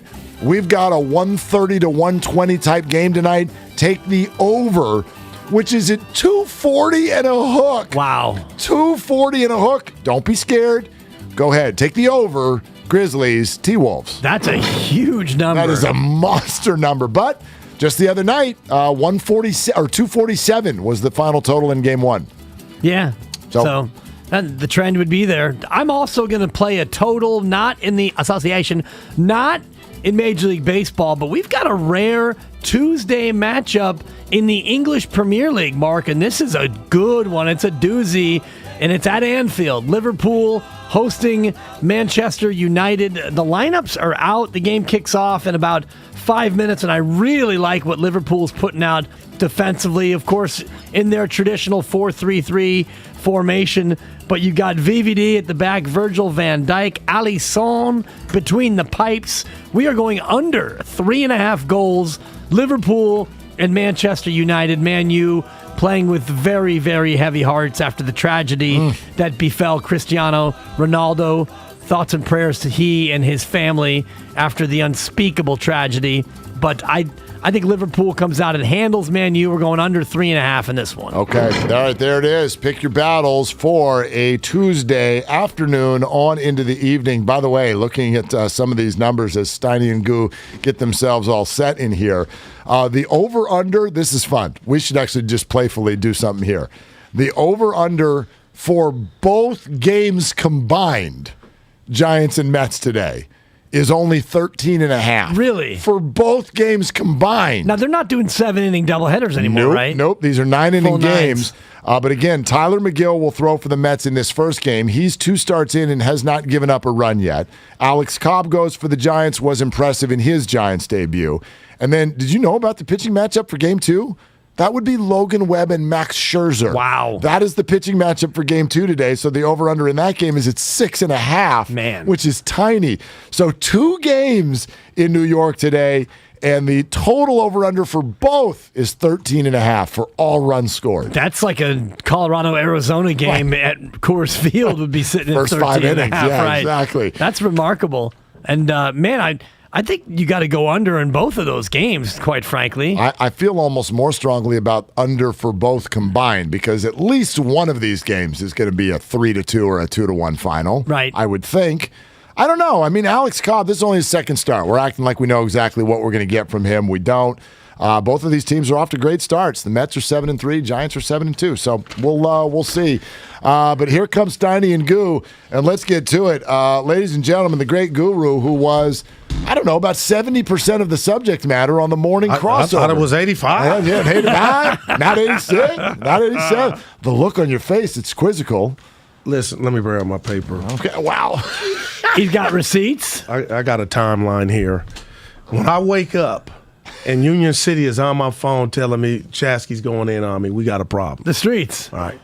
I feel like I'm the nicest guy. I'm not perfect. Joe Shasky called me, and what he has done, he will never do to me again because he has taken my kindness for weakness. And he's made up stories. He said things, and I let him get away with it. But today, I'm pulling that card. And that's why I got itemized everything. Yesterday, let's start from yesterday, if you guys don't mind.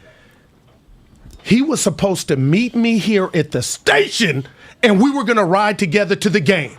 I told Matt Steinmetz, my partner in the beginning, proud, it's me and Shasky, Batman and Robin, to the game.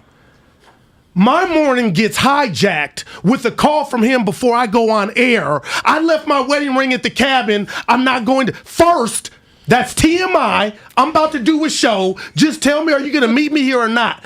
It's a not. So that changed. I say, oh, Steiny, my boy ain't coming. Okay, so you're already playing with my day. Just say you can't make it.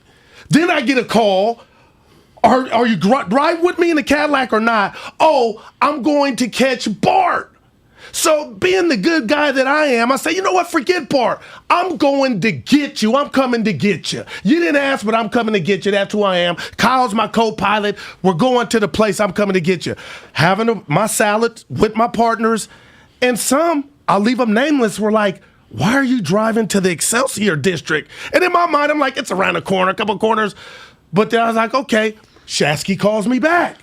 Shasky says, my wife, mom or wife, ordered me an Uber. I'll meet you at the game. What happened to the Bart? You told me you were catching Bart. But I'm not saying all this, Willard. I'm just taking it in. But you're messing with my experience. So I'm at the cafeteria eating. I cut my lunch short because I'm thinking I'm going to pick you up from the house. So there's all this stuff coming towards me. He's just changing on the fly. But I don't call him on it. I'm like, what's the plan? I'm with Kyle. He goes, I'll meet you at Chase. And this is why I'm going in. He said I was cloud chasing. And I've been doing this since 2012. And the lab is when I watch Steph warm up. I get there early to watch the game. Don't you dare act like you invited me, Shasky, to Thanksgiving dinner. We are going to watch the Warriors. So now he texts me frantically, I'm with Dibs. How the hell are you with Dibs?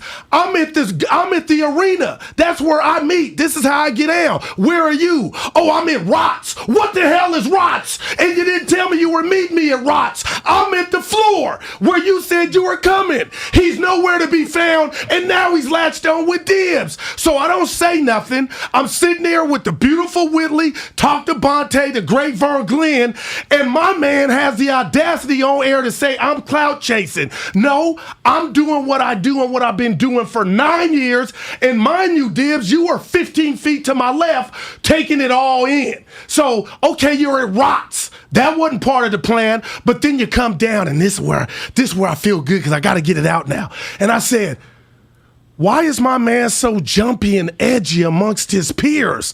Why would you look at what I'm doing, saying what's up to the great Allen Brown that works with the Warriors? All our guys, Mark Medina, Slater, took a picture with Slater and Butcher so we could capture the moment. But you're the one that messed up. Don't put it on me. And then I remember, oh, you're the same guy that went on air, Morning Roast, check the archives, and did the diss record to every Bay Area member that's out here. So maybe that's why you were shaking. And I was a bad friend to you, Shasky, for not knowing you were insecure being around your peers. Because that's the only reason you would have said that I was clout chasing watching the chef warm up. And as we're talking to me and Brown, and I'm like, okay, we'll do something. He walks off.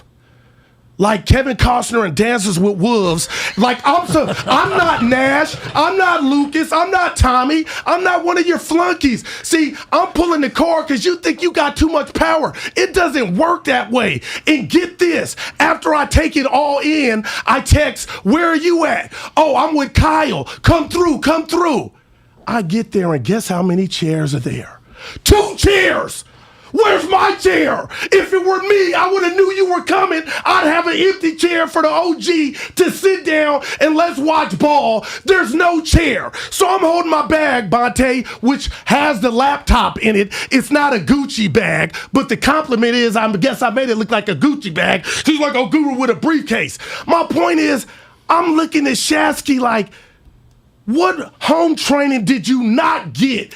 You ain't gonna look out for your boy in a playoff game to have a chair for me? So I'm gone. I'm mentally, bye-bye. I'm out. You ain't seeing me no more again. But to come on here and act like he didn't hijack my day and not apologize is hypocrisy. It's grow up, Shasky. Man up. Come to the game, watch the game. But don't you dare tell me I left you or ghosted you. That hurt me.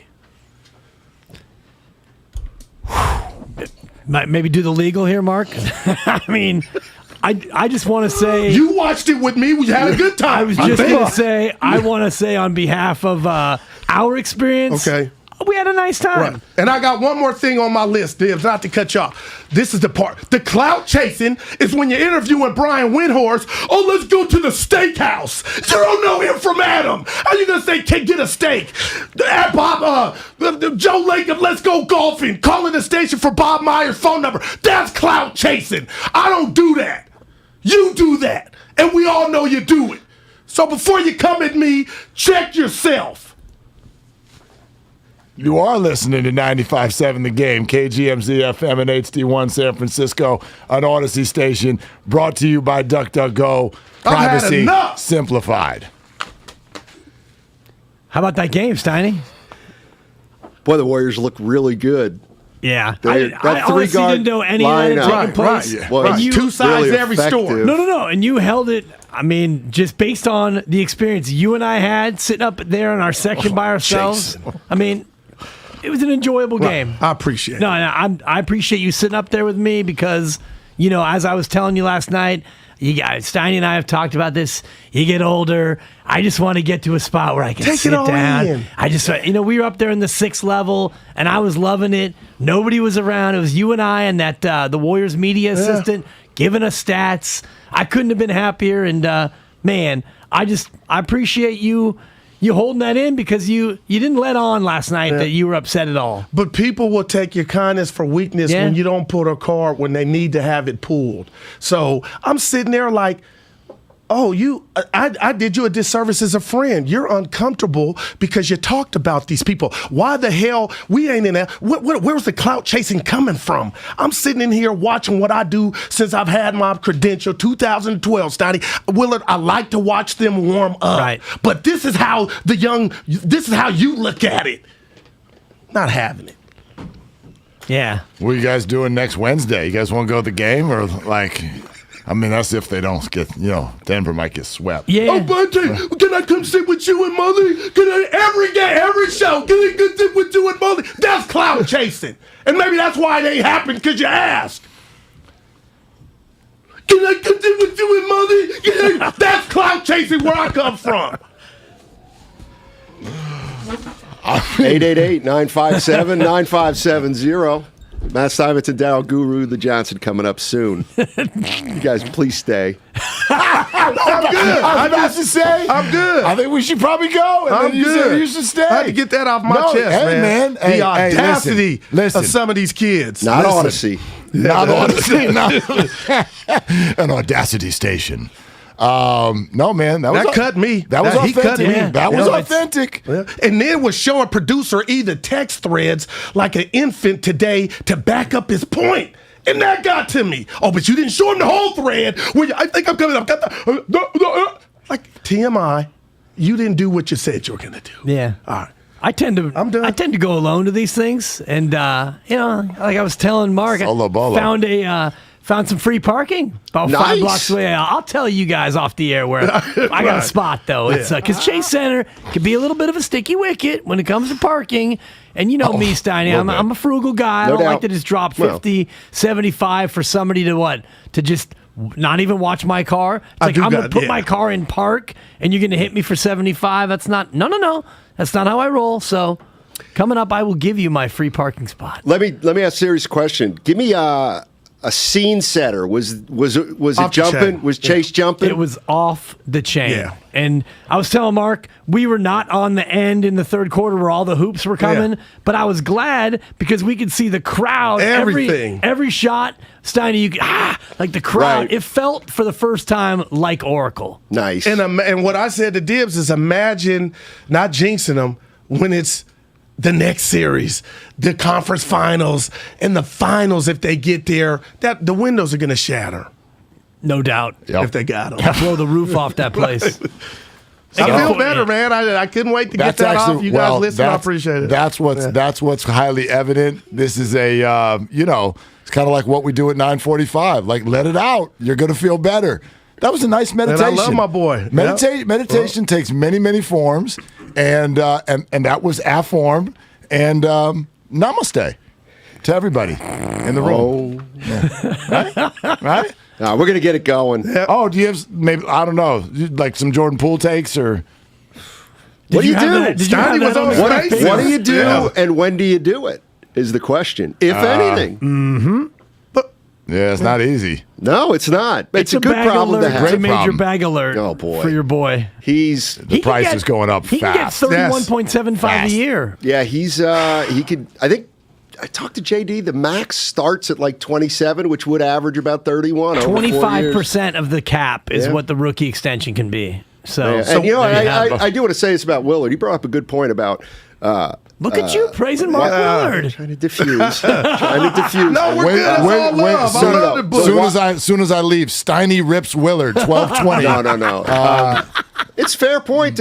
Why, like Wiseman, Kuminga, and Moody, and then you think about Poole as a rookie. So how do you make any prediction about what they're going to do? Right. Like, just keep Jordan Poole in mind when you're calling James Wiseman a bust. Like, Jordan Poole was a total bust. We'll see. And now everybody's calling him a star. Yeah. Not superstar, but star. Like, he's on the come. Oh, he's a star. Yeah, he's a star. Man. So are you. He's fun, man. He's a fun player to watch.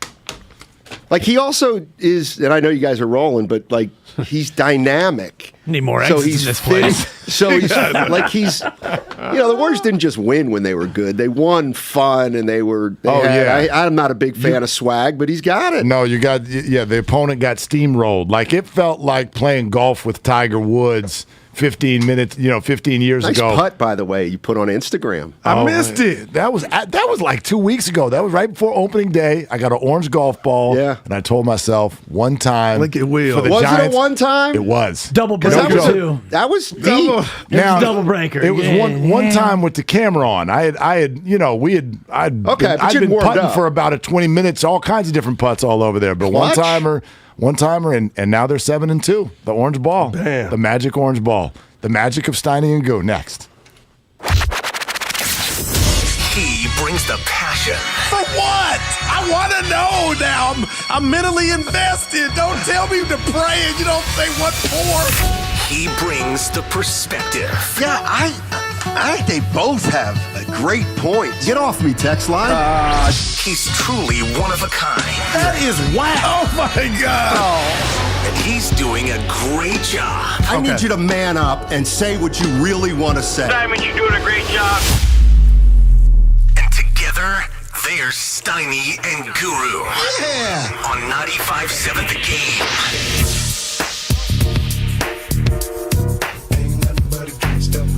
What's up, buddy? You got it? Apparently, during that, I said Daryl Guru the Johnson. It's happened before. You had me shook.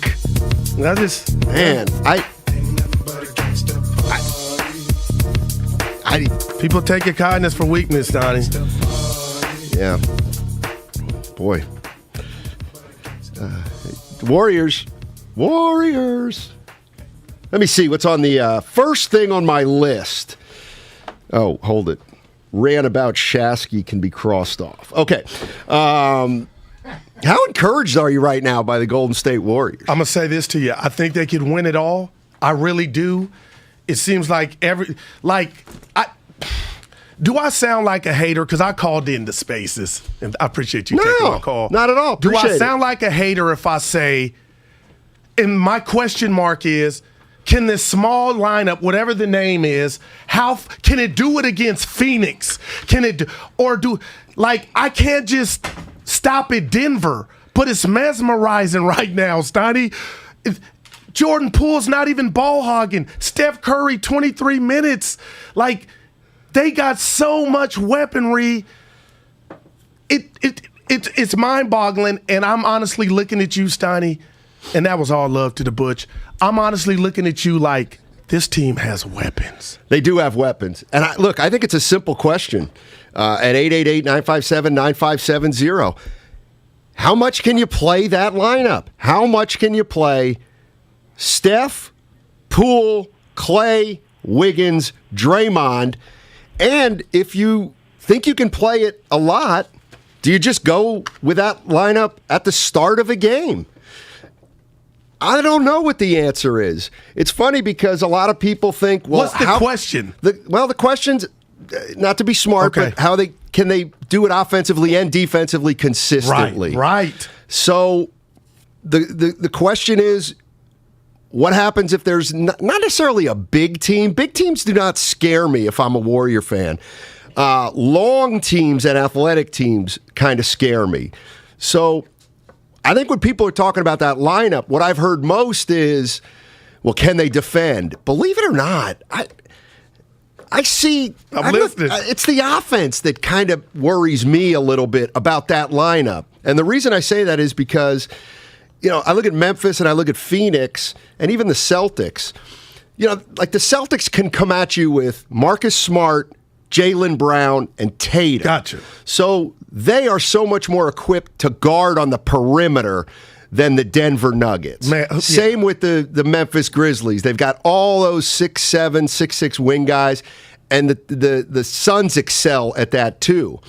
So I think we're going to find out more about that lineup in another series, but what we found out is you better be able to match up with them. Otherwise, they're going to run you off the court.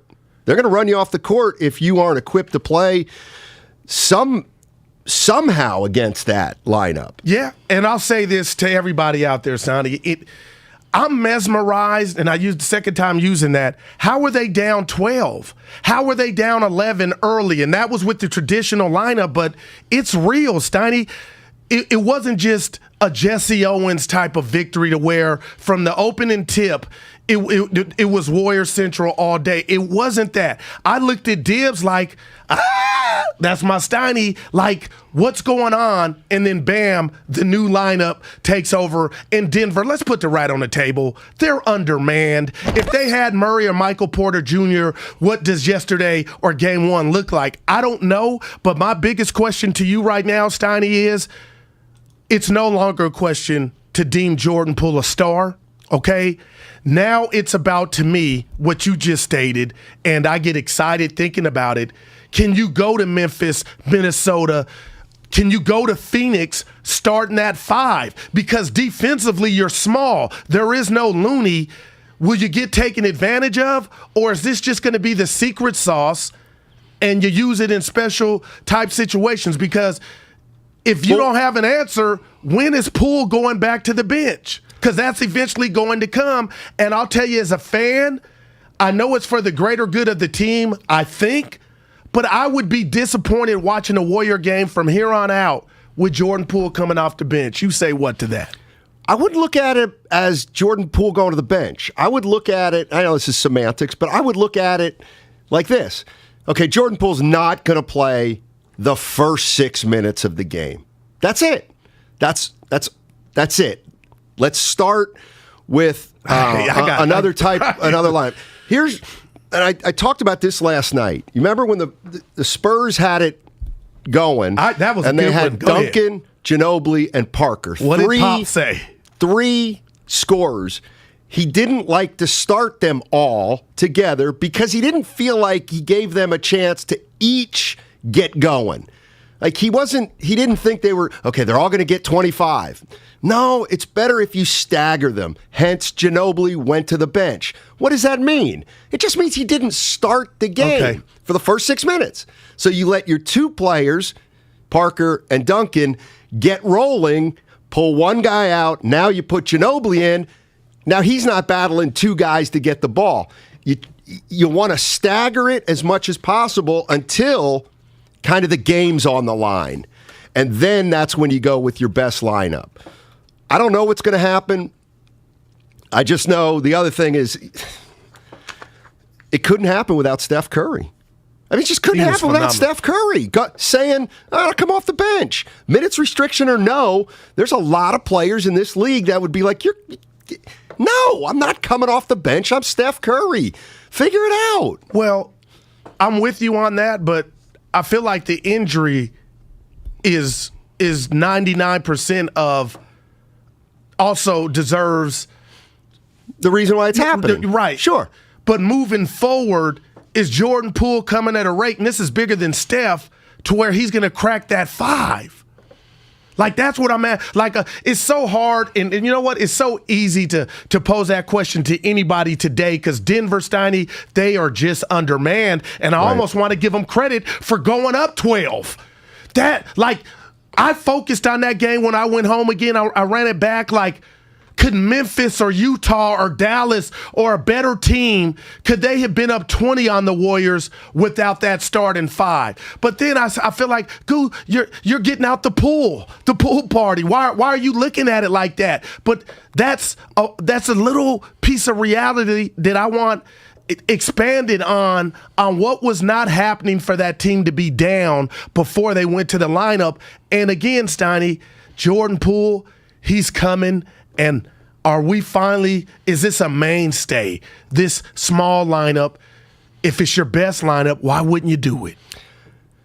Well, to me, the reason you wouldn't do it would be to not like when Wiggins is the 4th guy, you have kind of 4 scorers. And the beauty of Wiggins is starting to show why he's so valuable to this team. 8 rebounds. I've really 17 been impressed in 2 with games, him. Steiny. No doubt. And so maybe what you want to do is bring Poole off the bench. So at the beginning of the game, you kind of say, all right, Steph and Clay, do your thing. Sub Jordan. Now you can go do your thing. and then you kind of got them all going. Now you're midway through the game. Let's quick. Right. Bobby. Bobby's in Los Gatos. What's up, Bobby? How you doing, man? Welcome to the show, Bobby. Hey, thanks, brother. It's Los Altos, but this our guy. No big deal. Hey. Okay, go ahead. I'll say one quick thing about the Warriors, but really the reason I called was to provide some support for our friend Guru. So, you're talking about Curry coming off the bench, and Guru, I think you said he was injured, so he should come off the bench. I mean, let's remember, Clay never came off the bench, so it does take personality and mentality to be able to accept that. Now, the most important thing that happened yesterday is not the Warriors game, but the injustice that was delivered to our friend Guru. Of course, we have only heard one side of the story, but if even half of what you said is true, young Shasky's Q rating, if he had one, just went to 0. So I expect your phone to be blowing up with a bunch of apologies from him. So you're a really good-natured fella. I sometimes get worried because I think sometimes Steinmetz goes a little too hard on you, but you always take it in stride. So I'm actually super glad to see you get a little bit angry, and I hope people will pay a little bit more respect to you. And I really can't imagine if that happened to me, how I'd be able to enjoy the game or not take it out on other people around you. So, I just want to say I support you. I feel bad for you. And I love you, Bobby. Yeah, thank you, Bobby. Thanks, Bob. Yeah. Appreciate it. But Bobby with the Clay take. Clay, man, that's interesting. But that was 2 years worth of injury. So there was more sentimental stuff behind it. Yeah, I appreciate Bobby's call. I don't know why he had to take a shot at me. I'm not even in this one. Took a Thank shot at God. Me. I love Butch.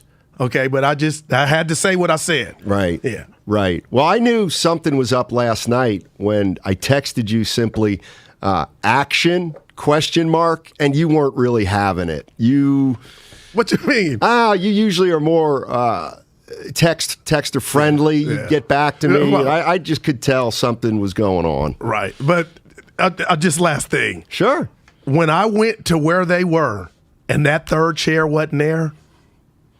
See it. That hurt me. Like, if I knew you were coming. Right. I got that chair for you, partner.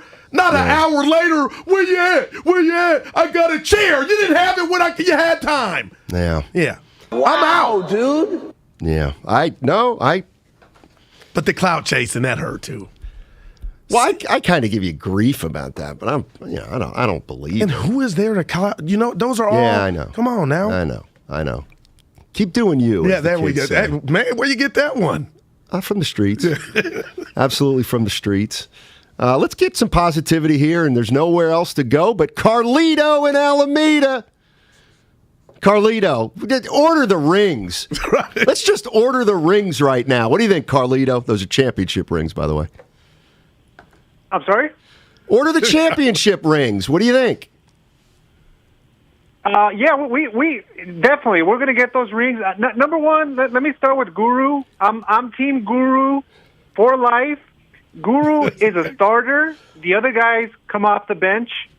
To the Warriors, this is a lesser opponent for sure, but this is going to give them the confidence that they need to attack the bigger opponents, and they're gonna be like a freight train heading forward. Thank you very much, guys. Appreciate it, Carlito. 510. We're not really thinking about Steph coming off the bench, are we? Have we totally lost our minds? What's happening here, to me, this totally comes across as disrespect. No, the question is, do you move Poole to the bench when Steph is 100% healthy? Not. And he's healthy. Do you keep Steph Curry on the bench even if he's healthy? I mean, that's preposterous to me. This has worked out well because he's been on a minutes restriction. What did he play last night? 22? I mean, in a crazy way, maybe you keep doing this for the rest of the series. By the time the series is over, now you can play him 38 minutes a night if you need to, and you put him back into the starting lineup. But again, what's hit me in a big way is Steph Curry coming off the bench in the first place. There are so many stars in this game who wouldn't have it. I never looked at it. They wouldn't even, like, they're coaches that wouldn't even ask that, suggest that of their star player. And you know what? Even if Steph Curry isn't okay with it, which maybe he's not. Right. Doesn't matter. He's still doing what's best for the team, knowing it ain't going to be like this forever. I hadn't gave him that much credit till you just put it that way. So, I thought it was a great game, great start to the series for Denver. I think Thursday's game is going to look different. I think Denver's going to be a lot chippier. I think they were getting the whistle early, and then it I think fell Denver off. Denver may get a nicer whistle. They were fighting each other in Thursday's game. Well, they ain't going to fight each other Thursday. They're going to try to do what every team does when they get embarrassed, and that is get a little handsy, like that Wisconsin coach with Juwan Howard. Oh yeah, they're gonna they're gonna pull a lot of Patrick Beverly stuff, a little nudge off the ball, a little elbow. My sweep prediction looking good, healthy. How about that? Well, it's off to a good start. Yeah. Off to a good start. All right, 888-957-9570 is the number. And here's my question to Warriors fans: Steph Curry's come off the bench the first 2 games. What's the plan moving forward? Do you have one? Do you want one? Do you think you have an idea? 888-957-9570 is the number in case you miss any of today's show, particularly the crosstalk. All right, go download and subscribe to Steiny and Guru on the Odyssey app. You can listen anytime, any day, all in a single tap. Find Steiny and Guru plus all content from 95.7 The Game on the Odyssey app today. Warriors, baby. Hey, they're back. I'm Team Guru for life. Hi, welcome to IKEA. Happy Earth Month. Making a difference starts at home. Oh, should I leave? No, come in and explore our Earth Month event filled with offers, food samplings, and workshops to help make your home more sustainable. Plus, IKEA family members can save $20 when they spend $200 or more pre-tax when they scan their IKEA family card. Wait, so I can help save the planet and save money? Exactly. Come in and celebrate Earth Month at IKEA. Offer valid 4/22 to 4/24 in the U.S. Discount applied proportionally across items purchased as shown on receipt. See store and IKEA-USA.com/offers for complete terms and restrictions. From the beginning, Meriwest Credit Union was created to provide a brighter financial future for you. We work hard for our members because they're our greatest strength.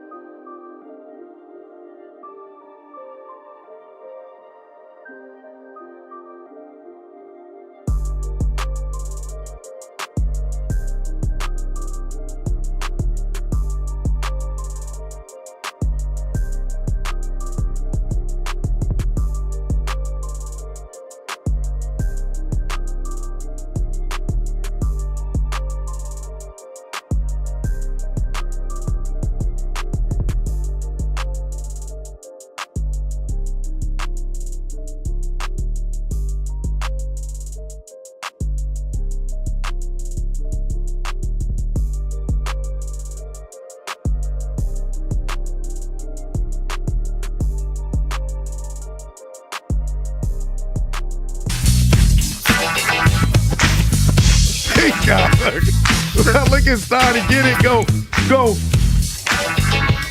Ice Cube. This is a legendary song here. Oh, yeah. Should I talk, or are we going to have that Steiny Guru? No. I think I know why we don't have a company softball team. Why? Yeah, we don't. After that. Dude, no. I mean, you'd be like. We love each other. You guys just would be like you the and old Willard. Oakland A's. No, stop the old Oakland Raiders. I mean, it would be the Bronx That was Bombers. Rob Lowe. That was about last night. He had a take on it. I had a take. And you and Willard 2 weeks ago. That was Rocky 1. No. Yeah, No. So, and you guys are buds. Yeah, that's my brother, my little brother. But I had to rebuttal. But what he called me a ghost. It hurt me. That hurt. Willard and my little argument over bunting in the 6th inning. What? Paled in comparison to that. No, are you kidding me? That was Rocky 1. No. Ask the people around you, Steiny. Me and Butch got love. That's love. I mean, that was Mike Tyson against Michael Spinks. Is that who? Remember he knocked somebody out or Marvin Frazier's son. Joe Frazier's son got hammered by somebody in a. Well, you didn't hear him this morning. He went in on me. And usually he called me a ghost. I do usually hear the crosstalk. Narrated with him. He set him up perfectly, throwing him lobs. Bonte went in on Vern Glenn last night. Why? I'm still dealing with it. He talked about Vern's attire in front of me and a couple other people. God, this is I was like, I'm so glad I didn't go to this game. But he wasn't playing. And Vern, you know what Vern's rebuttal was? You did a great job with E40. And I wanted to pull Vern to the side. Like, Fonte was just playing. And I know he knows he's a legend, but I was just like, these youngsters, they're out of control. Just things I saw last night. Yeah, it's a good thing I'm sniffing the finish line, I'll tell you that. Oh, man. 510. I'm sorry, 408. Is there a reason that Wiggins can't come off the bench instead of Poole? Ooh, well. Well, you don't need to put Wiggins on the bench, even if you start Poole, right? Curry, Poole, Klay Thompson, Wiggins, and Draymond. Looney would be out. Yeah, so you don't have to. And I'll tell you what, I'm not moving Wiggins to the bench. Me neither. What if I told you, little stat, you like stats. He's out-rebounded Wiggins himself, the combined total between Green and Looney through 2 games. He has 17. He's been perfect for the first 2 games. Is it because, and it's not taking anything from him, everybody else has almost been, that lineup suits him. Here's the thing, here's where I got to give Wiggins a lot of credit. When he plays with Curry, Poole, and Klay Thompson, all right, those are 3 big boy scorers. Well, Wiggins an 18-point scorer himself, okay? So you can't, it very infrequently is going to happen that Curry's going to get 26 and Poole 24, Klay 25, and Wiggins 20. Like, that just doesn't happen. So for everybody all season long that kept saying, Wiggins has to be more aggressive. Wiggins has to be more aggressive. Not in this lineup, he doesn't. You do not want Wiggins to be aggressive when he's playing with Curry, Poole, and Klay Thompson. And that's where you want him to be 5 for 9, 6 for 11, rebound, and defend. So I think Wiggins has been absolutely terrific. And again, of these 4 players, Curry, Poole, Klay Thompson, and Wiggins. Oh my gosh. Who could give you the most if they only get 10 shots? Andrew Wiggins. And it's not even close. It's not even close.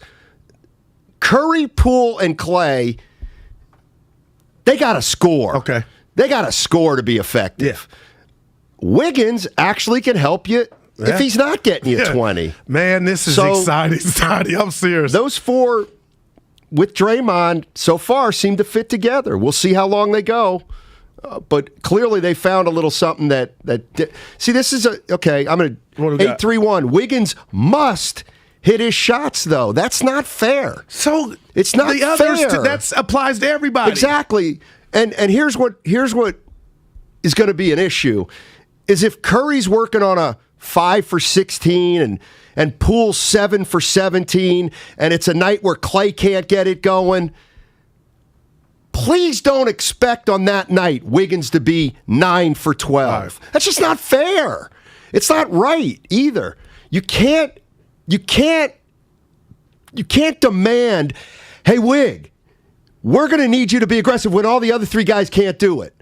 Like, okay, I'll try, but it's not fair that you're going to ask me to do that when 3 out of 4 games, I'm only going to get 10 shots.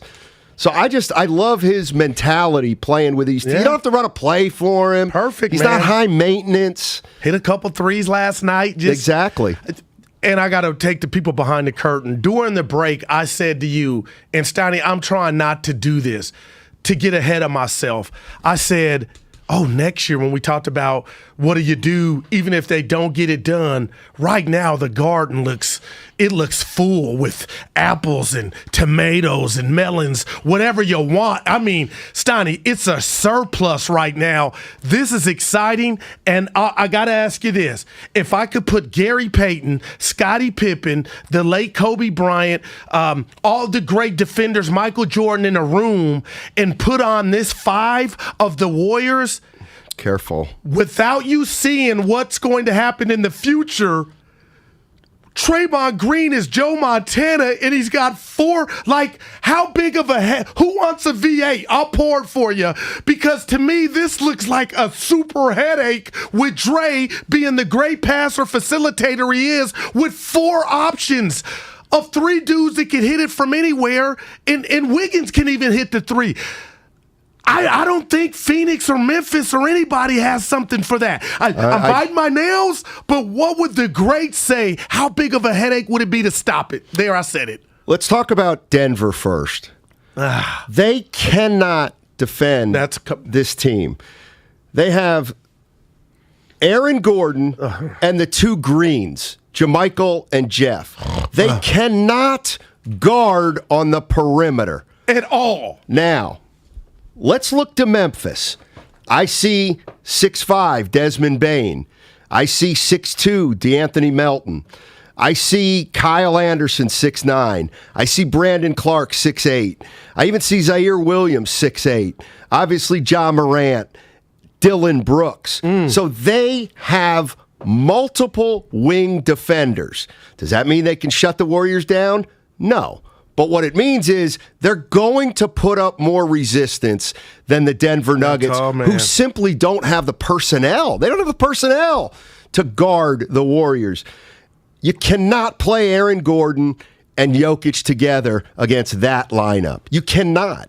There's 2 reasons. One is those 2 guys can't guard the 4th man, not being Draymond Green, it being Wiggins. Secondly, Aaron Gordon can't make you pay at the other end. Aaron Gordon cannot make the Warriors pay on the defensive end using his height and his athleticism. So Aaron Gordon right now is lost, and I just don't understand what they can do personnel-wise. You're going to laugh, and I got our great Shamari joined you on Spaces. You were phenomenal last night. I think you know it. But anyway, I want to react to something he said to you and get your thoughts on it. But before I do that, I was thinking, Steiny, if this were 2K, and I know it's not a video game, would you dare run out Boogie and Jokic at the same time? Because nothing's working now. Oh, my God. Are you kidding me? What if they played the 2-man game and Boogie threw it into the post and then, or vice versa? Like, make the Warriors pay for going small. Here's the thing. Because nothing's working now. I think that. I don't even think. Bad idea? You said. I think it is. I mean, you cannot. Like, one of those 2 guys has to guard Wiggins. And I'll tell you what the other thing the Warriors do, when they see that, they just go to the matchup. They posted up Clay a couple times. Yeah, I saw that. When they put a small guy on him. Let's real quick go to, let's go to Bay Rob. Bay Rob's in Frisco. Uh-oh. What's up, Bay Rob? Welcome. What's up, fellas? Steiny Guru. I love you, but Goo, you don't beat up the big brother in public. You wait till you get home. But he did it to me. Bay Rob, he aired my stuff out this morning. Yeah, did. I heard him this morning. Okay. I heard him this morning. But you don't beat up the little brother in public. Oh, you now I wait till feel you get good. home, bro.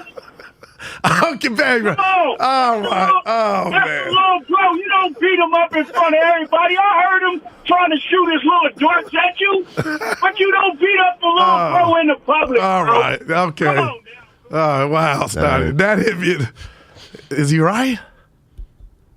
I don't know what's right and wrong. Okay. Well, because you and Willard had something. It's not even close to what That just was happened. World War I. I watched it. Yeah, not even close. That was like a boxing match with pillows compared to what happened earlier today. Matt Simons, Darryl the Guru Johnson with you. Yeah, go ahead. Shamari called into Spaces, and he said... Is that 2 nights in a row? Yeah, Shamari's a man. Alan, we got squad here. Dan, Devone, I'm going to say this to you. Kyle? Lucas? I was going, You I'm okay? everywhere, yeah. You all right? I'm getting my thought. Okay. So he said the Warriors have been the most impressive in the offs. Okay. That I love Shamari. That's fine. No, but real quick, the Warriors have been down. They were down 12. So when you go impressive in a short sample size, I'm going Phoenix. Well, they got game 2 tonight. I'm going Philadelphia, who went from start to finish. The Warriors, I'm not hating, Steiny. I was listening to Fitz, went home and watched it back. Like, I wanna talk to you about them being down 12. Like, why? Can another team take advantage of that and be up greater? So it wasn't, we started this small 5, the whatever, magnificent 5. Stephen A. said the Lethal Weapon 3 stop. From the get-go, there was a bit clunkiness. So we can't. I think an NBA game is very, very long. And I think that now it's 2 games in a row where, Denver got up. The Warriors went to their lineup and boom, it switched everything. It just they don't have enough personnel right now to beat the Warriors. The one player, and look, forget Jamal Murray. To me, the one player on the Nuggets who's big but could play small would be Michael Porter Jr. Man, so when you talk about, and here's the, everybody's like, worried about rebound. Let me ask you a question. Why are you worried about rebounding? Why? They clear the possession so they don't get a second chance. You know how many threes were shot last night? 80. Good Lord. Half the shots in the NBA right now are threes. Quickness is more important than height. Wow, man. When it comes to rebounding in this era. Plain and simple. You take a lot of threes, those rebounds don't come off near the basket. They come out in the lane area or on the wings. And guess what? That favors the younger, quicker, faster, more guard-oriented team. It's a way to combat size without even having to go big. I am not worried about rebounding one iota for the Warriors. Not one sliver if they think that they got to shoot 43s to win a game. Wow. So now you got me thinking, if they do take on Memphis, Jackson Jr., if you're doing this to Jokic, and what's our other guy, the Samurai, he used to be on OKC. Steven Adams? Yeah. See, he won't, I don't think he'll be a factor against the Warriors. Well, that bodes well for them then. Wow. See, and here's the other thing about a team like Memphis. Okay, we got Steven Adams, and they're playing Draymond at the 5. What are you going to do? You going to throw the ball to Steven Adams inside? Thank you. No, please, that would be great. Yeah. Like, that's what the Warriors do. They put Draymond Green on Jokic, and Jokic is different because he's MVP. So you throw the ball to Jokic, and you're playing right into the Warriors' hands in a little bit because Draymond Green can defend. All right? They look good. They look real good. Let's go to Anthony. Anthony's 80 West. He's on 80 West. What's up, Anthony? What's going on? Hey, how you doing, guys? So you was asking a question about, like, who's going to go to the bench, this, that, and the other. I really don't even care. They just keep playing like this. It don't even matter at this point. I don't care about the lineup. I like what you guys said about, like, Wiggins because he has that just, like, chill personality and, like, just kind of seems like he's going through the motions. So it works well for him. So I just like what I'm seeing. They'll figure it out. That's why Steve Curry get paid the big bucks. I said that before. they just keep playing poetry in motion and keep winning games. I think that they are really showing out right now because, like you said, Steiny, it's matchup dependent. And right now, Denver just doesn't have any answer for the Warriors. So I'm going to put my brakes a little bit. Let's see what's going to happen with the next people, with the next matchup. But right now, they do have something. You did raise a good point with the rebounding thing because I didn't think about it in the way that you kind of put it, whereas, the ball bouncing, outside of the center and going elsewhere so where they can get the rebound and just run with it, and that's what they're good at doing. I love that, like, with this lineup, Draymond is, like, the best non-scorer ever right now. Like, he just has these toys that he can play with, like Guru was saying, and he's just looking like Joe Montana in his prime. So, man, they just keep up the good work, and they'll figure out the matchup thing, and I'm just happy to be able to watch it. You guys have a good day. Appreciate it. Yeah, when I say I'm not worried about rebounding, I'm not. The only potential issue is, like, to me, a guy like Ayton, but it's more on the offensive glass. They go to Ayton, his half hook misses, and he goes and gets it and lays it back in. Yeah. Like, that can happen. But if you're going to take a lot of threes, your chances are you're not going to get hammered on the glass. That's why I thought maybe Denver had a shot to slow up the game and muck it up. They're up 12. Well, can we just go to Jokic? Yeah. Slow up the game. See what he can get going. See if he can draw fouls on Dre. But they weren't able to do it because they got overwhelmed by the Warriors' quickness and just like their guard-oriented teams. The one caution I would throw out about the Curry, Poole, Klay Thompson, Wiggins, Draymond lineup is, again, you look at Memphis. They've got multiple wing defenders. Okay, so let's say now we're going up against Phoenix. Let's say Phoenix. All right, so you're going to go with that lineup. Okay, well they've got Chris Paul, who can no doubt defend. Yeah. Listen, I'm not saying they got 4 guys who are going to shut down the Warriors. Just imagine the defense that Phoenix can play compared with the defense that Denver's trying to play with Aaron Gordon and Jokic. So Phoenix is going to have Chris Paul,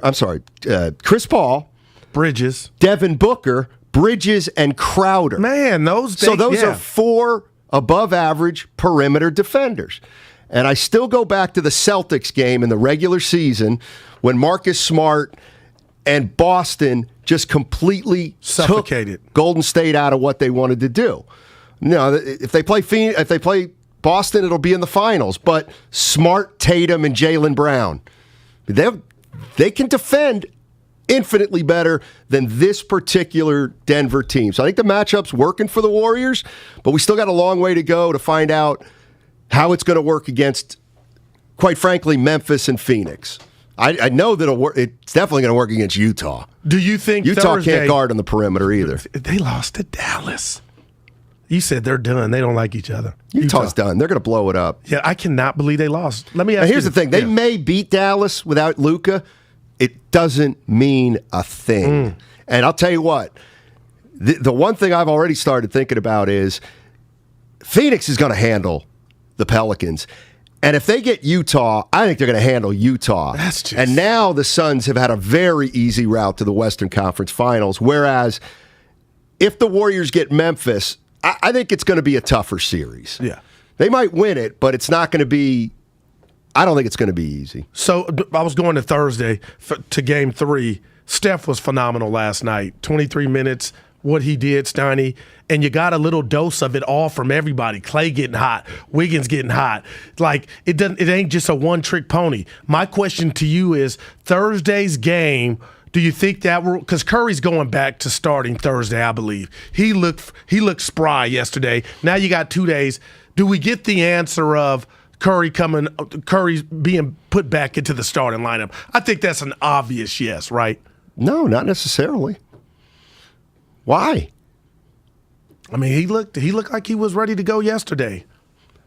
I mean, I think it's too early to have this conversation in terms of long term, but man, you start, and I'm not saying, but you start thinking about Steph Curry, there's some advantages to having him come off the bench. I get it. You're not going to go that way long term. Right. You're not going to go that way. Okay, but like the bottom line is when Steph Curry starts, he tries to play like a point guard.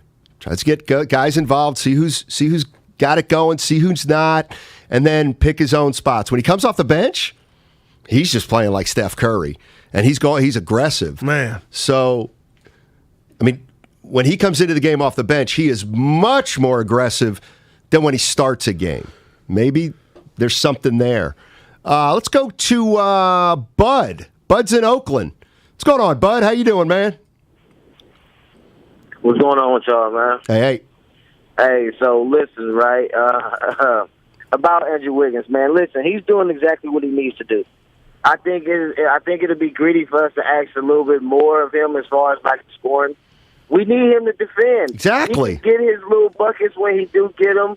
He can, we want this guy to really attack the rack. Now, if he can give us some more with the free throw line, then okay, that's cool. But we want this man to defend and finish at the rack. Yeah, we know his three-point shooting is up there, but we don't want him out there taking more shots than the guys who's supposed to be shooting. And we don't want him out there looking like Harrison Barnes. That's what Harrison Barnes did in that finals that year when he just started just throwing up shots. He was somewhat defending, but he would stop taking guys to the rack because he was so focused on, everybody's shooting, let me get some shots up as well. So as long as this guy can stay within his limits of just defending, finishing at the rack, man, it'll be good. And as far as them just going ahead and trying to throw the ball into Jokic, look what it did to Draymond. It made him mad. It made him even more mad. Like, go ahead and try to test me with this dude one-on-one. Go ahead and see if y'all can go ahead and let him try to beast mode down here in the paint on me. Draymond may be smaller than him, but his attitude and his mentality made him play bigger than him. It made him play stronger than Jokic. I'm not saying he's shutting down all the way, but he's been doing a pretty good job on that dude so far in this series. Thanks for the call, bud. And Draymond's, man. Do not take for granted that Wiggins is low maintenance.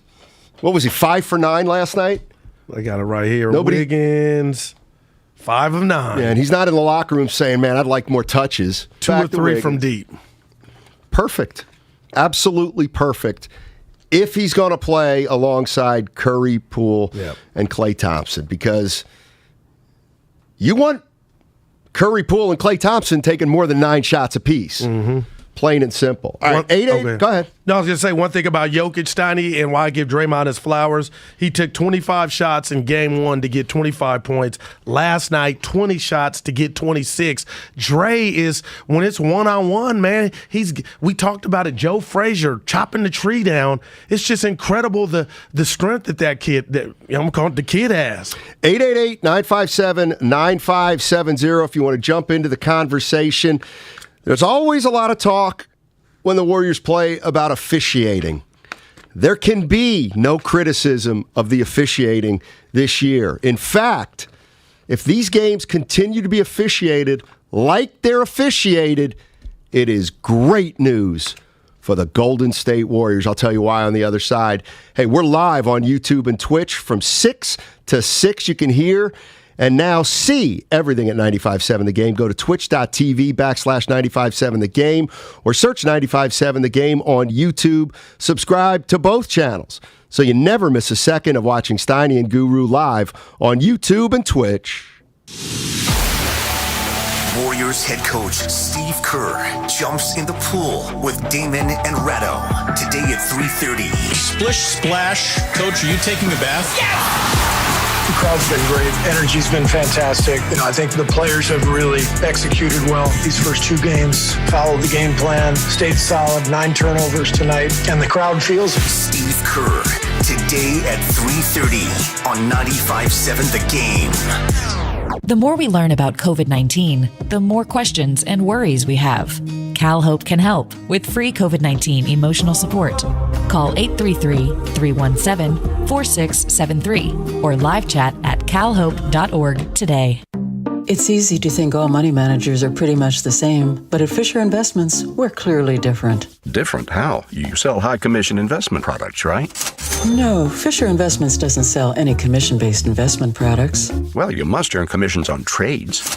Nope, never at Fisher. We're a fiduciary, obligated to act in our client's best interest. It's the highest standard of care for a financial advisor. How do you know what's in their best interest? We get to know our clients and then tailor a portfolio based on their goals and needs.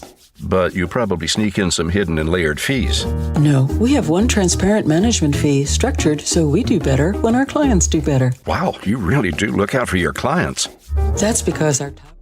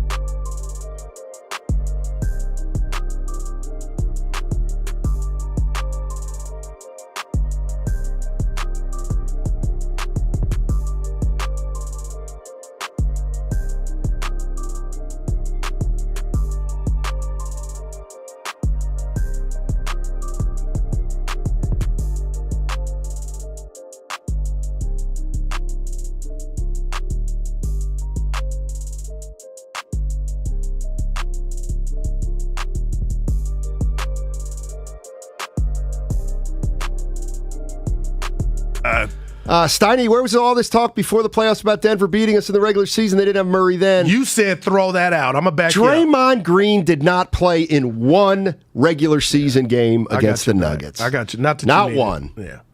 I got you back on that. All right, Warrior fans. I know a lot of you like to come down my road when I talk officiating, and I don't give the Warriors the benefit of the doubt when you think they got screwed by the officials. Let me ask you guys a question, and women. So, if the league continues, all right, to officiate as inconsistently as they do, nobody can beat the Warriors. If you're going to allow Draymond Green to be physical, but outside the arc, everything's ticky-tack, Warriors are going to win it all. They're going to win it all.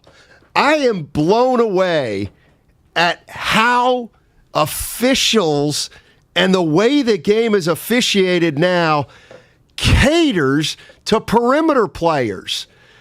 I mean, why are big men allowed to get beat to hell, but if a guy follows through on a three and he catches your hand, you're going to the line for 3 shots? And we saw that last night, Steiny. For you to get to this point, I'm floored, flabbergasted.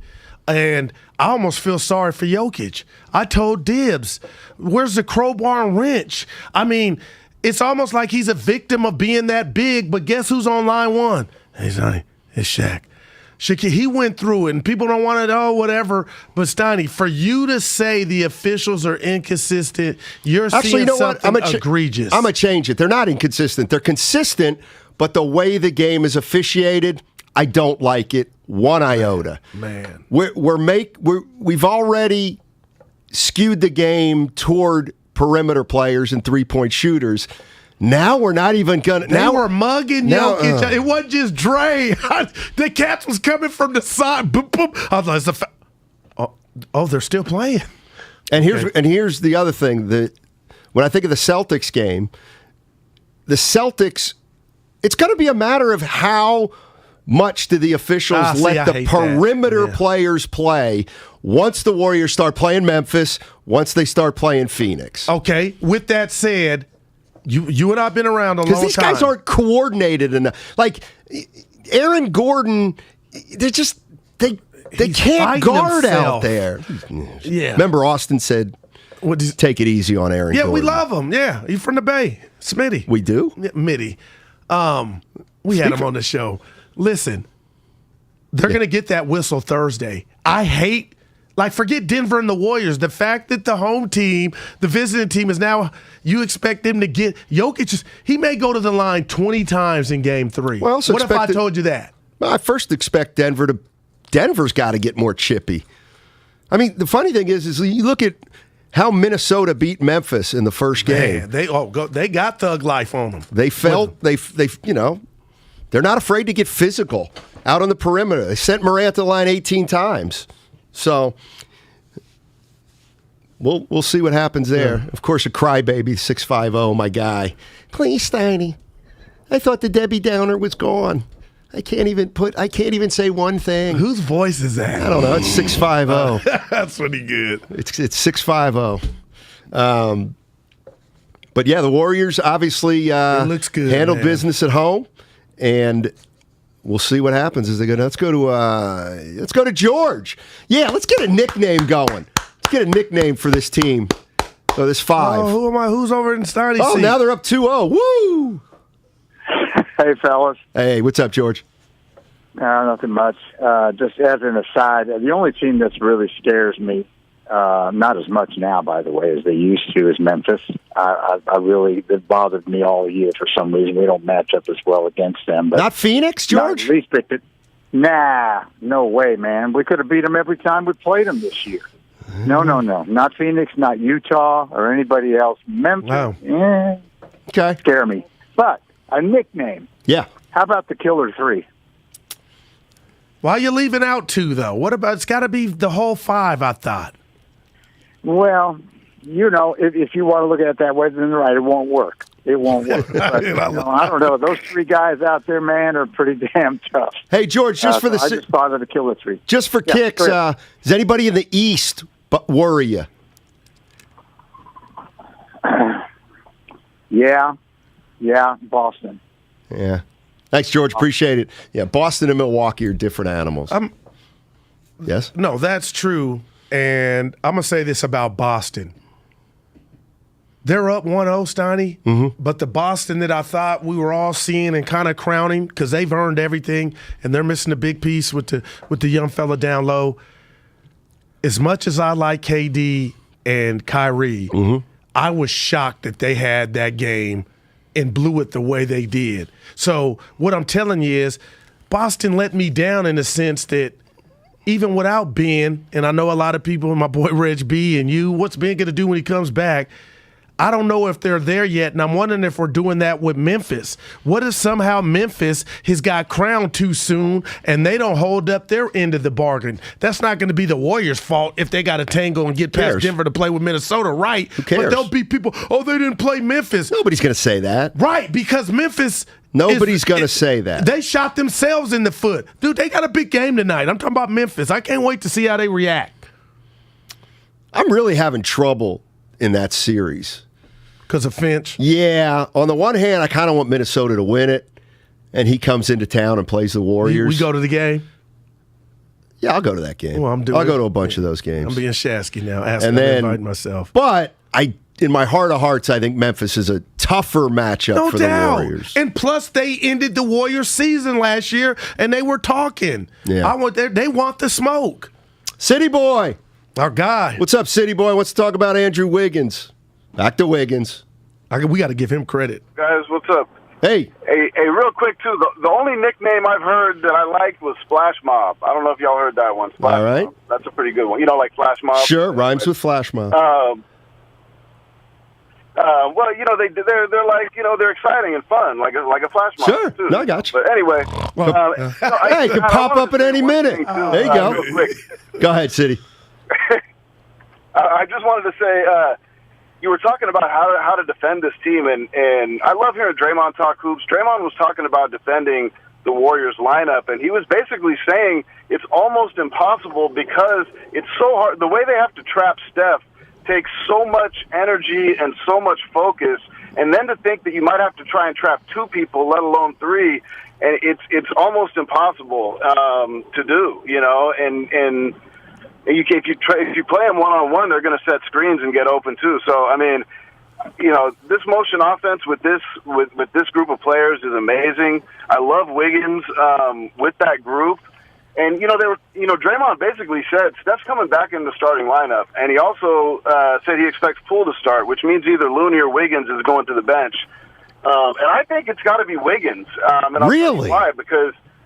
Yeah, because for one thing, he's such an even-keeled, chill dude, and I really think that they are envisioning something of a death lineup like we had before with Andre when they asked Andre to go to the bench, and he agreed. I think Wiggins has a similar demeanor. Now he's nowhere near the facilitator that Andre was, but we have Draymond for that, and also Poole's a pretty good facilitator. So.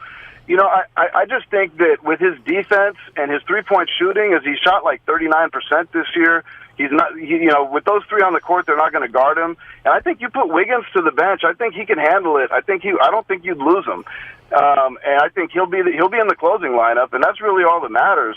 So I think this team is going to be so hard to defend. If you look back to 15 and 16, this team, and Guru was talking about this earlier. You know, when they were down 12. This team doesn't sweat when they're down 10 or 12. They don't worry about it because they know that avalanche is coming. You know, the avalanche is one or two steals. It's a turnover or two. It's a three or two. Momentum swings. Next thing you know, it's a 25-6 run. And I really think that they know that, you know, and they know they're just one moment away from that happening. And it's so hard to defend because it's chaos. You know, it's not, you know, so... It's going to be really interesting. No I doubt. do agree with you, Matt, that Boston has the perimeter guys that can match up and try and play one-on-one. They're very physical. But we don't have to worry about those guys yet, no doubt. City. Appreciate the call, as always. There's two things I disagree with, but that doesn't mean I'm right. I don't think Wiggins is going to the bench. I think Wiggins stays in the starting lineup. And how do you have to beat the Warriors? To me, you're going to basically have to play man-to-man defense. And there you go. Plain and simple. You're going to have to try to switch everything, but I'm not sure that doubling and getting the ball, I'm not sure that's the way to go with this team. And I'm going to say this to you. The team may not be able to do that, and if that's the case, then the Warriors are in great shape. But you got to try to guard this team straight up, and then you look at some other teams who's got the personnel that could possibly do that. I'm going to say this to you about that, Steiny, and I've said it. I'm on record. Tell me if I sound like a hater. This team is too one-dimensional, or was too one-dimensional for me. Everything was a 3. You live by it, you die by it. We've heard that.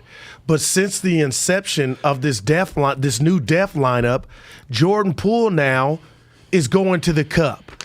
He's doing that, and so is Wiggins. So my question to you, Steiny, what if I still tell you they're 2-3 reliant? And if you got, and they're all collectively off or just okay, if I'm that Boston team or Phoenix, I'm like, shoot all day because we're going to gobble up this rebound. But it's funny, City Boy called in because I was about to give him his flowers. He talked about Wiggins becoming a big key in this series, and he's not saying he's not, but the day that he calls in to say he should go to the bench, I'm telling you I'm worried about, and they couldn't control this, if they did something that drastic, Steiny, they're doing things by the fly. Like they don't have any. Of course, they don't have a template. So if it blows up in your face, it's like we're in the offs. Did that cost us a game or two? So, it's kind of scary that the Warriors, because of injury, are kind of rolling things out during the offs. But thank God you got Denver. The one thing I would say too is, if we're talking about the small lineup of Curry, Poole, Clay, Wiggins, and Draymond, everybody says, well, will they be able to guard? And that's obviously a big part of it. But to me, when I think back to the Warriors, when they had their tough stretch, and even when Curry was playing, think about those games where Curry was shooting 38% from 3. All right, so he wasn't shooting the ball great from 3. Okay. Clay was struggling, coming back from injury. He was shooting in the mid-30s. And until Poole picked it up the last 2 months, he was under 35%. So what I'm saying is, don't forget, the Warriors had games this year where they got dry from three-point range. And I could hear Fitz. In the playoffs, if they're letting the perimeter players play and get some bumps and get some physicality, well, then we know it's possible, because then, look, Curry. The minute we hear Curry's getting held off the ball, that means refs are letting him play a little more out in the perimeter. That doesn't benefit the Warriors. No doubt. I agree with everything you just said. Let's go to Chris. Chris is on the 101. Hey, Chris. How's it going, man? Oh, all right, fellas. Another good show. Thank you. So look, everyone going crazy with these names. I mean, come on, 3-time champions. Fan base should not get excited so early. We don't know what Poole is going to do, and to compare them to the champs of the past, that's not going to work. You got to remember, the way you beat the Warriors is you make them defend on that end. I'm talking about Curry, Poole. They're going to have to play defense. And any team that will allow their players in the perimeter to play has a shot. So mind you this. Right. Malone won't go to this, but when they brought in Gordon, wasn't to put him next, was for the Warriors. Because with the 2 best players that's out, if they were playing, you can go Bolton, you can go with Will, then you can go with Murray, Porter, Gordon, and Morris, which will free up the perimeter, and now we going one-on-one and putting people like Poole in a position to get foul trouble. See, I'm not buying it yet. We've seen him struggle in the playing games last year. Now he is succeeding because of matchups. Remember in the offs, Guru, everything's about matchups. Yep. This matchup the Warriors have action on, and they're using it. So they're doubling, they're doing whatever, and and Denver's not helping by slowing down the pace and doing old school and throwing, but that's how they win right now with the personnel that they have. But this ain't the Denver team that is built. Moving forward, teams like Miami, if you get to the finals, teams like Miami, the Bucks, and also Boston, it's going to be a different much team. different. But do I see the Warriors right now as the favorites? Is between them and the Suns. And what I would do, every year there's a wrinkle you want to do as a playoff team. My wrinkle, it might not be like, I'm bringing Curry off the bench. Thanks for the call. He was Steiny. If I had the red pen, I would have gave him an A-, and then the last part, he's got a B, a solid B, because the Warriors and Dub Nation, we can't do anything about what the future holds, but there are the big bad wolves behind toward number 2, 3, and 4. And I'm looking at Memphis, Bane, Brooks, Melton, Anderson. They're not all defense, but those are guys that are athletic and comfortable out there on the wing. So if it's just about three-point shooting collectively, I'm worried, Steiny. And then if you go small and the long rebounds, you do got me. But if there's something there and Looney ain't out on the floor and Draymond is kind of getting gobbled up because Jackson Jr.'s out there, I mean, all we can do is wait and enjoy what we're seeing now. But Matt Steinmetz, I'm not hearing enough of this. Denver is compromised. They don't have the personnel. And that's why I'm looking at you telling you, I haven't opened my closet. I haven't picked out that fit for the parade. I almost want to. And maybe by Friday I'll be there after Game 3. But, Steiny, right now I know what that caller just said. It's real. It's some teams out there with the necessary tools to make this difficult. But right now it's Euphoria City. Shout out to HBO. The bottom line is, if the Warriors are going to play with that small lineup, who in the playoffs, what players on what teams can play with a big man who doesn't get exposed at either end? And to me, what I've seen is Aaron Gordon cannot play when the Warriors go small. Why not? Well, he's not good defensively on the perimeter, A, and he's not skilled enough offensively to make the Warriors pay the price for going small. Man. So then you start thinking about, well, who are players who can do that? There's not a lot of them in the league. To me, a guy who had a chance to do that would have been a Michael Porter Jr. Maybe he doesn't get exposed as much defensively, and because he's twice the offensive player of Aaron Gordon, now all of a sudden the Warriors don't really have an answer for him. That's what it's going to take, I think, for the Warriors to have to pay some kind of price for going small. I don't know who that player is. Yeah, and I'll say this. I know Austin, I can hear him now, Steiny, about Aaron Gordon. You know who he is to Denver? He's their Wiggins. And I'm not saying he's good as Wiggins, but right now, because Murray and Porter Jr. are out, he's slotted up. And he can't handle being the second player right now. And maybe that's what we're watching. So maybe I do need to slow off the gas pedal on him, because had they been healthy, then he would be back the fourth or fifth option to where he's comfortable. But right now, that might still sound like too much of an excuse, Steiny, for a guy that can jump out the gym. He's got the strength. Why isn't he better in space? Why is he fouling Aaron Gordon 3-point shooters left and right? What does he do well? Jump. Well, that's really sad if that's his best attribute. That's my real answer. Yeah, he's got to figure out a way to body out of this world, man. He's got to figure out a way to be productive, and maybe.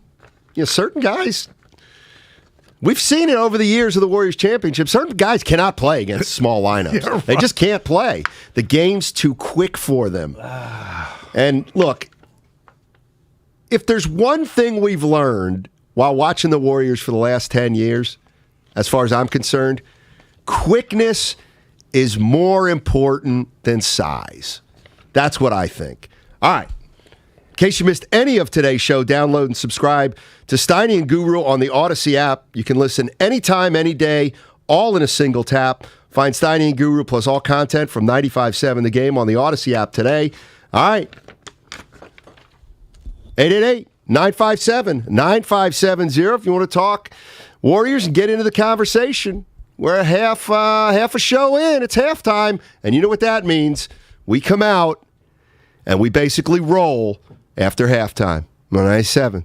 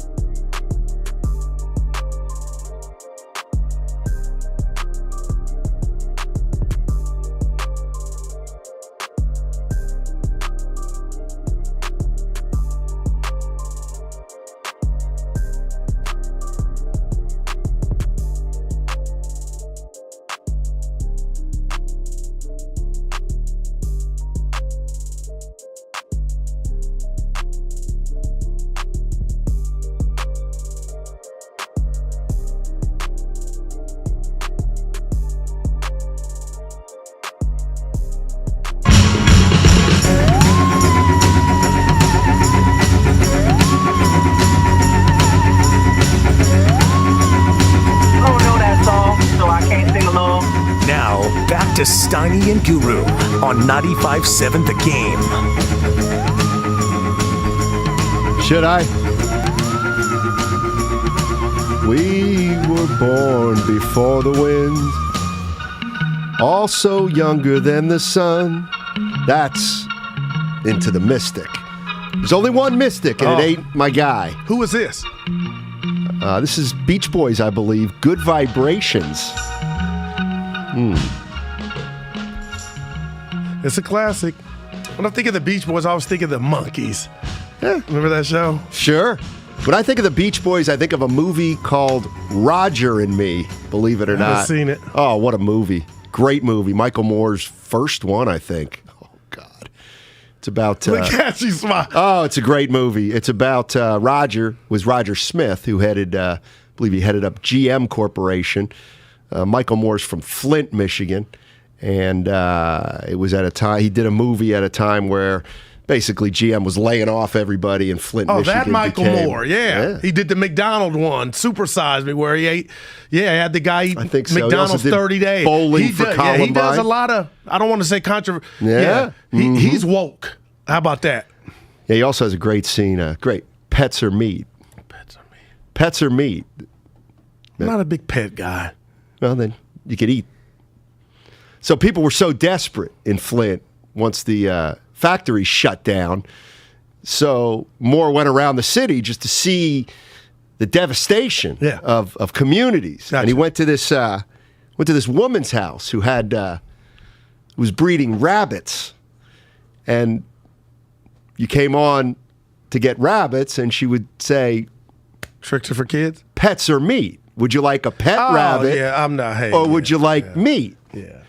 And I haven't had rabbit. She could either give the rabbit to you alive as a pet, or she baby sealed it and then took off the skin and it became a meal. But that's how desperate things were in Flint. That sounds like what's the movie with Michael Douglas? He was cheating. And they had that in the pot. Oh, yeah. Come on, give it to me. Basic Instinct? Yeah, look at my boy. Glenn Close? Yeah, look at my boy. Yeah. Yeah. All right. And look at me for remembering that. Pretty good. I'm Team Guru for life. Bobby D. Hey, Bobby D. He's been itching to get in here with a nickname. What's up, Bobby D? How you doing, man? Hey. What's going on, guys? You tell me, my man. Hey, I want to agree with both of you guys. Probably my first time ever. But you don't touch Wiggins. Yeah, I'm with you. Don't even tweak that. Don't mess with that. But, yeah, I wanted to basically throw my hat in and see if I can come up with some good names. You know, I like Splash Brothers, so I don't want to change that. It's just we got to somehow implement Poole. So check it out. I'm thinking like Splish Splash. Huh. Team Splish Splash. Team Splish Splash. Interesting. I don't think they'll like that. We appreciate the effort. We hang up on him without telling him. That's don't call us. We'll call Splish you. Splash. I was taking a bath long about a Saturday night. I like how you freaked Basic Instinct, incorrect. Fatal Attraction. Oh, God. Thank you, 510. Dude. But why does it feel like it? But Basic Instinct with Sharon Stone. There we go. Yeah, Right. the racy Sharon Stone. Yeah, man. she's getting interrogated. We're all getting older, man. Where'd that come from? I was thinking of what she looked like now. I'm sure she's a very attractive woman. I agree, but very smart. You know, she was married to the owner of the San Francisco Chronicle. I think she still might be. Yeah. I didn't know that. Phil Bronstein, I believe. Phil Bronstein. And, hey, hey. I'm random. Yeah, I dropped the name so on you last night. Alan Brown. That's our guy. I know Alan. Yeah, I know you know him. Originally from the East Coast, Alan Brown. He came. We talked. Very good man. Yeah. There good you man. go, Steiny. I like that. He is. Yeah. Absolutely, positively. Let me see. I haven't really gotten to my list yet. Wiggins is perfect in this role. Yep. A scorer who doesn't need plays called for him. So he ain't getting touched. Looney will come out if they. I wouldn't. It's going to be interesting to see It's not fool's gold, says the 408. It's Poole's gold. But that's too relying on one person. Well, it's also a little bit. I'm with you. Yeah. RJ's in Walnut Creek. Hey, RJ, how you doing, man? The Creek. I almost went out there yesterday. Good. How you guys doing? What's up, hey, BJ, real quick. You mind me asking? I mean, RJ, real quick. You mind me asking how old you are? So, I am 57. Hey, you and me, buddy. They sound young. You ever been to Well, you are. You ever been to Mike Hess Brewing in Walnut Creek? No, I haven't. I just started a new job. I'm working out here, so I'm getting to know the place. Okay, well, check it out. Good, check out the rooftop. Good. Yeah, well, that too. Yeah. So what's up, buddy? How you doing? Oh, yeah, I've seen it. I drive by it. Yeah? It's good. So I wanted, since we're old school, we're talking old school 57, remember the days of Run TMC, right? Absolutely. There we go. Well, I want to play homage to that with a new nickname. Let's call it Run STP. S is for Steph. P is for Poole.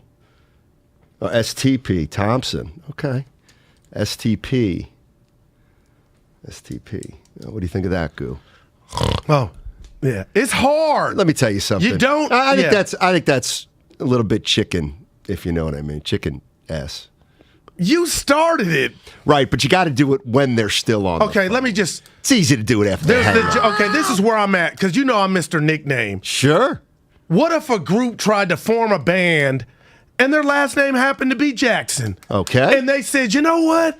Let's call ourselves the Jackson 6. That ain't going to work. It's like you can't capture this right now. You got to let it just manifest. It's over. There will be no nickname, because this is one of the greatest sayings I've ever heard. 3G? Goats aren't announced. Try it again. But goats are not announced. They just arrive. So you can't force this nickname. What is 3G? Like what is it? What would it stand for? 3 of the players. Pooh. Right. I don't like that, because you lose it leaving 2 out. Light skin assassins, it's not going to work. It is 3 of them, Clay, Steph, and JP. But Wiggins, yeah. A lot of people have PTSD.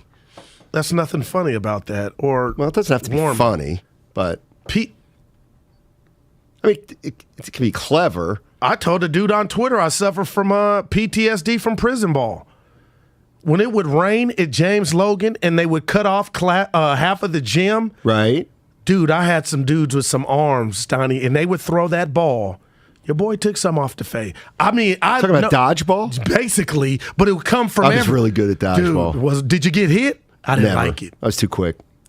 I was quick too, but I was really quick. I was with some gangsters, Steiny. You guys called it prison ball? Yeah, that's what it was. So, your boy, Relaford? Jason Battle. What about him? He tweeted about prison ball. Oh. Dude, that game put me through some stuff. I still have it. Yeah. Nobody knew. I mean, I was good at catching those line drives. But too. The point is, what if you didn't see them? We play with multiple balls. Sure. Well, you got to have your head in a swivel. And that's where being a great point guard came into play. That's actually how I knew I was going to be a factor. I could see it all. See, you talk like you went I tried to tell you you were the closest at the station to going pro. Ratto, Damon, me, Shasky, Bonte, John Dickinson, and I'm naming everybody. Whitey. But you kind of scoffed for me saying that. Yeah. But then you stick your chest out like you were D1. No. And then I got to remind you weren't. D3. Nobody can minimize? I'll get under my skin about certain people. But I was a Division III player. That's all I was. But I'm going to say this, man. 3. But your high school career and what I seen on your wall at the Honorable lab, mention All-State, you should have been Pennsylvania. D1. Well, I don't like to get bitter about that. I let that one go. You sound like Relaford now. I let that he one went to go. Northern Colorado, but he should have been in the league. But I got no offers. When the lights got bright, you know what I mean? What about him? He went John Starks a little bit. Kobe. That's going to hurt you. Who says the Kobe? There weren't a lot. Believe it or not, He's going to get maybe mad this is how the game's changed a little bit. 40 years ago, there weren't internet. No, there just wasn't a lot of Division I schools that were like, see if we can find a 5'11" white guy who's not particularly quick. Do you really mean that, though? Yeah, I didn't have a lot of quickness. It don't matter. I will see guys all day, every day in the league. I just needed a half a step. That's all I needed. That was my game. So you want a Caruso? Scrappy. I was more scrappy. Caruso. I like watching. No, I was like that kid who played for Syracuse back in the day. What? McNamara. Remember him? That's good. What are you shaking your head for? What are you shaking your head for? Who? Jerry McNamara, the guy who wanted he was a point guard. You look like you'd be like Fredette. Quick, had that jumper. Did not shoot that much. He was. I could. Man, what I could happened to score, him? but only when we had to. I mean, I try to get other people. I'm selfish. But try you to get put other up people. numbers. You put up Jay-Z numbers. Not really. I appreciate you being honest. I mean, not that I remember exactly, but junior year average 12.6, senior year 15.7. But you played against Broussard. Yeah. He's D3. Stu Jackson. No, he's older than me. I thought you from the same spot, though. Yeah, from Reading, Pennsylvania. That's Danielle wild. Marshall. Yeah. Lonnie Walker.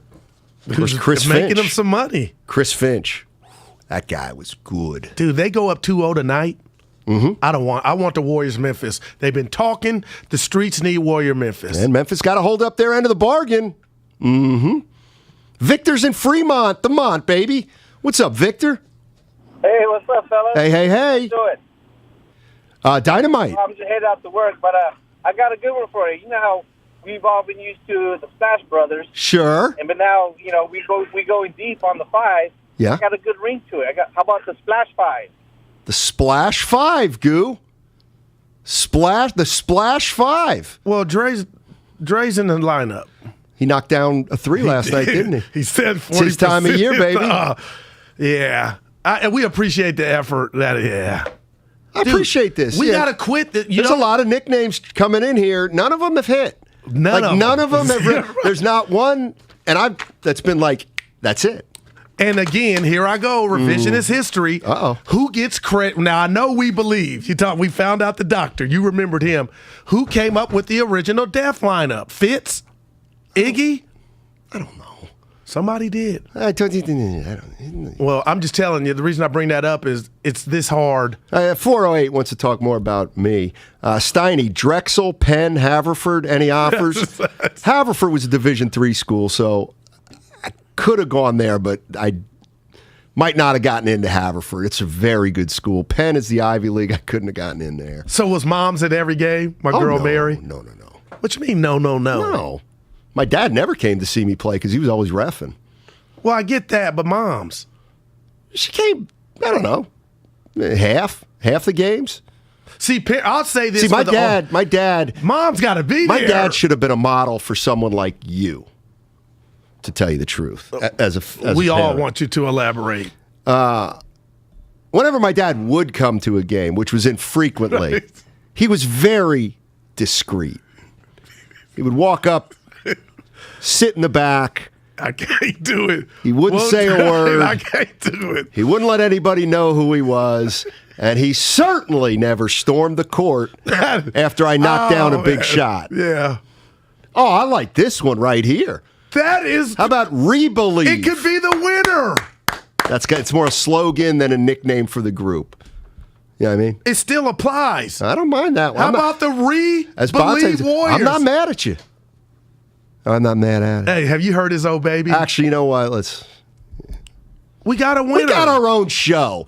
You know what I mean? Let's let that bring one. You up. See, let's let that one go. We're set tripping. I like the crossover. Yeah, too much of a good thing though. They talk about you kindly. Exactly. You know why? Well, you didn't get. Because I don't know. So let's move forward. See, now I'm going to have to take that phone call. I just for don't. That, all right, you know damn well I don't want to do this because you know who is going to be texting saying cut that out. Jacob in Oakland. Oh, okay. What's up, Jacob? I think I do. I don't know. Hey, so I think I've got some Rebelieve kind of in the spirit of summer, you know, and water. Sure. We could go Oceans 5, or we could go Waterworld, and then the core 3, Poole, Thompson, Curry, could be the Super Soakers. The Super Soakers. Be honest and tell them we love them, but no. Oh, fuck. Steiny. Re-believe is it. I don't know. You got all excited when you said it. That's clever. You know what it means. But right, but we believe that was more of a slogan, not a nickname. You see the subtle difference there. Yeah. Rain City? No. You know what it means. I do know what it means, and I think it's inappropriate. Splash and run. Yes, all right. Yeah. Boy, look at...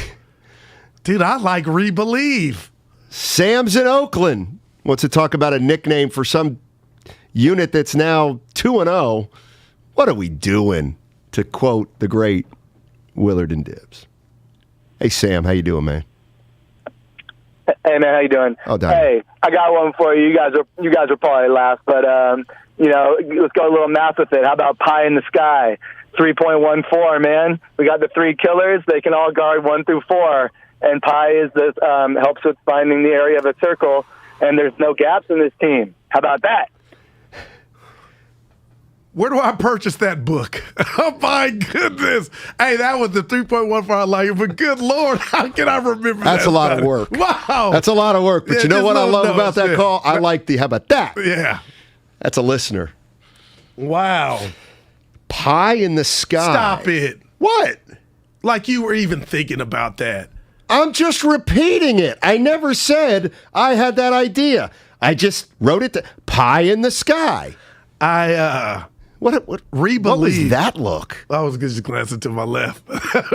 Re-believe. Lindor do anything? He just got an RBI. There you go. Re-believe. That's what about it? It captures what captivated us years ago, and we're still waiting on the documentary. You got Matt Barnes. Nobody remembers We Believe anymore. That's 15 years ago. Okay, now I'm gonna go Dibs. Let's go to Robert in Fresno. Yeah. Robert in Fresno, what's going on, buddy? How you doing? He's a Laker fan, not afraid to say. Good for you, Robert. Yeah, I had a tough year, but it's okay. Yeah. We'll be back. Of course. But for the Golden State, I would say, like, to incorporate the water thing. What if you called them, like, Golden State Drip Boys? Something with the drip. I don't know. I think Splash is just, it's used, so you got to go somewhere else. Drip How about City? the droplets? Like, I know you don't mean that. It's a good God. How about the Water Boys? The Water Boy has a bad connotation to it. It's a band out of Ireland. Well, the Water Boy I'm thinking of is the one that's on the sideline. They couldn't play. Bobby Boucher? Yeah, right. Help me out. I got you. Steiny, come on, man. What? Drip City.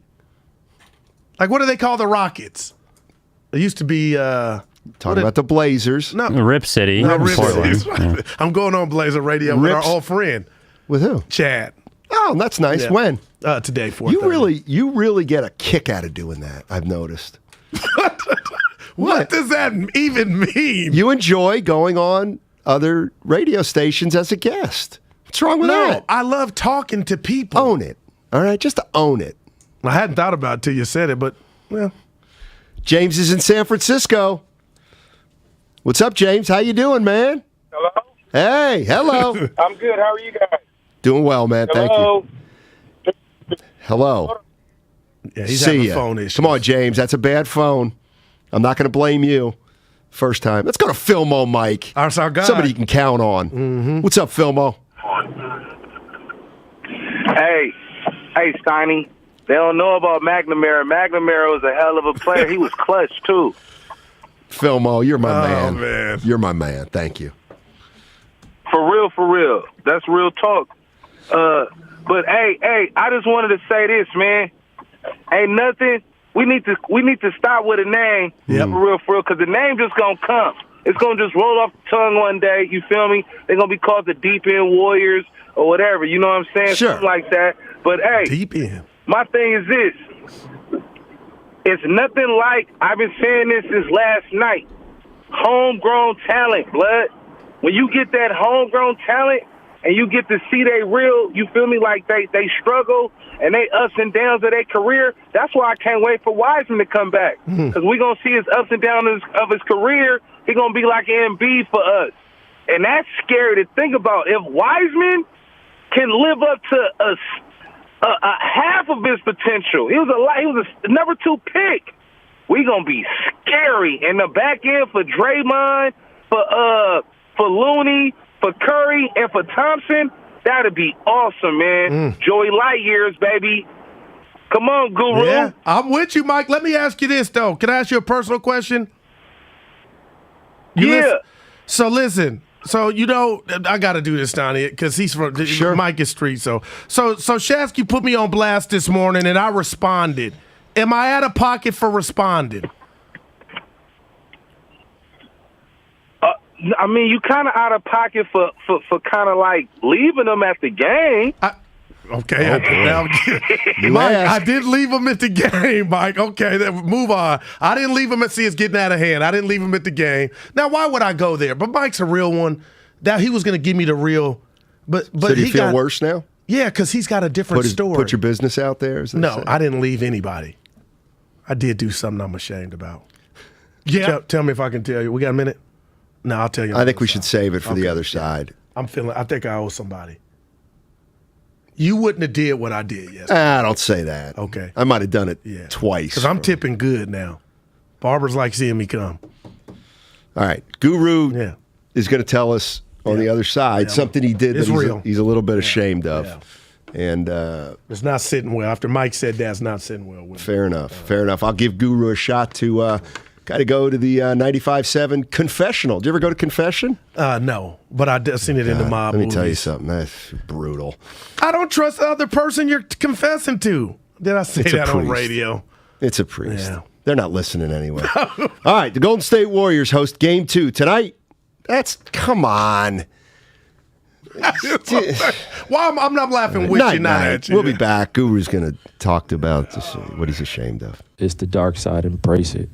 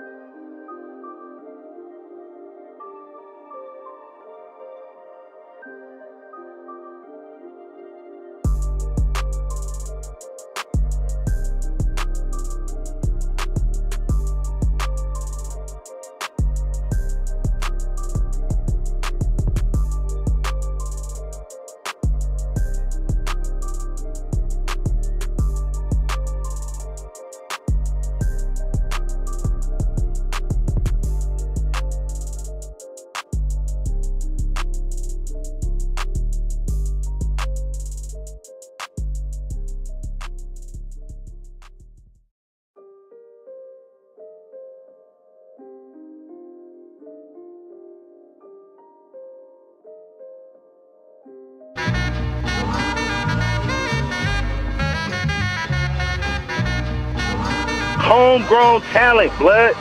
Now, back to Steiny and Guru on 95.7 The Game. Oh, man, you're lucky. I was going to give you grief. I was going to give you big grief. About? Now, yeah. Before Lindor's double, you were like, oh, yeah, he was 0 for 2 with a strikeout. Well, now he gets 0 points. Yeah. I got Lindor in my fantasy. This is Pete Rock. And now I also Smooth. have Alex Cobb, who's going to get a no decision. Yeah. Poor you. Yeah. I got a couple of texts on mine. This should be a new feature, something with the phones. This one I don't. It's from my guy Joey. I'm going to spare him the last name. Okay. Gold-blooded Rippers. Oh, was that from McNamara or who is Rippers? It's for the Warriors, I think. Where's the Ripper coming? I don't know. I don't know. Jack Clark was Jack the Ripper. That was great. But ripping the ball. And then how about this? You're throwing out a group to take care of business. You got the babyface assassin and the stone cold killers. Or you could call it lethal injection. Shout out to Ice Cube. Dude, that's a 4, but yeah. Right, I'm trying. Re-believe to me. Trying.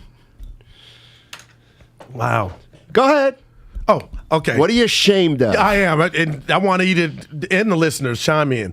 This is where I'm really good, okay. by the way. So I leave you yesterday after I had my dude. The chicken Caesar salad at the Old Ship is incredible. The food is, yeah. So Kyle and I playing tunes. He put his phone to the Bluetooth. We're vibing, Kyle and I. Producer Kyle Matson. Right. So we're headed to the game. So Steiny, I got a place where I park where I don't pay at all by the hospital. Okay. So I make a turn and I'm like, oh, I'm with Kyle, and he's got to do his IG hit with Dibs. So I hear him on the phone like I'm almost there. Somehow I get by the lot and I tell Kyle, you know what? I'm going to just go to the I said, I'm not going in the $50 lot. Kyle goes, I'll pay half. But he said that because he needed to get with Dibs and not dilly-dally around with me going to where I was going. So I felt that. But I didn't want to go in the 50 lot because normally I don't, you know what I mean? Like, well, fuck, this is gas. And he goes, I'll pay half. And we get up there, Steiny. Mm-hmm. I gave him 30. Like, how am I going to make a passenger pay for a decision I made to park in the lot? And I don't follow. You wouldn't. So I gave him I shouldn't have took 20 from him to pay for the $50 parking. Why? It's my car. Why you would gave him a ride. Yeah. And he offered. He works with me. It It ain't like I went and picked him up. You wouldn't have took my 20 for that 50. Well, I'm different. I think I owe Kyle 20. He's not going to take it if I know Kyle. And I know he wanted to get with Dibs, so that's probably why he was saying without saying it, don't go 9 miles trying to find a park. Let's just go up in here. But I felt dirty taking his car. And you say what to that? It's not as bad as you thought it was? I say no harm, no foul. Okay. That's not a biggie at all. Had a good time with him. Yeah. But I was like, oh. Let's go to that guy. Yeah, I guess. That guy in Oakland. What's up, that guy? Hey, good afternoon, fellas. Thanks for keeping the bay popping in the midday. Cool. Hey, Goo, you're my guy, man, and I know you're feeling some kind of way about this, but you know, and hey, I back you 100%. But I think you should have went David West on this whole thing, brother. I think you should have just kept that in house. Remember what David West said at the end of the final? Right. You know what I'm saying? Wow. But I mean, you know, 100%. I'm 100, as the kids say, behind you, but. Maybe keep that in-house and work that out between. I appreciate it. Just to get things a little bit looser. Yeah. And then, hey, on this, I think I'm going hashtag Beyonce. Everyone's a little bit drunk in love right now. Like I think it was Lombardi or Landry said, every season is a book, and sometimes it doesn't end well. And this is just a chapter. You know, we had the regular season, and Wiseman and all that coming. This is chapters getting late in the book, and we'll see how it ends out. But you know, I think people need to reel it back a little and not get too excited about all this. And then my last thing, hey, Goo, I know you saw New Jack City. Yes. And what was those cats' names? Remember that group, that name? New Jack City. Judd Nelson. It was no, it was Steiny, that's it. But no, CMB. Oh, CMB. And this is just like. Yeah, remember seeing I Am My Brother's Keeper. Yeah. And so I'm thinking on a nickname to keep it simple and keep it the same and include everybody. They were CMB, Cash Money Brothers, and these are the Splash Money Brothers. What do you think about that? You guys have a great day. Appreciate it. I kind of like the Splash Money Brothers. Money Green Brothers. Splash still leads. I'm in. I don't know where you're at on this. Splash Money Brothers. Oh, gosh. Money Green. It's got to have a ring to it. The hell is Splash Money Brothers? What about our guy Dana? Cash me out one time. That's Splash Money Brothers. Cash me out one time. Right. I like that. So the Splash got a new member. Okay. He likes kid. It's Jordan Poole. Money for Money Green. Okay. So now we're down to just Wig, and Wig will be the brother. Splash Money Brothers. Dude, I think we got it. Yeah, I don't. Oh, E. Wow. Splash Money Brothers. No. Cash Money, Splash Money Brothers. Wiggins brother. Yeah, it's not enough. It's not enough for Wiggins. You're disrespecting him. Nobody knows that the brother is Wiggins. Think about it. We got to let this go. How did this today's show turn into? I think you said it. No, or you took a call and you said such and such has got a nickname, and now this is what we get. I'm the guy who said yesterday, how about they win a few series before we give them a nickname? I didn't know. I've kind of been with you. I didn't say it. But you're playing into all this stuff. No, I like Steiny. Splash Money Green. Dominic is in Richmond. What's up, Dominic? How you doing, man? I'm doing great, you guys. Thanks for having me on today. You know, and I agree with you. I think it's a little too early to give him a name. But if Jordan Poole keeps on like he's doing, then what I was thinking is we could call him the Trace Reyes, the three kings that rain threes. Hey, Sir Elton John is doing his final tour, and he's going to stop at Levi Stadium in October. This is an additional show. The first one is sold out. At 2:30, we've got your chance to win tickets courtesy of AEG Presents. We're going to have a pair of tickets to give away today. Stay locked in for this sounder. Bum. That's going to be your cue to call in to win 2 tickets to see Elton John at Levi Stadium. We're going to do that at about 2:30. Hear that sounder? Wow. I'm going to give you the number to call in, and then be the 9th caller, and you got action, as it were. I have okay, as Warrior fans. This is a message to Warrior fans. Okay. It's on my list. All right. And because I like to encourage.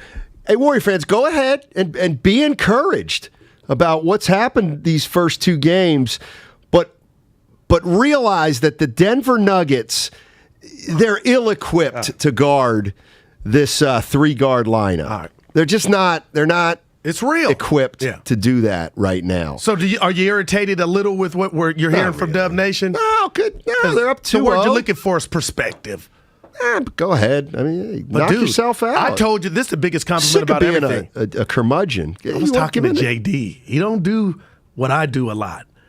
And we had a conversation about what I'm about to tell you. Hyperbole. He could see the Warriors winning it all.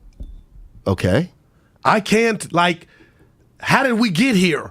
That road trip, my back, they were 18-2 to start the season. No, I'm talking about. And everybody thought they were going to win it then. Okay, that was the beginning. I'm talking about at the end, Steiny. This is great. And you kind of slapped me. Slow down, big fella, with I don't care where this season ends. It is all good in the hood when it comes to the Warriors for next year. And Mike talking about Wiseman, I mean, you don't got to do a damn thing. And I saw Joe Lacob. He had to be sitting in his chair last night. I was trying to think, what's he thinking about? And I know it's Denver. If the Warriors lose in the second round in Memphis, you're going to be saying the same thing? Just run it back. Run it back. Who was that? You. Yeah, but I got to believe, why wouldn't you? Yeah. Why wouldn't you? Yeah. Because they lost in the second round. And they're closer to fossilization. Well, no, they're not now. Well, no, you think they... Go ahead. Well, how's Iggy doing? Iguodala. Oh, that's what I wanted to tell you. Take your victory lap. I think you're doing it right. How could you even come up with the question What went behind the ideology of coming up with how many games is he going to miss in the offs when I scoffed at it and said, dude, it's go time. And it was his neck, a stiff neck, a pimple. That's my friend. I couldn't believe what. Like, was he not available? He was in street clothes. Right. That shocked me. You know what? This is when you drive me nuts. I got to give you Why would it shock you that Iguodala is not playing because of injury? It's the playoffs, and this doesn't mean anything to him. His neck? Listen. It was a neck thing. Listen, I was talking to JD about this. Iguodala. And I'm going to tell you something. There's a certain amount of respect I have for him. He has grown up. He never has taken an L any time in his life. That's heavy. He actually was probably thinking, if I were on anything but the minimum, I might play tonight. But I'm on the minimum. So guess what? You only get 8 playoff games for me. Man. Dude, he's never, like I was saying, he's never the guy. I think I said this yesterday. He's never the guy that hey, Andre, any chance you can come in and work a couple hours on a Saturday? We're a little short-staffed. Yeah. Well, we'll get you on the back. No. He's not coming in on a Saturday. Man, he's not coming in on a Saturday unless he's got double pay and a meal allowance. And if you don't like it, he's not coming in. Yeah. He's not coming neck in. Spasms. Coach. Yeah, neck spasms. Yeah. I was like, how did my man get it right? You nailed it. I mean. And I'm going to say this, Steiny. Let's put the rat on the table, and it's a good rat. With everything we heard from the players being over there, what they're saying when they're conducting interviews, his importance and him being a mentor, he's done his job. So maybe him just being on this roster is not about his play. They'll take it. But the fact that Jordan Poole, Loon Dog, Gary Payton II looked us in the face and said how this guy has mentored him and what he means, who am I to say? You know what I mean, Stein? It ain't 16. You're right. It ain't 2017. But for the neck is, I just looked at Dibs on my left. I said, I can't believe he's not. Steiny got it right. See, that's where you and I are. We always Am I get naive? Yeah, you're naive. But it's the offs. Again, you're naive. You think the first round means a rat's behind to Andre Iguodala? Like he doesn't wake up from his slumber and hibernation until the second round. Wow. That's right. 707. Andre Iguodala ain't showing up for any voluntary workout. The Pike. I'll work out on my own. Randy's in San Lorenzo. The Zoe. What's up, Randy? How you doing, man? I'm doing good. Well, hope you and Goo are doing great. Yeah, thank you. How do you like the splash or the slash triumvirate? And the triumvirate refers to Steph, Clay, and Poole. And then one more thing. Who is the Warriors' toughest challenge in the West and their toughest challenge in the East? Thanks for taking my call. Oh, thank you. Well, we'll jump on that second part. It's the Suns and the Bucks. How the hell are the Warriors going to guard the Bucks? I'll give you that. How the heck are the Warriors going to do what they did against the Nuggets against the Bucks? So you've got, and this is for down the line, but he asked.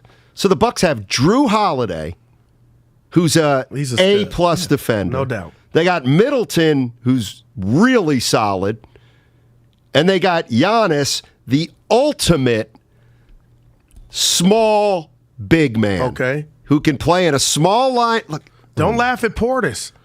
He's nasty. Yeah. You think he can beat Milwaukee? I wouldn't put it past the Warriors beating anybody. I mean that. And I told you, or was it JD Steiny?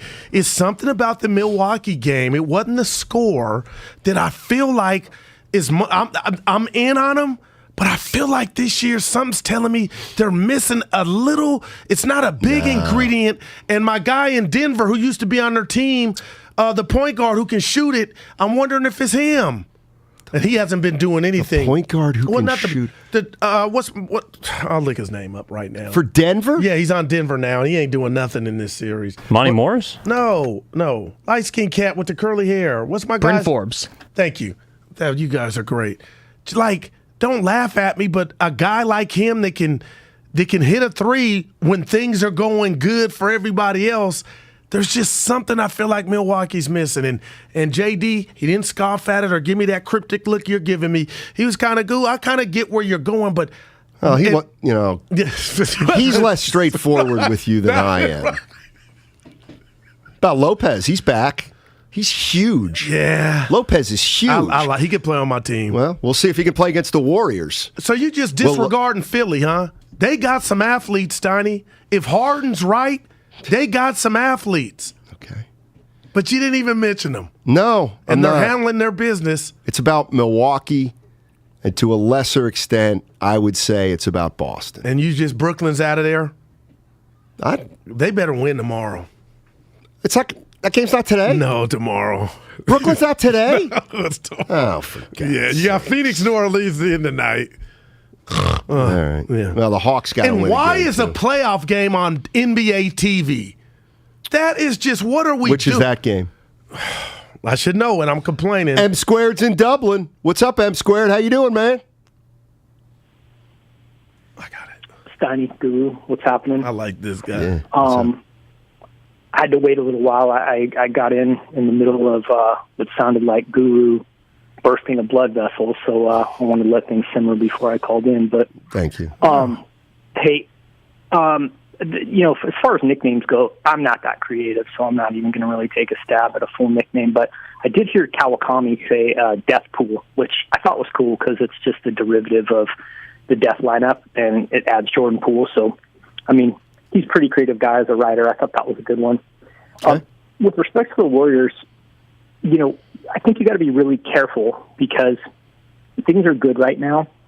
And, I get it that Denver is depleted, but this is all predicated on the Warriors' shots falling. If their shots aren't dropping, a couple months ago, Steph was missing wide open shots. If they go through a bad streak like that again, this whole thing gets really, really ugly and small. So I think you got to be really careful. That being said, I don't think Denver at full strength is the team to beat the Warriors. I see them as being worse defensively with Porter and Murray out there. I do think, though, that Phoenix and Memphis have the guys that can switch and get a hand in your face and make it really tough for Poole, Curry, and Thompson to get those looks. And that's when the slashing of Wiggins and the slashing of Poole become that much more important. Finally, I'll just leave off with, while I said I can't come up with a nickname, I do like the team slogan, "Splash me if you can." And with that, I'm out. Supposed to catch me. Yeah, great movie. Was it good? Yeah. DiCaprio, right? Yeah, I never saw phenomenal. that one, believe it or not. Now, our guy Def Jeff on Twitter, how about, listen, Steiny, this is second to Rebelieve. Well, what's 3 Believe? What is it? 3 Believe. Anthony in Concord. I said it out You want to talk Warriors? Thank God. Anthony, how you doing, man? Big win for the Dubs last night, 126-106. Steph Curry, nice little sixth man. What do you got? Why is the reason why the Warriors are keep winning these games? It's because of Jordan Poole. Let's be honest, right? So I think if we're going to go nickname, let's just keep it simple. Let's just call it a pool party. The weather's getting nicer. We got the Splash Brothers there too. And think about the Chase Center marketing. They could pass out beach balls and floaties. Fans could be coming in swimsuits. How cool would that be to see, a bunch of fans there in bikinis and board shorts? I mean, this is it. Pool party, baby. Let's go. All right. But that's too heavy and relying on one person. Not and he's really. the new guy. Well, it's Poole and it's a party. Okay, so where's Curry and Dre and the guys that got rings? You can't name it. Well, they're the party. Yeah, I don't. And they come second. Yeah, they do right now. Like Steiny Guru. There's some people I want my name first. Do you think there's hosts? Just you. Steiny. Goo. Stop it. Goo. Goo. I'm not Joe Theismann. I don't talk looking in the mirror. You know what they say? That's how Joe Theismann talks with a mirror in his head, looking at himself. I'm not like that Joe guy. Theismann. I love him. He's the best. But that's what they say about he loves him some Joe. I'm done with the nickname, man. Well, You keep unfortunately, doing it. okay. So you just want to let these people on hold? I want you before you go to the next call. Yeah.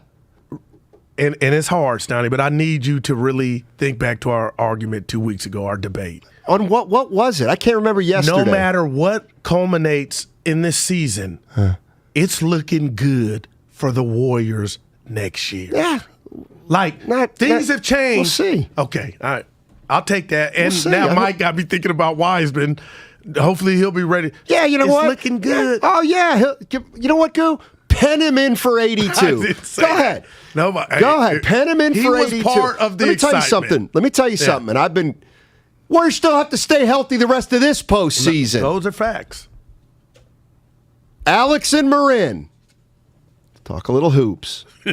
What's up, Alex? How you doing, man? Good. First of all, Gary McNamara, he's on the coaching staff with Boeheim now, so you know he's big brain. Got to shout him out. Wow. By the way, did you see they changed the name of the Carrier Dome? To what? I don't know. It'll always be the Carrier Now that's Dome. a guru for real. Yeah. Now, you want to talk about a great... Go ahead, Alex. Go ahead. I think I got number one here, and I'm not being big-headed. I think give a little Spanish twist and go with the Silky Cinco. Silky Cinco. And yet, Then you could the have first word is English. Anderson .Paak. Yeah, you get a little hybrid, just like the Bay. Okay. Then you get Silk Sonic, Anderson .Paak, Bruno Mars can do a theme song, maybe a music video down the line. I got a 5-year plan here. Let's go. I'm out. Appreciate it. As long as we're talking about nicknames, Kyle was playing Anderson .Paak. Every single nickname that we've tried has failed today, and I haven't even tried any. All shows. Speaking of the Carrier Dome, one of the greatest nicknames ever, the Dome Ranger. And do you know anything about Syracuse basketball? Dude, when the dude would run around the Carrier Dome, like the Lone Ranger, but he was the Dome Ranger. I hadn't seen him, but I'm all in. Oh yeah. So that's what I used to do. Dude, I love that facility when they'd play Georgetown. You ever been in it? No. How the hell would you know? Dude, on TV. That doesn't count. Seriously. Now I'm getting a little sensitive. It just bothers me. Like, it's a hell of a nice arena. Me the name of the new It's a hell of a nice arena, but you're going to say, "Oh yeah, it's really nice, Steiny," but I've never been there. It plays well on TV. The Pontiac Silverdome. You don't know how the uniforms used to look. I could see from TV that's a. Ask me how many times I've been to the Carrier Dome. See, that's what you. Go ahead. How many times have you been to the Carrier Dome? Yeah, I've never been there. Now, see, that's hypocritical. I saw it from the outside. What's the new name? Who cares? Who cares what it is? I'm gonna do it. It's the Carrier Dome, which I think Carrier's like they sell appliances. I'll never call the Laker thing their new name. People are just, you know what it is? I don't know what you're talking about. The Crip, whatever they're calling it. Alex is driving. Hey, Alex, how you doing, man? What do you got? Doing good, Steiny. Guru, what's happening, baby? What's up now? So, the I came up with is the 3 stealth assassins. Oh my God. Thanks, Alex. Appreciate the call. I tell you what we're going to do. And I got the name. I tell you what we're going to do. I've been really nice today. It started with the start of the show. I just stayed out of the way, and I saw that you were fired up, so I was like, let's be real positive. Like I did today. 2 weeks ago when you got into your scuffle. No, actually, everything was different then. I'm not going to be as nice. I see people. We're gonna go to a break. I'm going to take some more calls. Some people have nicknames. I'm going to be a little more harsh, though. I'm trying. You know what I mean? I'm like, hey, that's not bad. Thank you for the call. No. Right. I said kill it. Assassins? Yeah. And it's called the JBA Wireless. JMA Wireless. It's JBA. What is it, Evan? I'm looking at it. It's JMA with an M, like McNamara. It says name change coming for Carrier Dome as JBA Wireless agrees to rights with deal with Syracuse. Yeah. You're a bad website. 24/7 Sports. Bad website you got there. I think I'm right. The Loud House. We can all. Yeah. That's terrible. I need you to come look at what I'm Now, the looking at. Grindhouse, that ain't Yeah. bad. Well. Memphis is a arena. How about they win a playoff FedEx game? Forum. Yeah. They'll win tonight. Yeah. 5:30 NBA TV.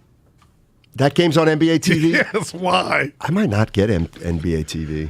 But I think I can get it on League Pass now. We'll see. Your Hawks, you're going to be torn. Your We'll Hawks see. are playing. Yikes. All right. When we come back, want to go see Elton John? We're going to give you a shot to go see Elton John in October on the other side on 95.7 The Game.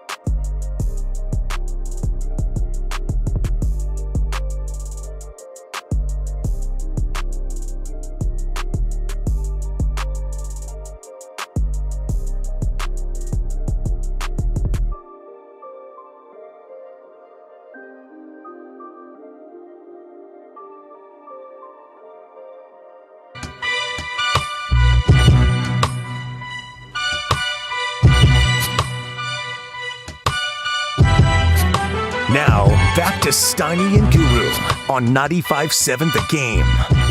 All righty, this segment brought to you by Outdoor Supply Hardware. Game 3, Warriors-Nuggets, Thursday. Nuggets have anything up their sleeve, Goo? Yeah. Ticket to Cancun. So they'll use that pretty soon. I don't see what they just don't have the personnel. And I'm gonna say this to you about that. What if the Warriors didn't have they've experienced this? What if they didn't have Dre and Steph? They have no shot. And that's what Denver is dealing with. And when I watch Jokic out there, the reason he got I'd say Dre and Clay. Okay, I'll give you that. Just to nitpick he's a little. Frustrated, I'm sorry. right? And that's why they're infighting. Mike Malone knows he can't do anything. And then why is Porter even chirping that, I ain't out of the series? Well, show us, son. And then Murray, they're saying it's mental because he got hurt in his building. He's been cleared. Hey, I would never tell somebody when to go out there. No chance. Neither of those guys should play. All right. Oh, yeah. There's your call. There's your sounder. Ninth caller. Caller number 9 right now. 844-999-GAME. They get 2 tickets to see Elton John at Levi Stadium, courtesy of AEG Presents. Ninth caller, 844-999-4263. Caller number 9. What was that? Elton John. It's from a movie. Have you seen him? Elton John in concert? I have not. Yeah, me neither. I have not. I think this is it for him. I think it's the last concert he's ever going to do. What? I mean, he's 103. Yeah. I don't play that age stuff, Snotty. You better start. No, he's not 103. He's 80. So is Norm. Yeah, but Norm's full of pep. How did the listeners, back to our party Friday, real quick, I'm talking to them, and I go, my dad, they go, Norm. And I'm thinking, how you know? Oh, like Steiny, they're part of the show. It's about the listeners, man. Kind of hit me in the cardiac muscle driving home. Let me tell you what, the listener party was all about 2 gentlemen. You and me? No. Oh. Carlos and Julian. Carlos and Julian have a business. They explained it to me. Yeah. Let me tell you where the money's at. Yeah. Water treatment. Mm-hmm. Look at you. Water treatment. Right. Let me tell you something. You better get your water treated if you're in an apartment building or a business, because you do not want the heating and the cooling system to be spitting out toxic water. And the water is what keeps the building warm or air conditioned. Wow. You don't want that crap, the algae, the toxins coming through your building. That's exactly. real stuff, and man. now in the COVID era, yeah. Mm-hmm. So they broke this all down for you, huh? They broke it down. Dude, you just, wow. Dead the serious. Vents, the AC coming. Or man. heat.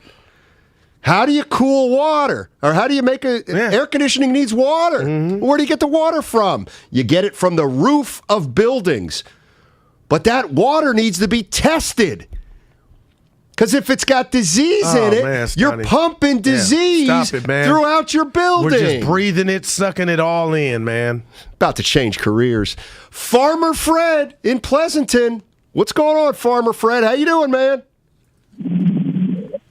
Hey, can you hear me? Oh, loud and clear. Can you hear me? I just said loud and clear. The name is the Firing Squad. That's insane. Get him off. Oh, now you really did you that. cannot use that in 2022. The Firing Squad. Come on now, Farmer Fred. I told you I was going to be. Hey, Bob. Bob's in Pleasanton. Hey, Bob. How you doing? Better be better than Farmer Fred's. Bobby. Hear me all right? Oh, loud and clear. What's up, B? Yes, sir. Okay, man. Okay, I've got it. The Bay City 5. Thanks a lot, Bob. What the hell is clever about that? Yeah. Also, I thought farmers were supposed to be pacifists. What we got going? Look at E.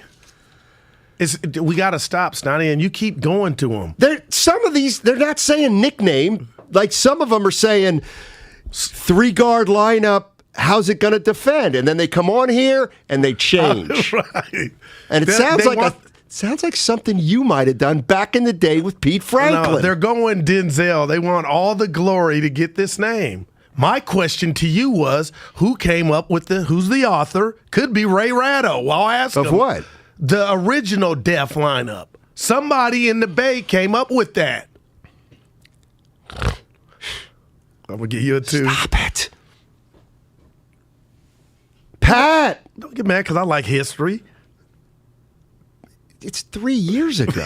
Pat's in San Jose. What's up, Pat? Let's talk some hoops. What do you got, buddy? Hey, man. The only thing more cringy than these nicknames is that Cars for Kids commercials, man. I kind of like that. If I another one of these nicknames, I'm going to pull out the last few hairs on my head. They got one name. It's the Warriors. Everyone sit back, enjoy the show, and let's get this ring, baby. Out here in San Jose, the best city in the world, baby. Let's go. Appreciate the call. Yeah, that I had a nice discussion about San Jose with producer Kyle yesterday. It's about time we get down there. Want to fill me in? It's about time we get down there. I've been to San Jose, North 1st Street. That's where all the but clubs you've used never to be. been to St. Pedro Square. I've been to San Pedro I've Square. been to the Townsend estate, Chris Downey. You know what? I've been to his house. That's and his below best friend's Morgan house. Hill, bro. That's closer to Gilroy. Oh no, hey, don't sleep. He's got nothing, dude. Estate. He's got nothing. Look at you. I've seen his house through one of those where you can see the house on the phone. Yeah, I need to get like one. Nest or something like that. What was I going to say? Official. Oh, Kyrie Irving got fined $50,000. Fair or foul? There's no hostility, bro. It's fair. So he got for the birds. So each bird cost him what? If you do the math, that's what it was for. $25K. Yeah. And what he said going in the locker room. Hey, you know I'm all for the. And I got to apologize to you on air. About time. You're on IG, and I'm getting into this negative state as a parent. And I've never been down on man and woman as much as I am now about society and how cold we are. Okay. And I've gotten into a cycle, Steiny, and I apologize to you. I sent you something the other night with 5 highlights of crime. It was back to back, back, back. And I don't want to be that guy, so I'm trying to be positive in my life, but it's hard, man. Everywhere you look, it's somebody or something being done. And I sent it to you to try to kind of warn you. To let you know what's going on. I know this world's an awful place. Did you hear about what happened at Stockton High School? Let me guess. Okay. I don't know. A homeless guy walked on school and just stabbed a young girl. I saw something. What are we doing, man? I mean, I'm seriously, what are we doing? A parent gets that phone call. I know it's sports, but I'm just. If I could be a superhero, or she. I didn't hear about it, but did she pass? I need to do the follow-up, but it was bad. It's awful. Yeah. Let's go to Allie. I wish I could fight crime, Steiny, really. That's where I'm at now. Hey, guys, how's it going? Pretty good. Hold on one second, Alan. Oakland PD is always looking for I'm talking personnel. about superhero. Like if I had an outfit and I can... They're not real. I understand. Alan, what's up, buddy? I'm Batman. You're talking about water treatment. Those guys told you everything wrong. I've been doing it for 25 years. What? Closure loops are sealed systems. Your hot loop and your chill loop are sealed. There's no air getting into those unless there's a leak. Your cooling towers are open systems. That's where you can have problems. Yeah. But if it's treated right, you don't got to worry about that. That's right, because they treat it, my man. Oh, they treat it well. And the buildings don't handle that air. Those are closed pipes. You don't have to worry about none of that. Yeah, you do. Actually, I'm not sure. That's right, because they treat it, my man. Oh, they treat it well. Wow. Thanks, Alan. Steiny, she passed. Oh, my God. I'm sorry to... Yeah. And I know, my bad. I'm kind of mad at you right now for bringing that up. I know, I'm but sorry. yeah. Jesus. A family's more. And I'm going to quit sending you the videos. Dent Dog in Concord. What? Dent Dog in Concord. I'm going to have to call my guy Julian because... City Boy? No, the water treatment guy. The real Splash Bros. Exactly. Thank you very much. What's up, Dent Dog? Oh man, first time caller, long time listener. Thanks. I think I got it for you guys. Give it to us. And this is in the name of Draymond Green, Silverback 5. I don't know what that means. Yeah. Thanks, Dent Dog. Yeah. Silverback sounds like a casino. So these water bins on top of buildings, all right? They need to be treated. Because otherwise leaves get in there. That's called cleaned. I got you right. So you go in and you test the water. Right. It's either good, at which point it's all systems go. Or you need a treatment. Or you need water treatment. Okay. Right. We follow. I don't know. How was I wrong? Maybe that was a competitor and I don't know. He's got trouble because, these guys are. They're raking it, getting it in? And here's the other thing. Business doesn't go anywhere. You know why?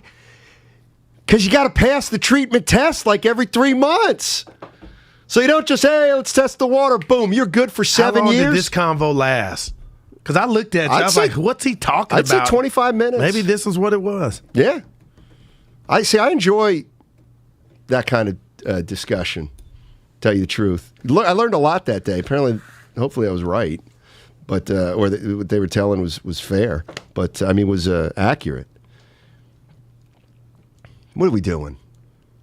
You really have thrown me off. Well, I was just sharing my heart, man. It's hard. I know. Yeah. I know. Moose. Okay, go ahead. Moose is in San Jose. Hey, Moose. What's going on, buddy? Hey, fellas. How you doing? I just wanted to say, everyone's calling in with these nicknames. I got to put the rat on the table. I think this is ridiculous. This team's won nothing. This current team has won nothing in the playoffs. We've won 2 games.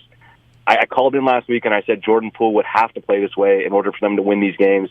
I'm happy it's happening because it's going to need to happen to continue forward. It's only round 1. This team has done nothing but beat a team that has multiple injuries, and we're over here crowning them with nicknames. And then the other thing I wanted to throw, and Cousin Nick's doing a great job in Brooklyn. When he did that back and forth with Kyrie Irving, I got to put this right on the table. He said it multiple times. Kyrie, you were flicking the fans off, and flicking is what you do to a fly when they land on your sandwich. Come on. You flip the bird. I know. Oh, fuck. Thanks, Moose. Appreciate it. Wow. Dude, that's something you would do. I got 2 English teachers and pair. Steiny, wow. I'll still stay in touch with Nick. I'm a man of nuance. Let me tell you something, 510. That's not nice. Steiny, learn how an air conditioner works. No, you learn how. Where are my guys, Julian? Oh, man.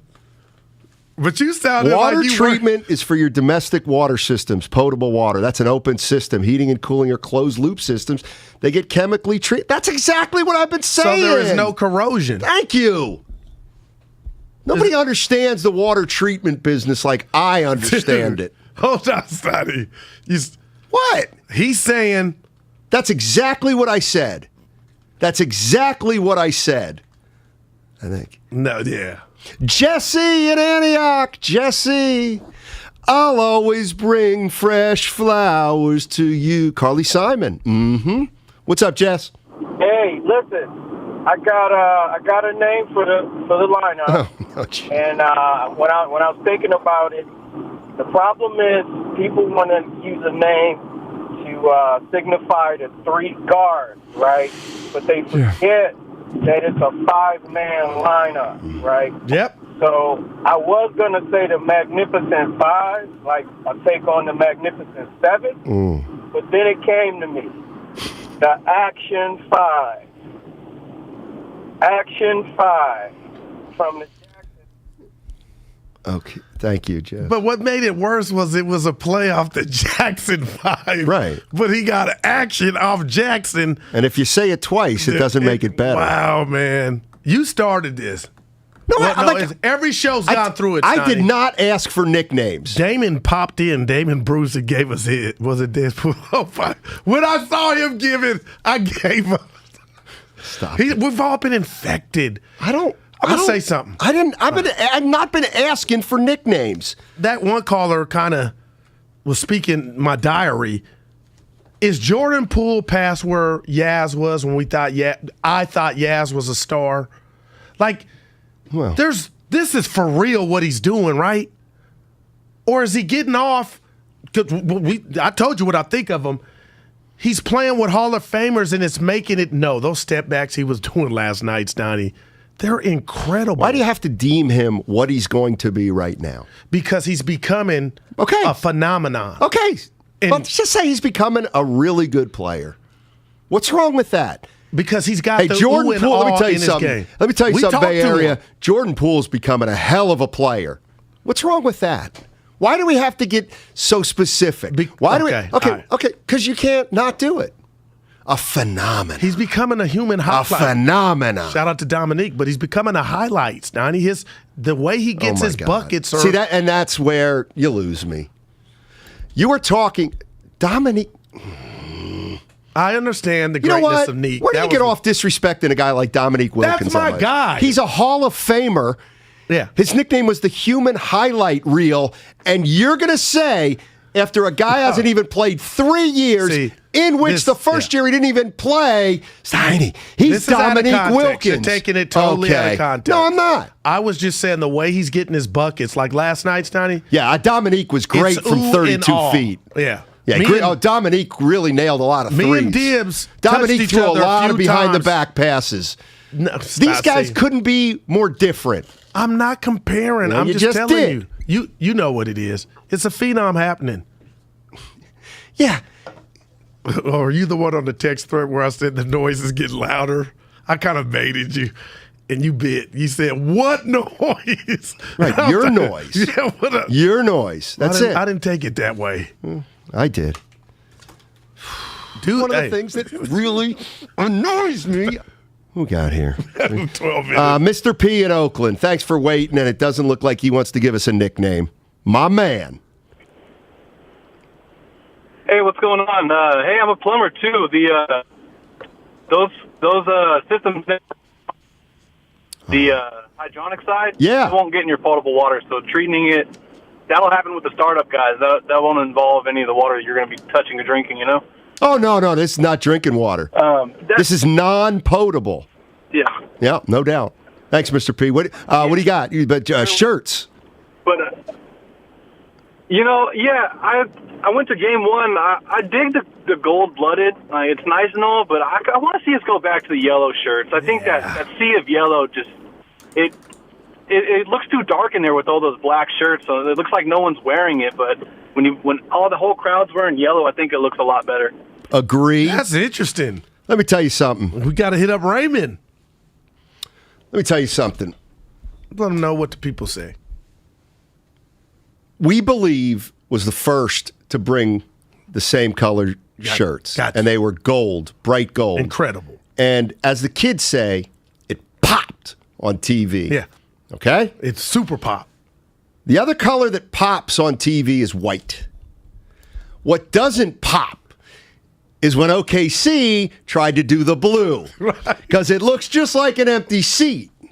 So if you're going to do the jersey thing, there are certain colors that work and certain colors that don't work. And Miami just took one out of that playbook. They had the white out. Yeah. Yeah. But well, I do miss Penn the State yellow. does that all the time. And it's Penn State. Now, I wonder who we'd give that information to. Maybe they'll go back to yellow. Or that'll be next round. Well, they're listening. All right. What's today? Curry back to Curry will probably tell somebody what we're talking about. It was hard not to say what's up to him.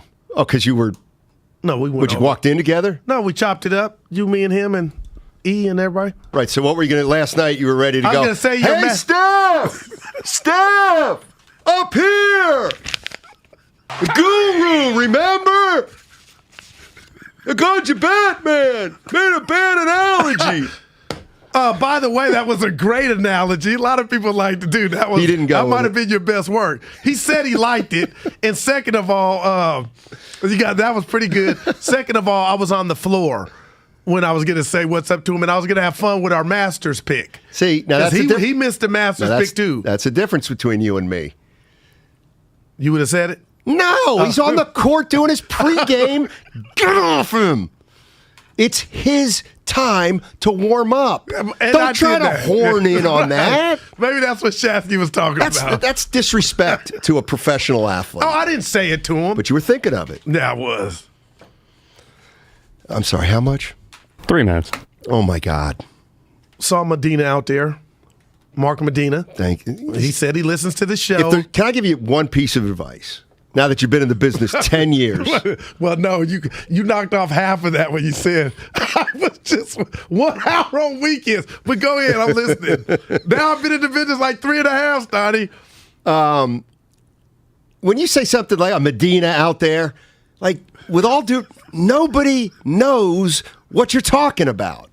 So then I have to go, you're talking about Mark Medina. He used to work in the Bay Area, covering the Golden State Warriors, and now he works for, I don't even know who he works for now. So we're giving them partial information. You sound like the boss. I believe, look at this. Nick, Thomas, Justin, Tony, Joe. Dude, this is nickname. Dude, we got to stop it. I'm not going to answer anymore. You want to just run through them quickly? Sure. And this is it then. We're putting it into it. Yeah, it's a wrap. Here we go. Nick, San Jose. Nickname. Give it to me.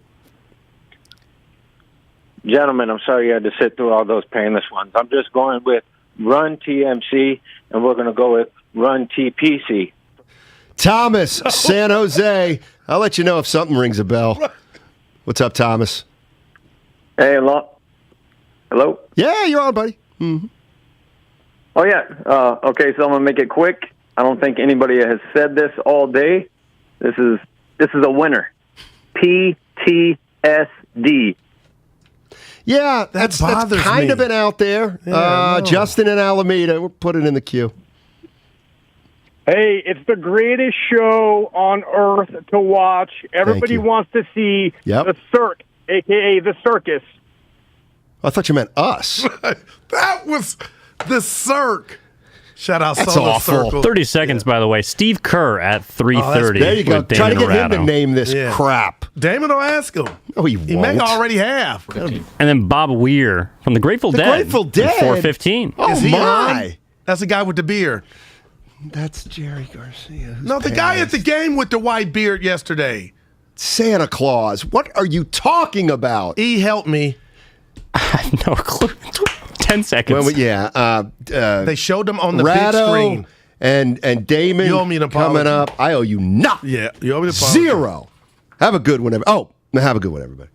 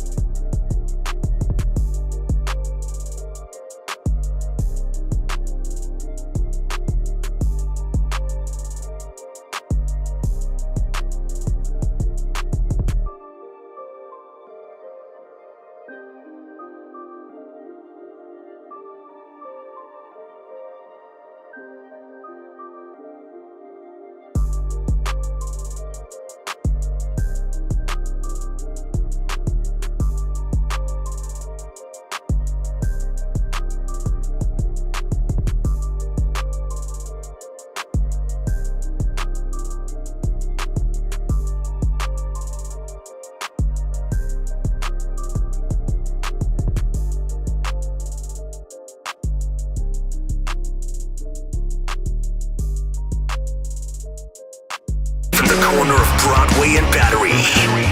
You're listening to Damon Bruce and Ray Ratto on 95.7 The Game. Brought to you by BMW Fairfield. Welcome, welcome. It's gorgeous outside. It's beautiful. It's beautiful last night at Chase Center. My gosh. This version of the Golden State Warriors revealed what it might be on Saturday. They completely arrived last night. It is one thing to go about beating another NBA team to take a 2-0 advantage in a best-of-7 series. Ray, it's another thing entirely to make a group of grown men quit, including this year's presumptive MVP who gets a frustration technical to get ejected from a game. That was a team-wide, Denver-wide McNugget meltdown last night by Denver. It's an acknowledgement that they know there are no answers for this because they saw this in game one. They tried to make adjustments, and it looked like for about a quarter they had done so. And then it deteriorated again. And I think normally a Denver team will say, well, we're going back home. Let's see you do that with half the air in your lungs. And I don't want to make narrative judgments based on only 2 games, but yeah, they flat out decomposed. And I don't know how they build that back up, even with the extra day. Michael Malone will have to prove that he's a genuinely great coach rather than a really good one if he gets these guys back on track. They were so infighting. You saw them shoving each other on their own bench. You saw palms up in the air. There were no answers. There were no answers to the questions that the Golden State Warriors were asking last night. And when you can see defeat in a team, you know you're positioned well in a series. And you saw defeat on the face of the Denver Nuggets to a man in that organization. It's too bad we couldn't get a camera on the owner, because I'm guessing you could see it on his face too. That was an evisceration of a team's morale, much less an actual game plan or a basketball moment. It was the equivalent of basketball murder. There was a chalk outline left around the Denver Nuggets last night, and they will not be getting back into this series. It's just, it would be extraordinary. Without the emergence of Michael Porter Jr. or Jamal Murray, there is really none chance of it happening, and even with them, it's a single-digit percentage. No, there's an essential problem when one team has 4 guys who can play on the perimeter and the other one has none. That's kind of imbalance that you don't get to make up. And again, Nikola Jokic got his, but it came at a significant cost, which is that he had to become less a passer and more of a guy who just said, I have to shoot, I have to create stuff, I have to be everything. And really, other than him, nobody shot well on that team. I mean, Will Barton was 5 for 15. JaMychal Green was 1 for 7. They were hopeless. And I think they know it. So, like I said, Michael Malone, whatever he's got left in the book, he's going to have to empty it out because it looked like they figured it out for a while, but that while ended in the second quarter, and it never got better for him. It was a dismantling of the Denver Nuggets. What you saw last night was, I mean, I think that that's the first official great night for Warriors basketball in that building. Game 1 was an awful lot of fun. I was there. Game 2 was a show. That was a show last night. And that was the soul of an arena revealing itself. You also saw the soul revealed in that picture of E40 and Bob Weir. And I'm very happy to tell you that Bob Weir is going to be on today close to 4:20. So you all know what to do, folks. Break glass in case of emergency. We're going to have him on at 4:15. It's an interview that I had to do from my house earlier today, and it's the only reason that Ray did not join me on the interview because we glitched out. Sadly, you could not join me for the Bob Weir interview, but it was, I'm going to tell you right now, I don't know if it's my greatest moment as a, what are we going to pretend I'm a journalist just for the sake of the argument of this show? But I'm not. I'm a talk show host, not a journalist. The fanboy got the best of me. I'm gonna warn everyone right now. It was great talking to Bobby, and you can tell that I've been to more than one Grateful Dead show, probably during the interview. So I apologize in advance for me appearing giddy during the Bob Weir interview. Bobby. He's on the Mount Rushmore of Bobbies. It's Bobby Knight, Bobby Weir, Bobby Bonilla, and Bobby the Brain Heenan. Bonilla's kind of a stretch. I mean, it's only but Bobby the Brain Heenan is a very good call. They're still paying him. You got to respect that. Well, they are. I mean, it's not the longest one now. I mean, there are a few guys who did that thing, and I think Bruce Sutter is still getting paid too. Does Steve Young still get checks from the UFL or whatever the hell he was playing there for a minute? I think the USFL has eventually declared bankruptcy, so I think he largely did not get the money he was paid, or the money he was supposed to be paid. He got all the money that he was paid, obviously. But I think Alan Rothenberg did not meet all of his obligations. I'm glad to see you enjoy the Bobby the Brain Heenan reference. Oh, no, he was a brilliant actor. Absolutely he was. Speaking of other Bobbies, Damon, what about Ricky Bobby? Bobby Kennedy, maybe? Sure. I still think my 4 is pretty solid. I'm sticking with it.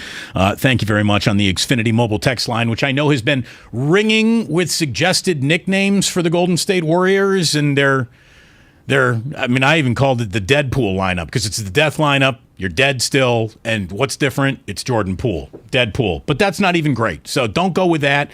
Stop trying to force 3G upon me, TNT. I saw that happening last night. Steve Kerr, this is what he calls it. Yeah, it's huge. It's huge. We've been hoping to get to this point all year where we could get our whole group together just to see what that would look like. And I'm talking about with Draymond, with Clay, and Steph and Jordan. Wiggs has been a great part of that unit too. You know, these first 2 games, closing the first half, another 8 rebounds for Wiggs tonight. You know, I mentioned before the game, that's the biggest concern when we play that small unit is the glass. And I thought Wiggs did a really good job. There you go. He calls it the small unit. Okay. Re-believe is something that I thought was pretty clever when I heard a fan brought that up. But, you know, there are too many options being thrown at this. The players get to decide what the nickname is. And until they deliver a nickname, I will refer to it as the 3-guard lineup. It's the right thing to do. Gosh, they were good last night. And you could really see the gear that the Denver Nuggets simply could not meet. We are brought to you by BMW Fairfield, now open in the Fairfield Auto Mall. Visit bmwfairfield.com today to book your visit. So here's the deal. We've got Steve Kerr. Normally, he joins us live at 5. Today, he's joining us at 3:30. Steve Kerr coming up in about 15, 20 minutes here on 95.7 The Game. And for those of you who miss it, we're going to replay it at 5 o'clock. Bob Weir today at 4:15, a founding member of the Grateful Dead. I had to wear a Steal Your Face t-shirt. If you're watching on the Twitch or the YouTube, you've already seen the Steal Your Face t-shirt. It's part of my, what have I got, like 18 outfits?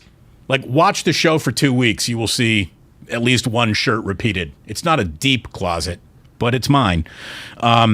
We have an awful lot to get into today concerning an A's home opener last night, which was won by the Oakland A's 5-1 over the Baltimore Orioles. Huzzah to that. However, some of the reviews of the way fans were treated intentionally by design by the Oakland A's is disgraceful. I have a friend of mine who was there who has spent 20 plus years in the service industry. This isn't about a new stadium. This isn't about a $30 million frontline pitcher. This isn't about retaining Simeon, Olsen, Chapman, Minaya, or Bassett. This is about waiting 3 innings to get a hot dog, or when you finally get to the front of the line, you're told, we've run out of hot dogs. This is about a VIP bar having 3 bottles of liquor on its back bar. On opening night, we're talking about the bare minimum of major league standards. And I've even seen people play that, well, when I go to a baseball game, I just go for the baseball. Your I'm too hardcore to care about anything else argument is tired and it's old. And if you're saying that the only reason I go to the games is just to watch baseball, that makes me happy. What you don't understand is that you will not have baseball games to go to. The A's last night essentially declared war on loyal fans who are still showing up with increased ticket prices, diminished roster, and if you showed up last night, you got treated poorly by the team that will never love you back. I just don't know what to tell you. These are not Michelin star standards I'm looking to see met, Ray. This is bare minimum stuff. This is, when I pulled my seat down, it wasn't covered in cobwebs. That kind of stuff. Maybe the cats got to it. What, the spider? No, I mean, they got to the liquor. Maybe the cats got to the liquor. No, it's an awful message to send. I mean, your job is to serve the customer. You know, if you're charging, this is entertainment. And entertainment, if you're going to offer amenities, requires that you offer them wholeheartedly. Look, based on what you showed me, they didn't bother.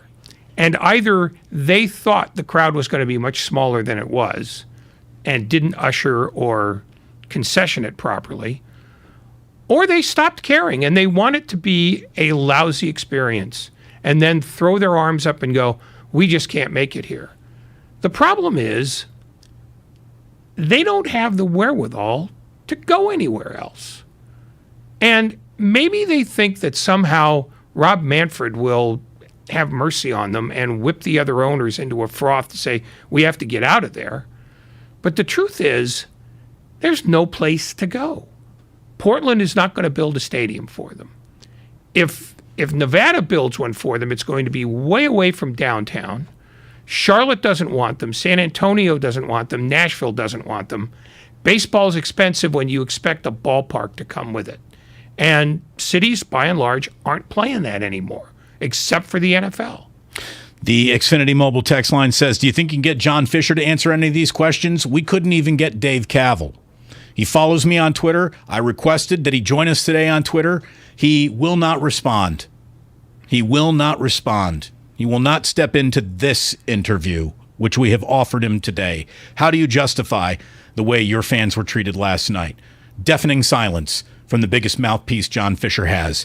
We're just underway. We got an incredible show. Steve Kerr later this next segment. Bob Weir in about an hour. If you miss it, a Steve Kerr replay at 5 o'clock. We got a good one for you as the Warriors bludgeoned the Denver Nuggets last night. So much to talk about. We're brought to you, by the way, here, Damon and Ratto, by the Golden State Warriors. Dub Nation. Don't miss the 2022.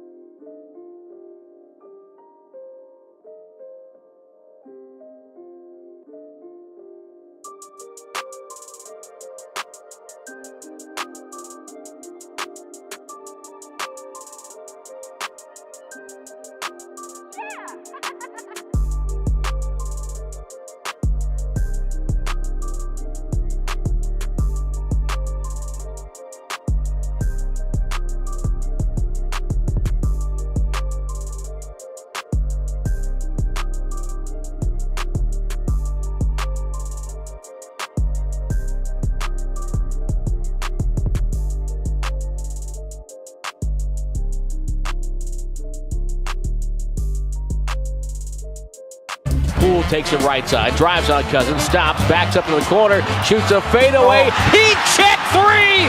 Jordan Poole! Get out your Speedo! Get the suntan oil! We're having a pool party! Now back to Damon and Ratto. Brought to you by BMW Fairfield on 95.7 The Game. Welcome. Streaming on Twitch and YouTube. You've been warned. You can watch this. Go to twitch.tv/957thegame or youtube.com/957thegame.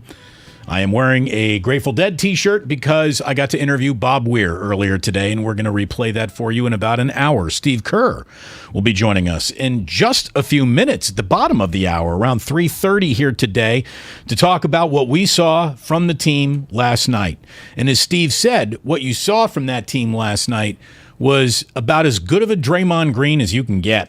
Draymond, I don't know what to say about him. I mean, you just don't look at the stat sheet because it doesn't mean anything. Draymond dominated that game, and he was dominating throughout the first half. And late in the half, I got a stat sheet. I looked down. He had 1 point and 3 rebounds. He was dominating. This guy is just one of the most unique and powerful and impactful players I've ever seen. Nobody can frustrate you with just elbows in your ribs and just footwork and positioning. And when that inbounds pass is coming into you, and you tip it away at the peak of its arc. I mean, he is just an animal defensively for the Golden State Warriors, and was as good as he can possibly be, as Steve just said, without stuffing a stat sheet in any gaudy way. Like, if you went to the box score to understand how good he was last night, you would have absolutely no idea how good he was last night. No, he was what he is. I mean, that's when he's fully engaged and healthy, that's who he is. That's why, before he got hurt, people were calling him the drop-dead defensive player of the year. I mean, it's just, give him something heavy to lift, and he'll end up holding it over his head. Steph Curry, meanwhile, continues to be equal parts the greatest shooter of all time, the best sixth man a playoff series could ever imagine, and as egoless a superstar as you will ever see coming out of an NBA locker room. He was something else, and last night it was clear. The shots were falling. 34 points in 23 stress-free minutes a game, too. I can't pick one, but that feeling when everything starts to click and how fast we can play, and we still only had 9 turnovers. So, there are a lot of, back-to-back plays where it's kind of pick your poison and everybody was kind of getting involved. So I can't pick one. It's just that emotion, that feeling, that momentum we were able to create. Got the crowd into it. You could tell it was affecting them on the other side. Every time out, you look down, they're trying to figure something out. So that's playoff basketball in terms of you can get a team to have to worry about so many different things. Makes the game a little easier. The Denver Nuggets had everything to worry about last night, that crowd included. It was palpable coming through the television, the energy in that building. And it's something that, I talked to Bob Weir about. That guy understands crowds and crowd energy implicitly. And last night, Jordan Poole, he is still brand new at this Warrior playoff thing, and he felt it last night. I've always fed off of the energy, especially the home crowd, trying to get everybody in the arena to stand up, get on their feet, scream as loud as they can, because I don't think they understand how much that helps us, offensively, defensively, and it really gets us going. I think, Steph, Clay, and these guys feed off of that energy so much. You see one go in, it could be a long day. So I think that's why home court advantage is such a big deal, and we got to find a way to take care of it on the road. And, normally home court advantage, you would think not only does it come with the crowd noise, but it might even come with a little home cooking. And that game, Ray, began opposite of that. And the only time the Denver Nuggets could even imagine that they were in control of that game was very, very early on when Kevon Looney picked up what I'm calling NBA memo whistles. I mean, there was a memo sent. We didn't see Jokic on the line. Steve talked about it. He joked about it. And Jokic is on the line twice as much as he was in Game 1 in the first 90 seconds of the game. Neither foul on Looney would have been called in Game 1. It was soft fouls that came in from the league office, and it's the only time the Denver Nuggets were in that game, when the referees put them in the game. And I think that contributes to that helpless feeling that washed through them. I'm not blaming the league office for this. The crew is a crew that calls lots of fouls, and they're not veterans in the same way that Scott Foster and Ed Malloy were in Game 1. We talked about this yesterday. We expected it to be this way just because that's who the officials are. That's how they do it. And Steve Kerr figured it was going to be that way. The difference was that they couldn't go to the line often enough to make up for the fact that the Warriors got 84 points in 52 shots from their 3 guards. That's math you don't beat, no matter how many times you go to the line.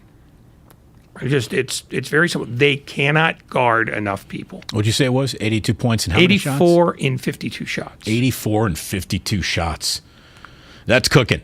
There's no doubt about it. Draymond Green says it's satisfying to go out there, take it on the chin, and then end up blowing right through your opponent. When you beat a team the way we did the first game, they come out and they give you their best punch. And they did that. We took the punch on the chin. We responded right away. We got control of the game. Maybe the last couple minutes of the first quarter, and I think we had control the rest of the game. So, just to see our group respond the way they did, the way we did, that's special. That's a very good team. That's not some slouch pushover team. They have a very good group around an incredible player. And, we took their best punch and we responded. And I thought that was great. They also took their best player and got him tossed. That was as frustrated as you will see Jokic in a game where he doesn't have 2 brothers standing up and threatening to beat the other team as well. Yeah, and that's why, anybody who wants to make a case about the referees helping Denver early, they also allowed Draymond Green to play a lot. And all of it is well within sort of playoff standards. So I'm not saying he got a break. But he knew what was going to get called and what wasn't. And he played accordingly. I mean, the fact is, playing as hard as he did and not really being in foul trouble, I mean, that's a statement that whatever the officials did in the first quarter, they were allowing a lot of contact everywhere else. So the Warriors have no complaints about the officiating. No, I'm not saying that they did. I wasn't saying you were. Right, but the only chance the Denver Nuggets had was when there were 8 guys playing against the Golden State Warriors. And for a minute there, because of the calls early, I mean, getting Kevon Looney 2 quick fouls instantly is just a recipe for, it's not going to start well. And it didn't start well. The Warriors let the Nuggets get out to an early lead, and then by the time that first quarter ended, they were trailing by 1. And them trailing by 1 in that moment was almost the equivalent of being up by 5. That's how got back into that game they really looked. Draymond, he got out there last night and again was just magnificent. I mean, he really, really was. He was just, he had 6 points, 6 assists, 3 steals, a block, and only 3 rebounds. And he was dominant. And he was very good with all those shooters around him. It's pastor's paradise for me. You got Steph and Clay, Jordan, those 3 guys out there at the same time. For me as a pastor, that's heaven. And then, the one weak shooter out there around me with that group is Wiggins. I think he shoot like 37% from 3 or something like that. And I'm live with Wiggins shooting that 3. So for me, you can't ask for anything more on the offensive end, any more options than that. So yeah, I like it a lot. Wiggins last night was a team best plus 24. Again, he was not team best. What am I looking at? Who was 30? Curry. Oh, excuse me. I had to scroll down again because Steph Curry is now in his role coming off the bench. Curry was plus 32 last night, and it was just an extraordinary evening for him. And I was, I asked Steve a question. I didn't do a very good job asking him the question after the Game 1 win, where I basically said, "Are you going to be emboldened now to keep Curry coming off the bench?" Hey, if styles make fight, Ray, I don't know if you're bringing Curry into the starting lineup just because in this series. Get to the next series, things change. Everything changes with matchups and a little bit more time and less minute restrictions. If Steph Curry came off the bench in Game 3, it would be fine with him. It would be fine with the rest of the Warriors. It would probably terrify the Nuggets just a little bit, especially with the rest that's cooked in. He's got a couple of days now to rest before Thursday's game. And it was something else. Draymond was talking about it. We're not trying to keep Steph in the six-man role. Right. Forget that. Now, in saying that, ultimately, Jordan probably going to have to start too. And so that's where, we got to figure a bunch of stuff out. Good problem to have. Great problem to have. But it's going to have to get figured out at some point. And maybe, as thing about the playoffs is every series takes on a life of its own. Every series requires different matchups, requires different adjustments. At some point, I'm sure they're both going to be starting together. But I won't be the one to cause myself that headache. Steve can figure that one out. I'm sure Steve spent a little time thinking about it, and we're very, very happy to have him join us here on 95.7 The Game earlier than usual. Steve Kerr brought to you by Xfinity. Stay connected, protected, and entertained. Steve, thank you so much for joining us today, man. That was about as satisfying a Warriors game I think anybody's watched in the last 3 years. Was that the most fun you've had in the last 3 years?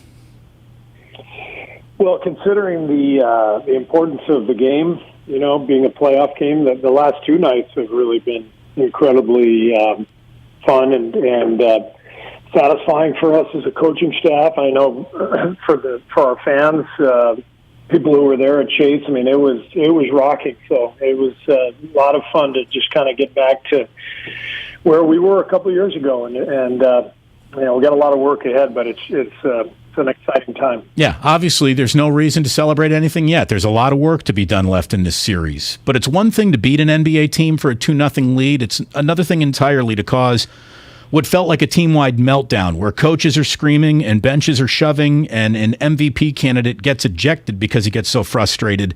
That was really clinical, shall we say. Well, yeah, we executed our game plan really well. We kept Denver from getting the easy stuff that they thrive off, the back cuts and the transition threes and layups. And so we stayed solid. We did that by taking care of the ball and just being efficient at both ends. So it's really, really two good efforts that put us in the spot we're in now. But now, it gets tough. You go on the road and you got to go to Denver and get one at least. So that's the plan. After what you've seen in the first two games, how much do you expect Denver to be different? Because the things they were trying to do in games 1 and 2 didn't seem to work very well. Do you think they have sort of not another gear, but other cards to play, or is it really more about how you guys play at this point? No, I think for them, everything turns to, going home and defending home court. That's got to be the mentality in the playoffs. If you're down 2-0,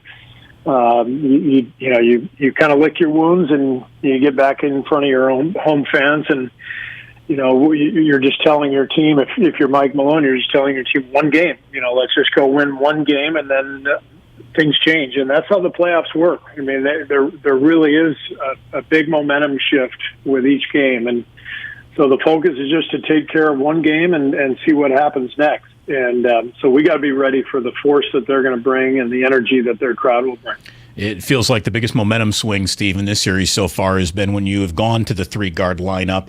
Is this a situation where you're starting to look at it as a break in case of emergency, or is this sort of a lead punch that you'd like to throw, or is this the best counter punch there is in the NBA for you? Well, it's been great, but we've only really done it twice now for, I think, maybe 12, 14 minutes total. It's worked really well in this matchup, and we'll keep going to it, obviously. But we've been hoping to get to this lineup all season long. We just haven't been able to because of health reasons. So the main thing is it's good to be, for the most part, healthy and getting guys together on the floor again and building a little bit of rhythm again. If I hear another broadcaster, another fan calling in, another writer trying to come up with a nickname for this group, I'm going to snap, Steve. I really am. What do you call it?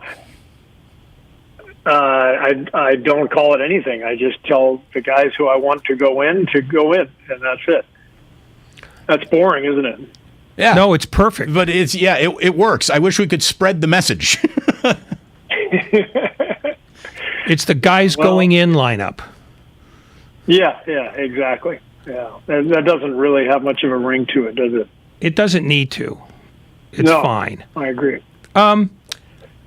Draymond Green's game last night was about as complete as he's had in a good while. I mean, he had some games like this, before he got hurt, but nothing in a game as important. Did this remind you, and this is an unfair question, but did this remind you of him in 17 or 18?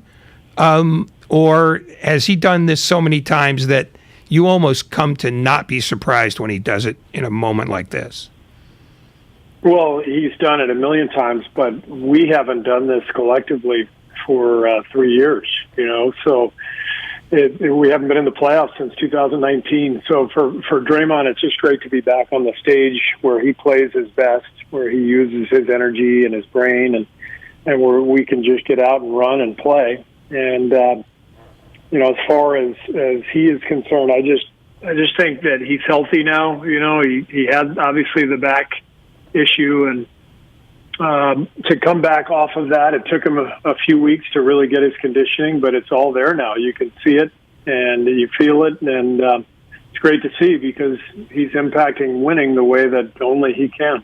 Steve Kerr here on 95.7 The Game. We have heard so often that the difference between a playoff series is the familiarity that just happens when you're playing against a team, and it feels like that should make a series even harder. But for a guy like Draymond with such a basketball IQ, in a weird way, does the familiarity work against the other team? Like the more he gets to know and play and get reps against the similar opponent, the better he gets.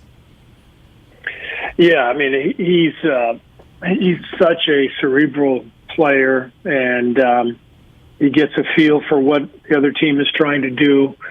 And you play a team over and over again, there's just more that goes into his brain. And so, yeah, I think he gets better as he goes in various playoff series, depending on the opponent and what's happening. He just calculates it all, and this is when he's at his best. What's the standard procedure for you when you have 2 days off in the middle of a playoff series? Do you go hard on, say, Wednesday and then taper off Thursday? Do you not go hard either day because energy is precious? I mean, how do you fill in the time as a team between now and the weekend and Thursday? I'm sorry. Yeah, I mean, today's a day off. The guys really needed a day off, and a day off for the coaches, a day off. We told everybody you're not allowed to come into the gym, and so tomorrow we'll get back to it, and we'll have a film session in the morning.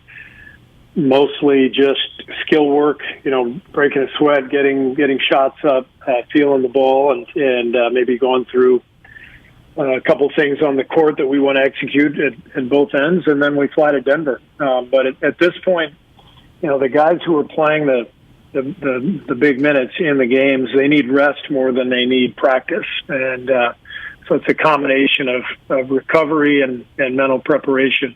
The younger guys that's when they're playing their 3-on-3, 4-on-4, 5-on-5 with where we get some of our development coaches to play.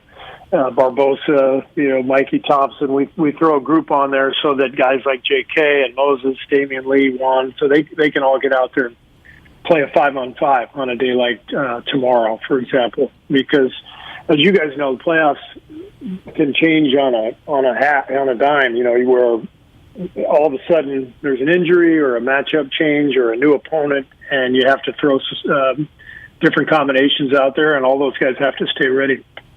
So I finally, I got 2 small kids to tuck in at night now. I got a hall pass from my wife on Saturday to go to Game 1, and I crashed your press conference, and I think I botched my question to you, Steve, when I was asking about a governor on Steph Curry.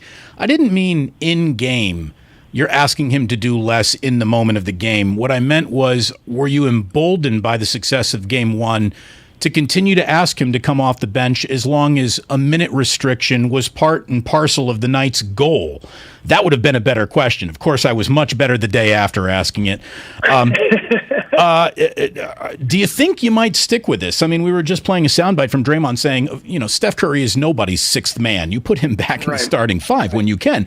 But at the same time, if it ain't broke, don't fix it. And he seems to be thriving. He is, but obviously it's not going to last long. He's one of the great players of all time. Right. So, at some point, he'll be back in the starting lineup. It's going to all be based on, his how many minutes he can play, and what the training staff is telling me. So, in the meantime, Mike Malone said it after the game. He's the greatest sixth man in the history of the NBA. So it's not a bad problem to have. It was something else. 34 points in 23 minutes in Game 2. He was spectacular. Could Phil Jackson have sold Michael Jordan or Kobe Bryant coming off the bench in a playoff game? Like, where does your ability to sell that concept actually meet your superstar's egoless demeanor? Yeah, it's really not my ability. It's just his willingness, and so it's not even a plea. It's just more a conversation. Here's where we are. Here's what it would look like. If you start, here's what it would look like if you came off the bench. What do you want to do? What do you prefer? Because my main thing is I want Steph to be comfortable, and the more comfortable he is, the better he's going to play. So it was really easy for him. He just thought about it and said, "No, let's bring me off the bench. That makes more sense." And that was it. So there's no drama with Steph. What would it feel like? What would it be like if he did have drama? I don't know, because I've never felt it. Would you like to just see it once, just to say you saw it? No, he's perfect just the way he is. In terms of deciding when he no longer needs a minutes restriction, is that just simply something you work out with Rick and him, and you do it, Thursday morning on game day? Or do you already have an idea, without telling us what it is, of how you want to do this Thursday night? No, it's literally day to day based on how Steph responds. There's a scientific component to it as well. Steph is being monitored throughout his games and practices for the load on his body, and then he goes through his sessions in the training room. So all that information is accumulated, and then the training staff will come to me and say, here's what we're thinking tonight. And so it's a day-to-day thing. Steve Kerr with us here on 95.7 The Game. Everyone's talked about the crucible of the playoffs, and until you go through it, there's no way to teach it or prepare a player for it. Jordan Poole has now been through 2 games in the playoffs. Do you know anything about Jordan Poole now that you didn't know before?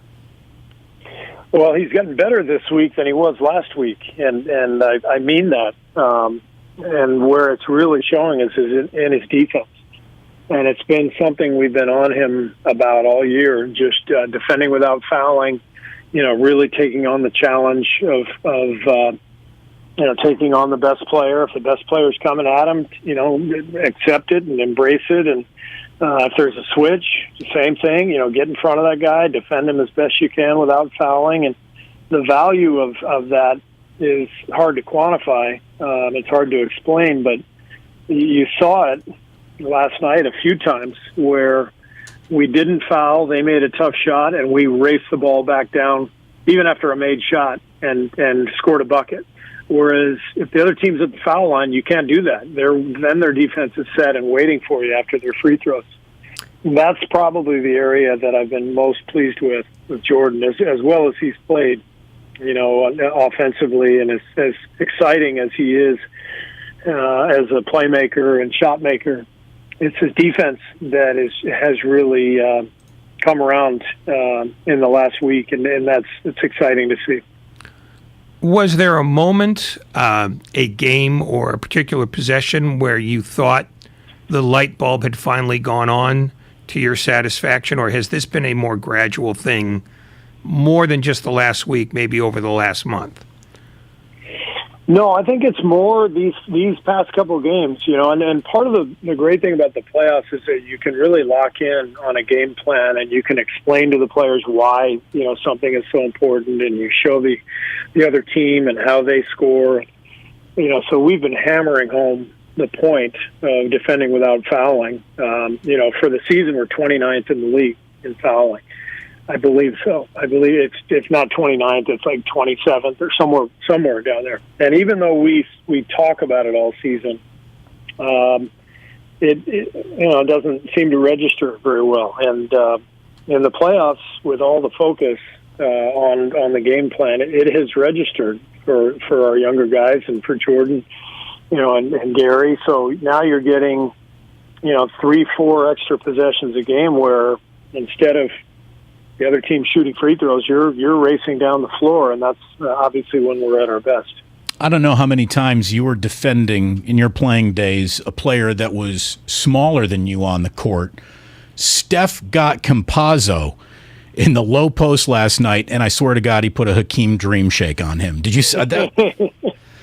That was his favorite shot of the game. Of course it was. It was incredible. He loved that. It was awesome. He loved that. Ray and I were talking about this yesterday. How often is your team the bigger team in a basketball game?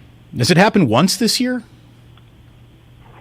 I don't give that a whole lot of thought, but we especially with Steph and Jordan out there together, it doesn't happen often. And without James Wiseman, we don't have a 7-footer out there. So, but this is we're very skilled, obviously, and we got guys who can pass and shoot, and they understand how to play together, and it's a lot of fun to coach them. Is Denver peculiarly different than any of the teams that you see in the playoffs, the way they're constructed? Or is this not that much of an outlier, the way you're playing and the way they're playing against you?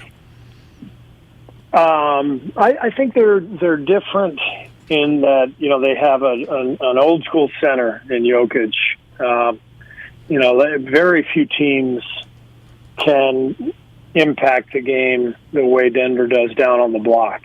Philly can do it with Joel Embiid, but most teams it's high screen and roll all night. And then the other thing that's different, obviously Denver is missing, 2 of its top 3 players without, Porter and Murray. So, they've done a phenomenal job just putting together a team that has been able to thrive at both ends and win a lot of games. And, but it's a different team than the one that was in the playoffs a couple of years ago in the bubble, coming back from 3-1 down because they don't have the weapons that they had then. But it's also a team that has a lot of continuity because these guys have been through the battles together, and we know that this is far from over. We got to go to Denver and take care of business because they're a good team and they've been together for a long time. Do you ever have the time over a beer or 12 to think about what you would do if Denver was at full strength, or is that sort of a mental exercise you don't have to bother with ever? I have not given that 1 second of thought. Have you given 12 beers a second of thought? 4 beers, yes. Were you beginning? All that, those days are long gone. Giving any second thoughts to who's shooting your technical free throws? I've got 3 great options, so I let them sort it out when they're out on the floor together. Like, how great is it to see the 2 guys joking about that after a game? Yeah, it is pretty amazing. We've got 3 guys who finished over 90%. Am I right on that for the year? Did Clay finish over 90%? Did he? Who's the third? Is Clay? Yeah, Clay. Yeah, that's right. Yeah, Clay. I think Clay was at 90 as well. So I don't know that I've ever seen a team with 3 different guys.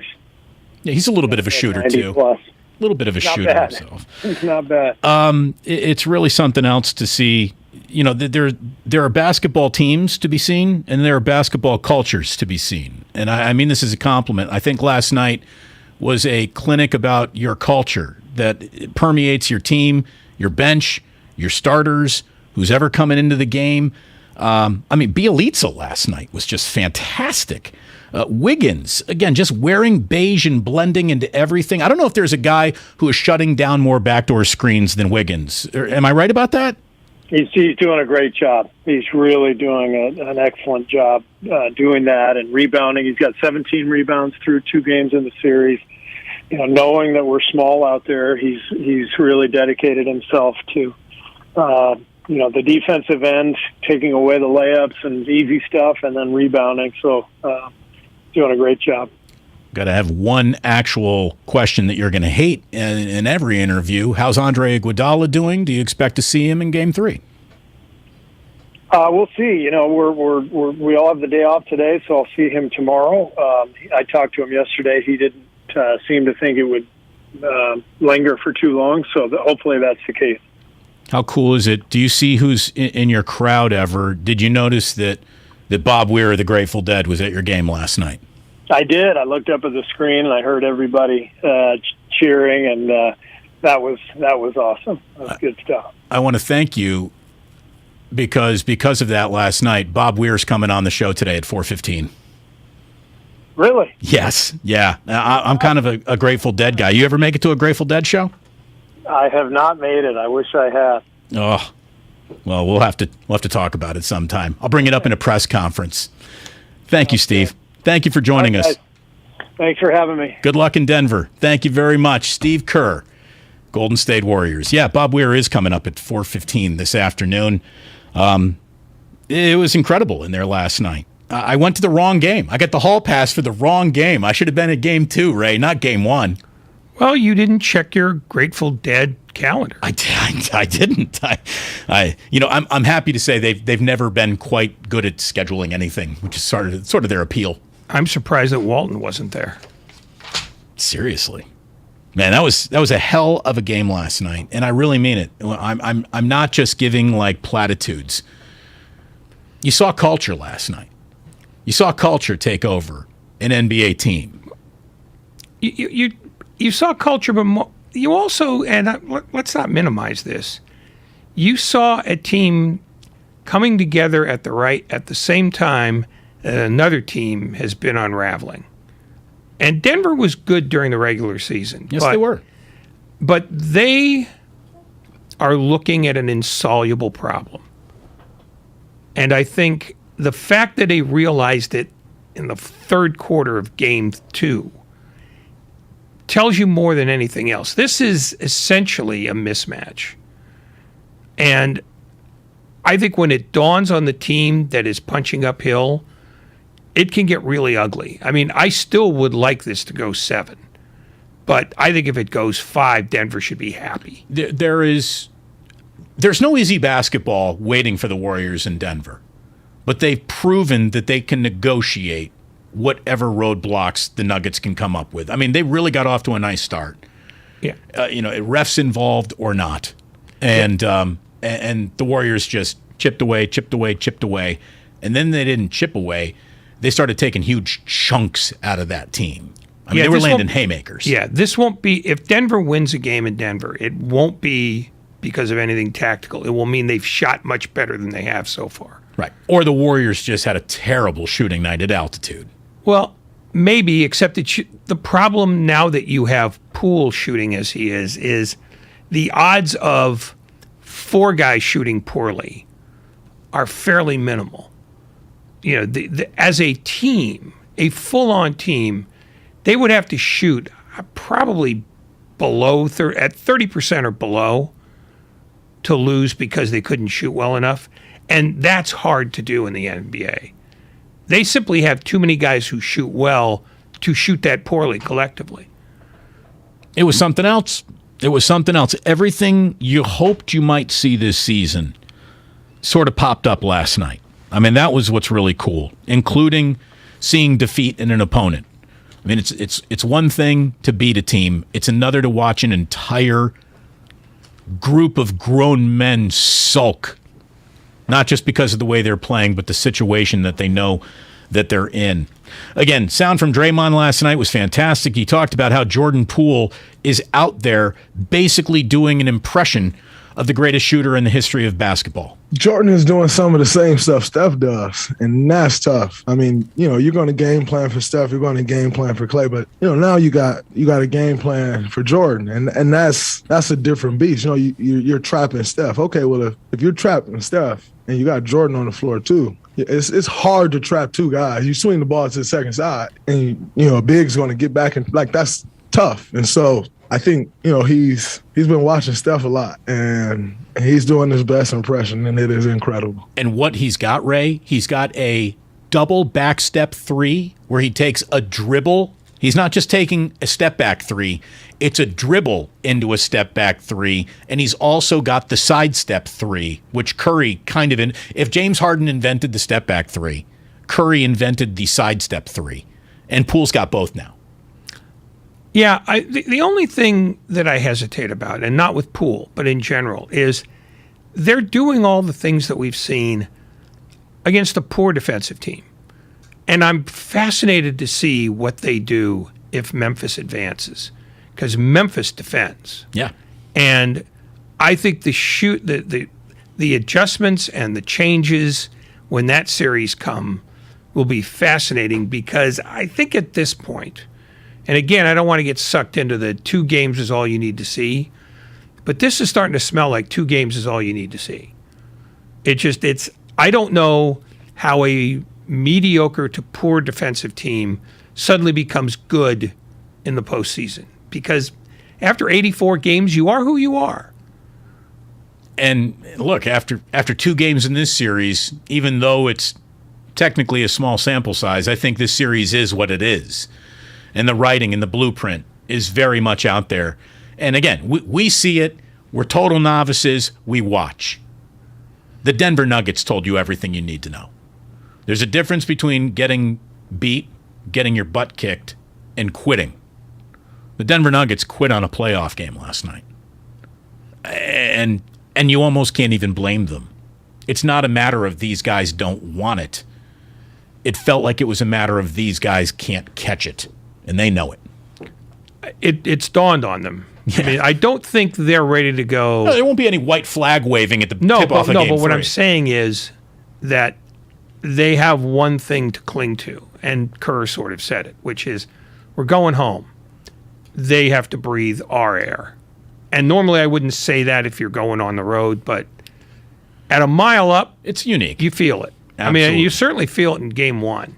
I mean, because it takes, they say it takes a couple of days to acclimate yourself. Yeah, I've had altitude sickness. Yeah, and the break they get is that they have 2 more days before game 4. So awesome.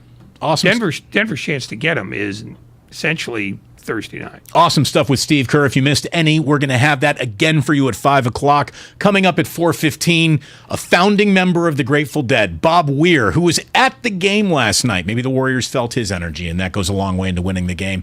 That's all coming up here on 95.7 The Game, brought to you by Fremont Bank. Full service banking, no compromises. The CFOs that get it, get it. The CFOs that don't. Behold the CFO, the Chief Financial Officer. This isn't some bean counter. Today's CFO is critical to the strategy, growth, and profitability of the business. But in growing companies, there are 2 kinds of CFOs. One who's struggling to keep up with spreadsheets everywhere, manual processes, errors.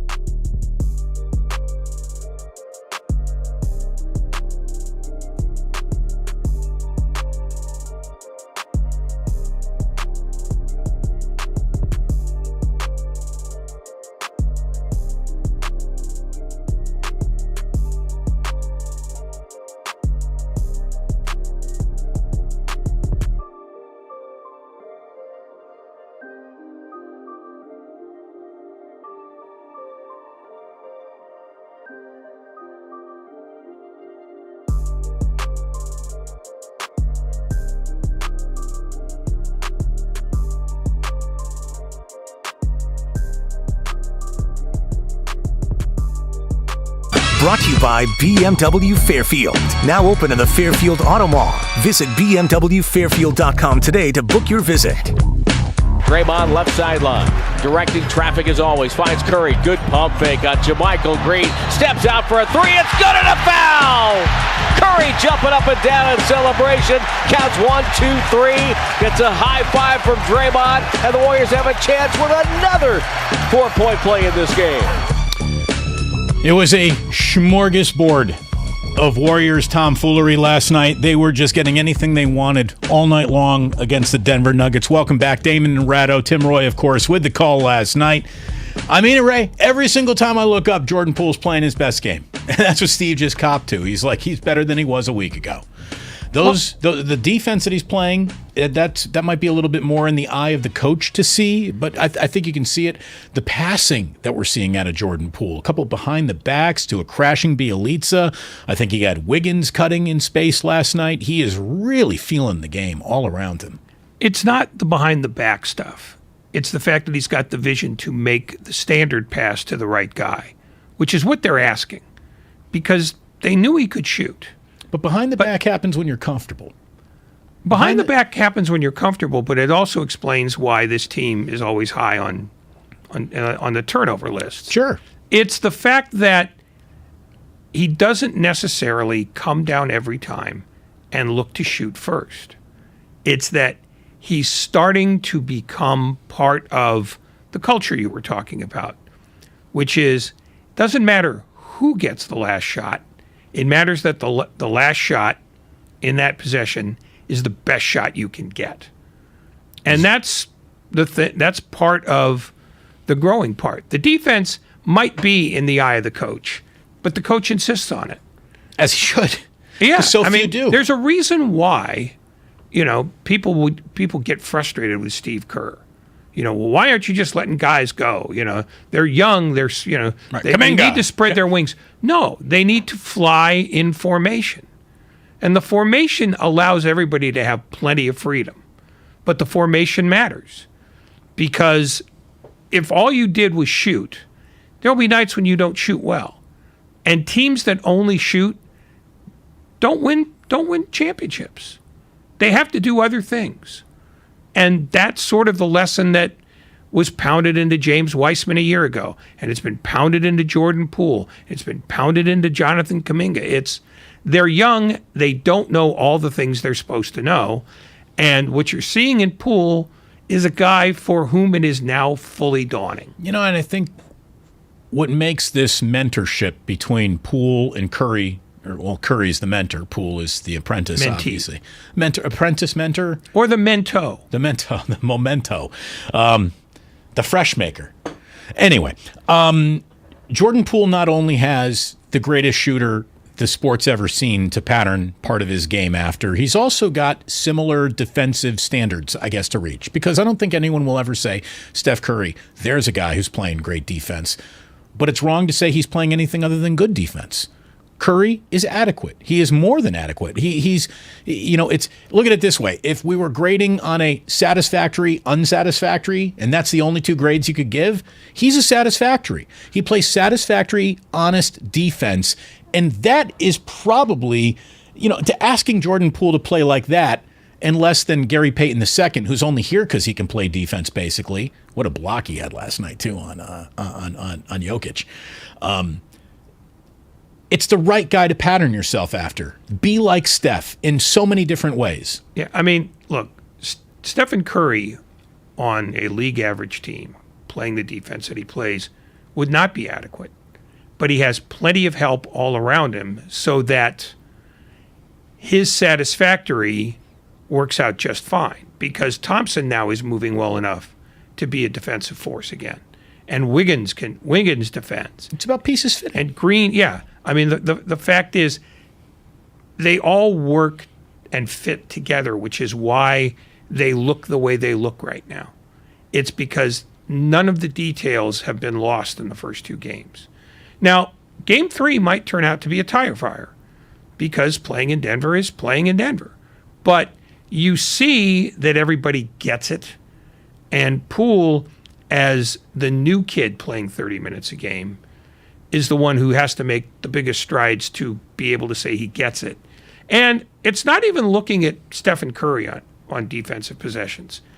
Draymond Green will tell him, because that's the other thing that energizes Green. It's straightening out guys when they don't defend well, or telling them that was a good sequence. And he does. He barks at Poole. He barks at Curry. He barks at Clay. Yeah. He's just barking. But it's barking without teeth. We saw what barking with teeth is last night when DeMarcus Cousins got into Will Barton's face. Yeah. Or was it the other way around almost? That was weird. It eventually became Will Barton getting in Cousins' face because the guy playing 30 minutes isn't taking a lot of advice from the guy playing 9. Right. It's a good thing Mike Malone. Rule. It's a good thing Mike Malone likes you, is what he basically is saying to that guy. Yeah. Jordan Poole talked a little bit about what he can learn just by watching Steph. Just the ways that he gets his looks throughout our offense, sometimes individually. I mean, he's really good at creating space and, dominating mismatches and his off-ball movement. So I'm really lucky just to be able to watch him every single day and watch him in film and kind of, add those aspects in my game. As Draymond insinuated, how do you get both those guys in the starting lineup without maybe revealing your best go-to in-game adjustment right from Jump Street? And it's a conundrum. But you want to talk about examples to follow and learning from Steph Curry? Steph Curry has just gone to the bench in 2 playoff games, and it just could be it's the last thing in the world that he's worried about or concerned about. And that's confidence, that's knowing who you are in a pecking order and not being worried about what any criticism with, oh boy, Steph isn't in the starting lineup. Like, I was shocked when it happened, but he wasn't. Not at all. Doesn't care. It's an egoless level of superstar that's just, it's the rarest athlete you can find. He knows it doesn't matter ultimately. That's the thing. I mean, it's easy when you understand what's important on this team. And it's probably important on other teams in the NBA. This is not unique. But the closing lineup is the most important. In a close game, you'll find out who the coach values the most. And sometimes that changes based on matchups, based on the team you're playing against, based on who's doing well and who isn't. But by and large, that's the litmus test. Are you on the floor in the most important minutes? And the fact that Stephen Curry, has no problem with not starting is the sign of a guy who knows that, if nothing else, Steve Kerr went to him and asked. He didn't just plop the lineup out and just go, you do what you're told. And that's one of the things that Kerr is really good at, which is making sure that his veterans have a piece of the action, that they get to have say. And that's why he values them as much as he does, and why when the notion of benching Klay Thompson or not having him start is simply anathema to him. It's just, no, I'm not doing that. It's too important to Klay Thompson, and I owe it to his heart and his gut to give him what he wants because he's given me what I want for 7 years. Right. If Steph Curry had said, Steve, it's important to me that I start, he would have started and they would have restricted his minutes another way. Yeah. I mean, the thing is, you can make the jigsaw puzzle fit any number of ways. And pro forma stuff like who gets 30 minutes and who gets 28 is nonsense. It just is. You either win the game or you don't. And when you win games the way they have the last 2 days, everybody's delighted. Nobody can't be happy. Now we'll see if Denver's got some gumption, and we'll see what the Warriors do about that. Because that's the next test, and the playoffs are a series of tests. It's not feel good cruise. The only time that's happened is 2017. Right. Xfinity Mobile Text Line says, hey, Denver's readjusting now too. Again, what is the adjustment they can make? They can hope to play better. They can hope to shoot better. They can hope to defend better. That's game performance more than adjustment. I don't know what they've got to really adjust. I mean, a box and one, is that getting him out of this? Is some gimmicky defense going to get him out of this? Box and four might get him out of this. How about this? What about a box of rain? One of my favorite Grateful Dead songs. More of a Phil Lesh song than a Bobby song. But Bob Weir. Please stop calling him Bobby. Oh, no. Bobby's the name. That's Bobby. He has a badger growing in his beard, which is pure white. He stopped being Bobby about age 5. Mr. Weir. Fair enough. A founding member of the Grateful Dead. And I'm sorry that you weren't able to join me for this interview. I was talking to Pigpen McKernan at the time. See, that's what I'm talking about, Ray. Your stock just went up. I'm the world's oldest man. How do I not know that? I don't know. Let's talk about Vince Welnick during the break, who you, of course, know replaced Pigpen. So we will get into all of this. Bob Weir, it was a thrill for me. I fanboy out in this. I won't even pretend I put a journalist hat on. As a guy who was a fan of the Grateful Dead, I was thrilled to talk to the White Whale himself. I had been very close to Bob Weir interviews like 3 different times in my career, and they never materialized. Today, one did, and we're going to have that for you next year. It's so cool. Bob Weir of the Grateful Dead. Next year on 95.7 The Game. If you haven't already, subscribe to Damon and Ratto on the Odyssey app. Everything we do goes right there. We are brought to you by Cal Hope. The more we learn about COVID-19, the more questions and worries we have. Cal Hope can help with free COVID-19 emotional support. Call 833-317-4673 or live chat at calhope.org today.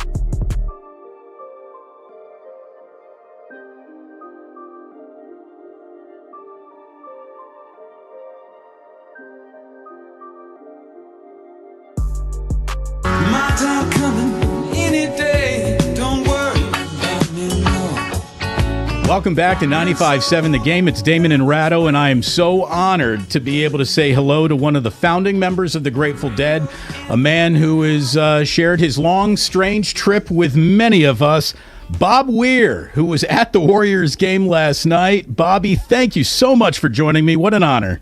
Well, the pleasure's mine.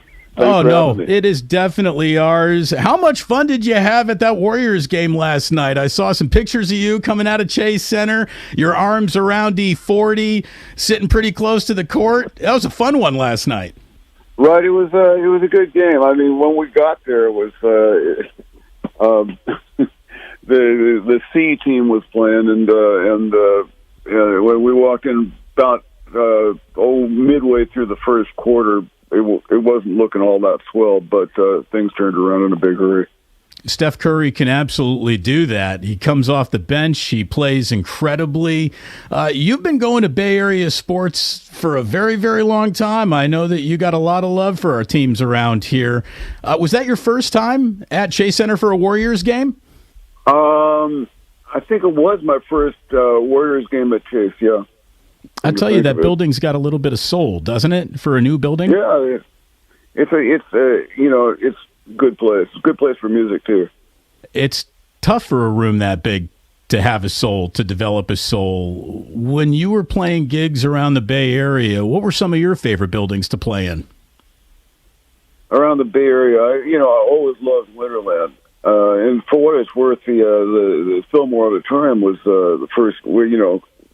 For us at the time, it was our first big room. It's not all that big, but by our standards these days. But for us back then, it was eye opening. I really loved it. Loved that place. Always have. And I just like the sound in the Fillmore because the stage puts you right out in the middle of the room, and I like the sound out in the middle of the room. That's where I like to be listening from. Well, all I can tell you is some of the best nights I've ever spent going to concerts. I've been in the same room that you've been in the middle of, and you forged an awful lot of memories in my life. I thank you for them. I really do. I know that there are a lot of people who are listening right now that wish that they could lean forward and say, thank you, Bobby, for so many great memories and everything that you've done. I know that Rolling Stone recently, wrote an article that Dead & Company were about to embark on their last tour, and you basically went online and said, no such thing. You must know something that I don't. Right. If that's the case, then that's the case. I mean, there's no guarantee we're going to play any gig that's listed in the future. But, I've got no other plans, I'll say that. Well, thank goodness. We want you to keep on going as long as you can. You talk about a bigger stage, playing bigger rooms eventually. You've seen the humble beginnings of the Warriors. You know how bad they were for so many years. To see them sort of redefine themselves as one of the biggest brands, one of the biggest teams in the world of sports. It's a pretty cool thing to see. Did you ever expect to see the Warriors do that? All I can say is it's really gratifying to see them just pop. When they went down like 3 years ago in the playoff, and Clay was hurt, and it didn't look like he was coming back right away, and all that kind of thing. It was looking to me like, well, okay, it's been a good run. We sort of count our blessings, but everyday things change, and the way Steve Kerr has got that team kind of glued together, it really bodes well for the future for that franchise, just pretty much indefinitely, as long as they're all together. New guys will come in, check in where the old guys, get old and have to check out. But, I don't think it's a stretch to look at their evolution, almost like the evolution of the Grateful Dead. Like, you guys went from being a band to a culture.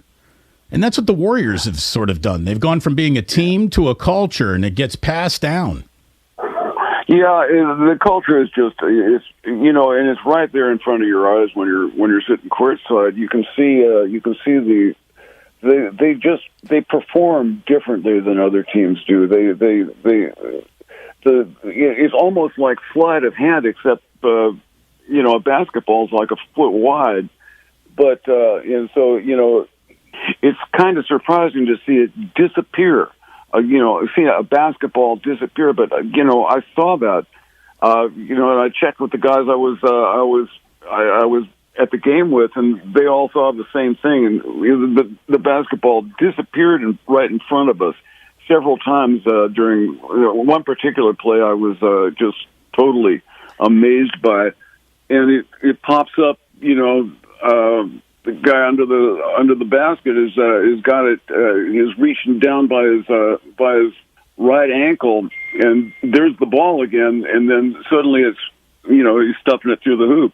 But that happened after a series of passes back and forth at just blinding speed, and the kind of thing that you can practice. Yeah, you can practice it all you want, but it's a matter of those guys more or less feeling each other and feeling they can feel each other behind each other's backs and stuff like that. They know where to look for people because they can feel them there, and that kind of culture you just don't see it all that often in sports in general, where they wordlessly know where to find each other.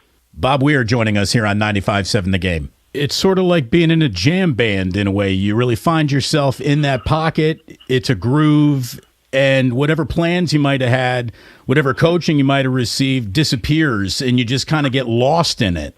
Right, yeah. Those guys, it's poetic to watch. It's really, I heard the word poetry bandied about several times last night, and with respect to what we were watching, and I can't think of a word that more aptly suits it. Bob Weir of the Grateful Dead here on 95.7 The Game. I was at a fire benefit down at 24 Willie Mays Plaza that you guys played on the same bill with Dave Matthews Band and Metallica. And because it was a fire benefit, Bobby, the one thing I leaned over and said to a friend of mine was, well, the one thing that they're not going to play tonight is Fire on the Mountain, because that would maybe hit a little bit too close to home. And sure enough, you guys played Fire on the Mountain, and it was incredible. It was liberating. It almost like took the night back from the fire. I thought it was one of the coolest things I've ever seen at a Dead & Co. show. Well, thanks. If we can, if it's right there, we're going to have to break it out. It was incredible. It was really incredible. And you know what also broke out to me that night?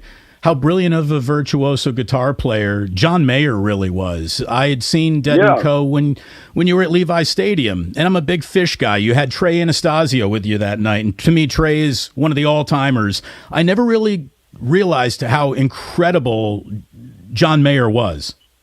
Yeah, he's pretty much in a class by himself in terms of virtuosity on the guitar.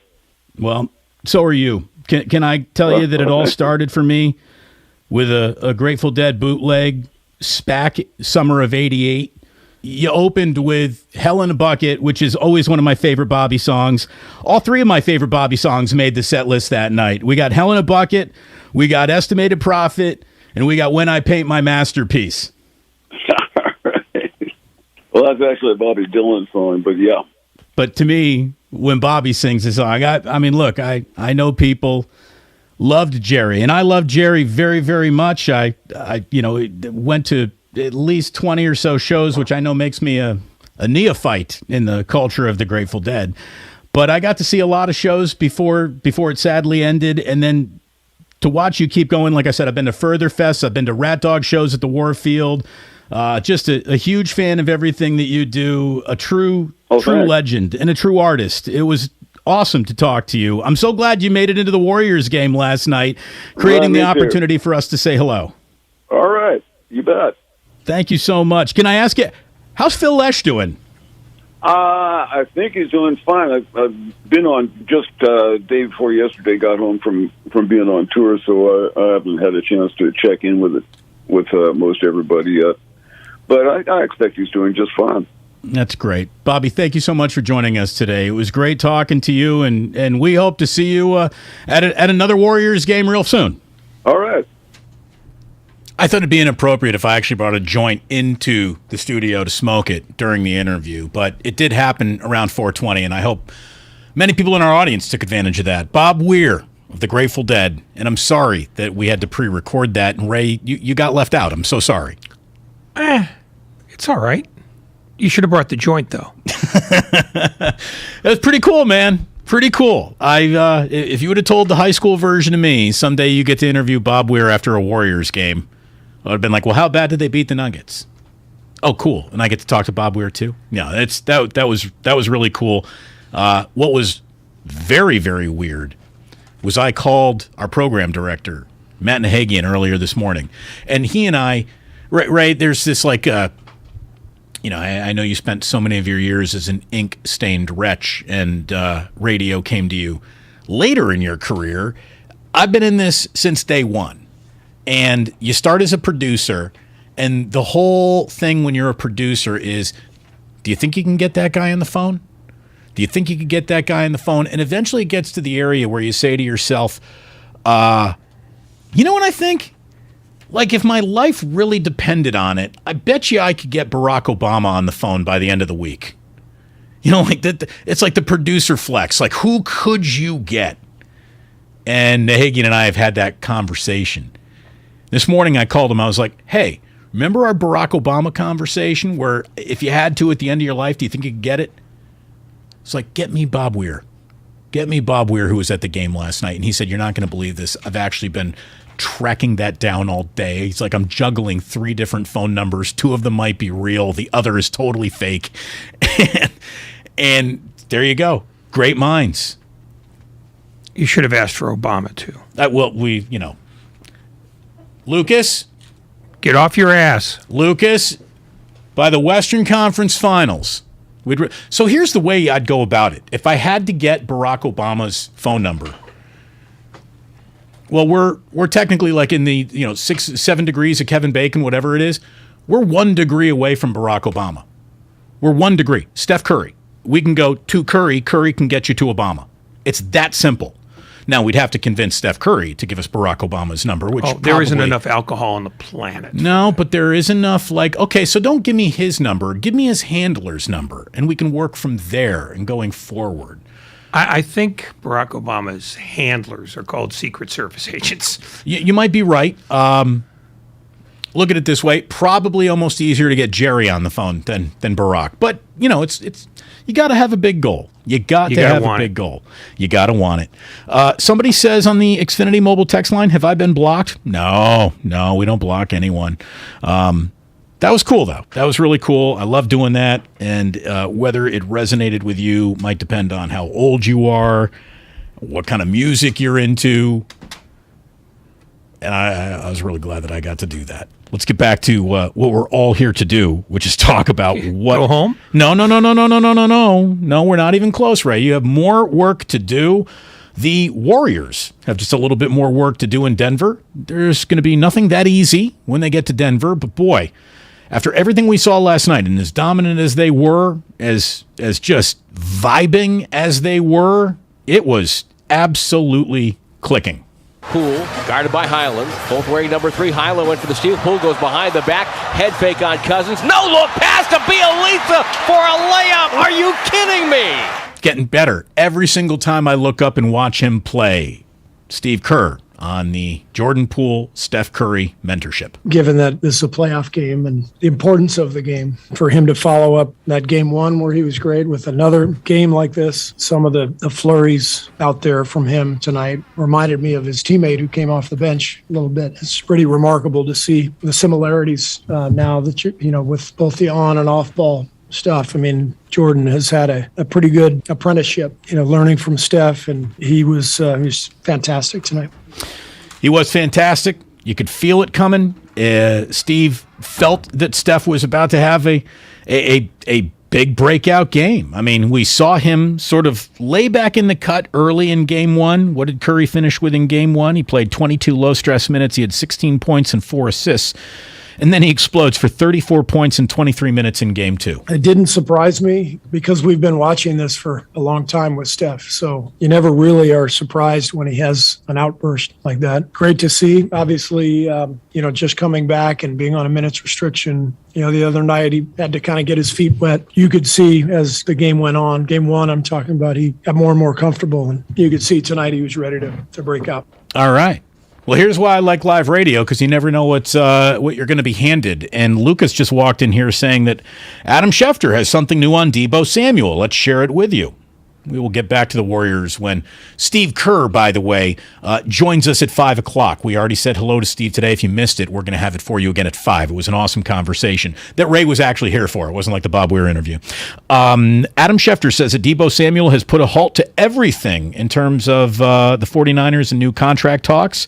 Deebo Samuel is reportedly holding up a new potential deal with the San Francisco 49ers. Quote, San Francisco would pay Deebo Samuel today, tomorrow, the next day, Schefter reported. This, I think, is Deebo Samuel not wanting to get a deal done. Schefter also noted that Samuel removed all mentions from the social media, which was the opening gambit to this whole thing, so that's nothing new there. Quote, the 49ers are ready. Deebo Samuel is the one who has put a halt to everything for right now. End quote from Adam Schefter. Until I see something from Samuel or his agent, I'm not going to accept the team's version of events at face value. And frankly, Adam Schefter's had a number of team-friendly tweets that turned out to be gaffes later on. So I'm gonna reserve judgment on this. Though if it's correct, I can easily see that what this is just Samuel making them wait, to see if the offer gets better. Absence making the heart grow fonder? No, just, not talking about it until he thinks they're serious. Because if the 49ers are talking to anybody, they're talking to his agent. And they've probably sent the agent numbers. And the fact that Samuel hasn't necessarily reached out maybe means that he's not satisfied yet with the offer as being presented. San Francisco coach Kyle Shanahan says that he would, quote, recommend an extension for Samuel, per Adam Breer of Monday Morning Quarterback. Samuel, obviously 26 years old, looking for a new contract after a breakout 2021 campaign. He got his first Pro Bowl trip. He was named first team All-Pro. He finished with 1,405 receiving yards, 365 rushing yards, 14 total touchdowns, one of the most versatile offensive playmakers in the league. Now, maybe he has reached the point, and I can't imagine it takes an NFL veteran long to get to a point where they think, training camp, if I could miss that, I will. Off-season training program, if I can get out of that, I will. And whatever you'd want to find me, I'm more going to make up in this negotiation. Maybe that's why Deebo is holding off on this, if you did want to place any faith in Schefter having the right one. It's certainly a possibility, but you can do off-season training without signing a deal. So I don't know necessarily that the two are linked. And to the extent that they are linked, if that's true, it's really sort of the in-person equivalent of blocking your team on Twitter. It's not really that big a deal because those are optional workouts. And Deebo Samuel is going to enter, his 4th year? And I think he knows that, the less football you have to put up with in your off time, probably the better on your body. So there's no urgency. I mean, Aaron Rodgers just signed a massive new deal. He's not going to optional workouts. And I'm not trying to right. I know what you're say doing. They're the same guy, but I think that's not fairly standard, but it's close to it. Just go, well, if I don't have to be there, I'm not going to be there. I don't have anything to prove to them. And I think that might be the message. Xfinity mobile text line again says Deebo probably wants A.J. Brown or DK Metcalf to sign their deals first. Look, the market's been set, and the market won't be set by either one of those guys' deals. Those deals will fall in somewhere between what Tyreek and Devontae have already signed for and what DK Metcalf is going to sign for. Debo's in the middle of that. That's what they said about Christian Kirk, though. There's always one goofy owner. Yeah, no, you're right. But that's why I said, like we put together I don't want to, guilty. I'm not going to make you guilty by association with me, Ray, but I put together like a 49ers off-season, step-by-step wish list. Some I got right, some I got wrong. The first thing I said they need to do is just get Deebo to a 4-year extension, sign him to a 4-year, $80 million extension with $50 million guaranteed. Do it right now. And you know what? They should have. They should have done that the day after the NFC title game. Had they done it, they would have beaten everybody in the marketplace. Deebo says yes immediately to that deal before wide receiver salaries exploded with the Tyreek and Devontae Adams movement, and the 49ers would have had him for a song. I mean, you earned $6.1 million in the first 3 seasons of your career, and now you're looking at $50 million guaranteed. You say yes to that. You say yes to that before there's an imagination that there's more out there. No, your agent makes sure you don't sign that. Well, I think if you put it in front of the agent, the 49ers may very well have offered that early on, but Deebo Samuel's agent is no idiot. That wouldn't have been idiot money. No, he would have known who else was out there, and he would have known. Nobody thought Devontae was leaving. Nobody thought Tyreek was leaving. No, that shocked the system. No, it shocked us. I don't think it shocks people within the system, and agents know because they talk to other agents. What are you going to do with your guy? Oh, we're going to look around. And all you need to know is, okay, who's going to set the market here? And the fact that the market has gone hog wild for wide receivers suggests that there's more money out there to be had if you hit the right owner and the right team. So I think he's being prudent. I don't think the 49ers could have jumped the gun, is what I'm saying. Okay. I think they might have offered because they would have liked to jump the gun. But I think Deebo Samuel's agent knows who was up. I would have thought that $50 million the day after the NFC title game loss guaranteed would have looked like real tall money. It obviously got shorter. But it also, one other thing, I'll make this very quick. If you offer somebody a deal the day after the season is over, you look desperate. And that would tell an agent, goes, boy, these guys are eager to do this. I think we sit and wait. Hey, wait 2 weeks, 3 weeks, whatever. I'm just, if they had gotten to the we're signing your extension line first before the market went bonkers, maybe something could have already been agreed to, is just what I'm saying. Then I thought, they get Deebo done. Obviously that hasn't happened, and here we are. Number 2, you need a corner. And they did get a corner. They got Charvarius Ward. He's young. He's played nothing but, huge games in his entire career in Kansas City. Then I thought they also need to, draft the best corner, probably at 61 overall when it comes up. I don't see them trading up in next week's draft. Let's hope not. Re-signing Lake and Tomlinson, I thought, was something that they had to do. Obviously, that didn't happen. I thought DJ Jones needed to be re-signed, and that didn't happen. So I got a couple of things right, a couple of things wrong. And we'll see what the Niners end up looking like when it's all said and done. By the way, Bob Weir, big 49ers fan. We might have to get him back on the phone, see what he thinks about the Deebo. I should have asked. But again, I got fanboyed during the interview, and I got a little goofy. I wanted to tell him that I really liked Estimated Profit. I did. Yeah. I do. I love Estimated Profit. Anyways, we'll be back in just a moment. Steve Kerr joins us again here at 5 o'clock this afternoon. Stay tuned. Damon and Ratto on 95.7 The Game. We're brought to you by Fremont Bank. Full service banking, no compromises. The Dubs took care of business at Chase Center. I'm starting to tingle. Poole to Curry. Curry with 31 now. Step back, 3 over Eric Gordon. Got another one. Jordan Poole.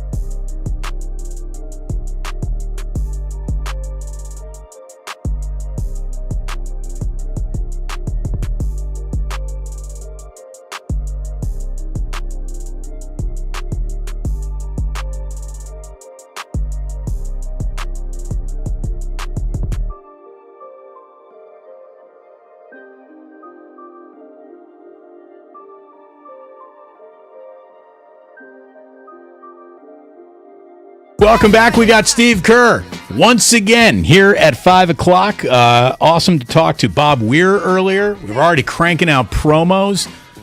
I got friends ripping me. Yeah, you fanned out. You fanboyed out just a little there.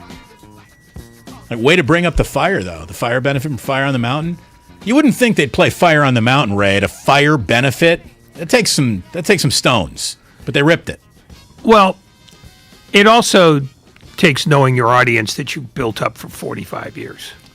There's that, too. So I think they had a very good sense that would play well, even though you would think it wouldn't. In the whole everyone's so sensitive world, I didn't think they'd do it. They did it. It was awesome. For most people, though, any other band playing that to any other crowd, it fails miserably, and it's a disaster, and it deserves to be. That's those guys knowing their audience and everybody understanding each other's sensibilities. That's what happens from touring for 50 years. That's culture, baby. Man, the Warriors had culture on display last night. Steph Curry talking about it's a lot easier to go out there in any capacity. Starting, sixth man, does not matter when those shots are falling. I can't pick one, but that feeling when everything starts to click and how fast we can play, and we still only had 9 turnovers. So like there are a lot of, back to back to back plays where it's kind of pick your poison and everybody was kind of getting involved. So I can't pick one. It's just that emotion, that feeling, that momentum we were able to create, got the crowd into it. You could tell it was affecting them on the other side. Every time out you look down, they're trying to figure something out. So that's playoff basketball in terms of you can get a team to have to worry about so many different things. Like makes the game a little easier. Now, maybe when it comes to Steph Curry, the most important feeling is how his foot is feeling after a couple nights of playoff basketball. It's still there, but it doesn't matter. Like it's part of understanding what it's going to feel like now and throughout this whole playoff run and how I can manage it and continue to try to make progress even though I'm back playing. So I'm not worried about it, but you want to keep trying to push in the right direction where every game I feel a little bit better. So not there yet, but getting close. And Ray, they got the beauty of a playoff schedule now. They don't play again until Thursday night. Didn't that just sound like I'm coming off the bench to you again in Game 3? I'm done reading into what the Warriors do. I think one of the things that Steve Kerr has done very well is let the chatter go on without his contribution. That's why Kerr not starting in Game 1 was such a surprise, because he didn't let the beast feed him. And he didn't feed the beast. He just sat there and said, okay, I'm not telling you what I'm going to do. You guys go ahead and speculate all you want. You'll see a tip-off. Yeah. I mean, and I would not be surprised if he starts Game 3. I mean, because past performance is not always a guarantee of future results. And I think he knows that. And I think he's got an army of assistant coaches. There are like 15 of them. I mean, it literally looks like the Giants' dugout. And at least 4 of them have been brainstorming what the Nuggets are going to do ever since the series started. So he knows what they're going to do. Mike Malone knows what the Warriors are going to do. And again, who starts on this team right now is irrelevant. It's who closes, who plays the leverage minutes. Curry was talking about starting game riding pine, and needless to say, it's kosher. It helps that I've been through it a couple of times and had to make that decision where, like, what's really important? Is it about starting and then just having that moment where you get your name called, and is that really that important? Or can you think about the big picture of, again, like when you're forced into a minute restriction, it kind of makes the decision a little easier. But it's like I want to be out there like with a constant kind of flow throughout the game. Obviously, I want to be out there in a closing, lineup in the big moments of games, and maybe change that narrative a little bit in terms of cards you're dealt with an injury and missing that much time and coming right back. Like, it's about just winning the basketball game and obviously the versatility to be able to try to do a lot of different ways. So I'm proud of the way that we've all handled that situation, and we'll continue to make hopefully the right decisions as we keep going. I mean, there you go. Everything you need to know about the man who sets the tone for the attitude. Here's the thing. Draymond, maybe more than anybody else, sets the tone for a game. The minutes in between a game is where Steph Curry's calm composure and just everlasting self-confidence, no need to have any sort of accolades or titles thrust upon him. He's done it all in this league. 3-time champion, 2-time MVP. Start? We're way beyond that. I mean that's sort of what the message always has been. Stop worrying about your minutes. You'll earn your minutes. I mean, when people were turning purple about Jordan Poole not playing enough or Kuminga not playing enough or not tailing the offense around James Weissman a year ago, these people know what they're doing. They might not do everything the way impatient fans want it done, but they know what they're doing. And Jordan Poole is as much a living example of that as anybody, because they didn't rush him. They did hold him to a standard of more than scoring points. And that's the lesson right there. It's, we know what we want from him. What you like about him and what we want out of him are two different things, and we get to decide. And ultimately, Curry talking about Jordan Poole says this guy, whatever it is, he's got it. The maturation of his game in these 3 years has been unbelievable. And just his confidence in himself to be able to, take it up another notch at this stage, it's extremely impressive. You can give the direction and, the X's and O's and the approach and all that, but you got to go out there and do it. The player has to go out there and do it. And that's what JP's doing night after night. So that can't be taught. That's something that you either have or you don't. I'm glad that he has it. Poole takes it right side, drives on Cousins, stops, backs up to the corner, shoots a fadeaway. Heat check three! Jordan Poole! Get out your Speedo! Get the suntan oil! We're having a pool party! I mean, that, Tim Roy, with the call, of course, that was the double step back three that I was talking about. He steps back twice to a corner three. He needs a dribble in there so there isn't a walk. But it's what that guy has. Again, you can't teach anyone that. You have that club in your bag or you don't. Or you can develop that, but you have to know instinctively when it's the right thing to do. And I don't know that anybody has that club in their bag until they see the tactical benefits of doing it. And having seen up close somebody else who does that probably emboldened him to do some of that. Just go, you know what, I could do that too, but I got to work on it. And he's clearly worked on it. When he and Steph are looking at shots falling, balls going through nets, obviously just takes the defense that, like your defense just has to be skinned alive by these guys because you can play 20 seconds of really good defense against the Warriors, and then they just get the right shot at the end. I think it's really hard for the defense just because we are both playmakers. We can both play on the ball, and we also can both play off the ball. Being able to have teammates who are able to screen on the backside and also slip and get their own shots makes it a lot harder for them just to defend because we got the freedom and the offense to kind of just move around where we see fit. So just kind of trying to put the defense in a lot of, tough situations to make a lot of different decisions. It's his off-the-ball movement, too, that really is taking Poole's game to the next level. What he's done as a playmaker on the ball, well, I mean, he was doing it last night behind his back. Poole, guarded by Highland, both wearing number 3. Highland went for the steal. Poole goes behind the back, head fake on Cousins. No look, pass to Bielitsa for a layup. Are you kidding me? There was an awful lot of patience in that, too. He had to wait for that to develop. He had to see it coming. He had to read the defense, feel the cutting Bielitsa, and it worked out, man. It worked out. The Warriors just dropped an A-plus game last night. They've dropped 2 A-plus games so far in this series. Ray, you're right. Past performance does not guarantee future performance, but man, you got to feel good about your chances here because the adjustments that the Nuggets have are what? Let's shoot 60% from 3 tonight? I mean, that's their adjustment because it doesn't feel like there's a strategy that's going to make them better than the Warriors. There certainly isn't a gimmick that will allow them to be faster than the Golden State Warriors unless, there's hands on knees sucking oxygen in Game 3. It's not like the Warriors have never played in Denver, though. They know what they're walking into. As I was saying earlier, though, it's the worst headache I've ever had. I did get altitude sick. We spent about a week in Denver. And then we went up into the mountains, high in the mountains, to Winter Park, Colorado, and did it in the middle of the summer. Now, by the way, a ski town in Colorado in the middle of the summer, you can't find prettier on the map. It was gorgeous up in the Rocky Mountains in the middle of summer. And it took me 2 days to realize that because once we got to Winter Park, Colorado, I needed to lay down for like 18 hours with the single most pounding headache I've ever had in my entire life.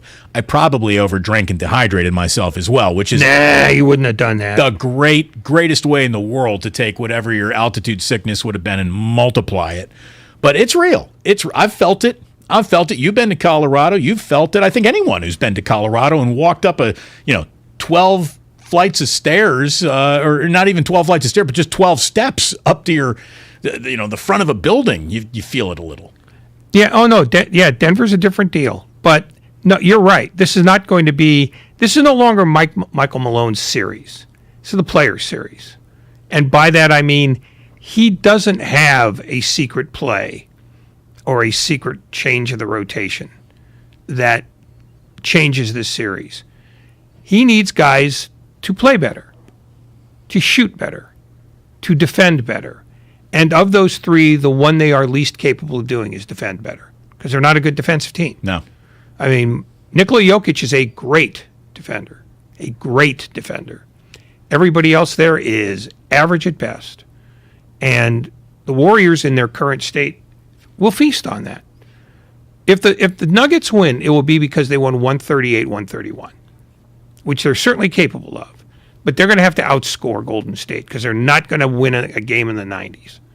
Meanwhile, you got Jordan Poole basically averaging 30 points per game here in his 2-game-long playoff career. Steph Curry took a 16-point, 4-assist, 22-minute Game 1 performance and expanded that to 34 points in 23 minutes in Game 2. What did you have again? I'm sorry to just ask you this if you don't have it right in front of you like you did earlier, but what was it? The three guys? 84 in 52 minutes, in 52 shots. 84 points in 52 shots. Is 84 points in, I believe, either 99 or 100 minutes combined. Yeah, there's not a Pythagorean theorem that can beat that when that happens. Yeah. I mean, that's three guys with 84, period. And, unless you shut out everybody else, you're pushing uphill. That would have been enough to beat the Knicks in the mid-90s. Would have been enough to beat the Knicks last Thursday. Steve Kerr knows an awful lot about putting together a culture. The Warriors have it. It's booming right now. He joined us earlier, and if you missed it, here it is once again as we welcome everyone to your 5 o'clock hour. You're listening to 95.7 The Game, KGMZ FM in HD1 San Francisco, an Odyssey station. Brought to you by DuckDuckGo, privacy simplified. Steve Kerr brought to you by Xfinity. Stay connected, protected, and entertained. Steve, thank you so much for joining us today, man. That was about as satisfying a Warriors game I think anybody's watched in the last 3 years. Was that the most fun you've had in the last 3 years? Well, considering the importance of the game, being a playoff game, the last two nights have really been incredibly fun and satisfying for us as a coaching staff. I know for our fans, people who were there at Chase, I mean, it was rocking. So it was a lot of fun to just kind of get back to where we were a couple of years ago, and we got a lot of work ahead, but it's an exciting time. Yeah, obviously there's no reason to celebrate anything yet. There's a lot of work to be done left in this series. But it's one thing to beat an NBA team for a 2-0 lead. It's another thing entirely to cause what felt like a team-wide meltdown where coaches are screaming and benches are shoving and an MVP candidate gets ejected because he gets so frustrated. That was really clinical, shall we say. Well, yeah, I mean, we executed our game plan really well. We kept Denver from getting the easy stuff that they thrive off, the back cuts and the transition threes and layups. And so we stayed solid. We did that by taking care of the ball and just being efficient at both ends. So it was really, really two good efforts that put us in the spot we're in now. But now, it gets tough. You go on the road and you got to go to Denver and get one at least. So that's the plan. After what you've seen in the first two games, how much do you expect Denver to be different? Because the things they were trying to do in games 1 and 2 didn't seem to work very well. Do you think they have sort of not another gear, but other cards to play, or is it really more about how you guys play at this point?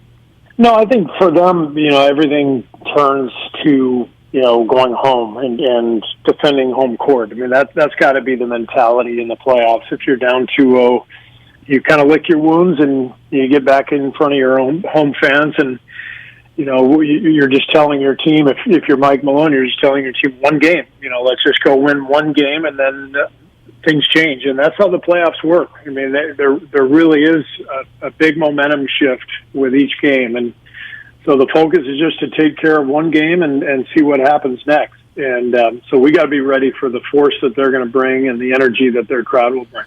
It feels like the biggest momentum swing, Steve, in this series so far has been when you have gone to the three-guard lineup. Is this a situation where you're starting to look at it as a break in case of emergency, or is this sort of a lead punch that you'd like to throw, or is this the best counter punch there is in the NBA for you? Well, it's been great, but we've only really done it twice now for, I think, maybe 12, 14 minutes total. It's worked really well in this matchup, and we'll keep going to it, obviously. But we've been hoping to get to this lineup all season long. We just haven't been able to because of health reasons. So the main thing is it's good to be, for the most part, healthy and getting guys together on the floor again and building a little bit of rhythm again. If I hear another broadcaster, another fan calling in, another writer trying to come up with a nickname for this group, I'm going to snap, Steve. I really am. What do you call it?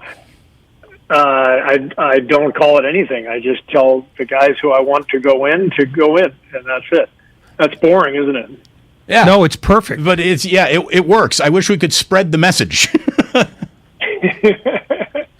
It's the guys going in lineup. Yeah, exactly. Yeah, that doesn't really have much of a ring to it, does it? It doesn't need to. It's fine. I agree. Draymond Green's game last night was about as complete as he's had in a good while. I mean, he had some games like this before he got hurt, but nothing in a game as important. Did this remind you, and this is an unfair question, but did this remind you of him in 17 or 18? Or has he done this so many times that you almost come to not be surprised when he does it in a moment like this? Well, he's done it a million times, but we haven't done this collectively for 3 years, so we haven't been in the playoffs since 2019. So for Draymond, it's just great to be back on the stage where he plays his best, where he uses his energy and his brain, and where we can just get out and run and play. As far as he is concerned, I just think that he's healthy now. He had obviously the back issue, and to come back off of that, it took him a few weeks to really get his conditioning, but it's all there now. You can see it and you feel it, and it's great to see because he's impacting winning the way that only he can. Steve Kerr here on 95.7 The Game. We have heard so often that the difference between a playoff series is the familiarity that just happens when you're playing against a team, and it feels like that should make a series even harder. But for a guy like Draymond with such a basketball IQ, in a weird way, does the familiarity work against the other team? Like the more he gets to know and play and get reps against the similar opponent, the better he gets. Yeah, I mean, he's such a cerebral player, and he gets a feel for what the other team is trying to do. And you play a team over and over again, there's just more that goes into his brain. And so, yeah, I think he gets better as he goes in various playoff series, depending on the opponent and what's happening. He just calculates it all, and this is when he's at his best. What's the standard procedure for you when you have 2 days off in the middle of a playoff series? Do you go hard on, say, Wednesday and then taper off Thursday? Do you not go hard either day because energy is precious? I mean, how do you fill in the time as a team between now and the weekend and Thursday? I'm sorry. Yeah, I mean, today's a day off. The guys really needed a day off, and a day off for the coaches, a day off. We told everybody you're not allowed to come into the gym, and so tomorrow we'll get back to it, and we'll have a film session in the morning. mostly just skill work, breaking a sweat, getting shots up, feeling the ball, and maybe going through a couple things on the court that we want to execute at both ends, and then we fly to Denver. But at this point, the guys who are playing the big minutes in the games, they need rest more than they need practice, and so it's a combination of recovery and mental preparation. The younger guys that's when they're playing their 3-on-3, 4-on-4, 5-on-5 with, where we get some of our development coaches to play.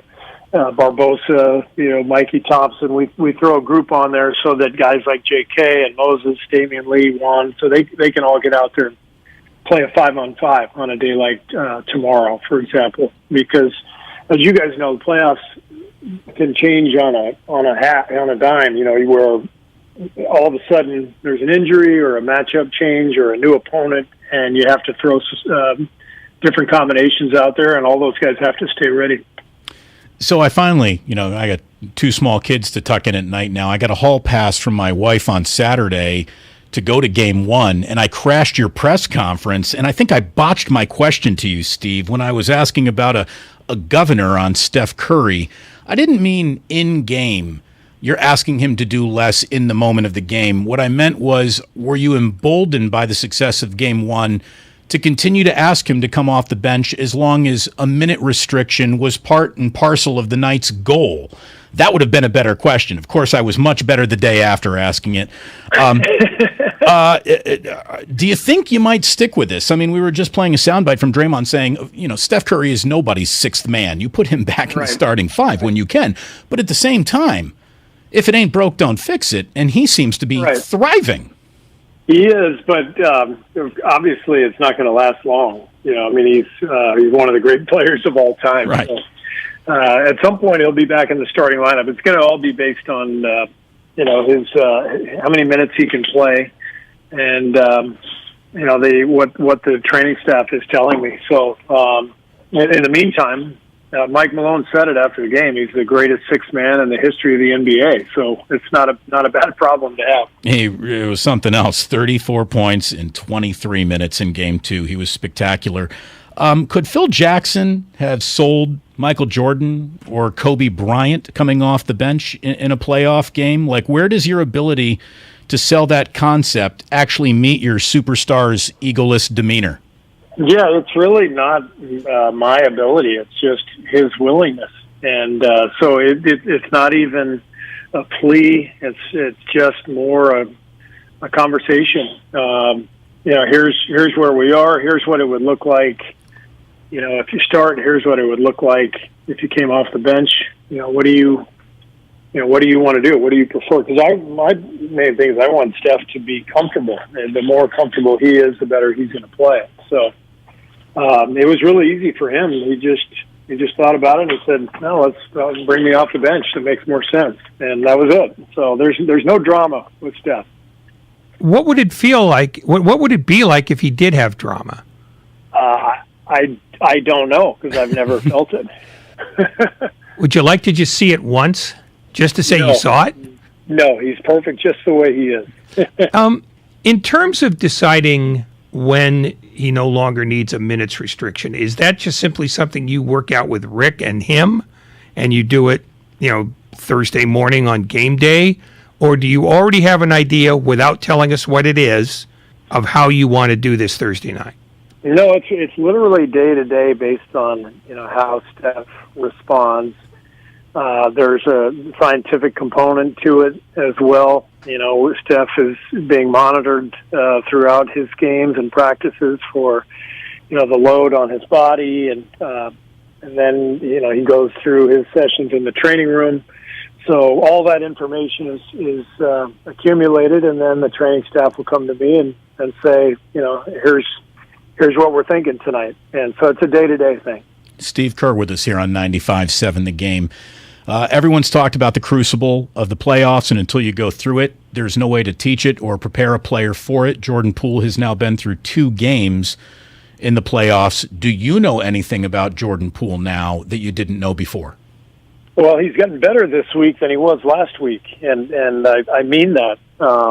and where it's really showing is in his defense. And it's been something we've been on him about all year, just defending without fouling, really taking on the challenge of taking on the best player. If the best player's coming at him, accept it and embrace it. And if there's a switch, the same thing, get in front of that guy, defend him as best you can without fouling. And the value of that is hard to quantify. It's hard to explain, but you saw it last night a few times where we didn't foul, they made a tough shot, and we raced the ball back down even after a made shot and scored a bucket. Whereas if the other team's at the foul line, you can't do that. Then their defense is set and waiting for you after their free throws. That's probably the area that I've been most pleased with Jordan, as well as he's played, offensively, and as exciting as he is as a playmaker and shot maker. It's his defense that has really come around in the last week, and it's exciting to see. Was there a moment, a game, or a particular possession where you thought the light bulb had finally gone on to your satisfaction, or has this been a more gradual thing, more than just the last week, maybe over the last month? No, I think it's more these past couple of games, and part of the great thing about the playoffs is that you can really lock in on a game plan, and you can explain to the players why, something is so important, and you show the other team and how they score. So we've been hammering home the point of defending without fouling. For the season, we're 29th in the league in fouling.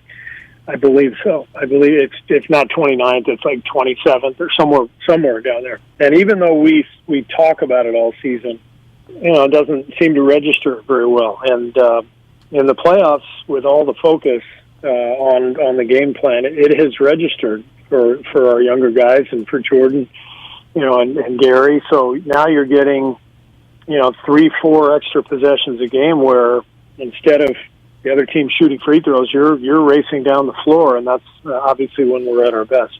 I don't know how many times you were defending in your playing days a player that was smaller than you on the court. Steph got Campazzo in the low post last night, and I swear to God, he put a Hakeem Dream Shake on him. Did you see that? That was his favorite shot of the game. Of course it was. It was incredible. Love that. It was awesome. Love that. Is Denver peculiarly different than any of the teams that you see in the playoffs, the way they're constructed? Or is this not that much of an outlier, the way you're playing and the way they're playing against you? I think they're different in that, they have an old school center in Jokic. Very few teams can impact the game the way Denver does down on the block. Philly can do it with Joel Embiid, but most teams it's high screen and roll all night. And then the other thing that's different, obviously Denver is missing, two of its top three players without, Porter and Murray. So, they've done a phenomenal job just putting together a team that has been able to thrive at both ends and win a lot of games. But it's a different team than the one that was in the playoffs a couple of years ago in the bubble, coming back from 3-1 down because they don't have the weapons that they had then. But it's also a team that has a lot of continuity because these guys have been through the battles together, and we know that this is far from over. We got to go to Denver and take care of business because they're a good team and they've been together for a long time. Do you ever have the time over a beer or 12 to think about what you would do if Denver was at full strength, or is that sort of a mental exercise you don't have to bother with ever? I have not given that 1 second of thought. Have you given 12 beers a second of thought? 4 beers, yes. Were you beginning? All that, those days are long gone. Giving any second thoughts to who's shooting your technical free throws? I've got 3 great options, so I let them sort it out when they're out on the floor together. Like, how great is it to see the two guys joking about that after a game? Yeah, it is pretty amazing. We've got three guys who finished over 90%. Am I right on that for the year? Did Clay finish over 90%? Yeah, Clay. I think Clay was at 90 as well. So I don't know that I've ever seen a team with three different guys. Yeah, he's a little bit of a shooter too. Plus. A little bit of a Not shooter bad. himself. It's not bad. It's really something else to see. You know, there are basketball teams to be seen, and there are basketball cultures to be seen. And I mean this as a compliment. I think last night was a clinic about your culture that permeates your team, your bench, your starters, who's ever coming into the game. I mean, Bielitsa last night was just fantastic. Wiggins, again, just wearing beige and blending into everything. I don't know if there's a guy who is shutting down more backdoor screens than Wiggins. Am I right about that? He's doing a great job. He's really doing an excellent job doing that and rebounding. He's got 17 rebounds through 2 games in the series. You know, knowing that we're small out there, he's really dedicated himself to the defensive end, taking away the layups and easy stuff, and then rebounding. So, doing a great job. Got to have one actual question that you're going to hate in every interview. How's Andre Iguodala doing? Do you expect to see him in Game 3? We'll see. You know, we all have the day off today, so I'll see him tomorrow. I talked to him yesterday. He didn't seem to think it would linger for too long, so hopefully that's the case. How cool is it? Do you see who's in your crowd ever? Did you notice that Bob Weir of the Grateful Dead was at your game last night? I did. I looked up at the screen and I heard everybody cheering, and that was awesome. That was good stuff. Thank you, Steve. Thank you for joining us. Guys, thanks for having me. Bob Weir, by the way, was on with us earlier today here on 95.7 The Game. If you missed it, you can check it all out because, of course, you're subscribing to Damon and Ratto on the Odyssey app. Maybe you even caught it live watching on Twitch or on YouTube. You can find it. It is there in the ether of the internet. Thanks again to Steve Kerr for joining us. We were joking, Ray, who's going to shoot those free throws? Curry last night in his post-game presser said. Steph, at what point does Jordan Poole shoot the technical free throws? Never. Never. Even I'll miss 10 in a row. You see me right there. I like that healthy competition because obviously I know he edged me out in the season-long race. We set high standards for shooting free throws. So, yeah, it's going to take a lot more than one free throw champ to get me off that line for the Tex. There you go. And that's the most amount of ego you will ever hear that man flex in his career. I get to shoot the Tex. I am Steph Curry. Yeah, that's like taking penalties in soccer. There's one guy who does it, and it's always the best guy. Curry flexes a lot of ego. He just doesn't do it verbally. I mean, he is nothing but ego on the floor. On court confidence. That's what I'm talking permeates. about. Yeah, I mean, because you can't not have an ego and do any job in sports. It can't be done. You will last a day. But he's very smooth at not displaying it. So, yeah, you're right. This was a rare moment where he played his "Don't you know who I am" card. All right, which one is this? This is here it is. Steph Curry, a guy who, off the court, almost a church mouse. On the court, it's a lion. Steph is Steph. You don't need to sell him on anything. He's very unique, incredibly humble and incredibly arrogant on the floor. Humble off the floor, arrogant on the floor. It's a great combination. And anything that is going to help the team, he's all for. We always collaborate. We talk about everything. And it's just very matter of fact with Steph. There's never any ego that gets in the way. Greg Popovich likes to talk about, the importance of getting over yourself. If you want to be on a great team, you want to be part of something special. And, Steph, it's just the way he was raised. He didn't even have to get over himself. He was already over himself, when he arrived in the NBA. And he's maintained that humility despite this incredible stardom and incredible success he's had. And it's what makes him such a powerful teammate. You can look all around the NBA and spot that guy can't get over himself guy on a lot of teams. I think, though, what this really is him understanding what's important and what isn't. And starting isn't as important as succeeding. Closing. Now, if you said we're not going to have you close anymore, I think that would be a longer and far more unpleasant conversation. No doubt.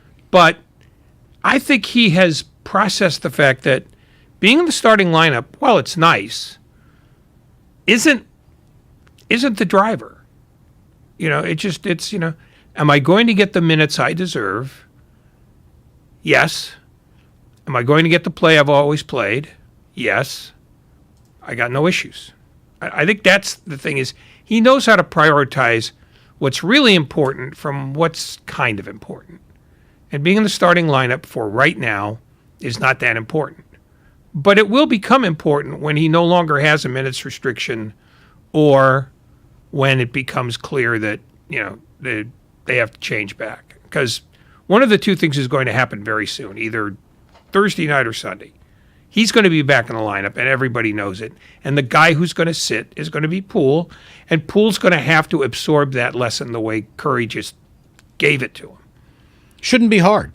It better not be hard. He struggled with it before, though. And until he doesn't struggle with it, it's always going to be a talking point. I think that's his getting better this week. How can you get better than you were last week?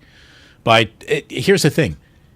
To be demoted to sixth man because Steph Curry's back in the starting five is really not a demotion. Well, it's not a demotion anyway. Right. And that's the thing. Yeah. It's just not, it's nothing that you need to concern yourself with. It's a young man's cause, and you are way too much of an old basketball soul now, Jordan Poole, to be concerned about something like that. That's day one stuff. You're way beyond day one.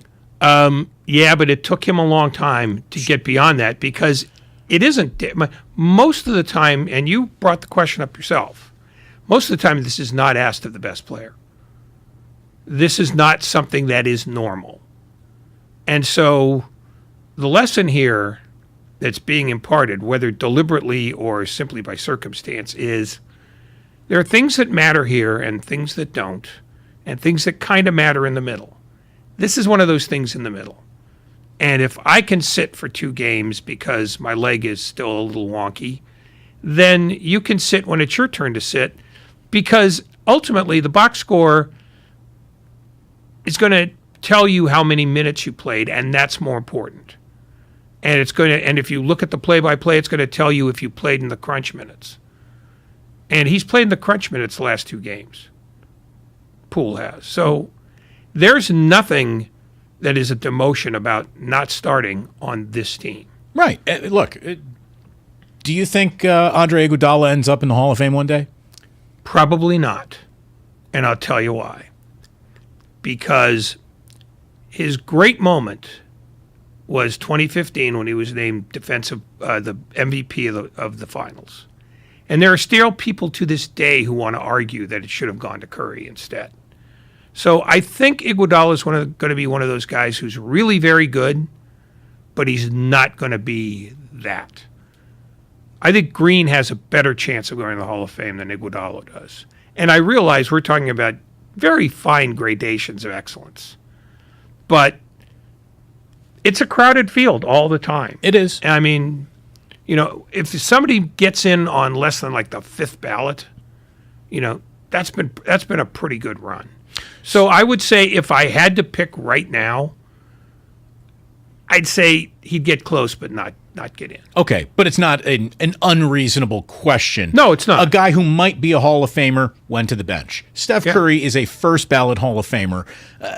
Steve just needs to look at his own team's history to point to Jordan Poole that there is no amount of dauber down you should ever have about you. If this is an ask we make, because we have asked this of multiple time All-Stars and have had great success with it and are having great success with it. I think that's a point he's made over and over and over again. And it took Poole a while to accept that because, again, it's an unusual ask. Iguodala came to Oakland not expecting to be asked that. And it took him a while to accept it. He fought it like hell because it's not a thing that gets asked Andre is not an egoless man. Oh, no. But none of them are. I mean, if you've been a starter your whole career, the first time you're asked to come off the bench while you still have tread on the tires, that's a hard thing to accept. But you're right. I mean, this is a place that's done it, and they've now done it twice. You know, Curry is just by circumstance. Iguodala was by design. So in either event, the message is clear. Your time to be an automatic starter will come. In the meantime, accept the really more important stuff. You know, because ultimately, whether you're a starter or not is fairly small spuds.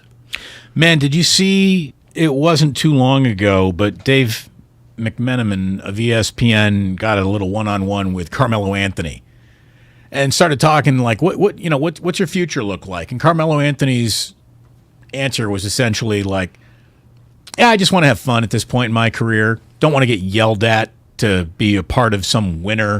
It was like the lamest quote you could come up with at any point in time in your career, including the end of it. And it was just, I couldn't believe it. And there are just people who have higher standards for the team that they're on, the way that they want to conduct their careers. Like, if you want to have an awful lot of fun, on court, there was a, 16-minute stretch of that game last night where the Warriors were having as much fun as any basketball team could have playing the sport of basketball. That is a level of fun that is rarely seen, rarely reached, when you can look across at your opponent and watch them quit. Like you watch their eyes roll back in their head like an attacking great white shark. They are dying in front of you. And that is one of the most satisfying things for a basketball team, I would think, to accomplish. The amount of not having fun on the way to that moment is huge.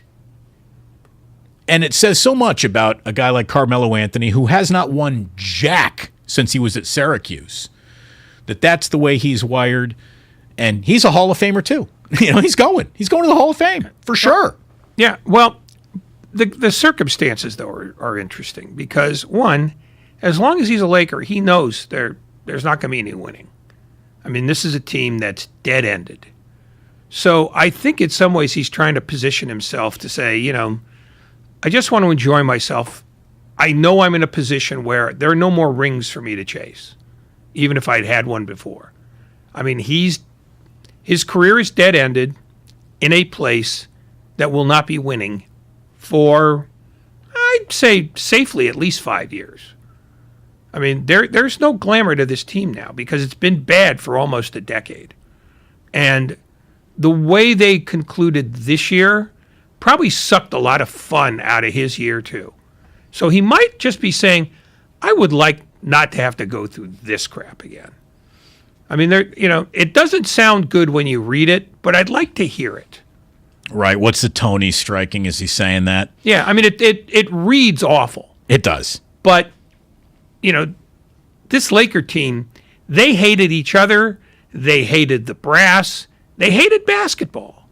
And they showed it on a regular basis. So I want to go ahead and read you something that a lot of people who read it last night when I tweeted about it agreed. That reads awful, but I think it more than just reads awful. And this is about the opening night that was had at the Coliseum last night. So the A's beat the Baltimore Orioles 5-1. Fans went home from a baseball standpoint happy. But fans need to now do more than expect the A's to deliver the bare minimum. I mean, what we have is a team that has raised prices in a year where, you know, Olsen, Chapman, Minaya, and Bassett all disappeared. And that's the year after Simeon disappeared. And yet after all of that, 17,000 fans still showed up to do business with John Fisher. And John Fisher basically spit in 17,000 fans' eyes when they decided to have a skeleton crew working opening day. There's nowhere else in Major League Baseball where you have to miss 3 innings to get a hot dog. Like, we all know that the Kingdome sucked. You could get a hot dog at the Kingdome. We all know that where the Tampa Bay Rays play, the Trop, is a dump.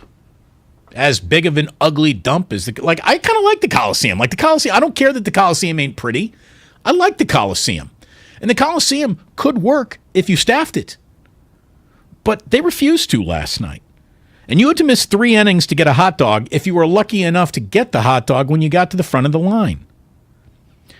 A friend of mine who was in the service industry knows an awful lot about customer service, food cost, employee cost. He gets things. And he sent me this last night when he was at the game. He said, Damon, you would lose your mind if you were here. Which, yeah, he knows a lot about me. He said, at least half the concession stands are closed and the others are completely understaffed. These lines are insanely long. How about you take all the profits from selling an $11 hot dog that cost you 90 cents and you pay people to sell it? It's like, would you send me a crowd shot or two? And he said, they really don't capture how insane this is. Here is a picture of one bartender serving at least 50 feet of bar space. And this is back in like the club section. The A's are intentionally leaving so much money on the table. And I wrote back, I said, this is sabotage. They're depressing their attendance by offering an awful experience. And he wrote back, exactly. It's so sad.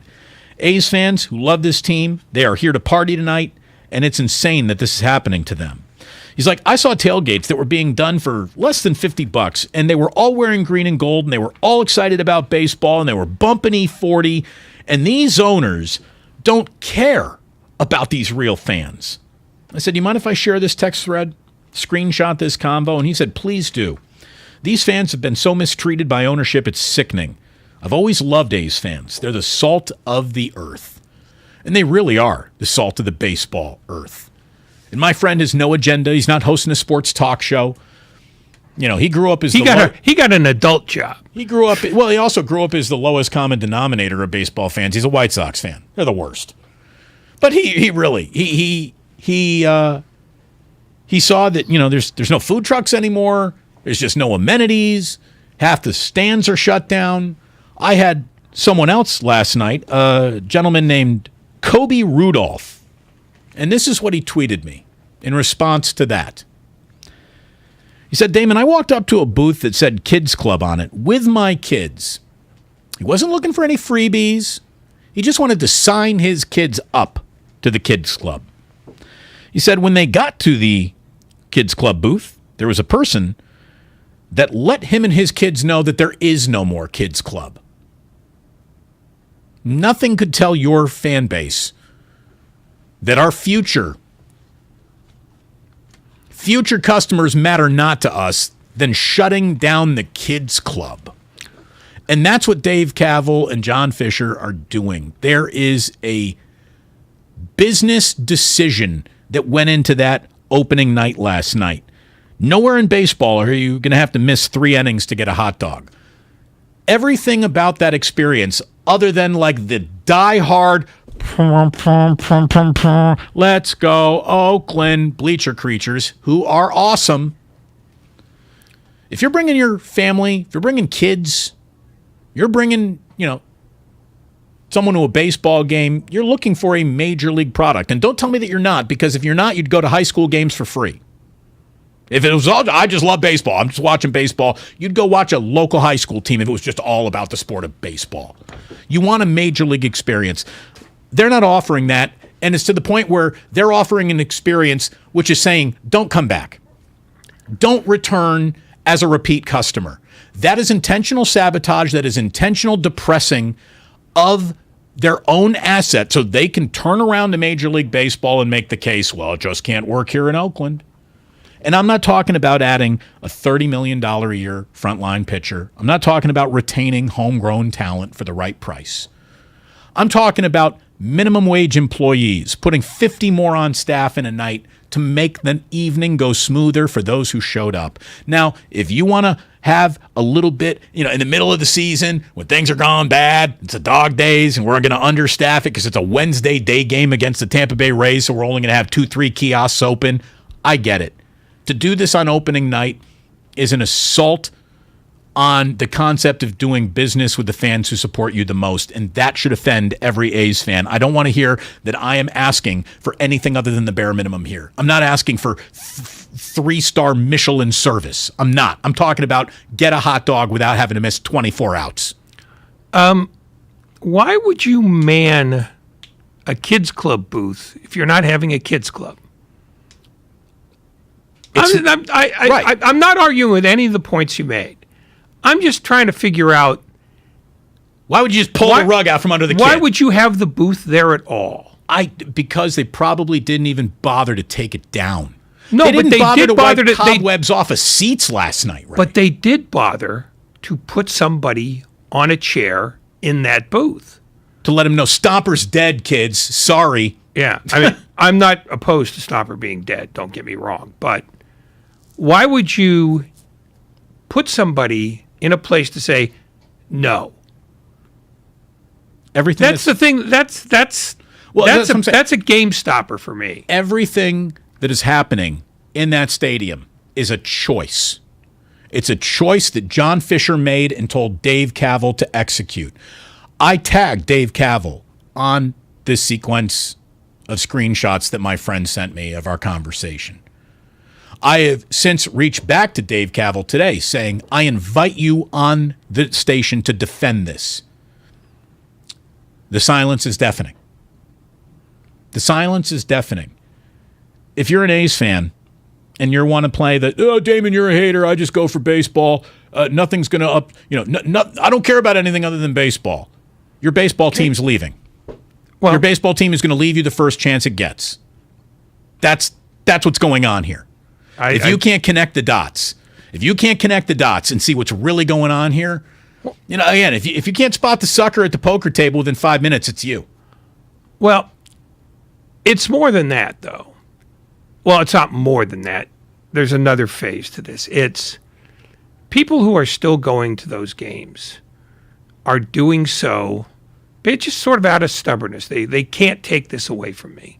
While they're taking everything else away from you, if you're still going, I mean, first of all, well done to you.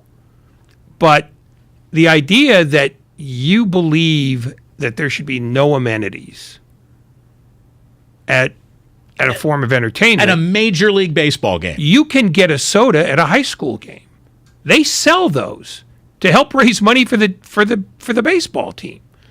I mean, this is essentially them saying, we are going to make it so difficult for you to enjoy this game that the only people left are people who will not ask us for anything. I mean, 510, Ray, 510, Infinity Mobile text line says, Coliseum worker here, please blame the concession company too. Stay overworking a skeleton crew. They expect us to feed $1,700 with limited hours. 17,000. 17,000, excuse me. You're right. The concession company is at fault here. They are following the directive of the team. How many people do you want at your game? And we'll send those people there. And the message is either, well, we're only expecting a crowd of X, so just bring that many, or just bring that many, that's all we want. So I don't know enough about the concessions industry to know who exactly to blame, but ultimately the people who do the hiring is the baseball team. It's embarrassing. It's not embarrassing. It's by design. It is. They can't be embarrassed at this point. No, there's no shame, that's for sure. When we do come on back, the shame of it is we don't have that much time left, so we're going to put a fine point on what's been a spectacular show. Come on, Bob Weir, Steve Kerr. What a long, strange trip indeed. Brought to you by News Nation. At News Nation, you get all sides. News Nation, news for America. Go to newsnation.com/join us to find your television provider. Bay Area legend Bob Weir joined Damon and Ratto. How much fun did you have at that Warriors game last night? Right, it was a good game. I mean, it's poetic to watch. It's really, I heard the word poetry bandied about last night, and with respect to what we were watching, and I can't think of a word that more aptly suits it. The biggest names are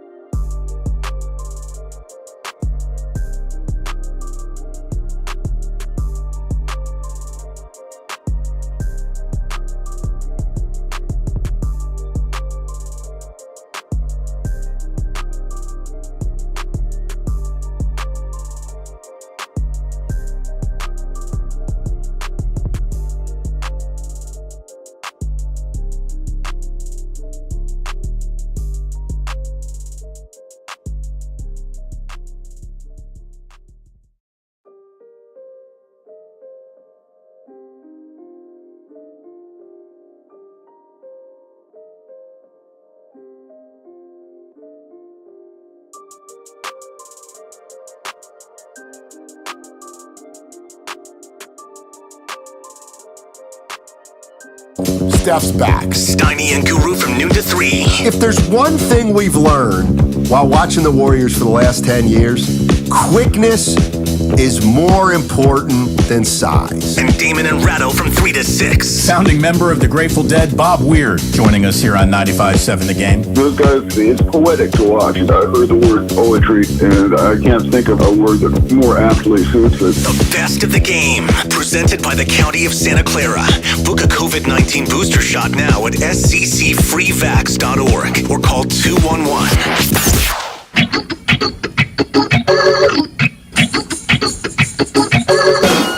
Now back to Damon and Ratto, brought to you by BMW Fairfield on 95.7 The Game. We have just a little bit of time left here tonight. Again, not to put too fine a point on it.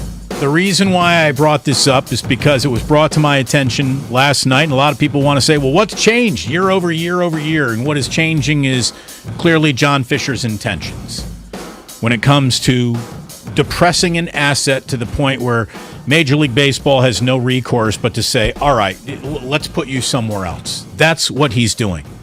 He's a slumlord. There's no other way to describe him. He is the equivalent of baseball Satan when it comes to owning a team. You could not do worse than John Fisher. He is intentionally squandering the A's like the way people intentionally squander natural resources. Like there's this beautiful vista. Did you really want to put a gas station in the middle of it? He said, yeah, if the gas station will make me money, I will do that. It's just, it's awful what is happening. A's fans, you think I'm against you. I am not. I'm not against the players. But I am against an ownership group that clearly does not have you in mind, does not have your best intentions in mind, and is hoping that you are so willing to lower your standards to meet theirs. They're not trying to raise their standards to impress you.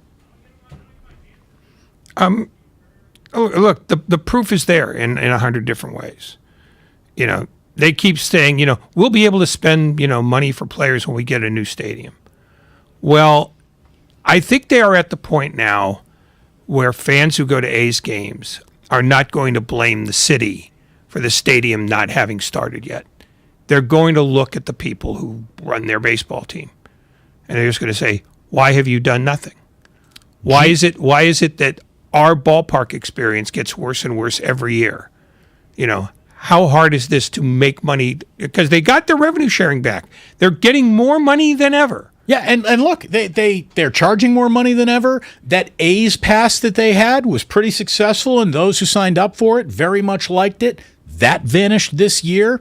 It's a shame. This is Gene in Oakland. Gene, we have time for one call. It's going to be you. Hello. Hey, fellas. Hey, Ray. I've been following you for years. Can you hear me, by the way? Yes. Hello? Yeah, we got you. Okay, yeah. So, yeah, I moved here in 73. I've been an Oakland fan, all the teams since then. I didn't think anybody could possibly be worse than Charlie Finley, but John Fisher takes the cake. Anyways, Ray, I've loved your and respected your opinions for decades now. A couple of weeks ago, you mentioned that you thought that if this stadium deal went through, that Fisher would then, build his $11 billion multi-use project, which is really what he wants, but that he would sell the team. I'm just wondering, in light of what's happened over the last month or so, do you still believe that he would do that? Do you still believe there's a possibility? I'm sort of hanging on to every little vestige of hope I can, because he's breaking my heart, along with many other fans here. He's going to sell the team because he doesn't like owning it. He only really bought it sort of to avenge his father, who was a minority owner of the Giants, who got forced out by Peter McGowan. And within a year of him buying the A's, McGowan was forced out by the Giants. So he really had no more need to own the ballpark, except that it made money. Or not the ballpark, I'm sorry, the ball team. And he's made money essentially every year. I don't know, whether they had a paper loss during COVID or not, but essentially he's done well with this, but he's going to do better if he could get out from under the construction costs of a ballpark that the city's not going to help amortize for him. You know, it's just it's as plain to me as it can be.